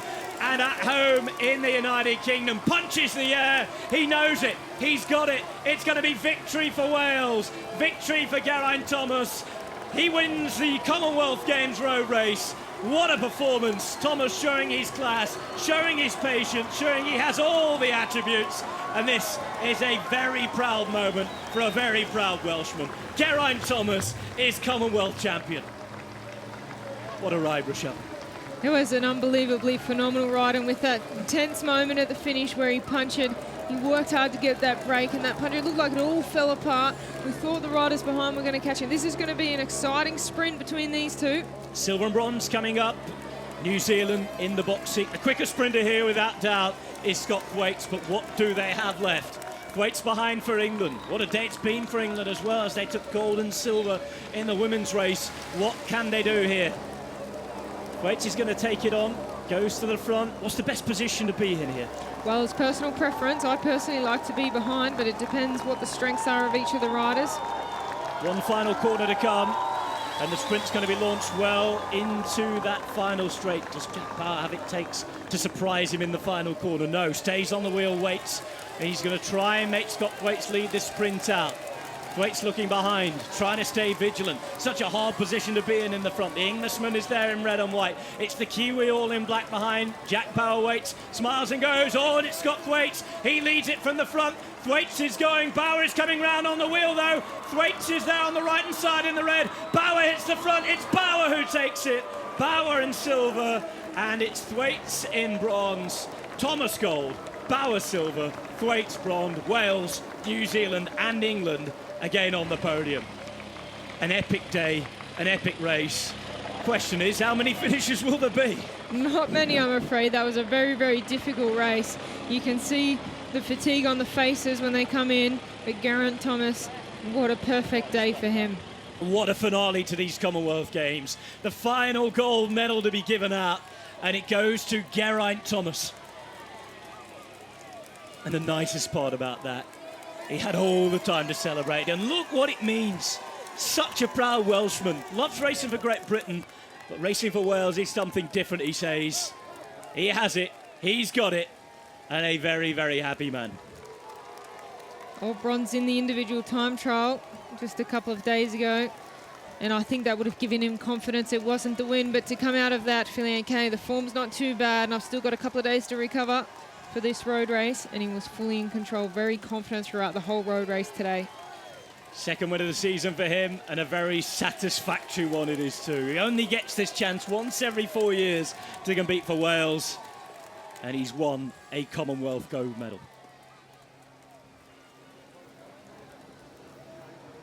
Well, we said they were one of the teams to watch. They showed it was the case.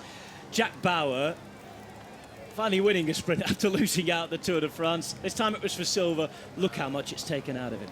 Well, it looked like he really wanted that win. He's shaking his head, but he's going to be happy with that silver when he realises what he's done. No Greg Henderson in the group. Greg Henderson's been dropped from the group, so this should be Mark Renshaw's. Really should be Mark Renshaw's.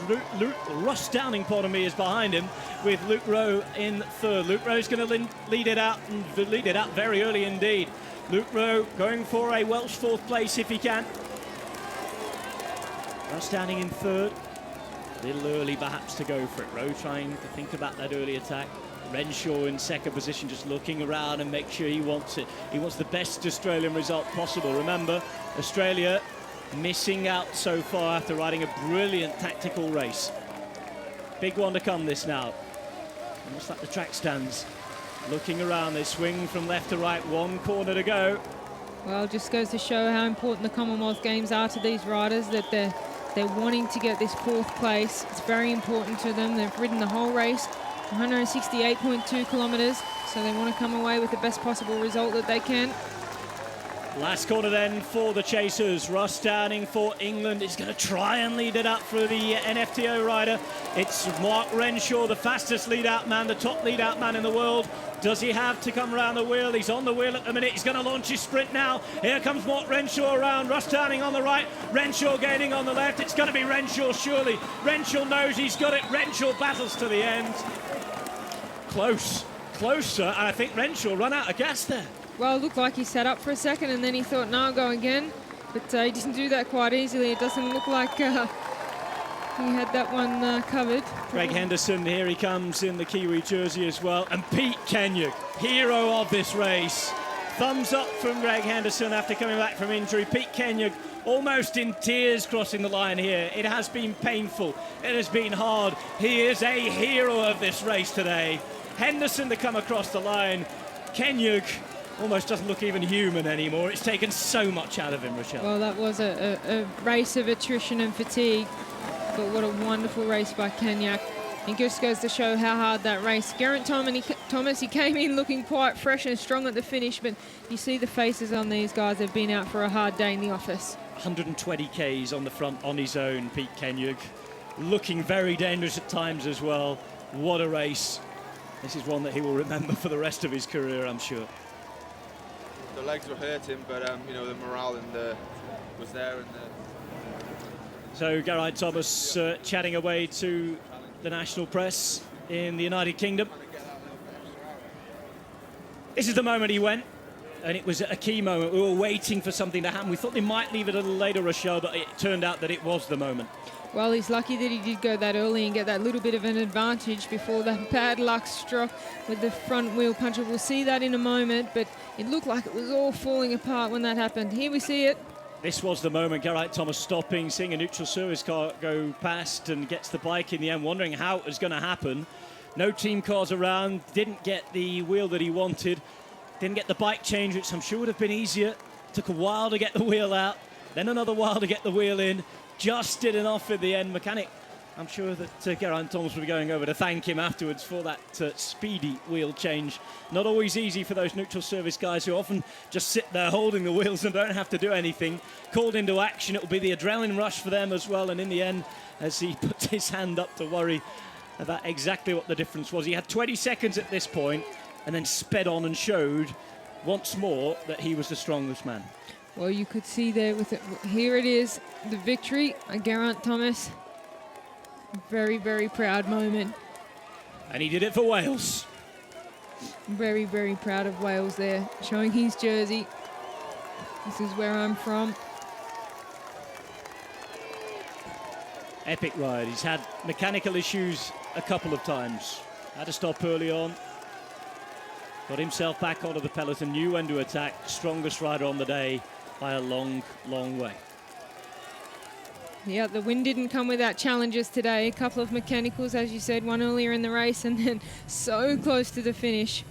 Geraint Thomas winning gold against Jack Bauer, who took silver. Scott Thwaites taking bronze. Ross Downing, Mark Renshaw, Luke Rowe, Greg Henderson and Pete Kenyuk making up the top 8 on the Commonwealth Games road race. 5:15 between first and 7th.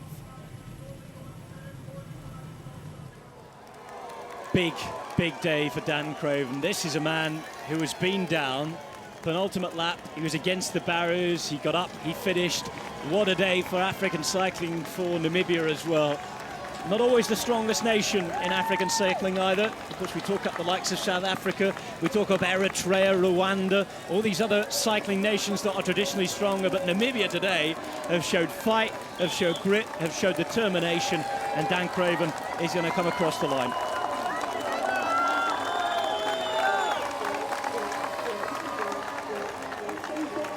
So final turn for him.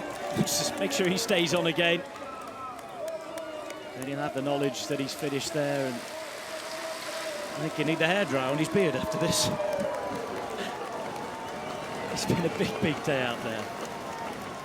Downpour of biblical proportions for several hours.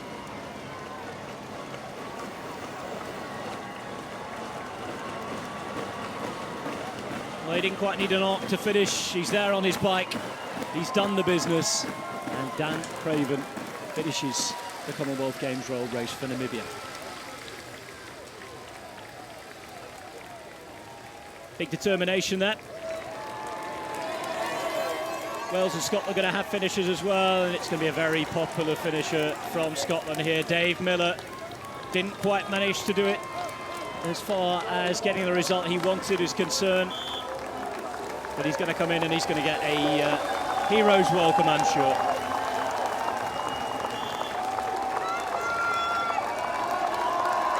Dave Miller, listen to this.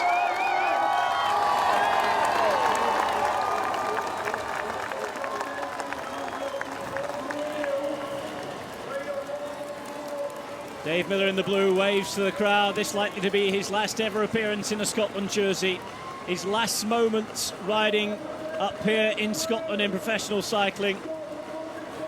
Huge, huge time for him. We expect him to go to the Vuelta a España to ride his final Grand Tour. Dave Miller has put in a performance that Scotland will be proud of. He's finished a brutal race today. And at 37 years, retires from Scotland duty, crossing the line and finishing the Commonwealth road race in Glasgow. And the expression on his face tells you how brutal it has been today.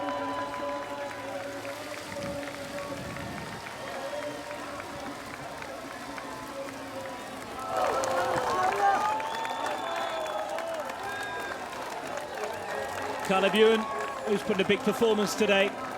Great for him to finish, because at one stage it looked like he really wasn't going to finish. Well, he had that one last effort, didn't he, to get across to those three leaders, but he got stuck in the middle. He had to work pretty hard, but once he got caught from the riders behind, we thought it was all over and he was going to pack it up, but good experience for the young rider. Star of the future, Caleb Ewan. Meaning that he could well be the last rider on the road, we shall see. Caleb Ewan will finish, will be applauded. And he's going to finish in 12th position. Craven, Davies and Miller finishing so far.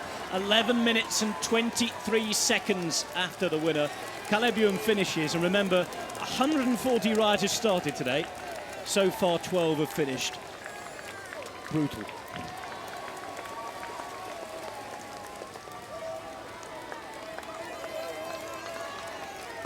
What an experience.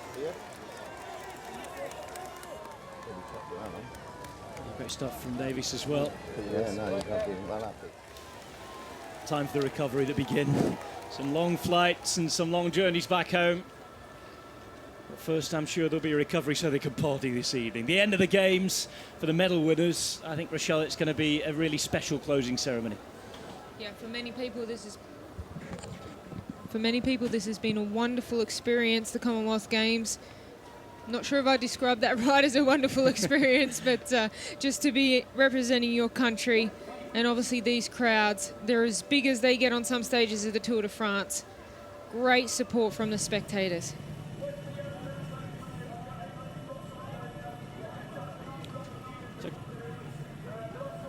Well, a fantastic road race there to conclude the cycling here at Glasgow 2014. Geraint Thomas taking gold for Wales, followed by Jack Bauer in second with silver of New Zealand, and Scott Thwaites of England taking the bronze, as you can see on your screen there. The final classification from that road race. Still plenty more action to bring you here on the Games channel before these Commonwealth Games come to a close. This the scene in Glasgow at the moment. Difficult conditions for those performing outdoors, but we are going to head to the Scottish Hydro now, which is hosting its third event of these games now, following the gymnastics and the boxing finals, because it's been used for the netball medal matches. We saw the bronze medal match earlier, won by Jamaica, and we can now bring you the gold medal match. It's between Australia and New Zealand.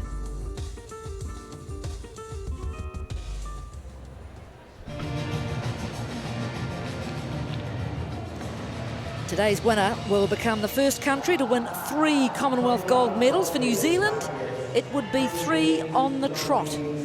While Australia, well, they haven't stood on top of the podium since 2002, when they collected their second.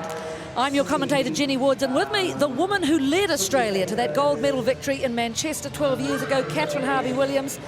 Kath, is that golden drought for Australia coming to an end?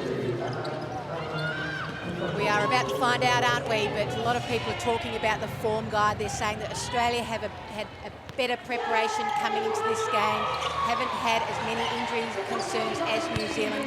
But I can assure you that means nothing. You look at the history between these two countries, 116 times they played, 50% of those matches have been won by 5 goals or less. So I think we're in for another cracker. And that's how they got here. New Zealand, as I mentioned, with that thrilling 1-goal semi-final. Incredibly low scoring, 35-34 it was in the end, to make it to this game. Australia, a comfortable win in comparison over Jamaica. And of course, we've just seen Jamaica upset England and take the bronze medal. So here we are at the SSE Hydro. This is the lineup from Waitomonu. And of course, so much interest in that shooting circle, and that's an interesting twist. Maria Tuteye at the back at goal shoot. Yes, I wonder if she's just pulled up a little bit sore after her game yesterday against England. But a lot of people are saying this is not our strongest lineup. Latu should be there. She's struggling with an injury. And we all know that Jodie Brown, at her very best, is good enough to match it with the best in this competition. So don't let that concern you. This is a game between two very strong sides and very evenly matched. And the Australians set to go. They have looked so good coming through pool play. Here is the lineup, and there's been a battle. Interesting, Kim Ravallion gets the start at centre. Yes, there's been a battle between many of the players for a lot of positions. So Ravallion, she showed some good form yesterday, so she has got the nod in the centre position. Maddie Robinson, she's been the standout wing attack. Question marks about that wing defence position as well, Hallinan or Leighton. Hallinan again had a really solid game yesterday against Jamaica, so she's won the start here today.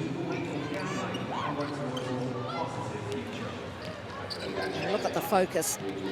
Renee Hallinan, she will revel getting out on this court. As you might have gathered, we are in a different stadium to where we've been earlier in the week. This is the SSE Hydro, capacity of around 10,000. So a wonderful stage for this gold medal match. It's Glasgow 2014. It's the old foe, New Zealand versus Australia.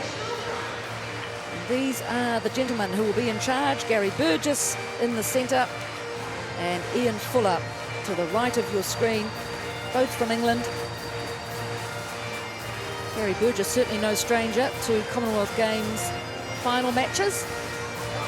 You can just feel the tension in the stadium, Jenny. This is what these netballers dream about, representing their country up against New Zealand for the Australians, or the Australians for the New Zealanders, in a final at the Commonwealth Games. This is as good as it gets, and despite the calm exterior, I can tell you that there will be butterflies, anxiousness, elements of confidence and doubt. All those sorts of emotions will be running through these players, and they can't wait till that first whistle goes, because then they can just go about their business and let all of that go. Well, Waimarama Tomonu, she was assistant coach 4 years ago in Delhi. Now she's the boss, as she hands the bib to her skipper, Casey Korpua.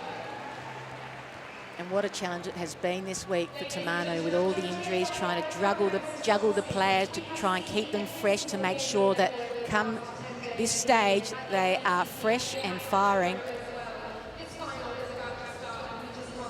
Maria Tuteye fit to start in the final.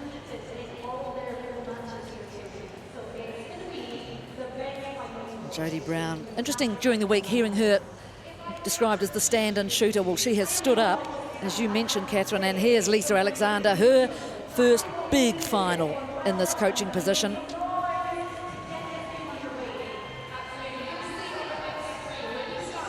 Some final words from the captain. Inspiring stuff, I'm sure. Just that final lifter and steady it for her team.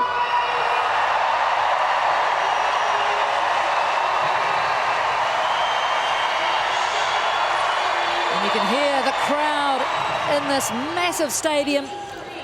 It's been a big job for those behind the scenes here, because up until around 11 o'clock local time, there was boxing carrying on here. So in the hours in between, The netball court has been moved, put back together, ironed out. And one semi-final already held. Jamaica taking the bronze over England. Please turn off the flashes on your camera because Bianca Chatfield and we really don't want to get wrong. looking calm.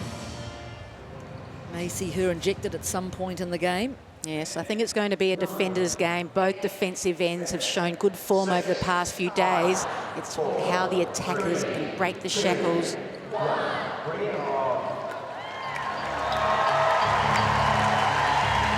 And now things just go up another level. It is the gold medal match at Netball Glasgow 2014. At the 2014 Commonwealth Games, make some noise. Show your support for Australia, for New Zealand. If you can, please stand and clap to the beat of this song to get these athletes onto the court in style.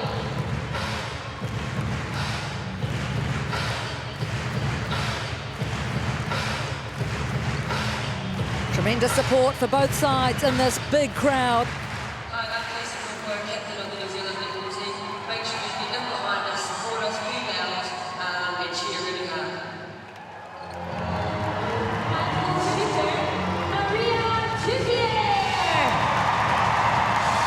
At goal attack, Jodie Brown. At wing attack, Liana Leota. At centre, Laura Langman. At wing defence, it's Jolene Henry. At goal defence, it's Casey Kopua. At goalkeeper, Liana De Bruyne.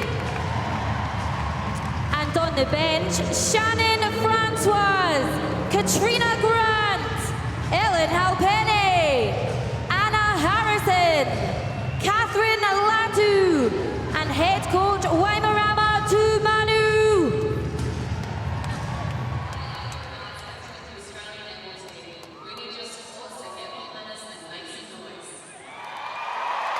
At goal shooter, Caitlin Bassett. At goal attack, it's Natalie Medhurst. At wing attack, Maddie Robinson.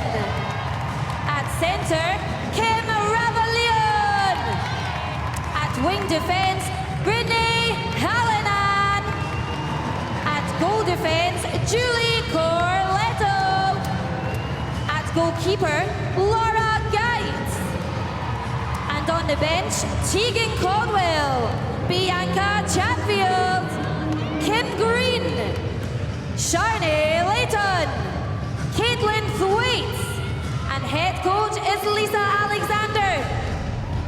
Please welcome your umpires for this match, Ian Fuller, Gary Burgess, and Terence Pert. Delivering the match ball is her 12-year-old Katrine McKenzie from New Zealand.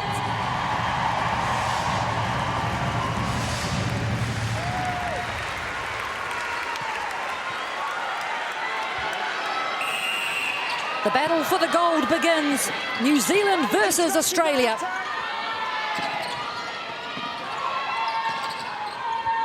Badminton offside, centre.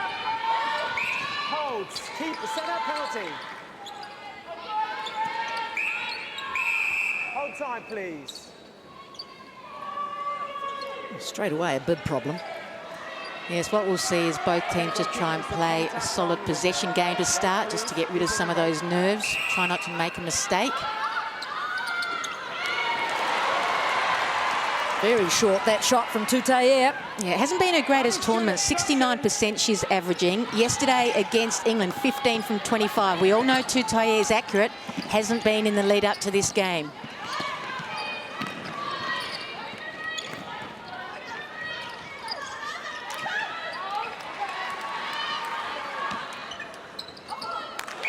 Good start, Australia, scoring off the New Zealand centre pass.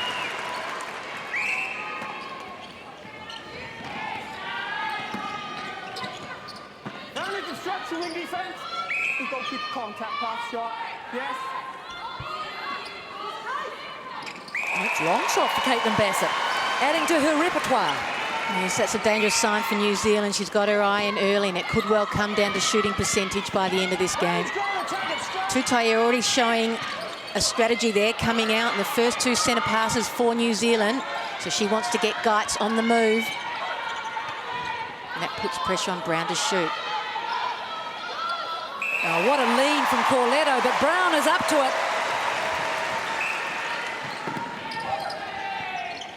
Maddie Brown has been in sensational form, probably the best player for Australia this week. So a real danger for Henry, who also has been showing signs of good form. She'll really need to slow her cut and drive up.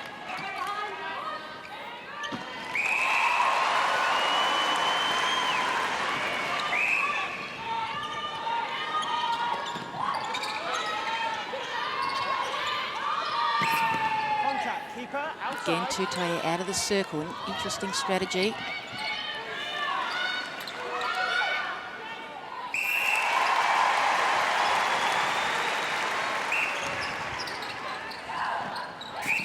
Contact centre, penalty. My area. That's it. Further obstruction, wing defence.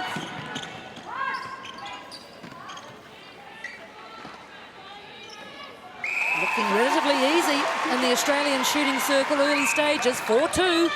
Australia lead. No shooters in yet now. Tutaia comes back. Defence outside. Goal defence, hold. Yep. What a time it's been for the Kiwi shooting contingent. Company, Latu, Tutaia, all injured. Obstruction, goal keeper. And what a great story for Jodie Brown. Had to pull out the day before the 2006 Commonwealth Games due to a serious knee injury. Missed 2010 with the birth of her child, and here she is. She certainly carried the workload. I can tell you though, Catherine Latu did warm up before this match.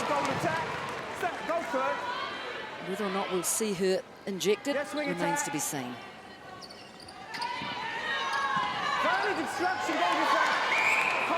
Good scramble by Leota, but it's Corletto's ball.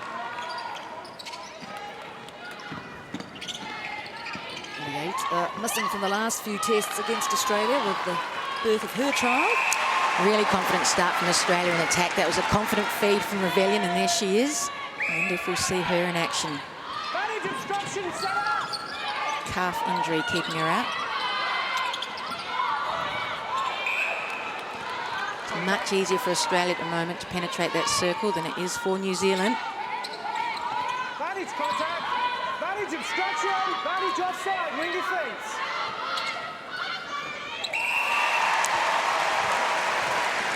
Just looked a bit ginger on after that shot, Tutaia, so certainly not at 100%. It's going to be a mental challenge for her. Just a good thing for Tutaia. That one went in. She's off the mark. The brain came close, but it was too good a pass. Yeah, Bassett's the target for Australia. De Bruyn and Copwell will have to tighten up. 6 from 6 to Bassett. Nice drive. That's better, New Zealand. Really good what they're doing in attack with Tutaia coming out. Clearly they want movement. They don't want the players in the circle holding. Working for them at the moment. Vantage offside, wing defence.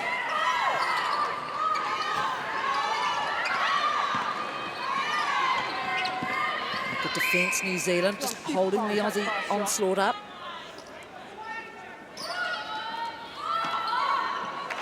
What a good tournament Medhurst had. You know, she's come in off the back of a very so-so ANZ Championship.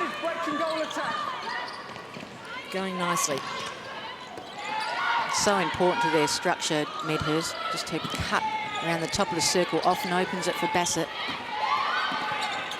Callan doing a good job on Leota, just going tight, running with her all the way. Leota's going to have to put in some options. Obstruction centre.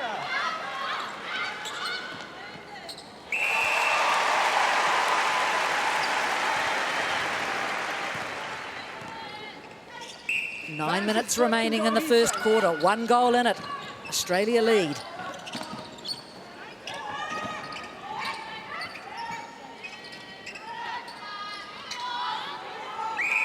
Obstruction.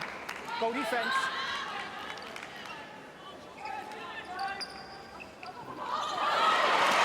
Big rebound. Kolpoor was good lean from De Bruyn.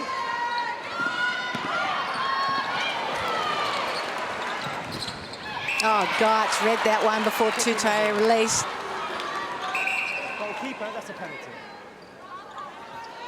So Geitz out. Offside, wing defence. All tied up. And that scored from a rebound, Jenny. Rebounds are vital in a game like this. We know it's going to come down to the wire. Fabulous marking. Geitz on Tutoye. Tutoye couldn't get away and then contacted.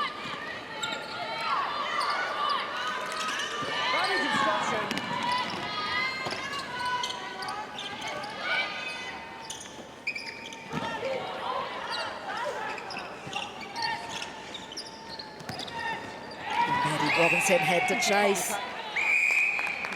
Keeper, you're bleeding. On the side. On your Just a little bit of blood is there on elbow. Leona De Bruyn's elbow.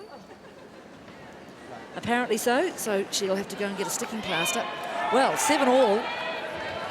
What a surprise. Yeah, a nice steady start from both teams. Australia, it's pretty evident they're going to use the pockets a lot, so New Zealand will need to be aware of that. Whereas New Zealand, they're going to create some movement in that circle to utilise the speed of Langman and Leota to bring the ball down.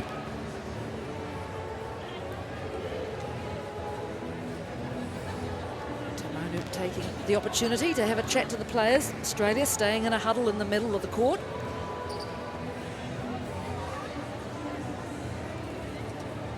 Yeah, so far all the focus has been on De Bruyn's opponent, Bassett.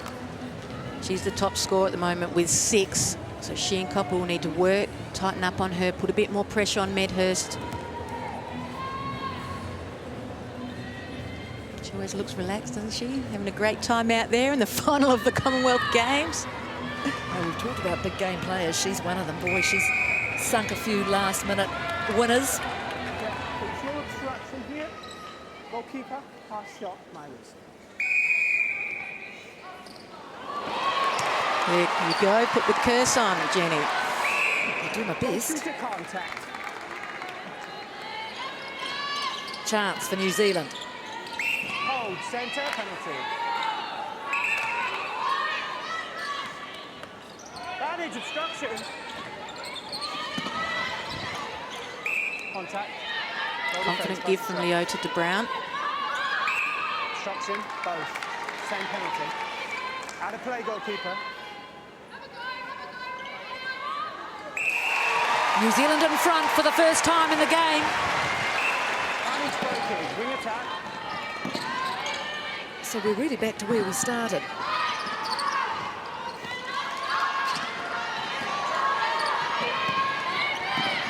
Good defence from New Zealand. Yeah, they're really blocking it up around that transverse line, working nicely together as a unit. Good work from Henry, pushing Ravilion deep. Just came off her a bit early.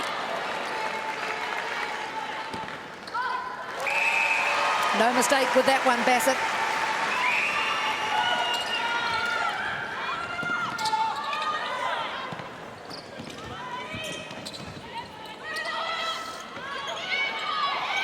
Yeah, good cover from Geitz, one-on-one in the circle with Tutoye.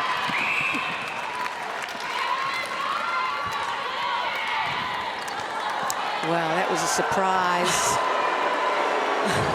They're the challenges you have to deal with when the best umpires in the world aren't umpiring the final. It has to be neutral. Well, New Zealand just have to not worry about that anymore. Really, carry on. Really tough on the athletes, though, just a basic error like that. Contact. Goalkeeper pass shot.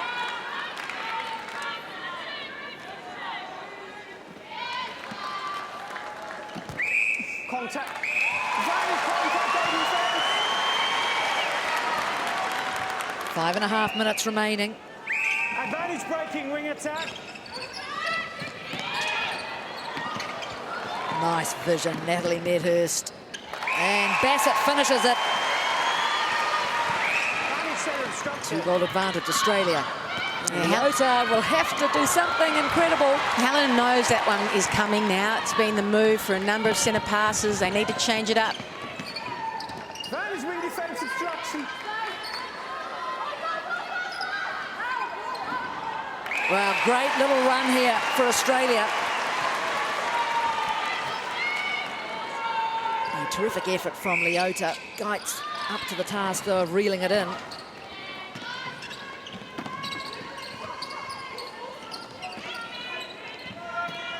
Offside and contact, goal attack.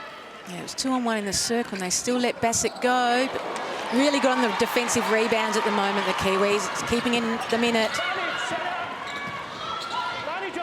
Leota has started this game really well.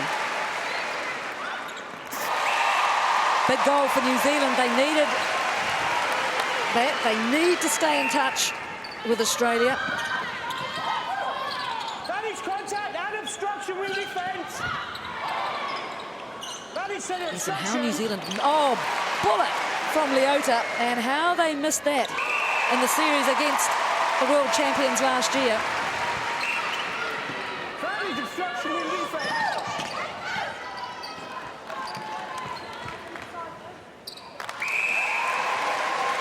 Watch this from Leota. Bang! And Tutai had to work really hard to get that position. Bring attack. Yes. Contact, advantage offside. Australia standing ball side, trying to push their players away from the pass. Obstruction, wing defence, penalty, pass or shot.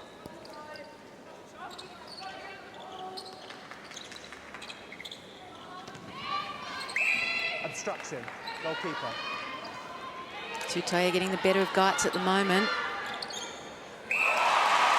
And the radar's back on. 12-11, Australia lead. 3 minutes remaining in the first quarter. Good tip, Kopua. Side, side.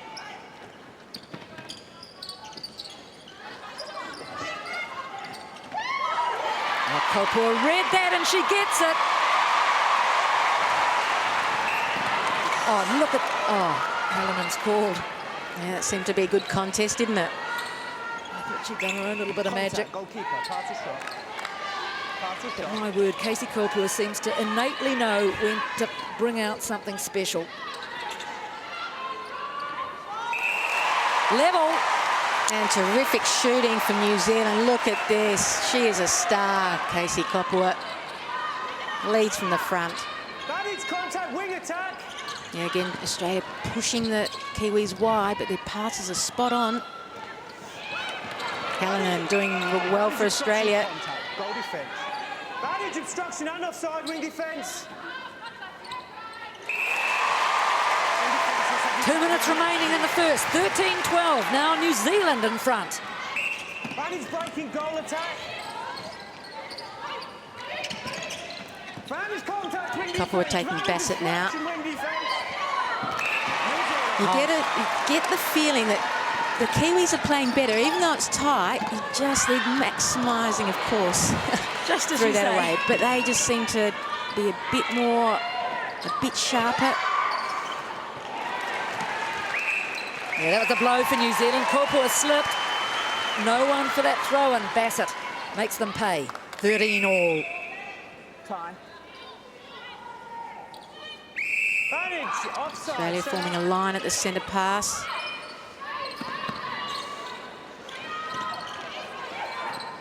Advantage, obstruction, wing attack.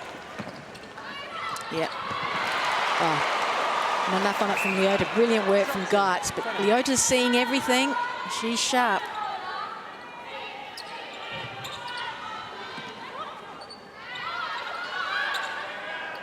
Well, Brown, she looked sideways for an option. Didn't need it. They've only missed one goal, New Zealand. Magnificent shooting. New Zealand, you need to tighten up your line. Both of you.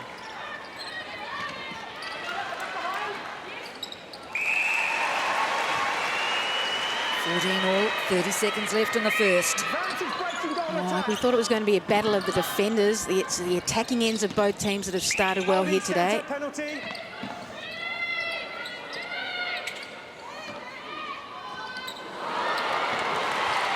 That one bounces right back out. Here come Australia. Yeah, just had more time than she thought, Revellion. Kiwis will think they're a chance here to score. Yeah, the clock's been stopped. Watch for the big one. Oh, well, it was the right idea, but the clock was too fast. Quarter time in the gold medal match. It is 14-all between New Zealand and Australia.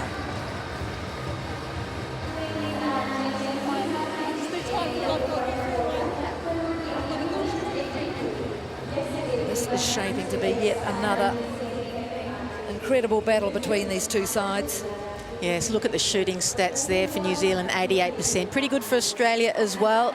Australia getting their hands to the ball a little bit more in terms of deflections. Penalties about the same. Obstructions 5-0 to Australia, so they'll just have to get their 3 feet a little bit more. And defensive rebounds, both defensive groups are dominating in that circle, so any missed goal goes to the opposition. What a game, though. Both teams started well. Australia probably a little bit better, maximising a couple of errors that New Zealand made. But it's the attacking ends that are doing well. Bassett, the focus for Australia. She just opens up at the last minute and they're confident to give her the ball. And Langman and Leota doing some great work for New Zealand to bring the ball down to the edge of the circle, and Tutaia able to lose guts on a number of occasions, and well supported by Brown, though, who's keeping that circle nice and open for the Kiwis.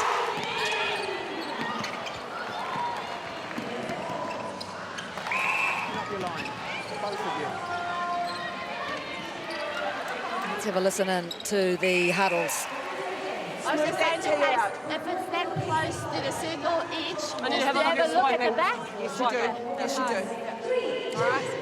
And let's take that ball out securely. Have faith. Let it go. Lars doing some great changes of direction.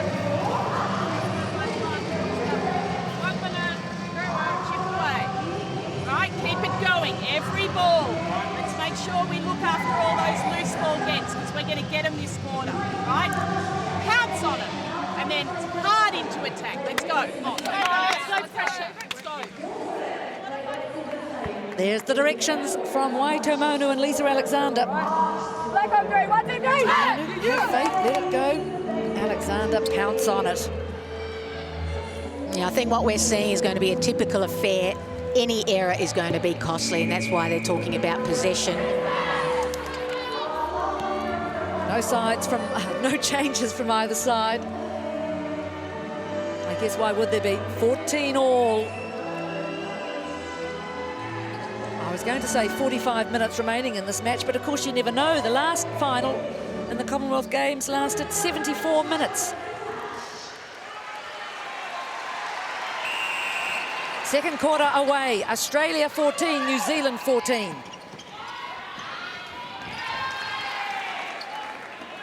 Straight down the middle for Australia. Lovely timing. Vantage obstruction, wing attack.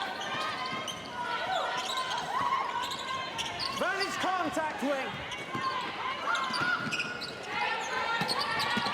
Vantage obstruction, centre.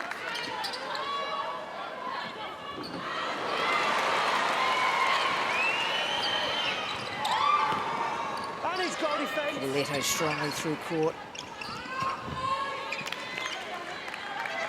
Oh, nice ball. On the ball, goalkeeper, pass and shot.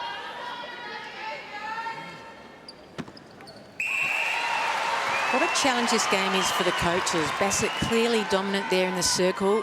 What must Tamanu be thinking? She's got Katrina Grant on the bench, who's been in pretty good form. Not quite as tall as De Bruyn, but has other attributes. Well, they had Grant at goal defence, didn't they? Contact, goalkeeper, pass and shot. Yesterday. 3-goal lead opens up for Australia. She'll be thinking. Does she put her best defender, Copworth, and Australia's best shooter? Tutaia in the corner. Advantage of side wing defence. Obstruction wing defence. Yes. They have to be patient, New Zealand. It's not as easy for them in attack now as it is for Australia.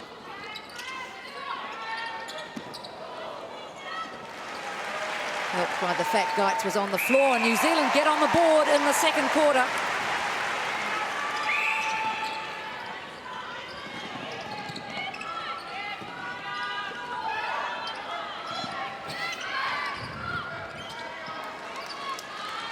It's Medhurst's specialty, that drive and cut around the top.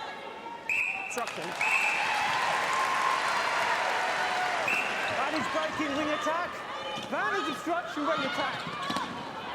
Contact wing defense. Have faith and let it go was the message. Hard lines on the pass, please. Stay on side. Yes. Hard lines on the pass. Stay Australian on side. defenders so fast. Center.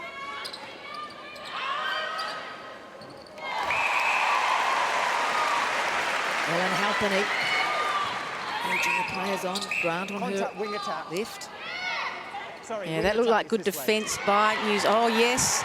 It did look like good defence and being rewarded. Langman and Henry closed Robinson up, and she was forced into the contact.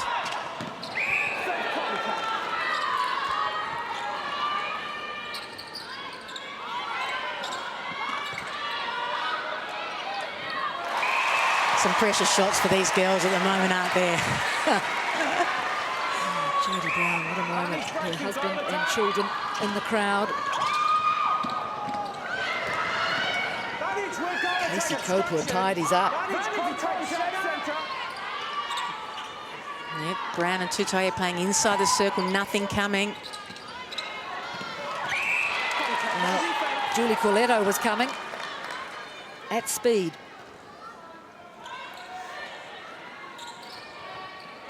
Goalkeeper contact. Yes. Brown perhaps doing her bit to make that contact look more than it was. Level again, 18 all.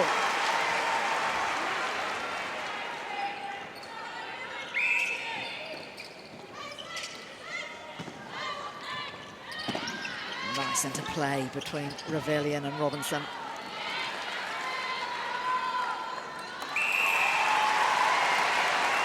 Quick scoring, Australia.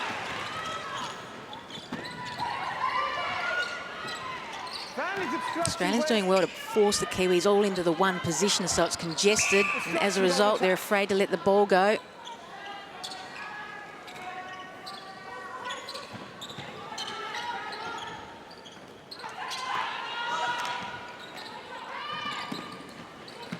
What a stretch for Langman. Great jump. This is a brilliant shot if she lands it. She's on Song Tutoya. I thought she might have had a little trouble with the 3-second rule there, but 19 all. Almost 5 minutes gone in the second quarter. Obstruction, wing defence. Out of play, wing defence. Vantage held, wing defence.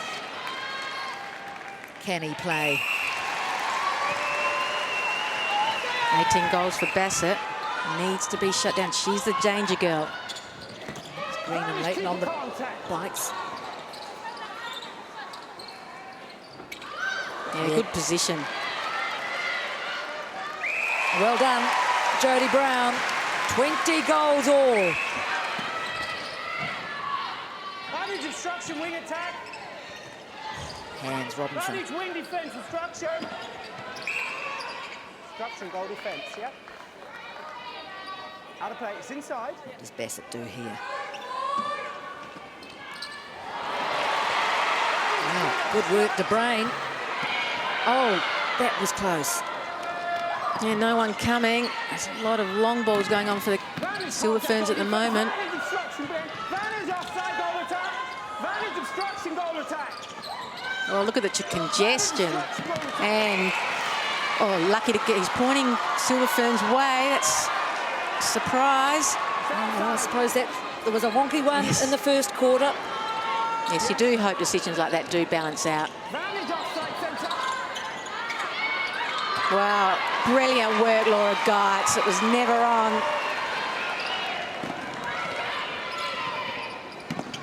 Oh, Rebellion flying. Goalkeeper, shot. One forward, please, New Zealand. That's it, thank you.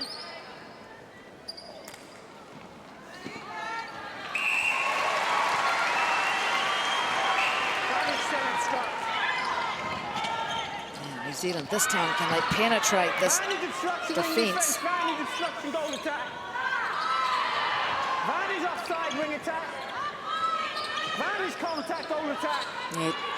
Jodie Brown's just moving laterally. She needs to come to the ball a bit more because she's been covered.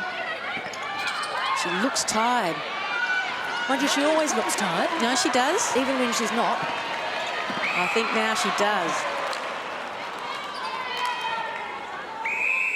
Step back for me. Wow, this is a great tussle. She's had to carry the load a bit more than she would have liked during this tournament with Latu and Tutai injured, so that can have an impact. It's a long tournament. Yeah, big contact from Brown. I almost get the feeling it's going to be shooting percentage that differentiates these two teams. Every miss costly. I'm just trying to think if Brown has been off the court in any of these games, and I don't know that she has. Yeah, it was you. Bandage contact. Rebellion. Perfect feed. Once again, Australia open up a 2-goal advantage. Umpire's time. There's something just on the floor there by the post. Just a little something under the goal. Cleared now.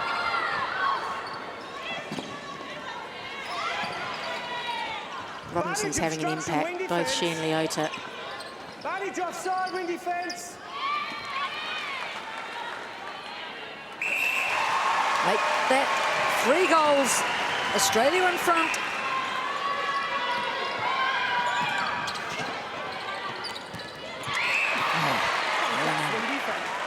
She's getting her hand to a few now, Helena. They just have to be careful about the placement to Leota. Yes.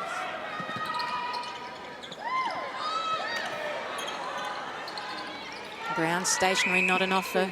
Centre contact. Yes, they're getting all tied up, aren't they? Oh! Yeah, a lot of barging going on in that circle. Jeez.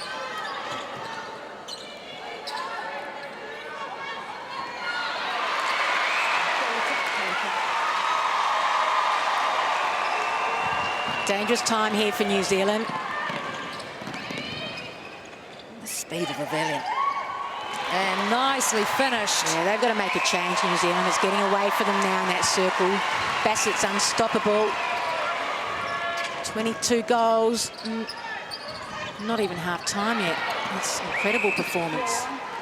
New Zealand. And just when they get momentum up, the mistake from Australia. Traction goal attack.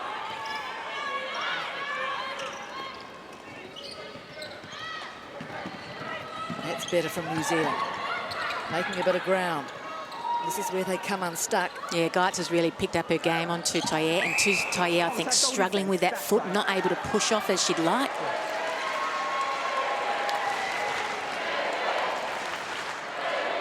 And Brown has lost her way a bit. Far side goalkeeper. So you wonder if Catherine Latu is an option.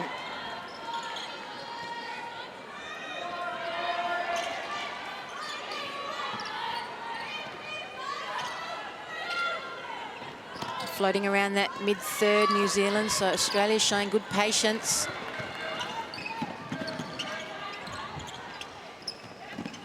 Bandage wing defence. Their placement into Bassett has been as good as I've seen from Australia. 25-20. Australia in charge in the second quarter. 5 minutes remaining. Or less than, I should say. Oh, she did well to regather that, Liana Leota. Yes, can't get it in the circle, can they? No. This time. On the ball, goal defence, pass shot. Obstruction, goalkeeper, both. That settles things down a little. There she is, Latu, warming up with Halpenny. They've certainly withstood an awful lot of pressure in this past week, New Zealand. Yes, that's why if they get up here today, it will be one of their greatest wins ever.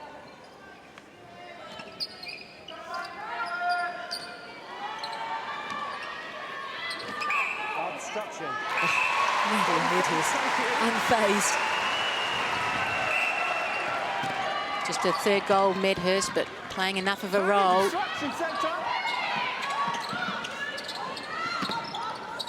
Langman hitting the edge. Yeah, Corletto's all over Brown. They need to control that.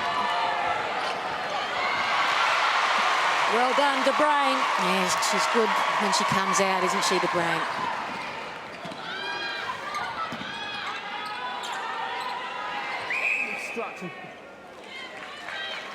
One thing about De Bruyne, though, she might be struggling against Bassett, but she's so experienced, she can get herself back into the game, as she showed then. A combined rebound effort there by the two New Zealand shooters. What a battle they're having. 26-22, 2.5 minutes left in the second quarter. Good quarter so far for Australia.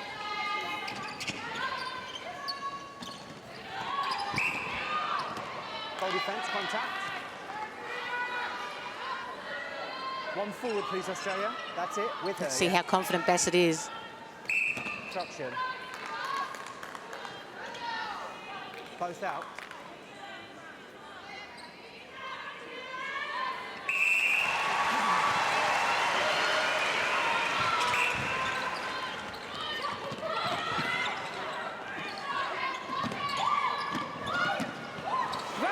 Oh, so hesitant then, Langman.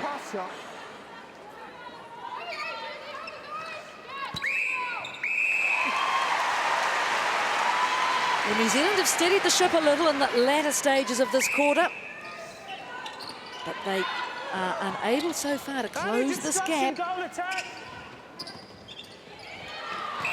Contact, wing attack, centre third. Yeah. Contact.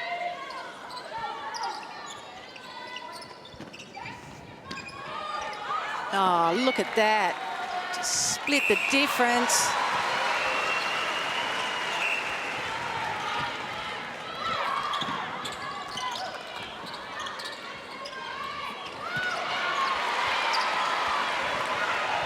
Good pressure on the transverse line from Australia, and it pays off.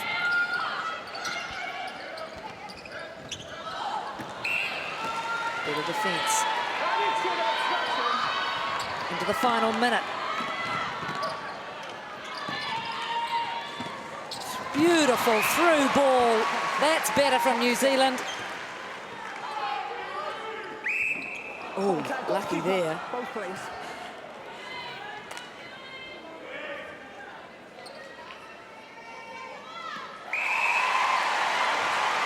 Australia centre pass, plenty of time here.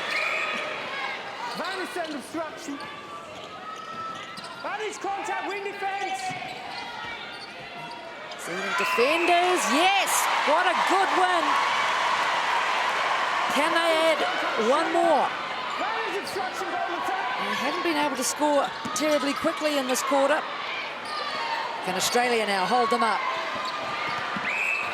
Contact, goal defence. They'll get the penalty. Is it inside the circle?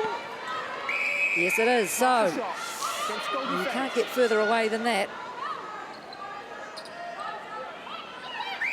Obstruction, wing defence, both. She'll get another shot. Let it go, goal attack. Yes.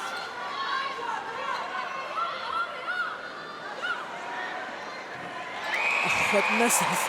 Jodie Brown providing the human shield. So dramatic end to the first half. At half-time, it's Australia leading New Zealand 28-24.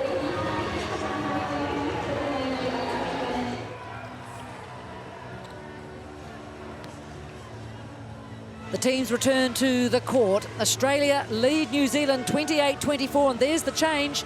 Katrina Grant on at goal defence. Casey Kopua moving back to goalkeeper.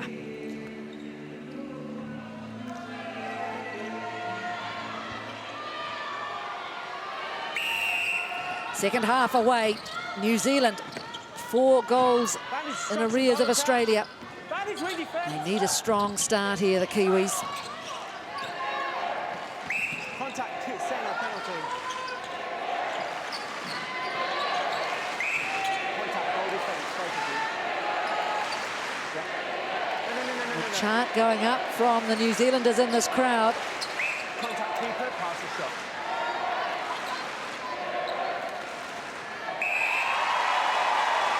There they are.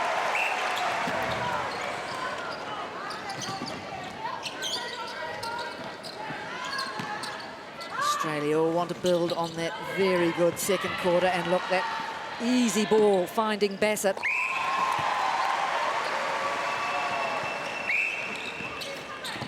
And really, that's been the difference, hasn't it, Kath? Just the ease of scoring that the Australians have enjoyed. And what's difficult is that there are 3 feeders for Australia. Medhurst is putting as many long balls into Bassett as Revellion and Robinson, so difficult to defend against. Contact goalkeeper, pass or shot. Contact goal defence.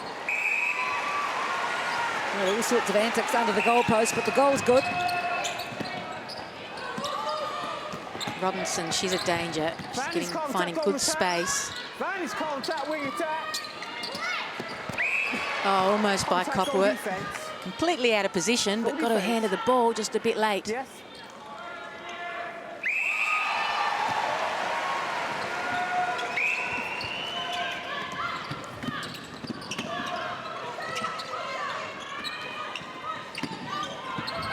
Contact centre.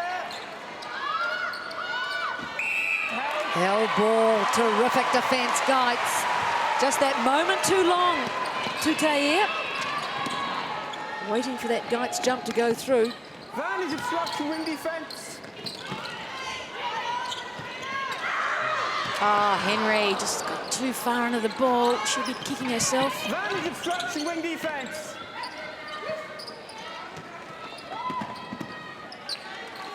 Nice speed there from Medhurst. They only shot 1 goal in that second quarter, but not needed because Bassett was just so dominant. Australia push out. Chance here to lead by 6. Van is obstruction, wing defence. One of Australia's greatest strengths is they are not making mistakes. They are playing a patient game and only going for the easy option. Really good performance from the Aussies so far.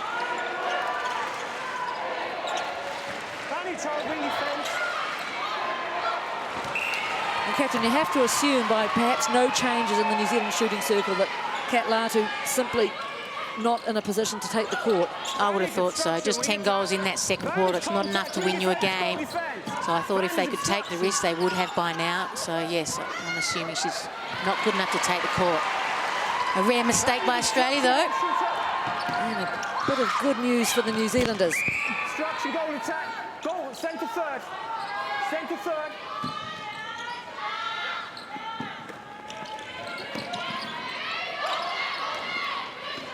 Just one option coming for New Zealand.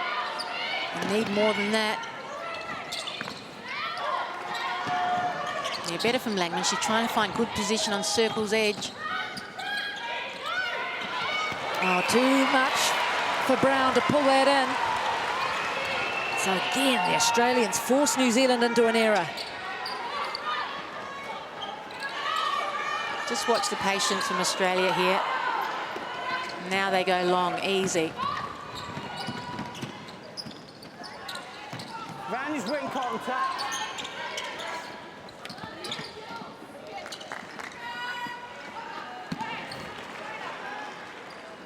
So frustrating as a defender, and so effective as a shooter. Yeah, you feel like giving them a clip when they do that. Catherine Latu sportingly gives them a clap. Now, injury time, not surprisingly. I think called by Jolene Henry, because Australia have started this third quarter with a rush of goals. Yeah, 5-2. New Zealand really struggling to get some speed going in attack.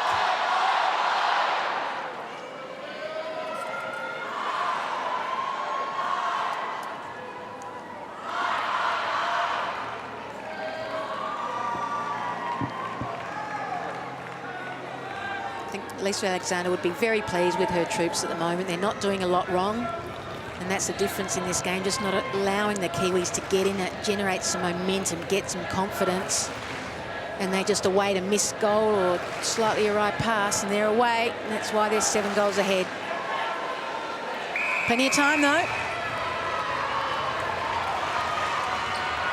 Maria Tutaye, so much on her shoulders. Australian centre pass, 33-26 they lead.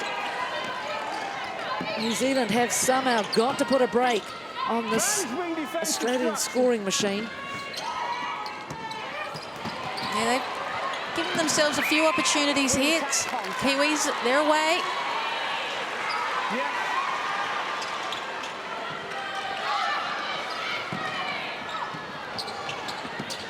Yeah, moving a bit early there, Brown.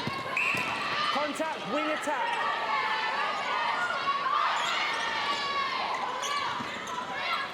Contact, goal, wing defence.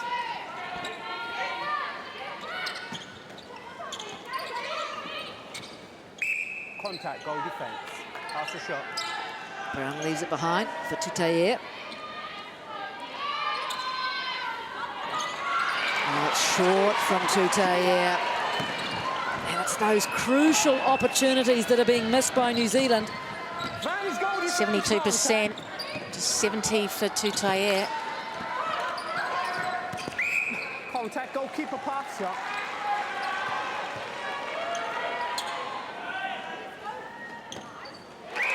On the other hand, to the delight of those Australian fans. Oh, very awkward. Nothing much Langman could do with that. Yeah, the wheels are falling off New Zealand here, and Australia can feel it. Ooh. Did she not slide them when she fell over? Apparently not. They will just have the floor wiped, though. That was extraordinary. I would have thought that was some sort of footwork foul there. Another lucky one for Australia. When you've got the luck, you've got the luck. They're annoying. That's really annoying. Yeah, I would have thought that was a fairly basic call. Never mind, 34-26. Australia firmly in control in the third quarter.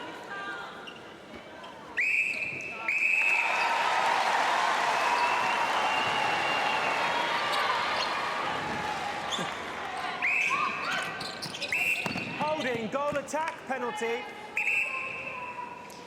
I just noticed on the sideline, Anna Harrison has put on the wing defence bib, slipped her top over the top of that bib, so there will be a change coming for New Zealand.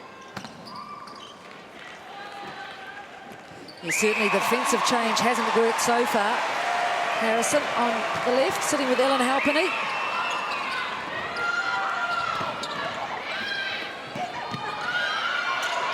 Oh, Hallinan. She's called for the contact there. Holding, centre. Contact, goal defence, pass or shot. Yeah, here. With her, where it was.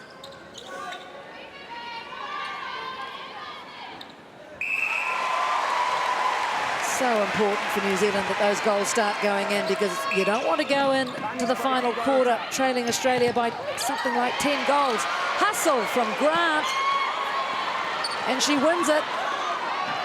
No, they just need to slowly eat away at the lead. Oh, God. Gee, she's come good. Just suffocating Tutaye. Henry off balance as she let that ball go.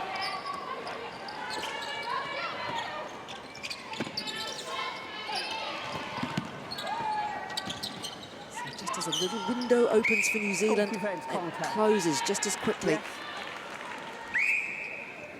10-goal margin restored.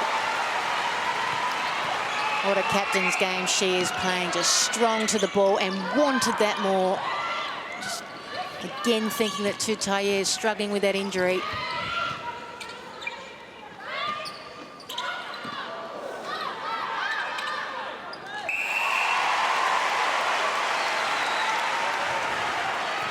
New Zealand have to somehow clamber their way back into this game if they want to defend their title. Yeah. Yes, step up, please.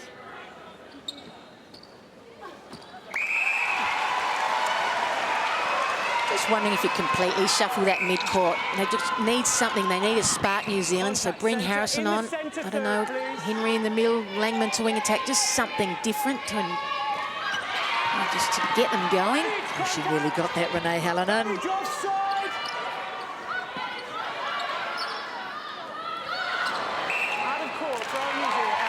Yeah, the shooting percentage really costing them here today, New Zealand. 72%. Well done, Grant. Again, disrupting. Yeah, I think they've had enough opportunities. Their defenders are getting ball. And there it is in black and white. 88% versus 72. Certainly in the past, New Zealand's shooting percentages very much higher than that. And it makes such a difference just to the confidence of your group. If you're scoring on a regular basis, everyone's lifting. Every time you miss, it deflates you and deflates you again.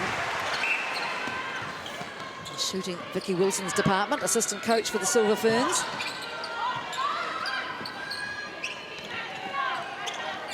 Of course, one of the greatest ever shooters in the game for Australia. Vanny's offside wing defence. There's that patience we've seen all day from Australia. Pass shot. Slipping away from the Kiwis.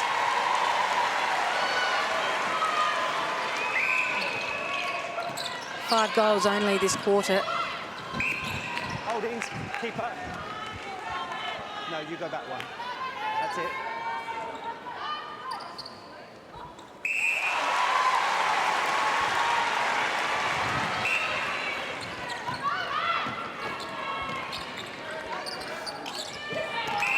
Another error from Australia. Good work, the New Zealand defence. I just want to make an inroads, just by a couple of goals. 7 goals or something like that in the last quarter. It's achievable. They certainly came back from something like 5 down a couple of times against England. This is a very different kettle of fish. Vantage contact centre.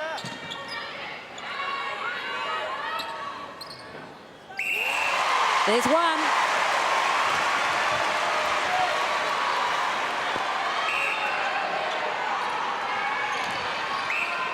Traction. Goal attack. Vantage contact wing defence. Out of court. In fact, replay ball. So just as I say before, they get an edge and then they lose it.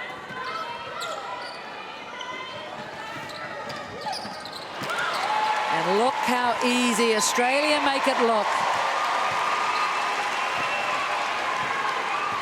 They've made New Zealand pay for virtually every error they've made.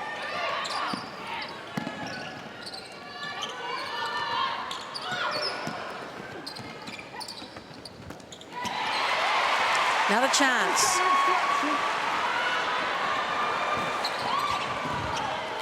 Offside.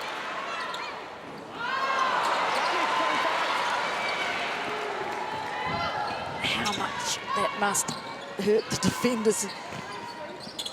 Something special's been done to it in the ball. And how much would it lift them if they'd scored? Such a contrast. Maybe what we're seeing now is an example of just how New Zealand's tournament has gone. Nothing's gone to plan, injury after injury.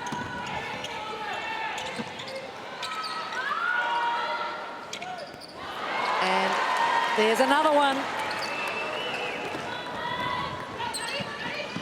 You've got a feel for these shooters. It's not as though they're not trying.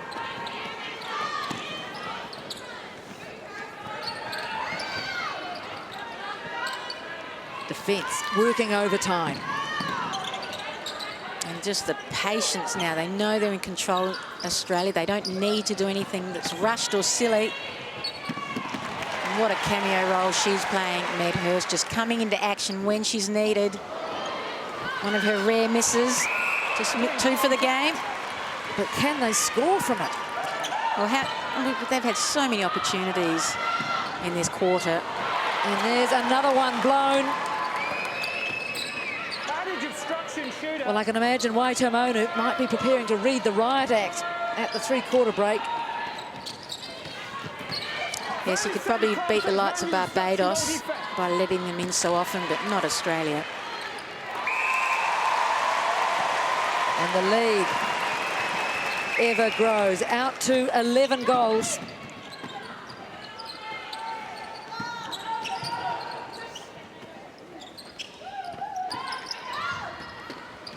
And that's been the type of feed they've put in all day. She was covered then, Bassett, and it was just in exactly the right position. Brilliant work. Advantage, contact, centre. Offside, centre, free pass.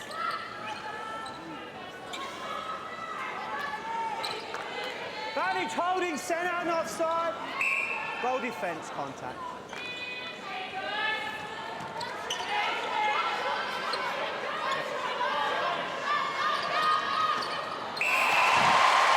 Extraordinary though, isn't it? They've missed so many of those goals, and then the long one goes in. What a terrific quarter for Australia. They have pulled away to a 12-goal lead. At three-quarter time, make that 11-goal lead. 43-32, Australia over New Zealand.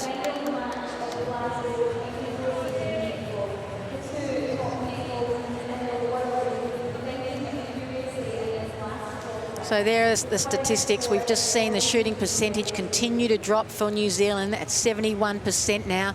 Look at the shooting attempts, just 4 the difference. So this, if the shooting was on, just could be another tight affair between the two countries. But Australia dominating, deflections 4 apiece, and intercepts 5-2 in New Zealand's favour. So it goes to show the defenders for New Zealand are doing their very best to keep their team in this. Both defensive rebounds strong for both countries, but it's been all Australia. They've been the ones that have been taking advantage of any opportunities their defenders have given them. They've hardly missed a shot, and they've hardly made a mistake. This is, you know, almost as good as you can get in terms of a performance under this sort of pressure. Coach Lisa Alexander couldn't ask for much more. New Zealand getting plenty of opportunities, just haven't got their radar in. And in contrast, Hallinan had her eyes wide open and saw the one occasion that Bassett was completely free. And there you see it on the left of screen. Catherine Natu, the goal shoot bib is on, and the other change, Shannon Francois on at wing attack. Jolene Henry also off, so Waimarama Tomonu is ringing the changes. Anna Harrison on at wing defence. And she knows that there is only 15 minutes left. The gold medal very much at the moment looks to be heading to Australia. But what can these players pull out? Latu, it's her second Commonwealth Games, but only her first in the black dress. She played for Samoa a few years ago. What a stage to come out onto. The Australians will be feeling super confident. They lead by 11. 15 minutes remaining in the match.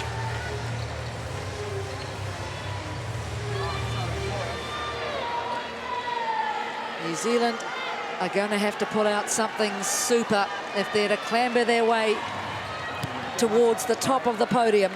Australia with the centre pass.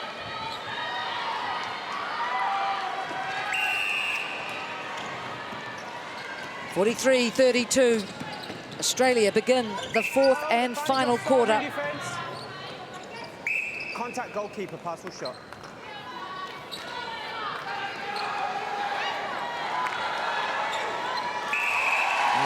Pick up straight away where they left off. And breaking, not a great start for Francois, but Australia are going to enjoy this. Rarely does this happen on such a big occasion when they've got the comfort of a 12-goal lead. They know that this one's theirs. Let's see what the Kiwis can offer, though. Contact, goal, attack, pause. Advantage, obstruction, and offside. They're leaving the Silver Ferns in their wake. Yeah, this is going to be a mental challenge for the Sewer Ferns. You know, they know this one's slipping away. It's all about pride. Gee, she's been good, Bassett, hasn't she? Just found good space, but not enough space on that occasion. So, New Zealand. Can they make any inroads? That's the way to do it, over the top. Okay, can that spark some kind of revival? It would have to be a massive one. They trail by 12. That is contact. It's goal attack. Goal defense, contact, pass shot. Just inside, yes.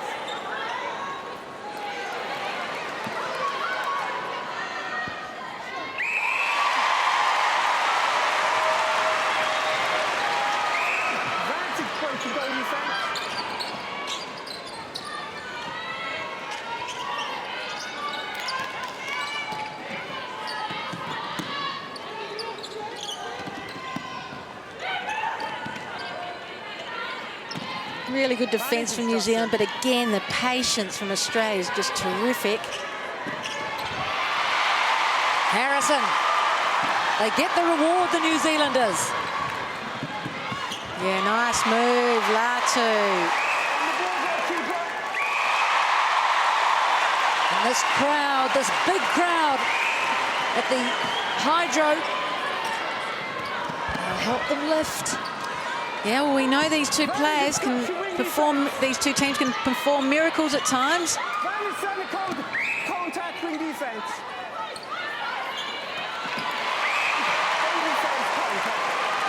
A little pat on the bottom for Latu from Tutayer.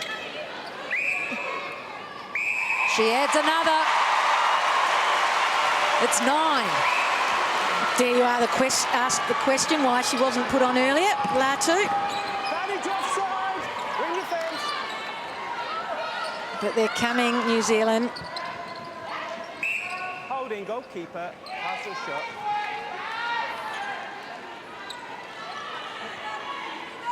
Obstruction, goal defence. Because all Australia have to do is just keep scoring off that centre pass. Guts. Oh, footwork, the call.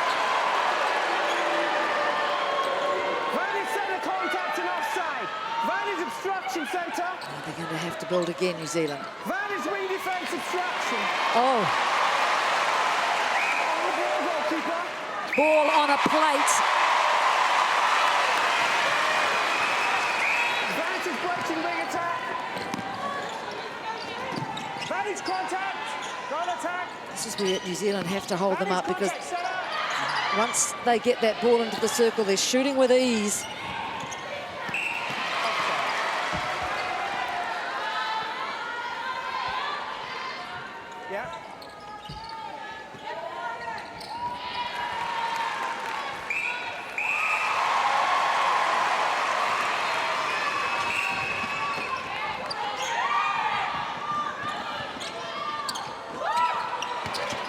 Fabulous mark and Geitz on Latu. What a game she's having, Laura Geitz. Yes. Leading from the front. Contact wing defence.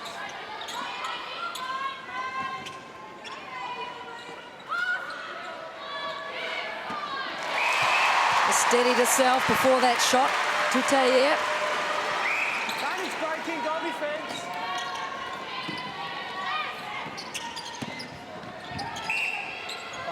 Even that was good work from Australia. The temptation would have been there to put it into Bassett, but they were unsure, so they went for the safe one.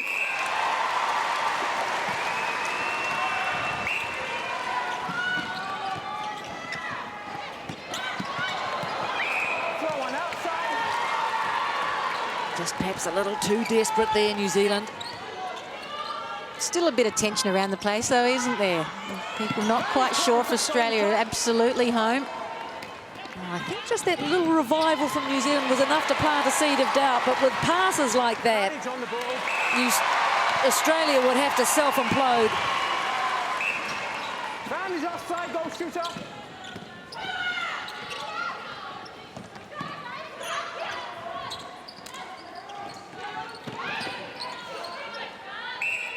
defence obstruction. Wing defence, you need to also stay out of the circle, please.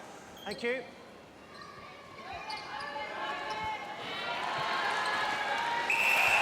Too easy, Australia. Back to that margin of 12.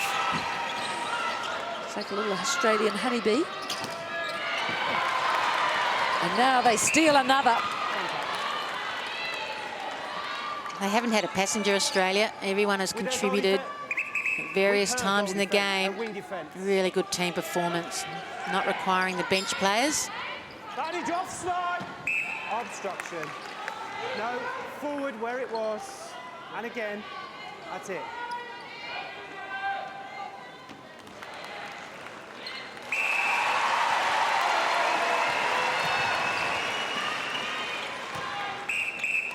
This game will be becoming a hard watch for New Zealand fans. 51-38. 8 minutes left in the match. The temptation will be there now for Australia, perhaps to put some other players on. I mean, it certainly would. And just as you mentioned, is it? I don't know what's going on here. Somebody's called an injury timeout. I'm just not sure which one. No, it looks like it's the New Zealanders. Katrina Grant. We've seen coaches do this when they know their team's home, to bring on players on the bench who've contributed so much is a temptation. The opposition don't like it, but it's a reality. Well, it's the other side that's doing it. De Bruyne warming up. And what a game her opposite marker has had. 45 goals she's put up in the game's not even over. That's a phenomenal performance under this sort of pressure, and the accuracy rate 92%. She is a big-time performer, Caitlin Bassett. But you've got to give credit to the feeders. She's held good position, but she's only as good as the distribution of ball, and it has been almost perfect here today. The three feeders, Medhurst, Robinson, you see there, and Revellion have been superb.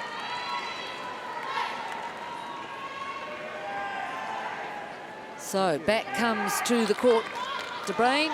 Kulpur back at goal defence. 52-38, Australia in control over New Zealand. Around about a half of the final quarter remaining. Kulpur, goal defence. Vantage centre obstruction. Made a difference, hasn't she, Catherine Latu? She's created a bit more movement and confidence around that circle.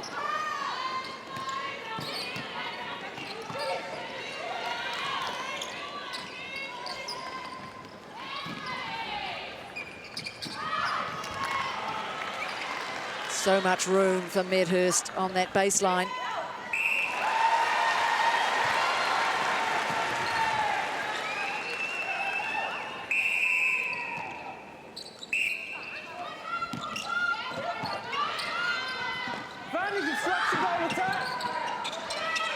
Francois.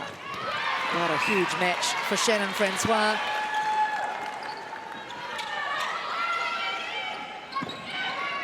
Vantage contact, centre and offside. Contact. Just not her day, Tutaye, not her tournament. Suffered an injury. She's just shooting at 71% now. Yes, the heroics of Delhi are a long way away now. 4 years ago. And this is a very different finals match. Australia totally dominant. Yeah, good work, Copperwood. Doesn't give up, does she? Silver Fern captain.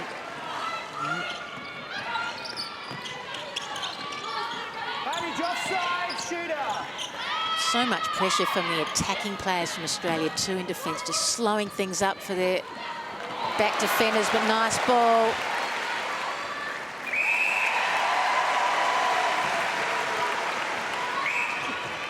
And New Zealand just haven't been able to do enough of that.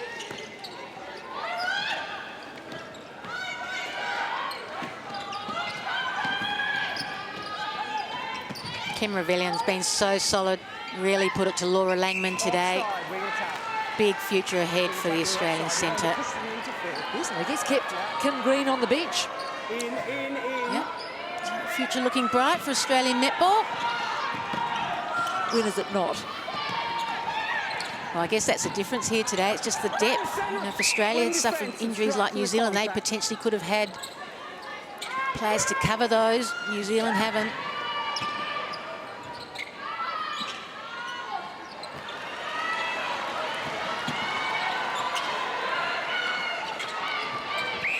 Just tough going, just brilliant work from Australia. You just can't say enough how good the defence has been today.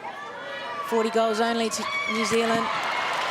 I also wonder too how it must be for Irene van Dijk watching this match, dramatically retired days before the announcement of this game, and then the troubles that ensued in the New Zealand shooting circle. She'll be feeling this.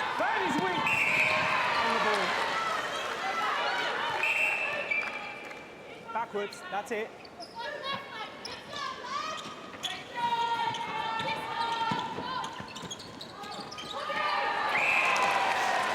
Latu went one way, the ball the other. You can just imagine what these Australian supporters are about to launch into. Party time in Glasgow.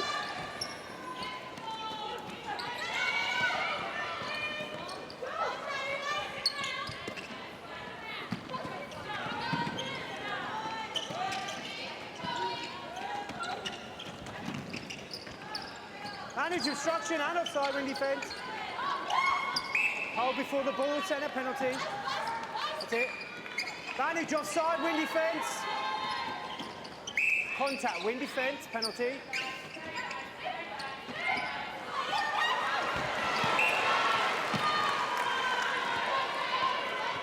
He's inside the circle, please. That's it. Australia here just taking their time.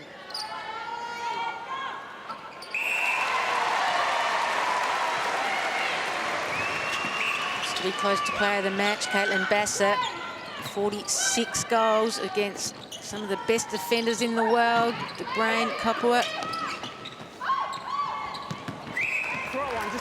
And the connection's simply not there today for New Zealand. That was an example. Still battling Langman. I think deep down everyone had hoped that the injuries wouldn't affect New Zealand here today, but it's clear that they have.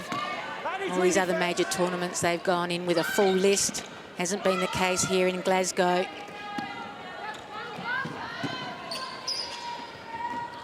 And really, they've battled from day one, haven't they? That very first match against Malawi, which turned into one of the best of the tournament.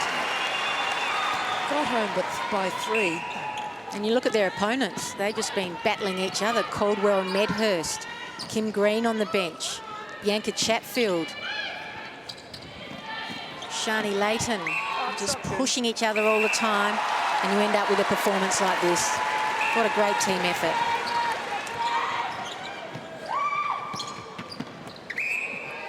Nothing going right for New Zealand in the dying stages of this gold medal match. The expressions of the New Zealand bench tell the story, really. Well, it's party time for Australia. They have waited 12 years for this. It's unacceptable in terms of Australian netball. So they will be on top of the world here today after what is one of their best performances that I have seen in a long, long time.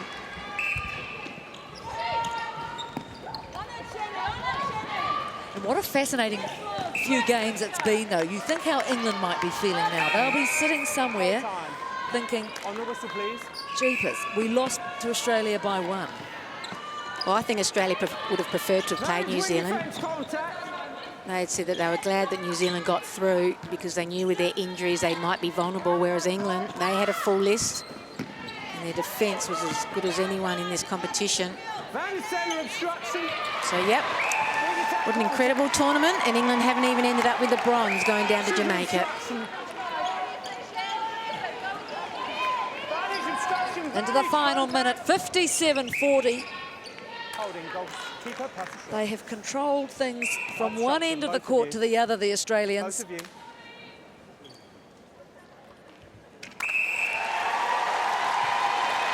There's some emotion coming out on the bench now. They can feel it. Australia, the players, the coaching staff, starting to let loose.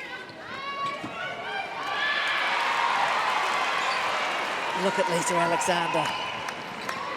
Yeah. So much hard work goes into something like this. New Zealand.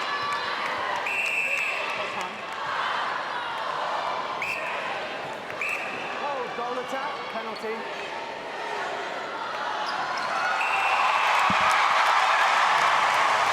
The Diamonds Commonwealth drought has broken. Gold medal, Australia in Glasgow. World #1, world champions, and now Commonwealth champions.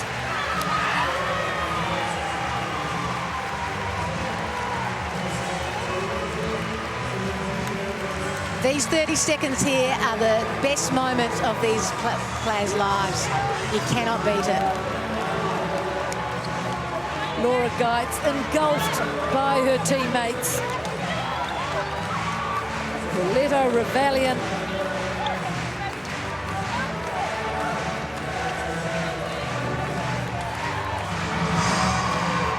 For the Silver Ferns, well, they always knew they were going to be up against it.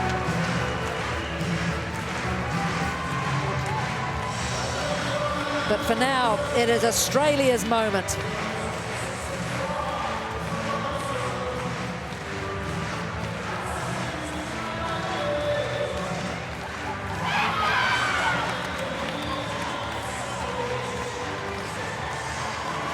Laura Langman, dismay written all over her face. And Waitomono, she must be just wondering what might have been had she had 12 fit players. It's a sickening, shattering feeling. I feel for them. They put so much into this campaign, only to be affected virtually from day one with injury. And they'll be devastated by that scoreline. Not only the loss, but the fact that it's 18 goals. That hurts.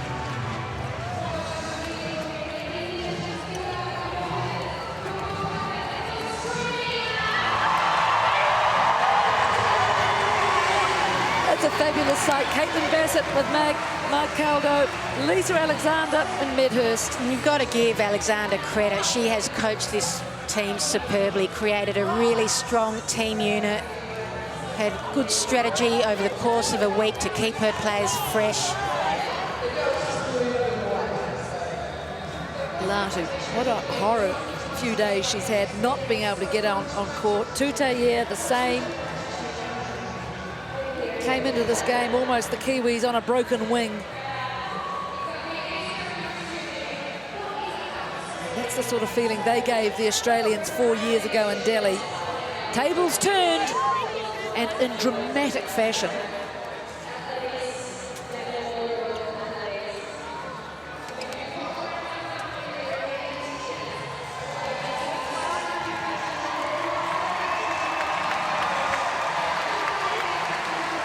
There's nothing you can say to the Kiwis.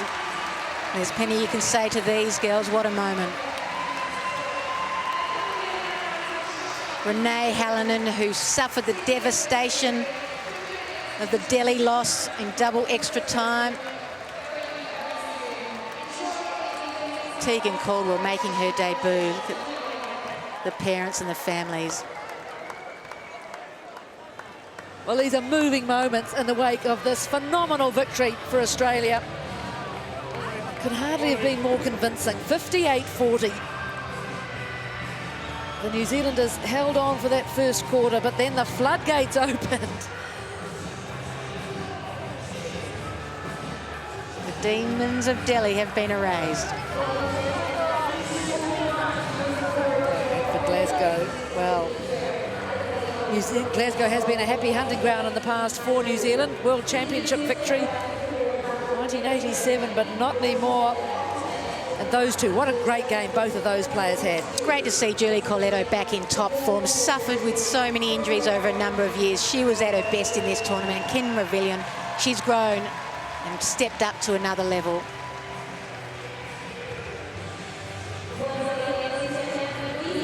I think that might have been Romelda Aiken coming through too. embrace her Queensland Firebirds teammate. Aiken will be pleased. She knows she will be getting a bronze medal shortly in the medal ceremony. So let's have a look just at the numbers from this match. You might want to look away if you're a New Zealander. Yes, look at that shooting percentage. But Australia still had 10 more attempts, so, you know, they were much more dominant. They were given opportunities, New Zealand, from their defenders at times, just couldn't convert. And over time, that just deflated the Kiwis.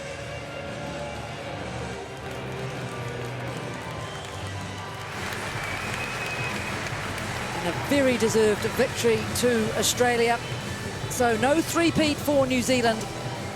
And Australia becomes the first country to win 3 gold medals in the netball at the Commonwealth Games.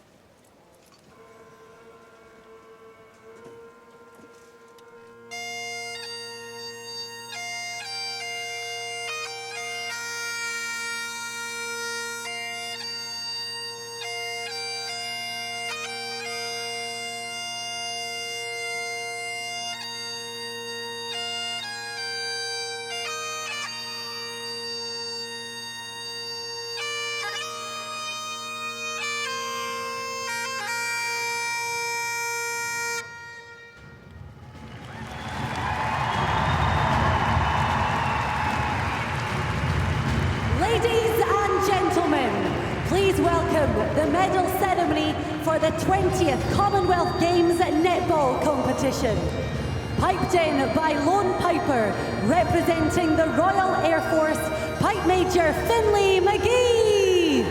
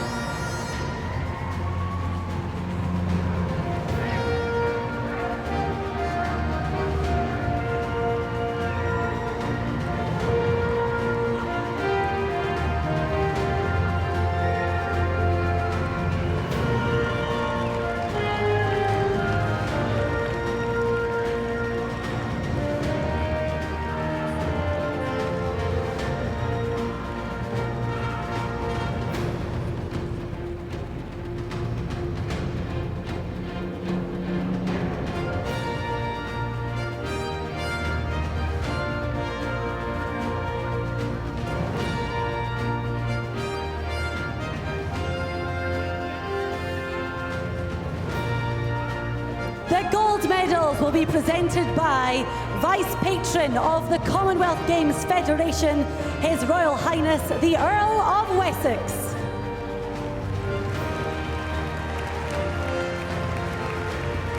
Accompanied by Governor-General of Australia, Sir Peter Cosgrove.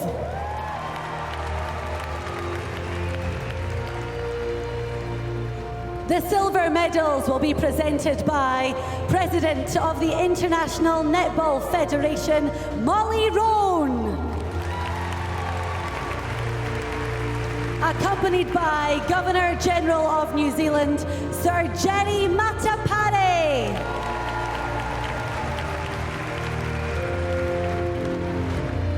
The bronze medals will be presented by Director of Sport of the Commonwealth Games Federation, Matthew Curtin.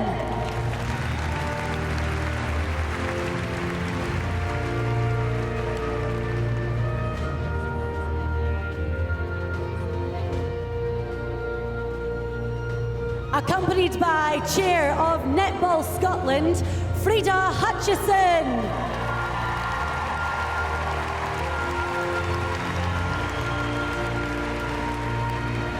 The winners of the bronze medal, Jamaica!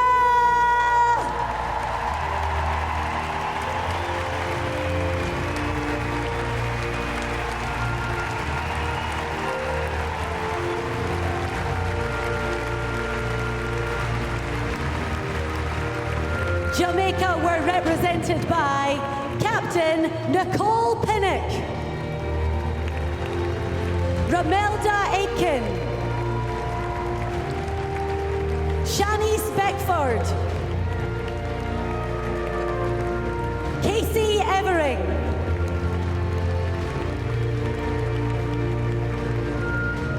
Stasian Facey. Tristina Harwood.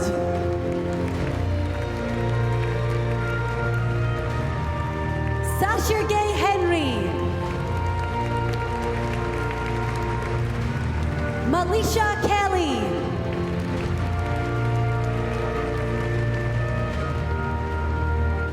Janelle Reed.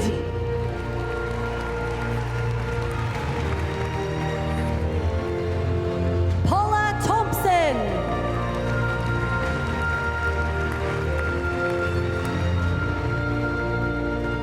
Khadija Williams. And Evangeline Williams.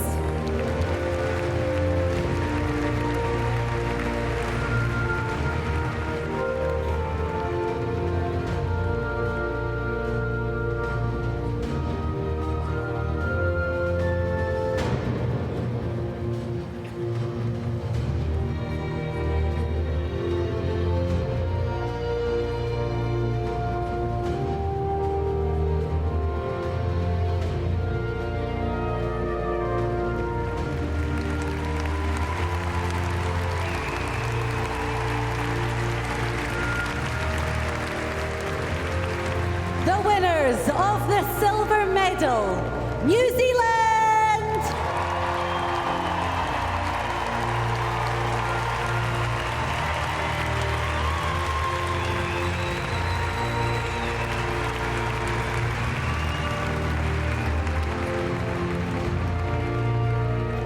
New Zealand were represented by Captain Casey Kopua, Jodie Brown,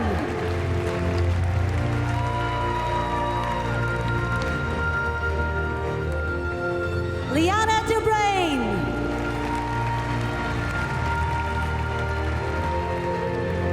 Shannon Francois,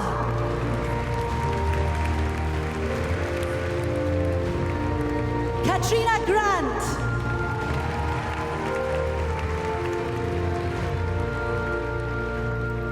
Ellen Halpenny,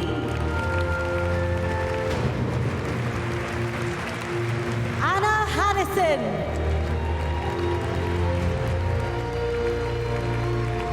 Jolene Henry,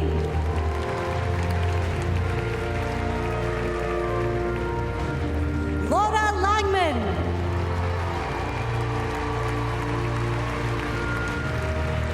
Catherine Latu,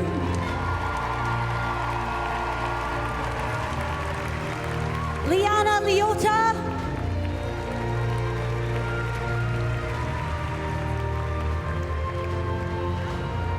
and Maria Toutier.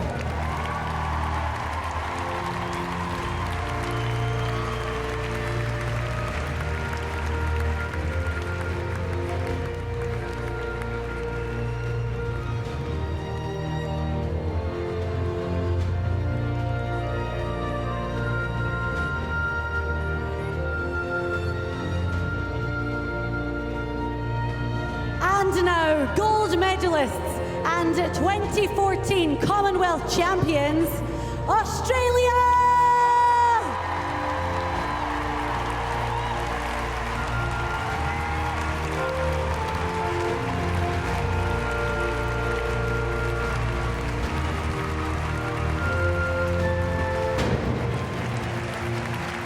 Australia were represented by Captain Laura Geitz, Caitlin Bassett,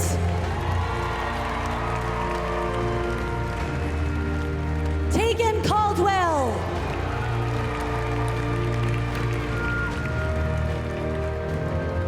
Bianca Chatfield,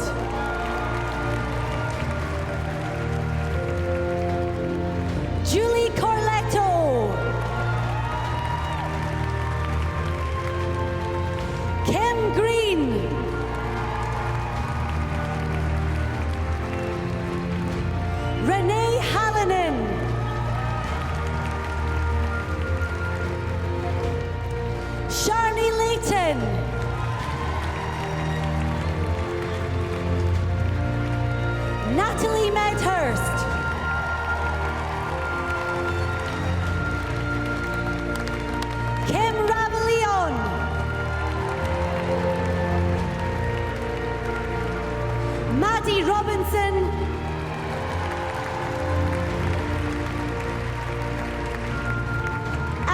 Caitlin Thwaites.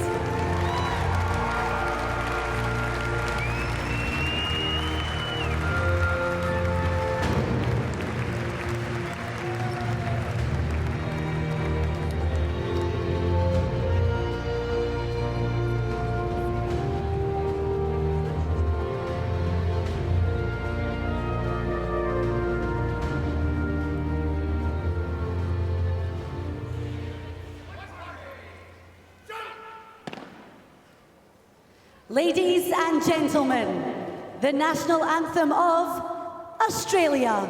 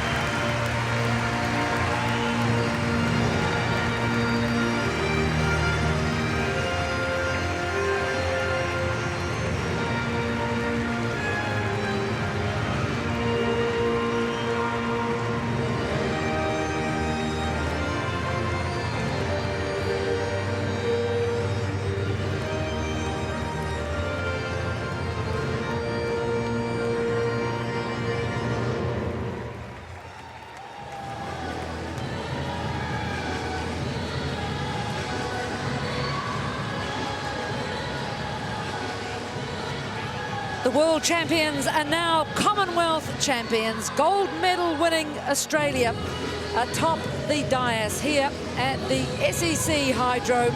Silver medal New Zealand, bronze medal Jamaica. And it has been 10 days of amazing netball action here in Glasgow. There's been tension, there's been drama, joy and disappointment.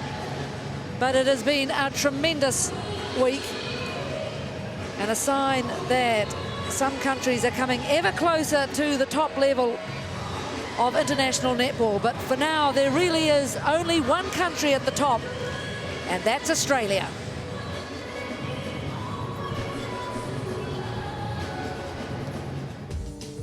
So congratulations to Australia, adding the Commonwealth Games gold medal there to their World Championship status. So Australia beating New Zealand in that final, and in the process dethroning New Zealand, who were the reigning champions. This the scene in Glasgow with a couple of hours to go before the closing ceremony. The sun trying to come out and see us one last time before this Commonwealth Games come to an end. But we have some more action to bring you now, and it comes from Scotstoun, and it's in the badminton.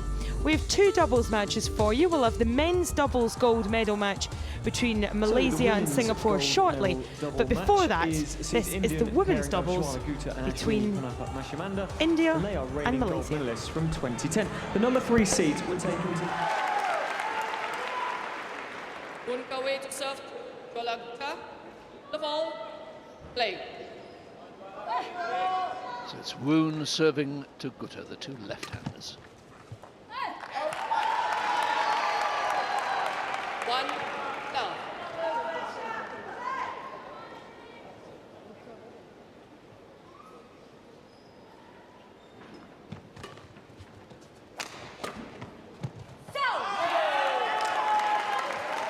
Service over. 1-0.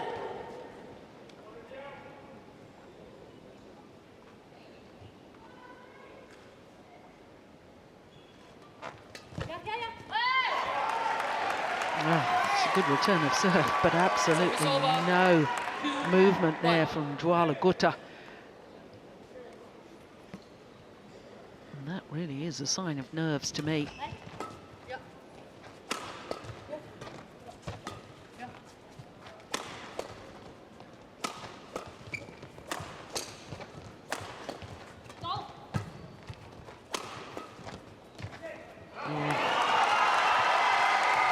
Well, it was a nice idea.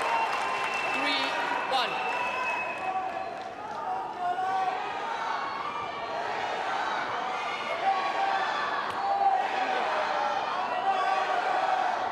Thought Vivian Hu, the lady serving, was very impressive in the semi-finals.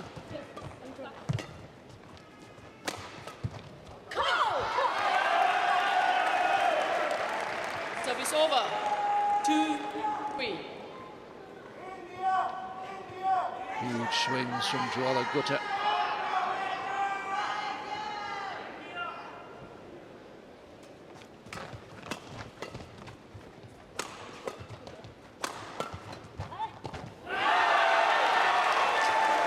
And that's when the Indians are at their best. Gutta at the net, Panapa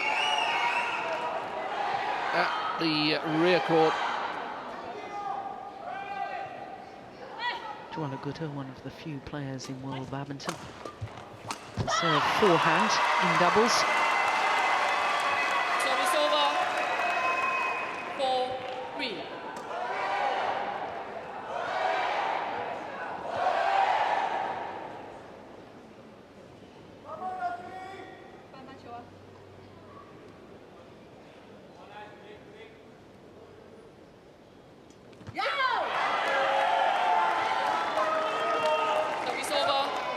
Gutta not the only one a little nervous out there, understandable.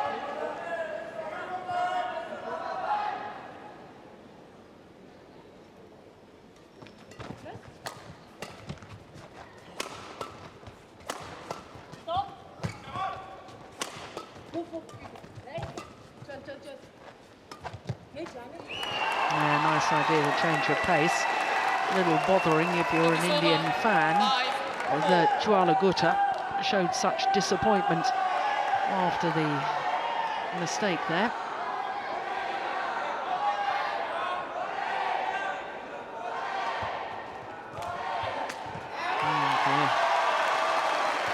Never got behind the flick serve. 6-4.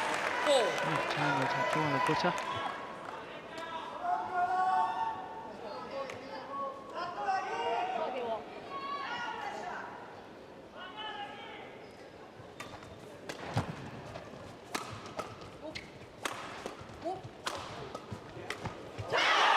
Sustained attack from Panapa. Service over. 5-6. Yeah, she's a really good worker on court, Ashwini Panapa. Yeah, look at that determination. That's a bit better. She looked very disappointed after she made the overhead error.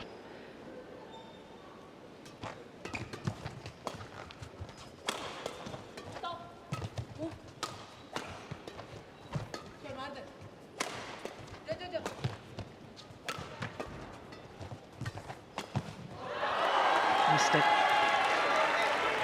And missed it by some distance. 6-0.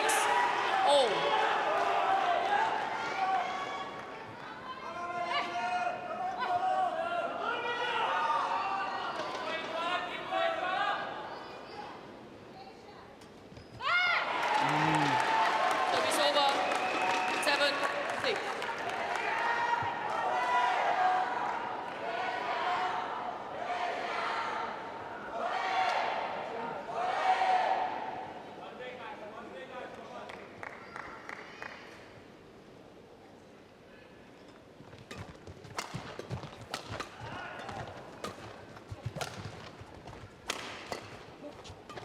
Oh, indecision.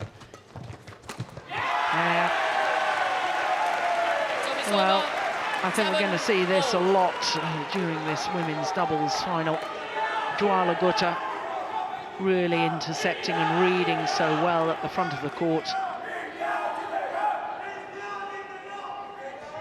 I suppose the ideal tactic for the Malaysians is to get Gutta to the back of the court and make her move from side to side, because when she comes forward, well, I was going to say she's usually brilliant. making an error there. 8-7.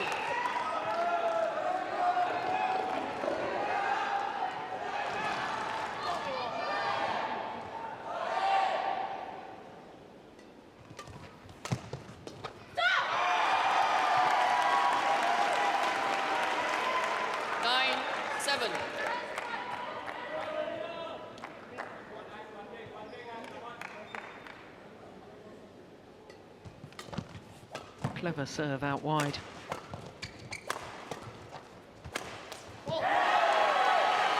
Gets terrific power on the serve. Bonaparte. 9.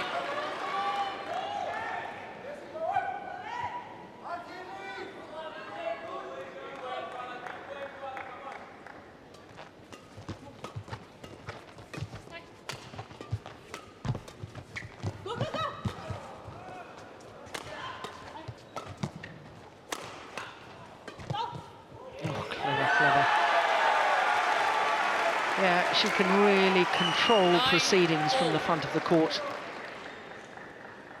Great awareness of where the gaps are and great reading of where the shuttle's going to come, so she makes sure she's in the right place at the right time. That was super.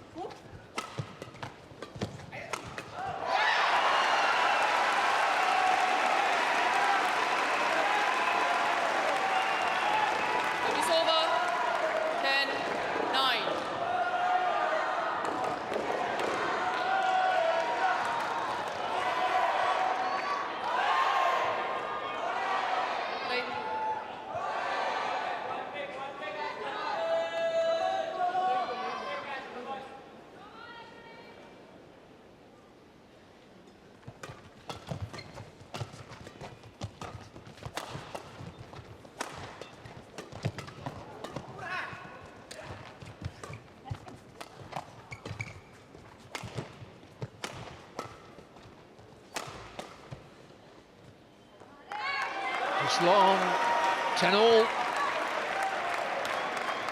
Service over, 10 all.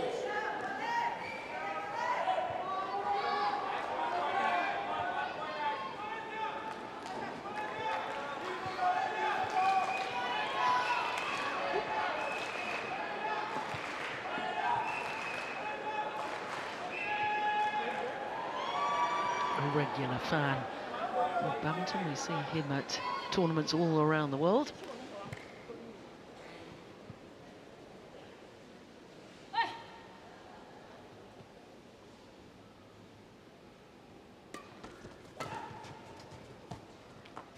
And it's more good judgment. And it means that the Indians have that 1 point advantage at the interval.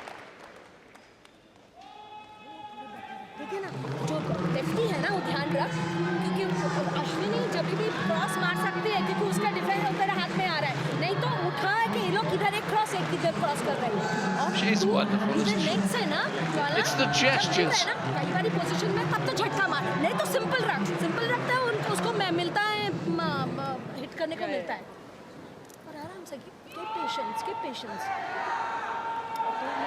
Simple and patience. 20 seconds, 20 seconds. The Tigers of Malaysia. I actually thought the Tigers were in India, but...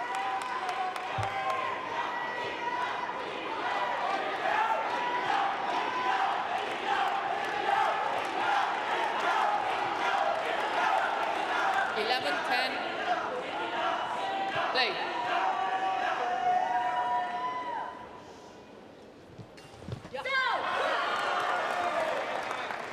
It's a good serve. 12, 10. You've got to get the return into play.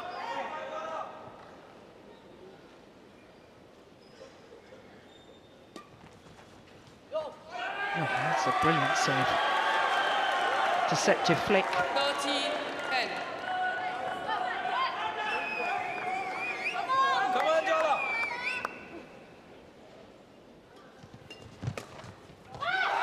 That's just wide.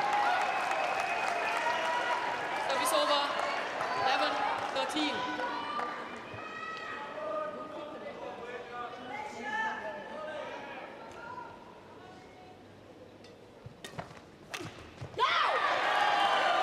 Service over.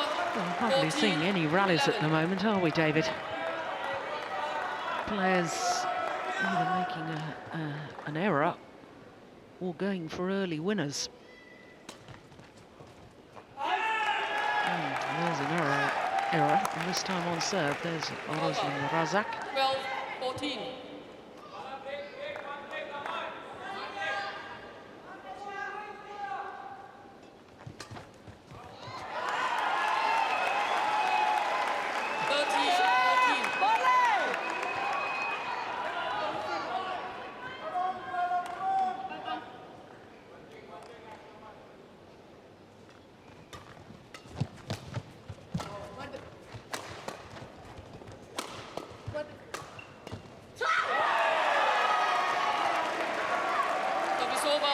Well, the defending champions love to be on the attack.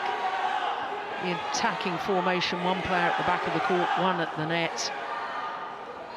And the Malaysians usually love to defend, so could be an intriguing match, but I'm a great believer that you can't win matches by defending. You see, here they go, just quite happy to lift the shuttle, the Malaysians. And again.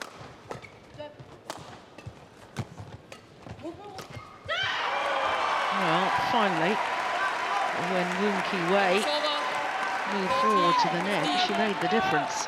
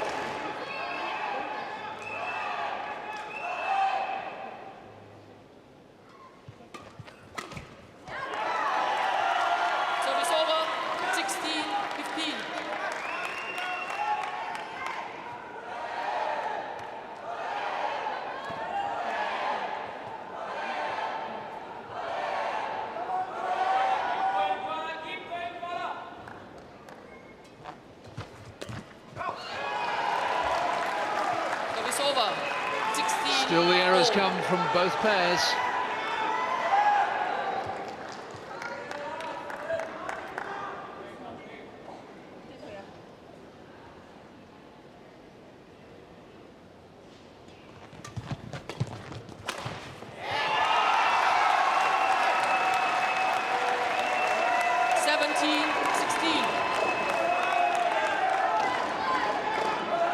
First time the Malaysians have been ahead in this second part of the opening game.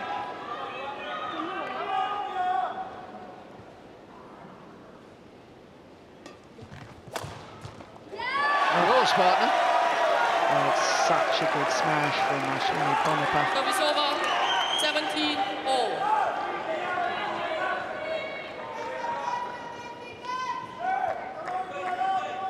Got back to the flick serve so well. Right in between her two opponents. Ah, it's the old shoelace trick.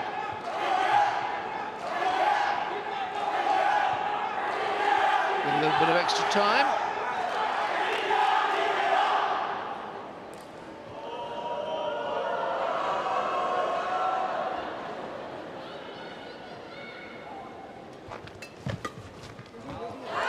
It was such a good serve. Service over. They couldn't capitalise. 18-17.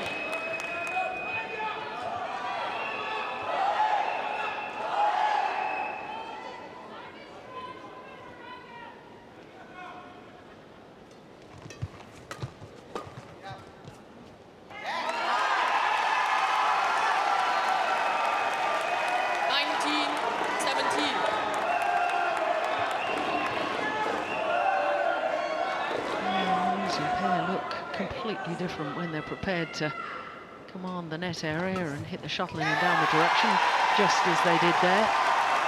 Yeah, lovely serve and a great third shot from Vivian Hu. 3 game points.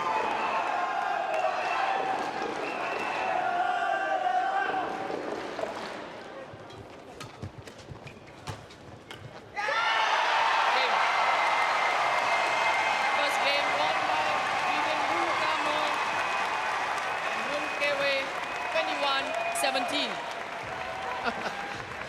Some of the local fans thoroughly enjoying being caught up in the Malaysian celebrations.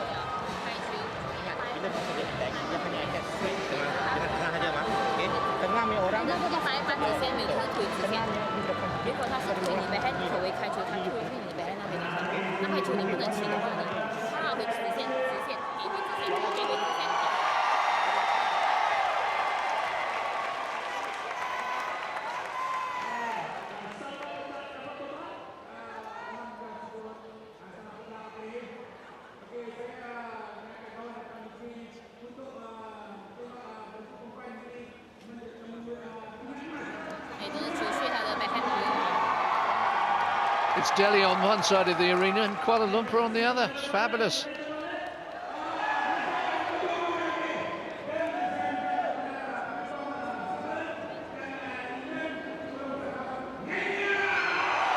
Well, they pulled away, winning the last 4 points of that opening game. The Malaysians, Hu and Woon.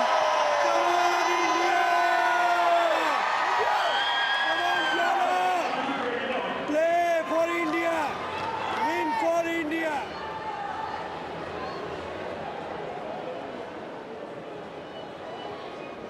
Twenty seconds. 20 seconds.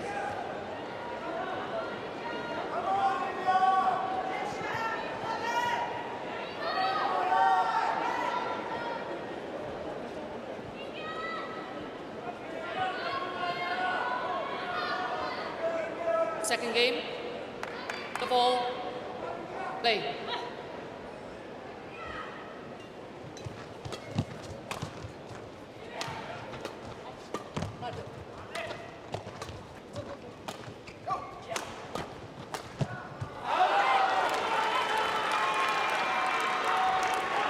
Service over. 1 love.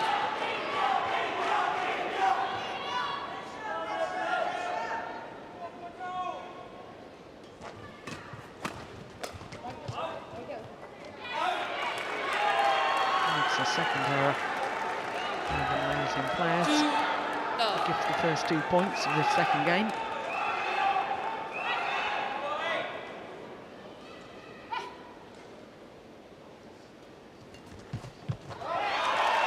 Oh, what a lovely return of serve from Vivian Hu.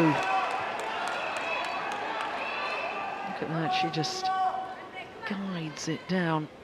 Key was taking it early.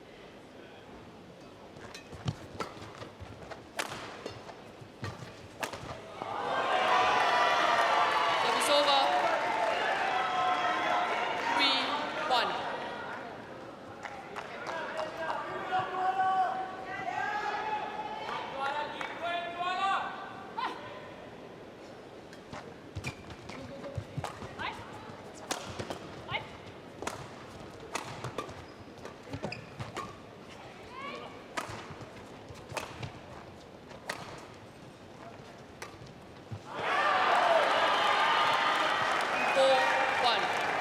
Well, it was interesting that initially Moon Kewe keeping Dwala Gutta at the back of the court. So I said in the early stages, perhaps their tactics, they should not only keep her to the back, but try and move her from side to side. Service over. 2-4.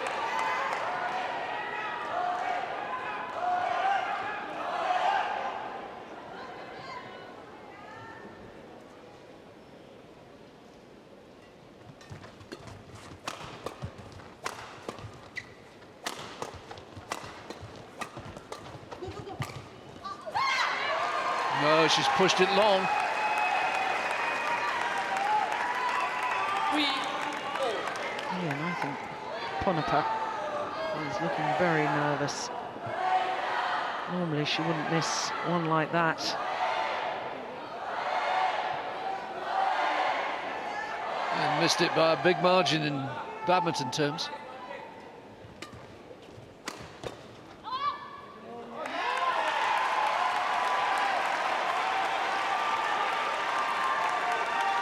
Yeah, the coaches urging on the Indian players.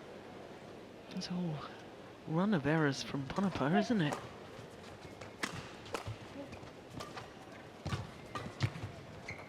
Yeah, it's nicely done. Service over. 5-4.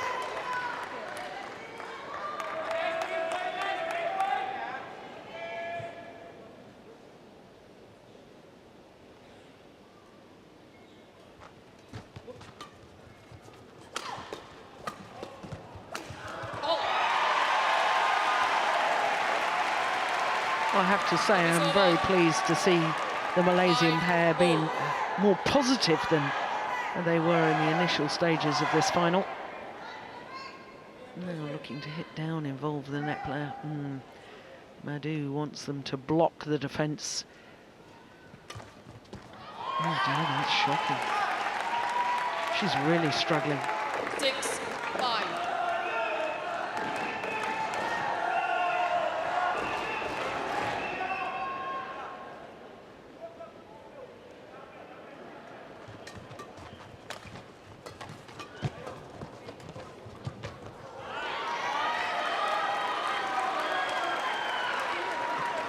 Over. 6-all. Finds the line this time. Umpire.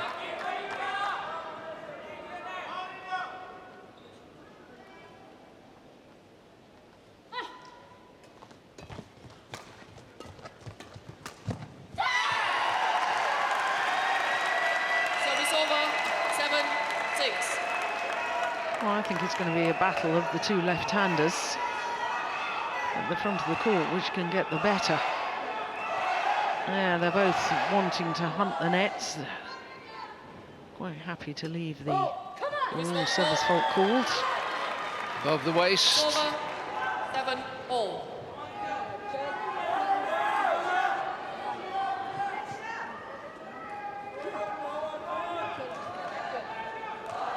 So often happens on the flick serve.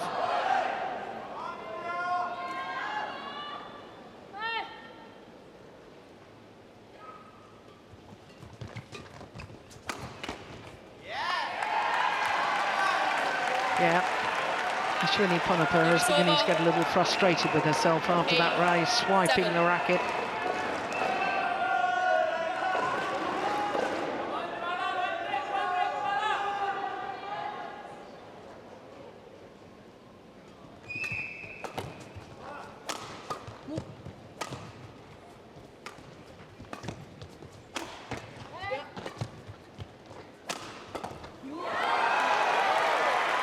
That might help settle the nerves. 8-all.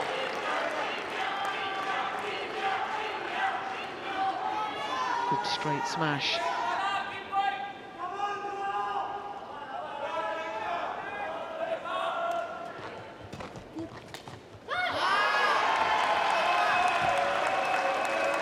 Well, I feel sorry for her at the moment, David. Ashwini Ponapur. Because she's having a nightmare of a game so far.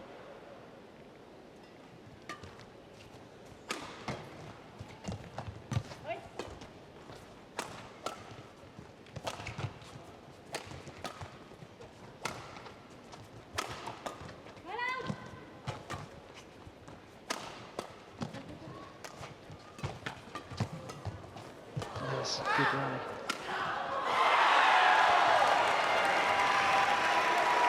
Service over. 9-all. One of the best rallies of the match so far.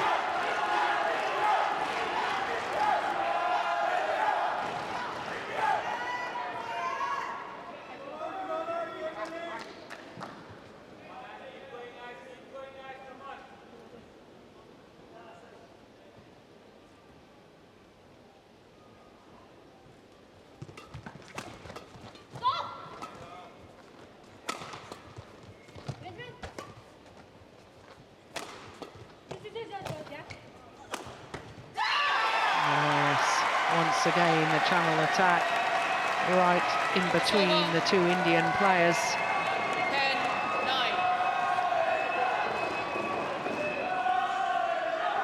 Both players leaving it for the other.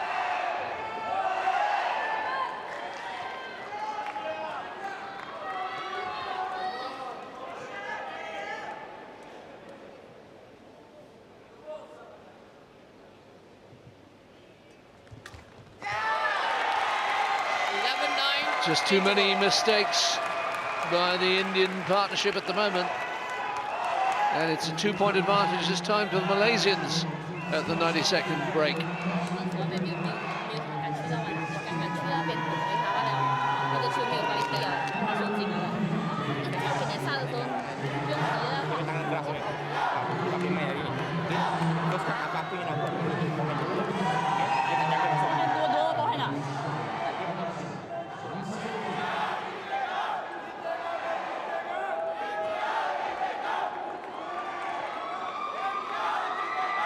Seconds. 20 seconds.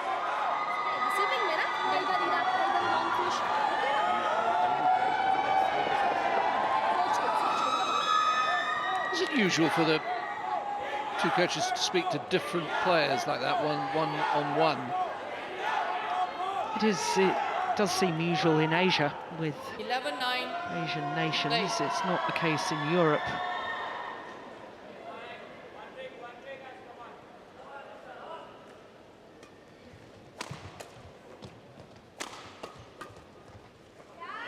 Yeah, good interception. Service over. Really haven't seen enough of those interceptions from Juala Gutta.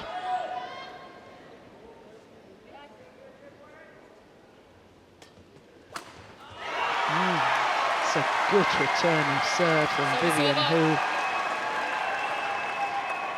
12-10.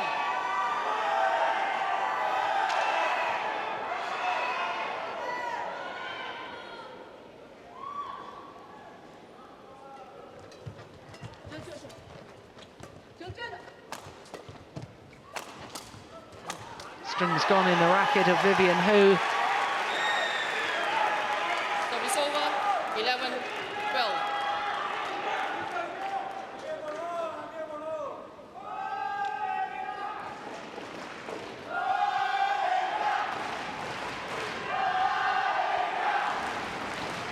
No, she missed time that defensive one. That's when the string went.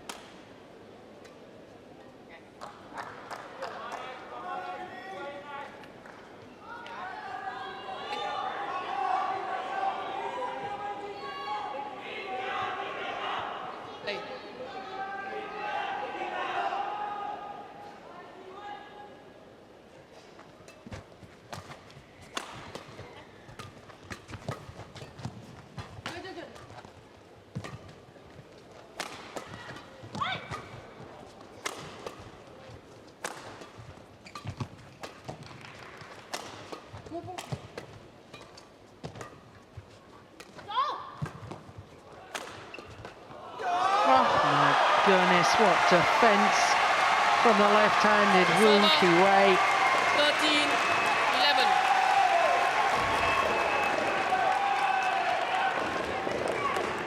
13-11. Look committed to a forehand defence, managed to change and play the backhand.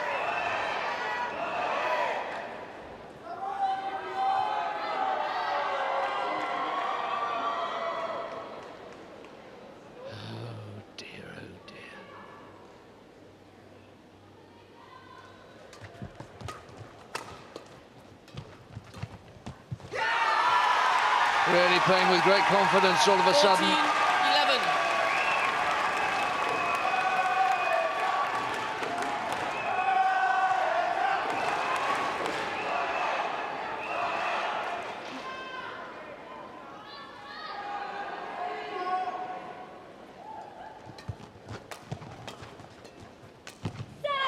Well, that's more the sort of form we expect from Gutter at the net.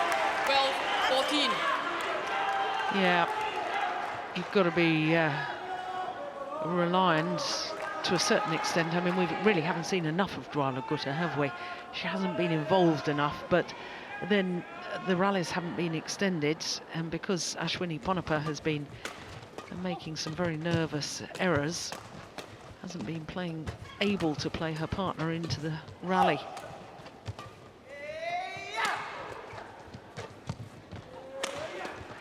That's much better. The channel attack that time from Ashwini Ponappa. 14. That was perfect. That's what we normally expect from the Indian combination. I mean, they're a world-class pair. They won a bronze medal at the 2011 World Championships.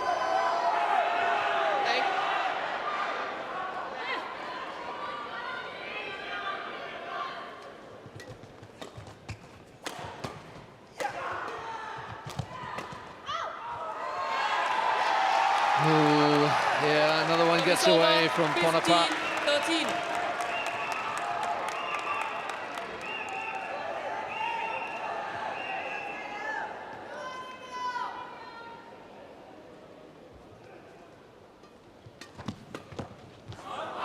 Pushed it wide.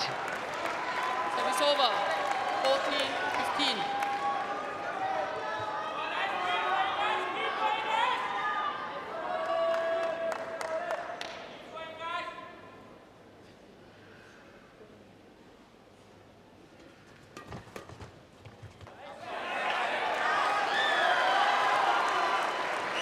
Landed in. 15 all. And the defending champions back level in this second game.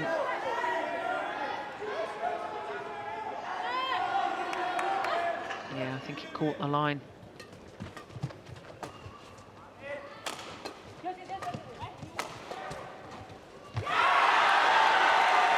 Well, now the nerves appear to be 16-15. Woonki Wei.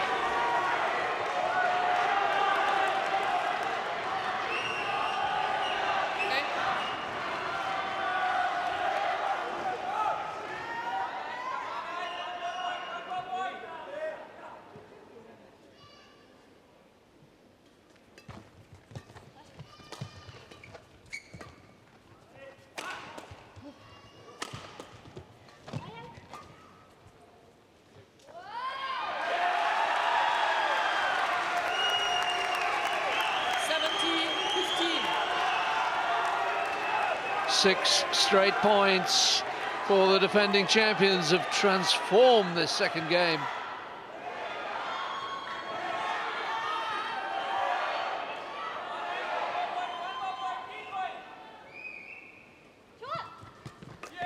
Oh, that's well taken off the tape.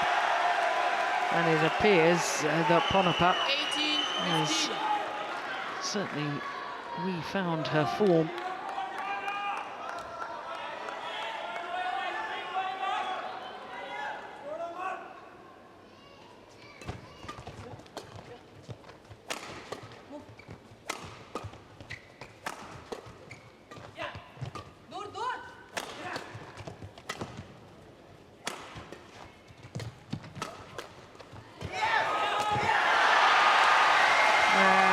Well taken, and a well-worked rally.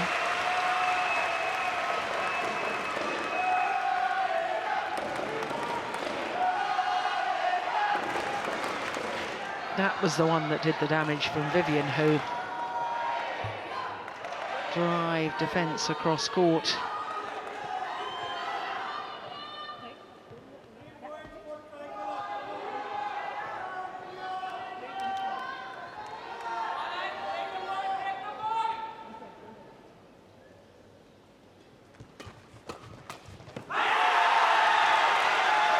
Very, very well taken, my goodness me. Oh, she was so nervous earlier, wasn't she? Ponappa. So many errors, but now finds the winners.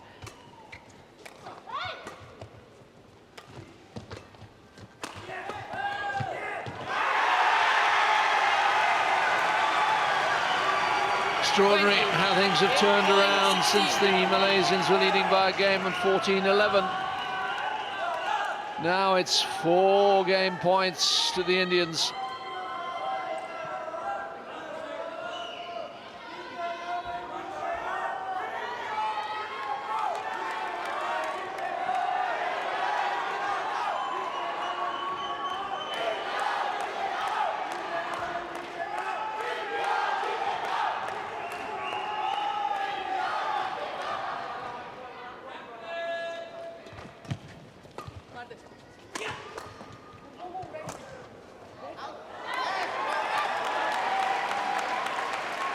Service over, 17-20.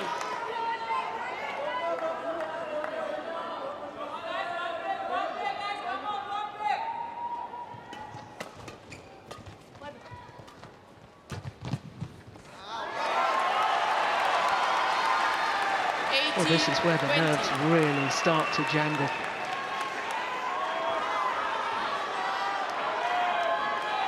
Just 2 left in terms of game points.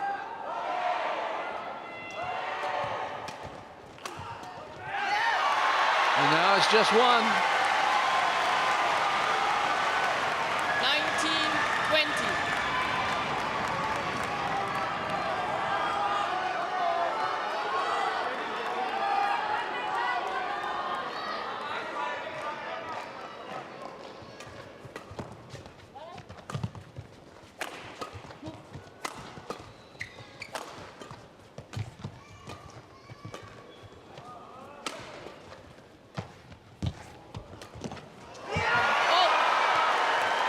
Unbelievable.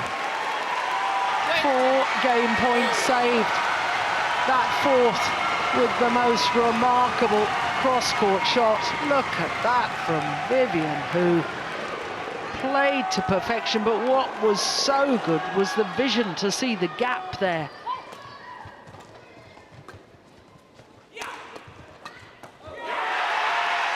That's when they're at their best. On a pass sets it up, Gooder puts it away.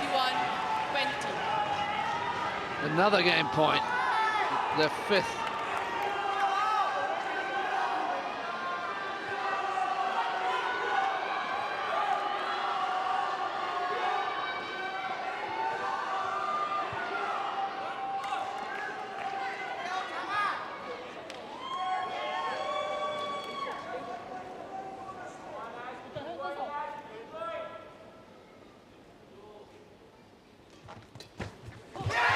Another incredible service return.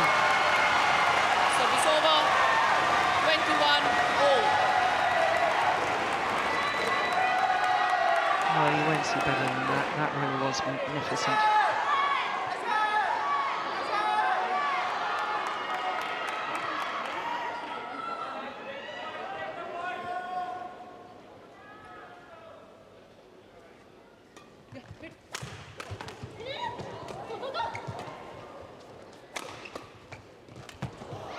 Oh my goodness.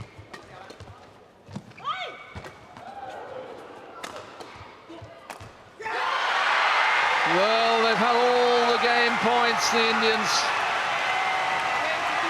21. And now the Malaysians have a gold medal point for the first time.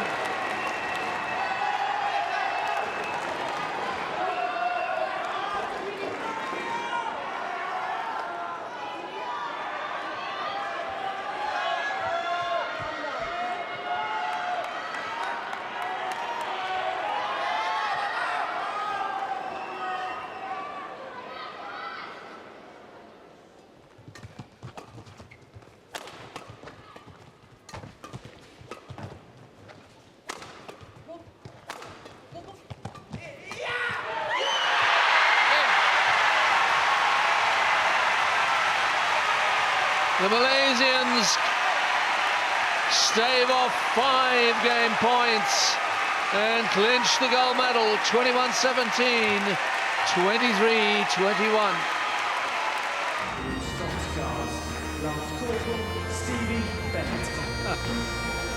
The thumbs up from Wookie Wei. And at the rear, Lauren Smith and Gabby Adcock, the bronze medalists from England, beating the second Malaysian pair in a very long bronze medal match last night.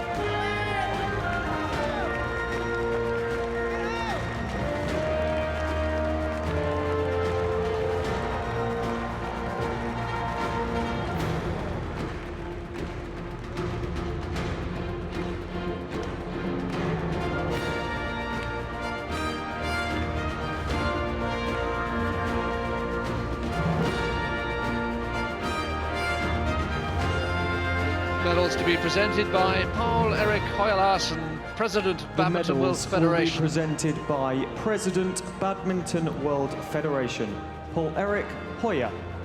The only European to have won an Olympic gold medal in badminton, won the men's singles in Atlanta. Accompanied by Vice President Commonwealth Games Scotland, Fiona McEwen. Fiona McEwen, who presented the medals for the mixed doubles. This time we'll present the Quakes. The winners of the bronze medal, England. Represented by Gabby Adcock and Lauren Smith. For Gabby, a complete set in these games. Bronze in the women's doubles, silver England, in the team, represented by and of course gold in the mixed doubles. But for Lauren Smith, Adcock. her first appearance on the podium of a major games. And Lauren Smith. Lauren got her medal first, Gabby on the right, of course.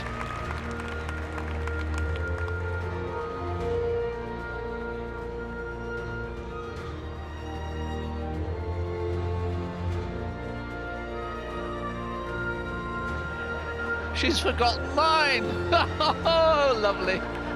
What about me? Hey.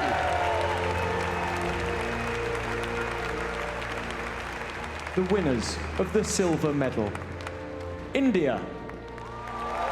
Juala Gupta and Ashwini Ponnappa, gold medalist in Delhi 4 years ago. They have to settle for silver India, in Glasgow. represented by Ashwini Ponnappa.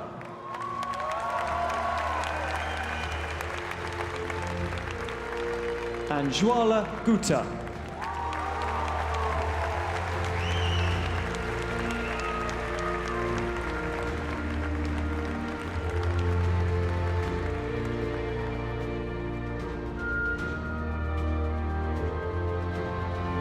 I bet she remembers both of them this time.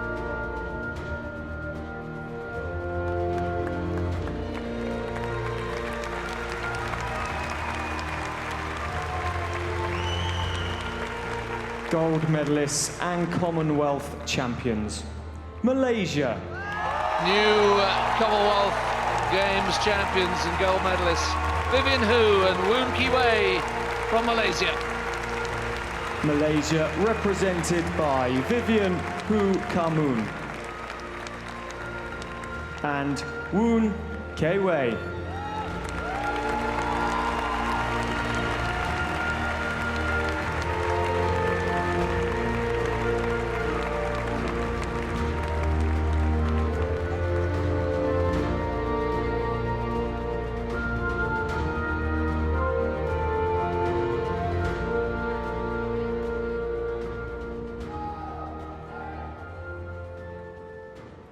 Ladies and gentlemen, the national anthem of Malaysia.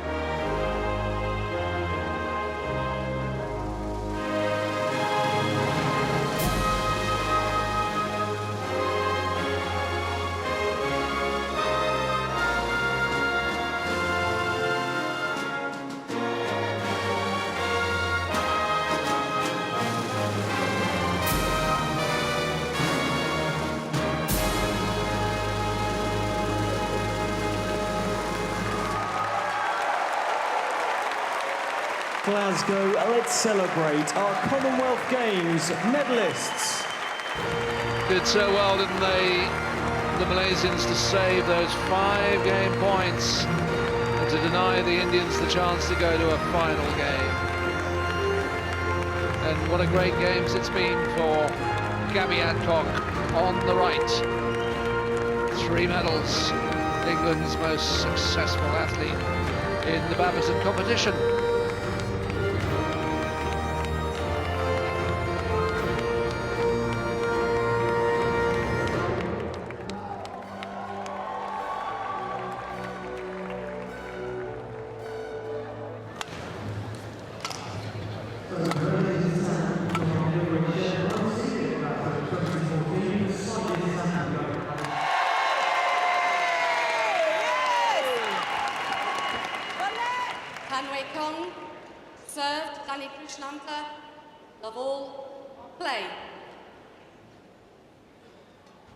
Well, the Malaysians may not be seeded, but in most people's opinion, they are the favourites for this match. For the Singapore pair, well, they are the first players from Singapore to contest the men's doubles final. Only one previous medal for Singapore in this discipline. That was a bronze medal 4 years ago. They're guaranteed at least a silver.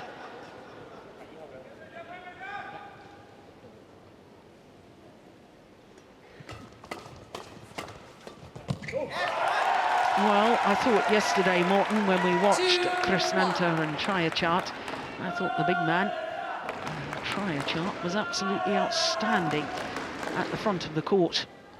Yeah, he started off this tournament 11 days ago, a little bit rusty. I saw him in his first match, and not the best of his performances, but I think he has grown ever since. So he's sort of playing himself into form here, and yesterday, yes, he was the dominant figure in the partnership, and he really made them come through.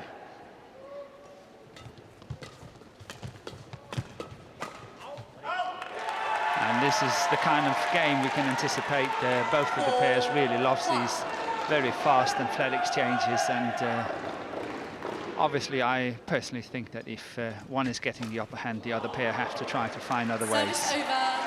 What, by perhaps slowing it down a little bit and finding the gaps? Yeah, slowing it down, blocking it, lifting it, to try to go into counter-attacking situations, be better around the service situation and so on. Lots of ways to differentiate yourself, but if you are really not winning the way you want it, you have to change.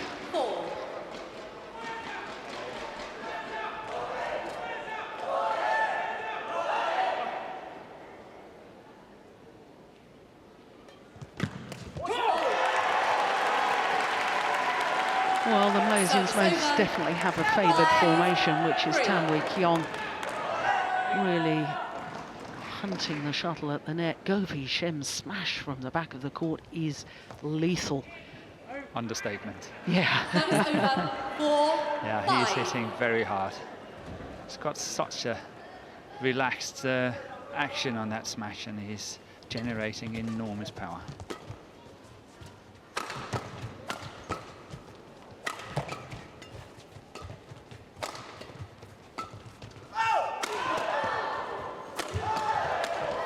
Oh, look at that. Well, we said that he was fast at the net. Krishnanta is getting into trouble here, because this is one of his favourite shots. He likes these cross-court flat ones, either from the forehand side, as what we saw here, on the backhand side. And having Tan at the front, he's got to watch out.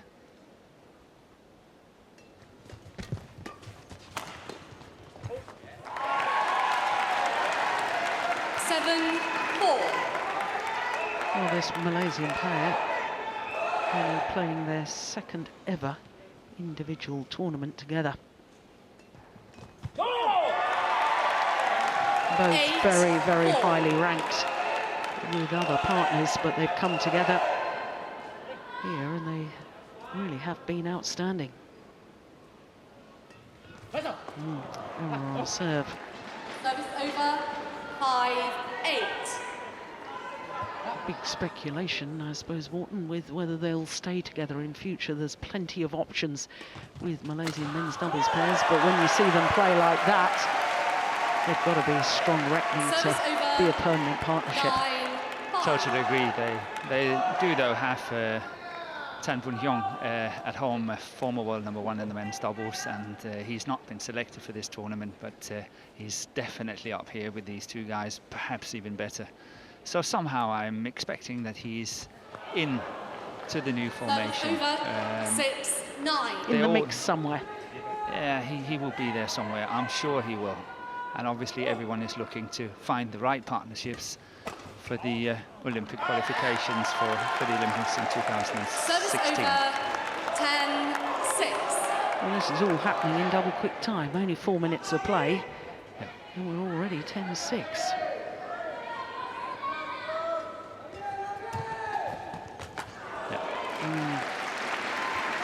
Service over. That's a typical situation for the Malaysians here. Don't want to give the initiative away from that one, and they are trying to keep it. Try just too quick, too good. Perhaps he should have lifted it, Go Wishem. 8-10.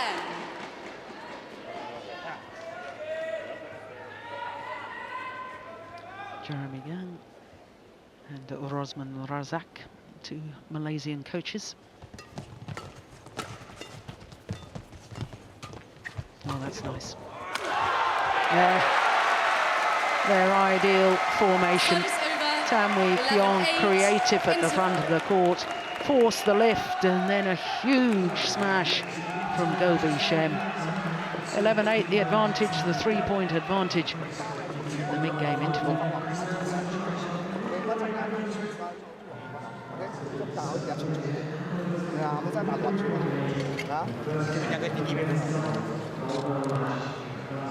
That is just delightful, isn't it?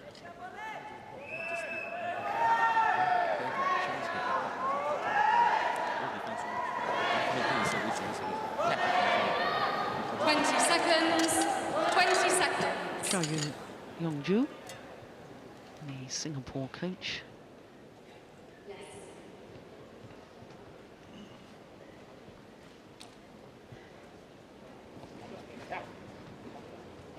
It's been a good Commonwealth Games for Singapore. 3 medals. 8. Play. But which colour will be the last medal? Will it be gold or silver?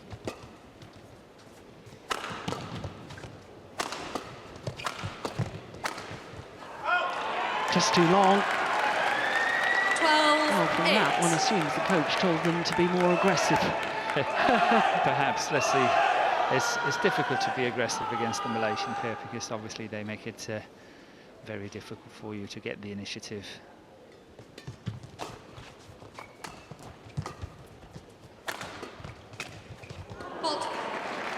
Yeah, well taken from Danny Krishnanta. 9-12.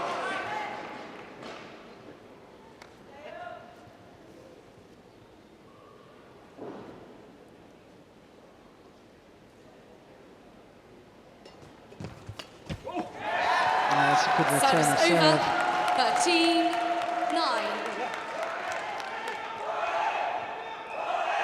Yeah, spinning the shuttle on the return. Yeah, despite the fact that his opponent is standing up there. Just a sign of Go Wishem. He's a cool player. Dares to play the shots under pressure.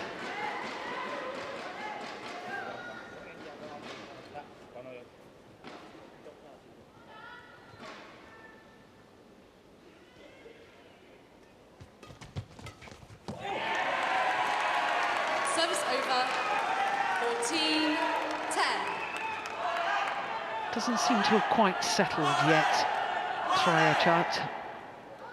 No, in all honesty, I think the pressure's somewhat higher now than in the other matches they played. Yeah, but when he does come forward and get to the net before his opponents, he is lethal. 14.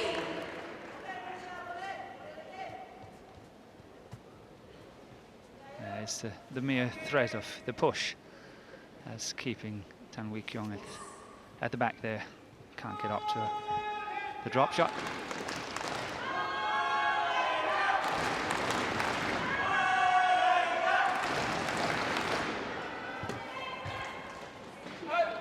Return of serve. Well along of that back line. Yeah, and I think that's one of the things that the Singaporeans really have to hang on to somehow, is that Go Vishem sometimes go on these walkabouts and tend to make a run of mistakes. And I think that's what they have to hang in there and wait for. Well, great defence initially from the Singapore players. But look at the agility and sharpness of Tan Wee Keong at the front.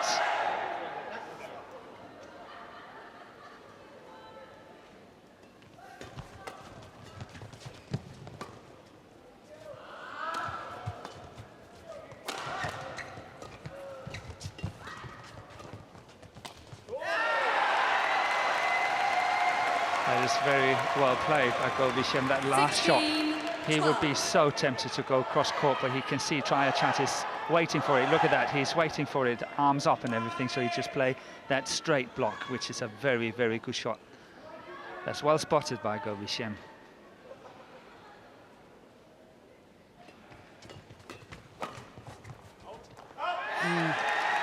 That was a clever variation on the low serve too, wasn't it? Serve out wide. Yeah, look for the straight.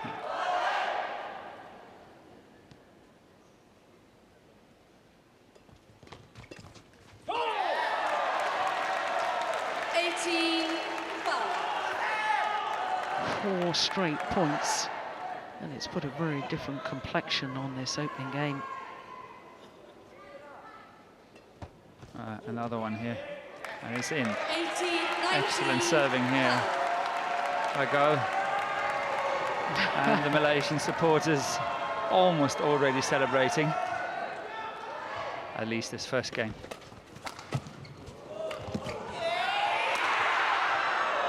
Yeah. The thunderous smash once again from Go Vishem. 20, game point 12. Look at the elevation. Game point. Done and dusted. Yeah. Opening game in just 11 minutes of play. First game won by Tan Wee Keong, Go Wei Shen, 21-12. 21-12 confirms the umpire on a run of 7 straight points.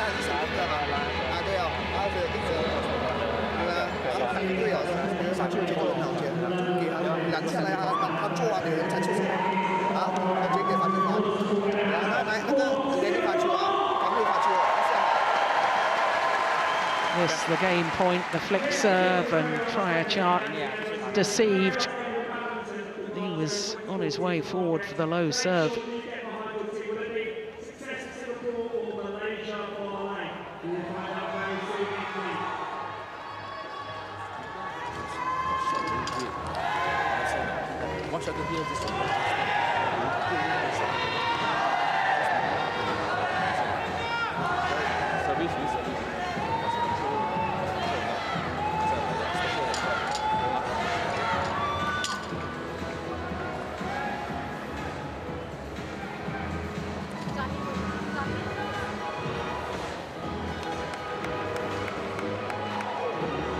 So the opening game to the Malaysians, Tan Wee Keong and Go Vishem in double quick time, just 11 minutes, 21-12. Well, Morton's Singapore have only ever won 1 gold medal at the badminton event at the Commonwealth Games. That was in 2002 when Lee won the women's singles, and certainly if this... Did she?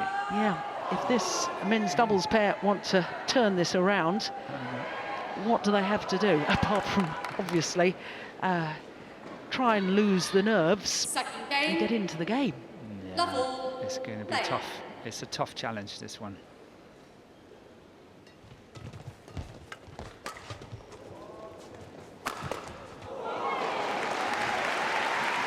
Service over. 1-love.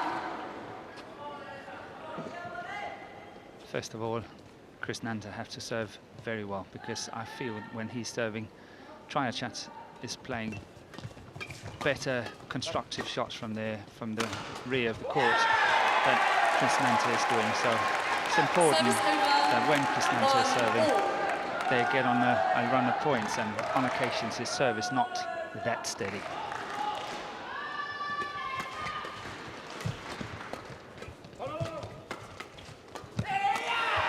Oh, phenomenal. 2-1. So the question is, can the Leopard change his spots? I think it will be very difficult for the Singaporeans to change their game. You know, this is their natural style. This is the way they play, and they really, really have to make serious changes. I think, as what we see now in the two Malaysians, they are on the top of their game. 3-2.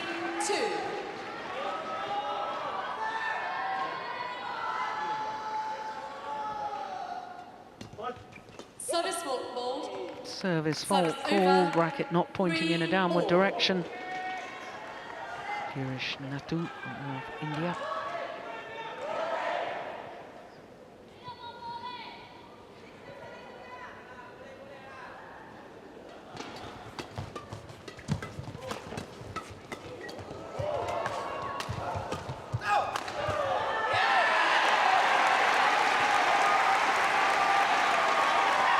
Well, it's not only the speed of the attack by the Malaysians, it's the speed of movement.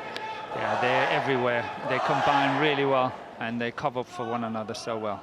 So one is attacking one side, the other side, and one is coming to the net, suddenly the other is there. It's constant movement. Service over. 4-all.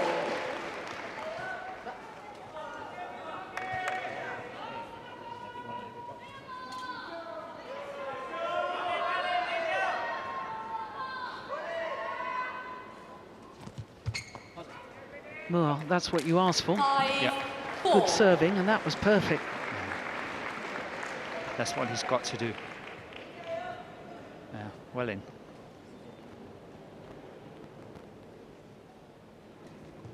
Another good serve there.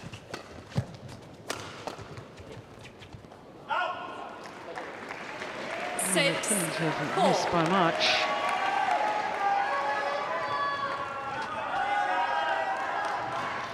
Drive defence trying to turn the shuttle across court. It was a nice idea, but yeah, just missed it.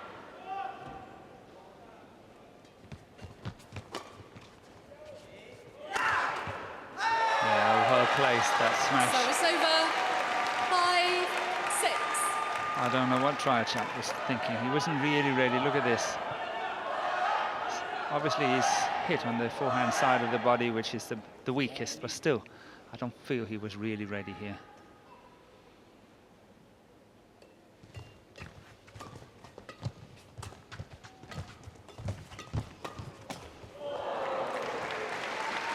Service over.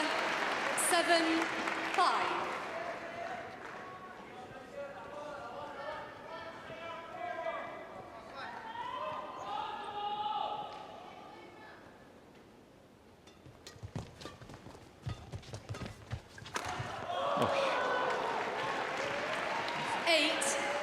Well, the leap there from Govi Shem, absolutely extraordinary. It was about the centre court, wasn't it, that he leapt from?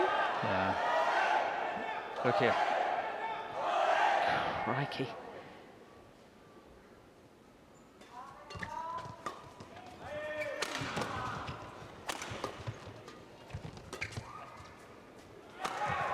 Oh, look at that. That's so clever from Tamwi Kiong. It was, but look at the movement of the two Malaysian players at the same time. As soon as that cross court is coming, look how they are following the shot. Look how they go right now. Look, now it's coming. And look at how both of them are moving. Yeah. That is excellent. Look at that. They are searching for the next one, both of them.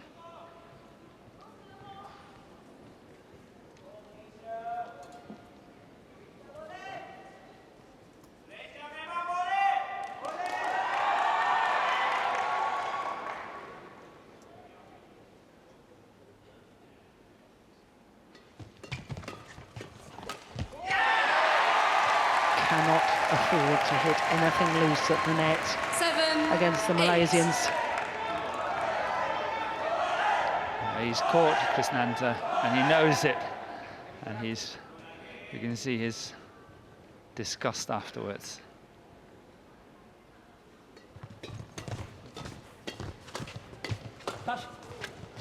Oh, good defence. Service over, 9-7.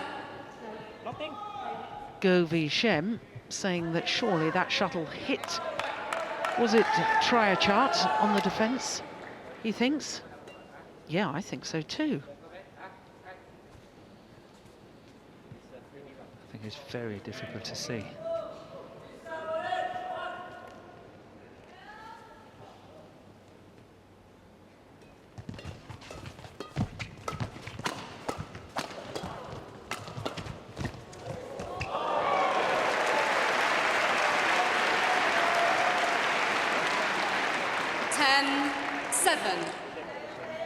Right, I think it hits him. Yes, it does. It hits him on the thigh there before he gets it back.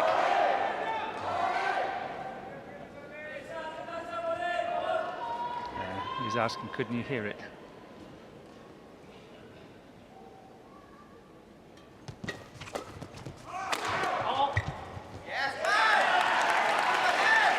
Service over, 8-10.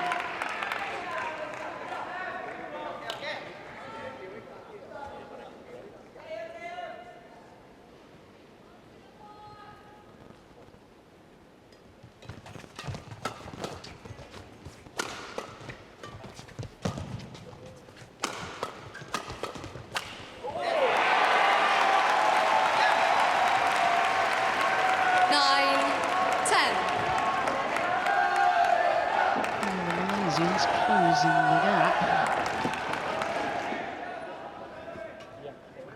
No, just 1 point in it.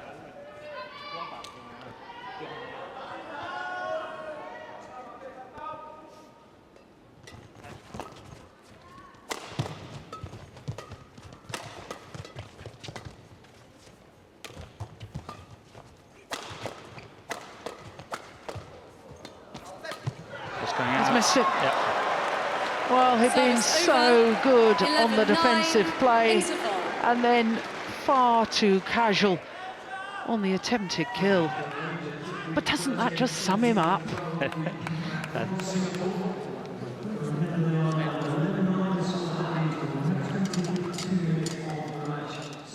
Yeah, look at the defence here.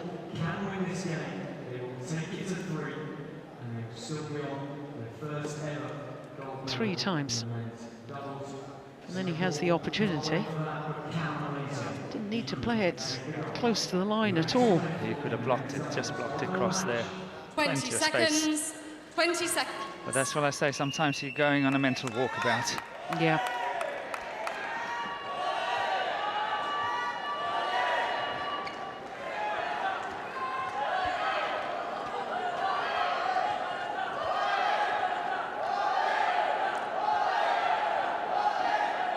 I think it's very good of the Singaporean pair here, how they stay in the game, and 11-9 off at the mid-game interval. I think they have played really well, and once again, I have to underline how well I think Triachart is playing.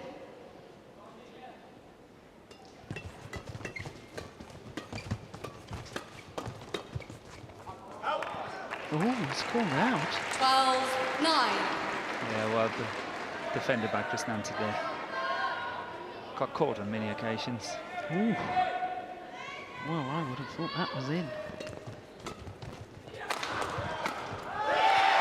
Well, who would want the job as a line judge? My goodness, you have to make that split-second decision. 10, 12. And as we've seen, so many of these shuttles so close to the line.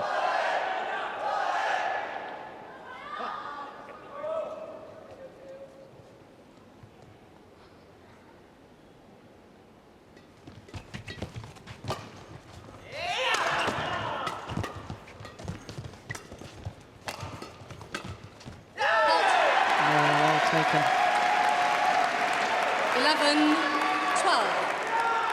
I think that last push could have gone out if Krishnanta got out of the way.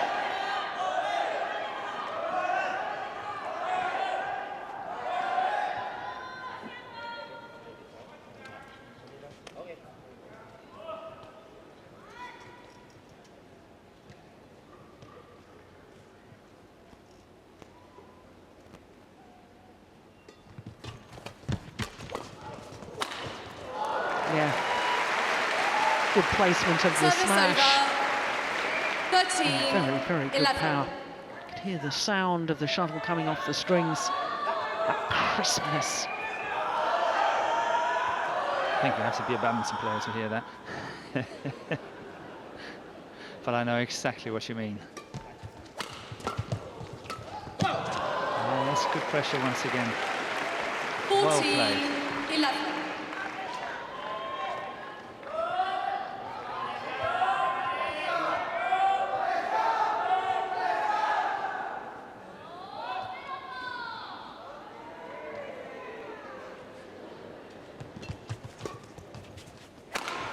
Oh, goodness. Service over. 12, 14. Well, we saw in the early stages, didn't we, a smash down his forehand side and didn't seem to react to it at all. Didn't then either, try a chart. Oh, he's very committed to defending the centre of the court, and obviously he's opening up on the forehand side, and I think that was Service spotted over. by 15, Tan, and then 12. just going for the surprise.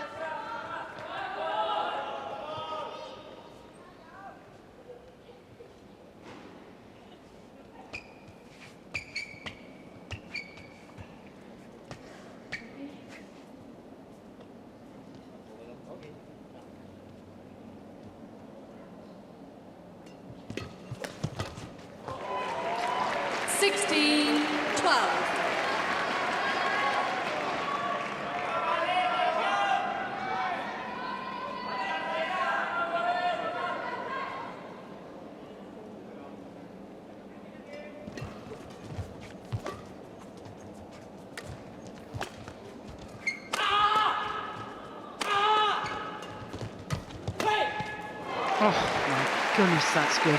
17, 12. No, there wasn't much of a gap, was there? They were actually lucky to get away with it. I think they played three quite loose shots, the Singaporeans, and suddenly had the chance and really whacking it very well cross court. Chris Nanta there found the gap, as you said. No. 6-point 18, advantage 12. now for the Singapore pair. Well, after the opening game, I didn't think I'd be saying this. I think we might be treated to a third and deciding game. I think so too.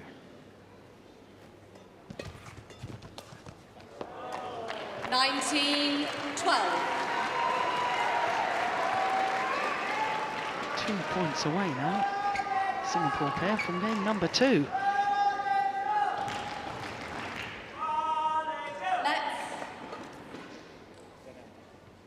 Yeah, quite obviously Tan Wee Keong wasn't ready.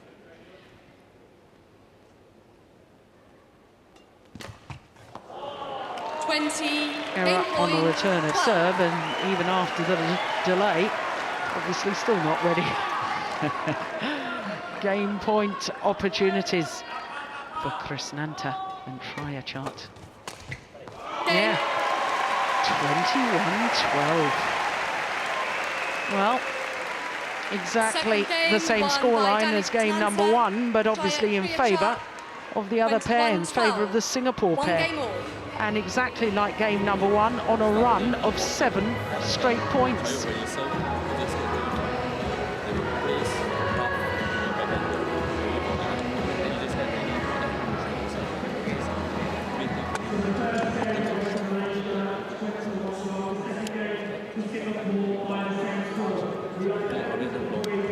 When you smash low, you should in the second shot. I think they may start to cross out. You're more ready for the second shot.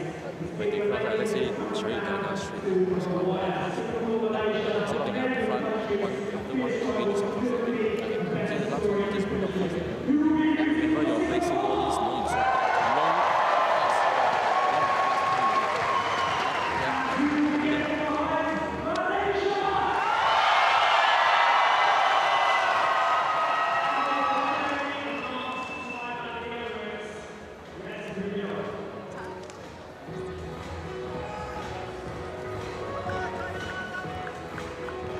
So exact symmetry in the scoreline Opening game 21-12 to the Malaysians, the second game 21-12 to the Singapore pair.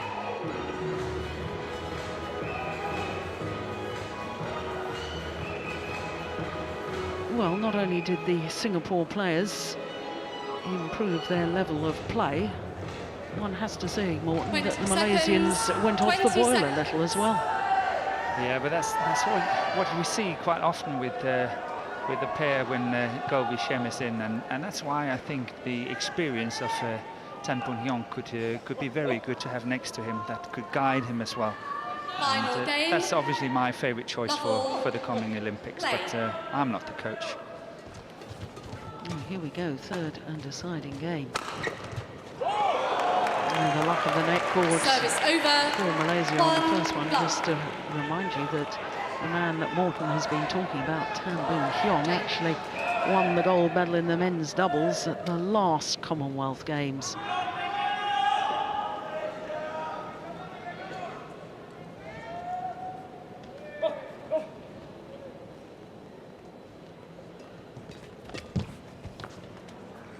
Service over, 1-all.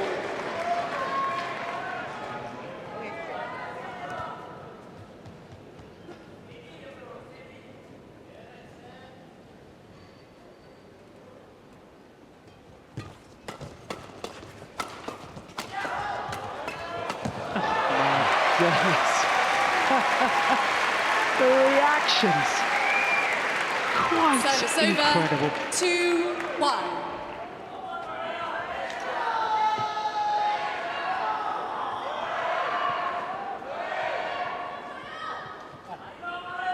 For Malaysian fans, they'll feel much happier when they see this man going forward to the net.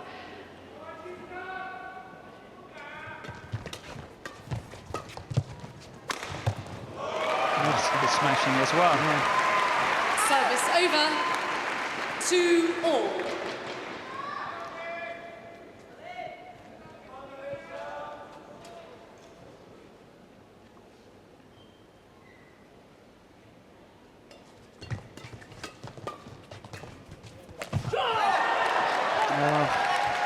Clever change of pace from Govi Shem. And the court will need to be mopped of the perspiration because of the dive from Chris Nanta.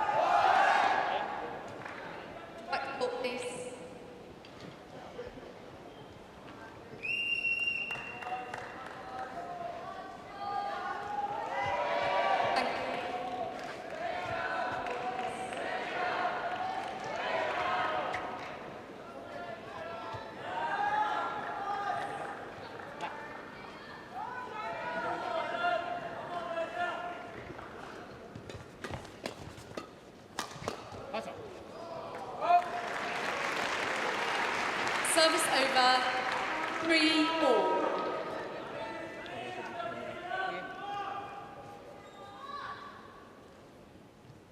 I can't remember the world ranking of the Singaporean pair. Can you help me there? Yes, 32 this week, gone up to a career high. Have they played the maximum 10 tournaments, or the? You know, you've got to play 10 tournaments in order to achieve your best. No, I don't think they have, no. Because I feel that they play much better than 32 on the ranking. I think they've played 7 tournaments. Time is over For me, this is a definite top 15 pair in the world.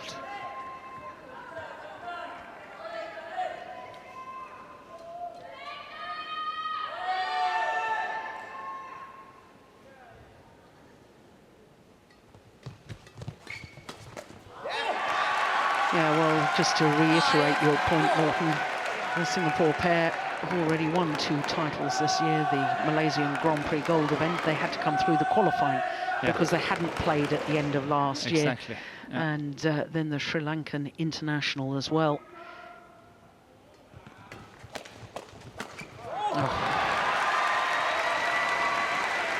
Well, it was a good serve, good return. And look at that backhand, keeping the shuttle going in a downward direction.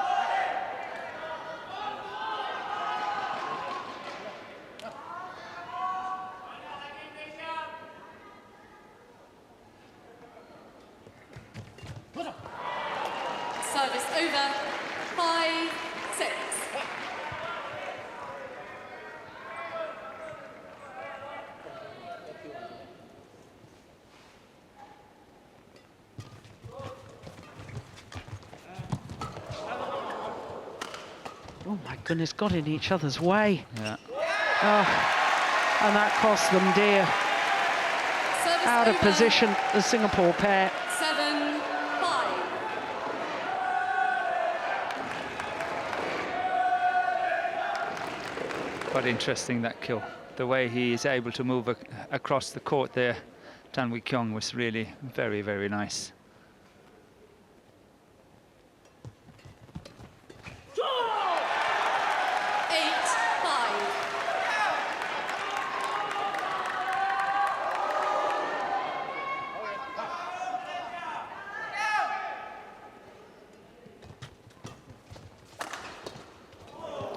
Goodness. Yeah, and then plays the perfect backhand defence. Extraordinary reaction time because he was waiting on the backhand, his first defensive shot. Yeah, and then that one is a beauty as well. That was the second one. Yeah, he turned and played the forehand defence quite beautifully.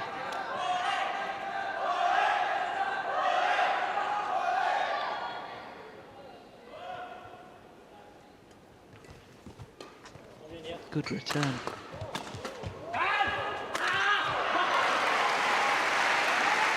Luck of the net cord on the return of serve. 6-9.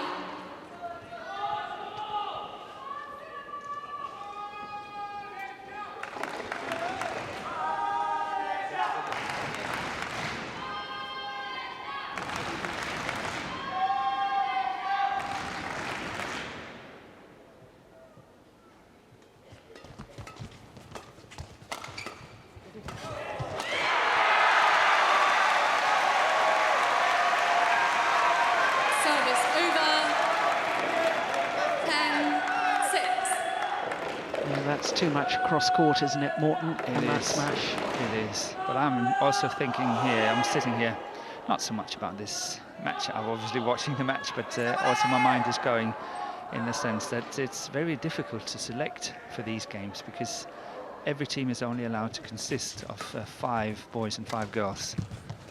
And that means that, you know, some players might be left out because there's simply not room in the team for them. Yeah. Service over.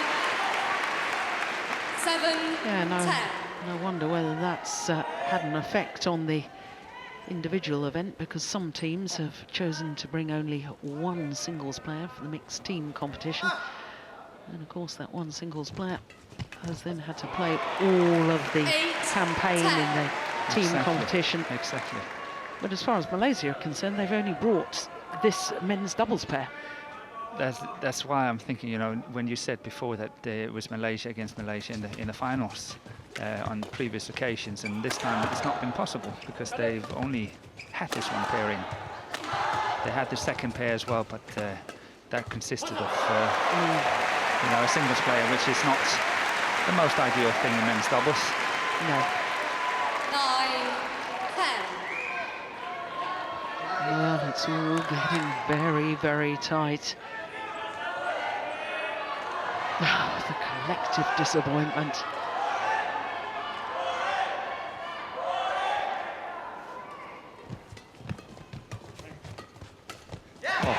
Look at the frustration for Triachart, stamping his feet like a little child. Total disgust. Yeah.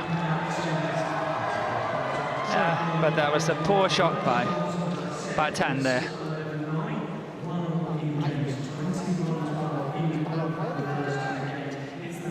That one.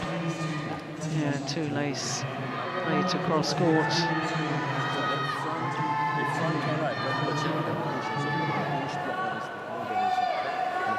See, he gets it where he wants it, and then still missing that shot. 20 seconds. 20 seconds.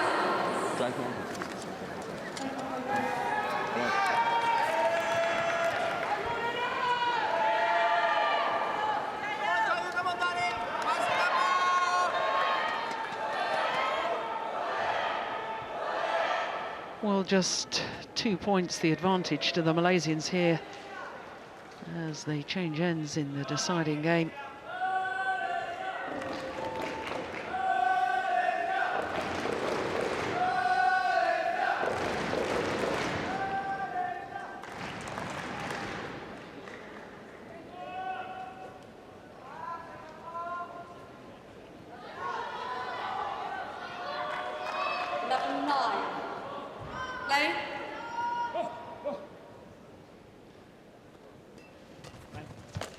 No, what a super return of serve. Service over.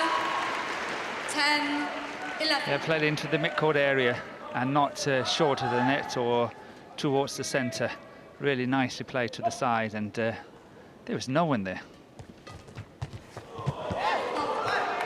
Net cord on the return of serve. And Chris Nanta very nearly got it back. He's playing football now.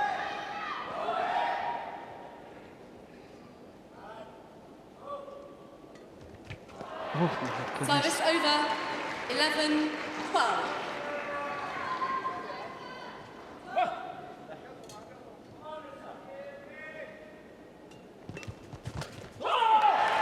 Yeah, that too is a very good return of serve, isn't it? 13, 11. Just enough pace on it. Get it past the front court player, but the shuttle's still landing in front of the rear court player, and which of the two players is meant to take it? That's always the dilemma.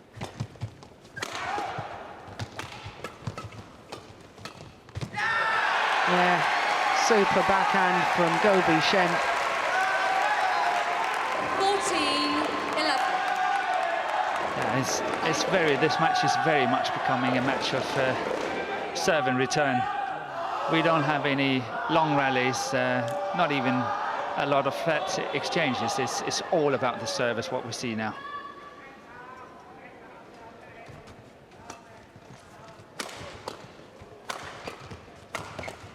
That's a great defence from Tan Wee Keong. Not only the placement of his defensive shot, but he was also moving forward to the net. Yeah, he's always seeking the net. Always. Here he's coming at. You can see it's passing, and then obviously he's on his way.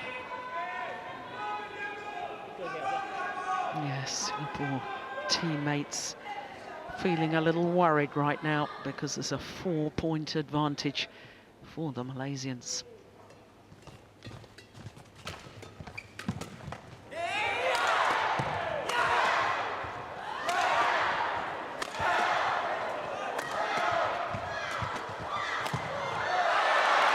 It's long. 16, 11.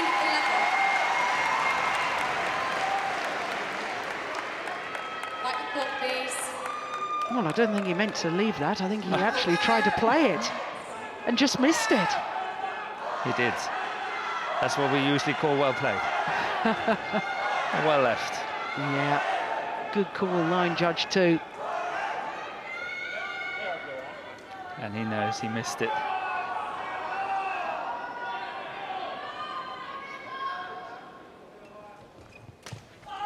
Oh, that's a very, very loose return of serve. Did he change his mind?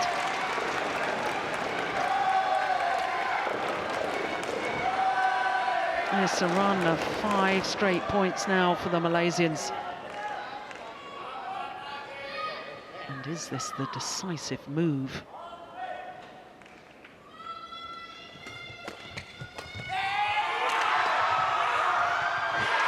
Oh, another net cord for the Malaysians. Yeah. 18. I have good luck, good fortune at the moment. It's a very powerful smash, good return. But look at this, just hanging up there.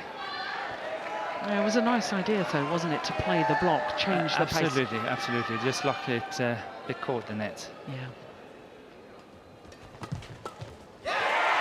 2 points away from the gold medal.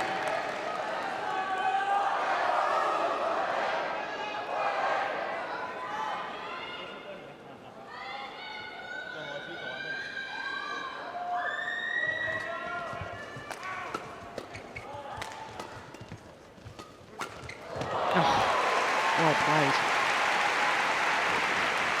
Service over. 12-19. Well, he hasn't had much opportunity in this deciding game to get involved in the front. Traya chart.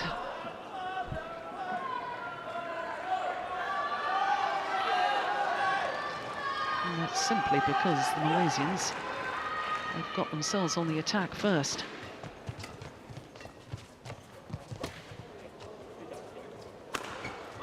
Oh, yes. Great smash from the big man. 13, It's not only that, the power. Look at that placement. Yeah.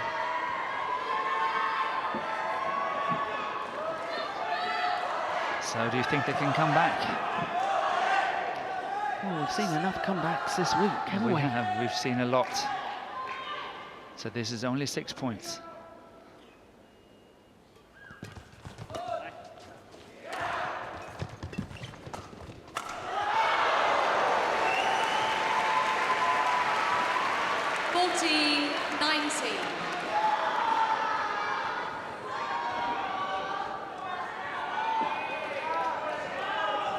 That was halfway down the net.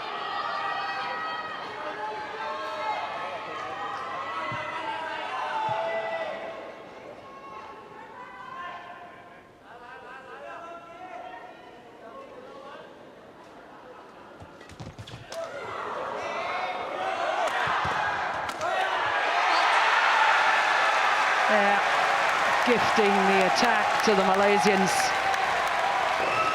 And now gold medal points for a seventh consecutive gold medal at the Commonwealth Games in the men's doubles. Not by this pair, obviously.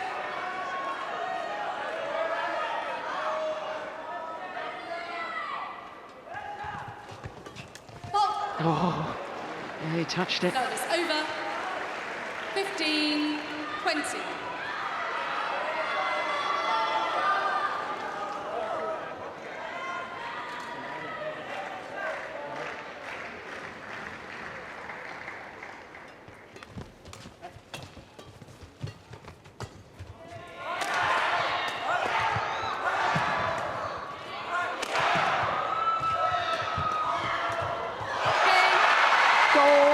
To Malaysia with Tan Wee Keong and Goh Vee Shen, and their dominance in this men's doubles discipline continues.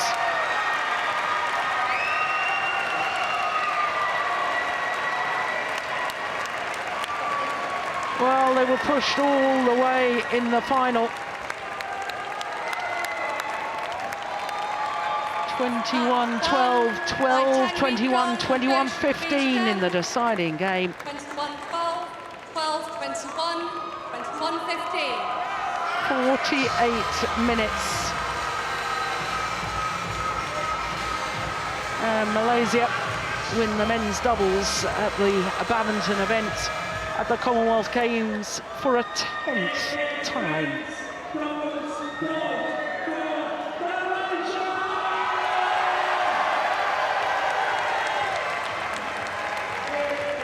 Well, the Malaysian fans celebrate.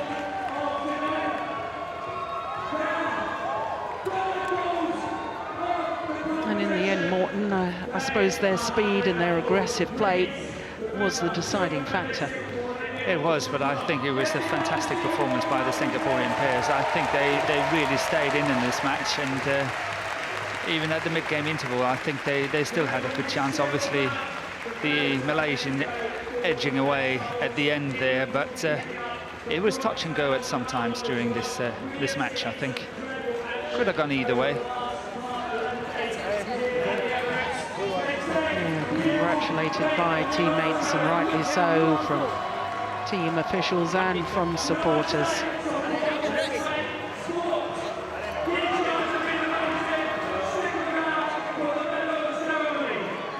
Well done, boys. Well done.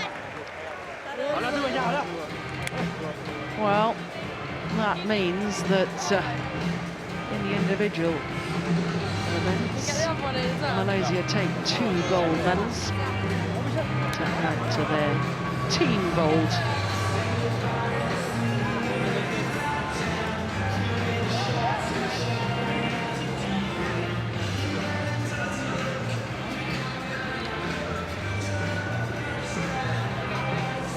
So once again, confirmation of the score of the men's doubles. The gold medal to Tan Wee Keong and Goh Vee Shen, 21-12, 12-21, 21-15, in the third and deciding game.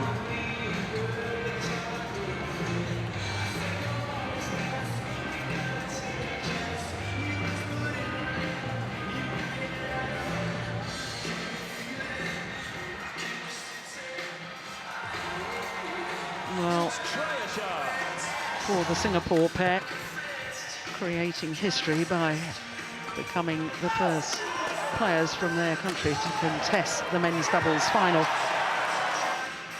Only one previous medal in Commonwealth Games in this discipline, and that was a bronze medal 4 years ago. So I guess that they're steadily improving. A bronze 4 years ago, a silver this year. Who knows? Yeah, what's coming next? Exactly, 4 years' time. But Malaysia, well, they started the match just so quickly. All-out attack.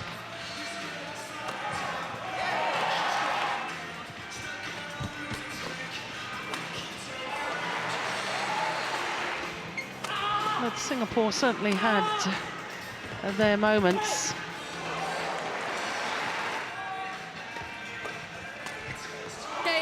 Not only in this match, but I think Singapore, as a country, has had a wonderful Commonwealth Games here at badminton. They really played well. Yeah. This is the third game of this men's doubles final. The defence of Gobi Shem was tested, and he had the answers. The change of pace, the involvement at the front of the court from Tan Wee Keong, and the power from the back from Gobi Shem, really the decisive factors.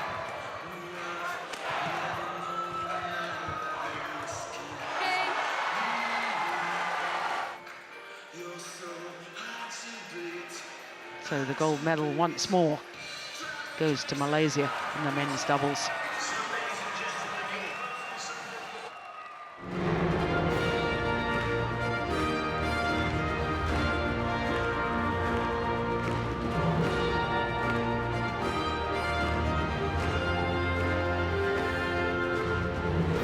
Their confirmation, Malaysia, the gold medal, Singapore, the silver, and England, by the bronze. 1986 Commonwealth gold medalist Dan Travers.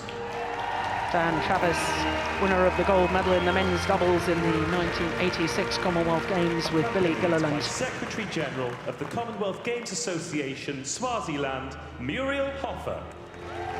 Muriel Hoffer, Secretary General of the Commonwealth Games Association, The winners Swaziland. of the bronze medal, England. The English pair of Chris Langridge and Peter Mills. England represented by Chris Langridge. A third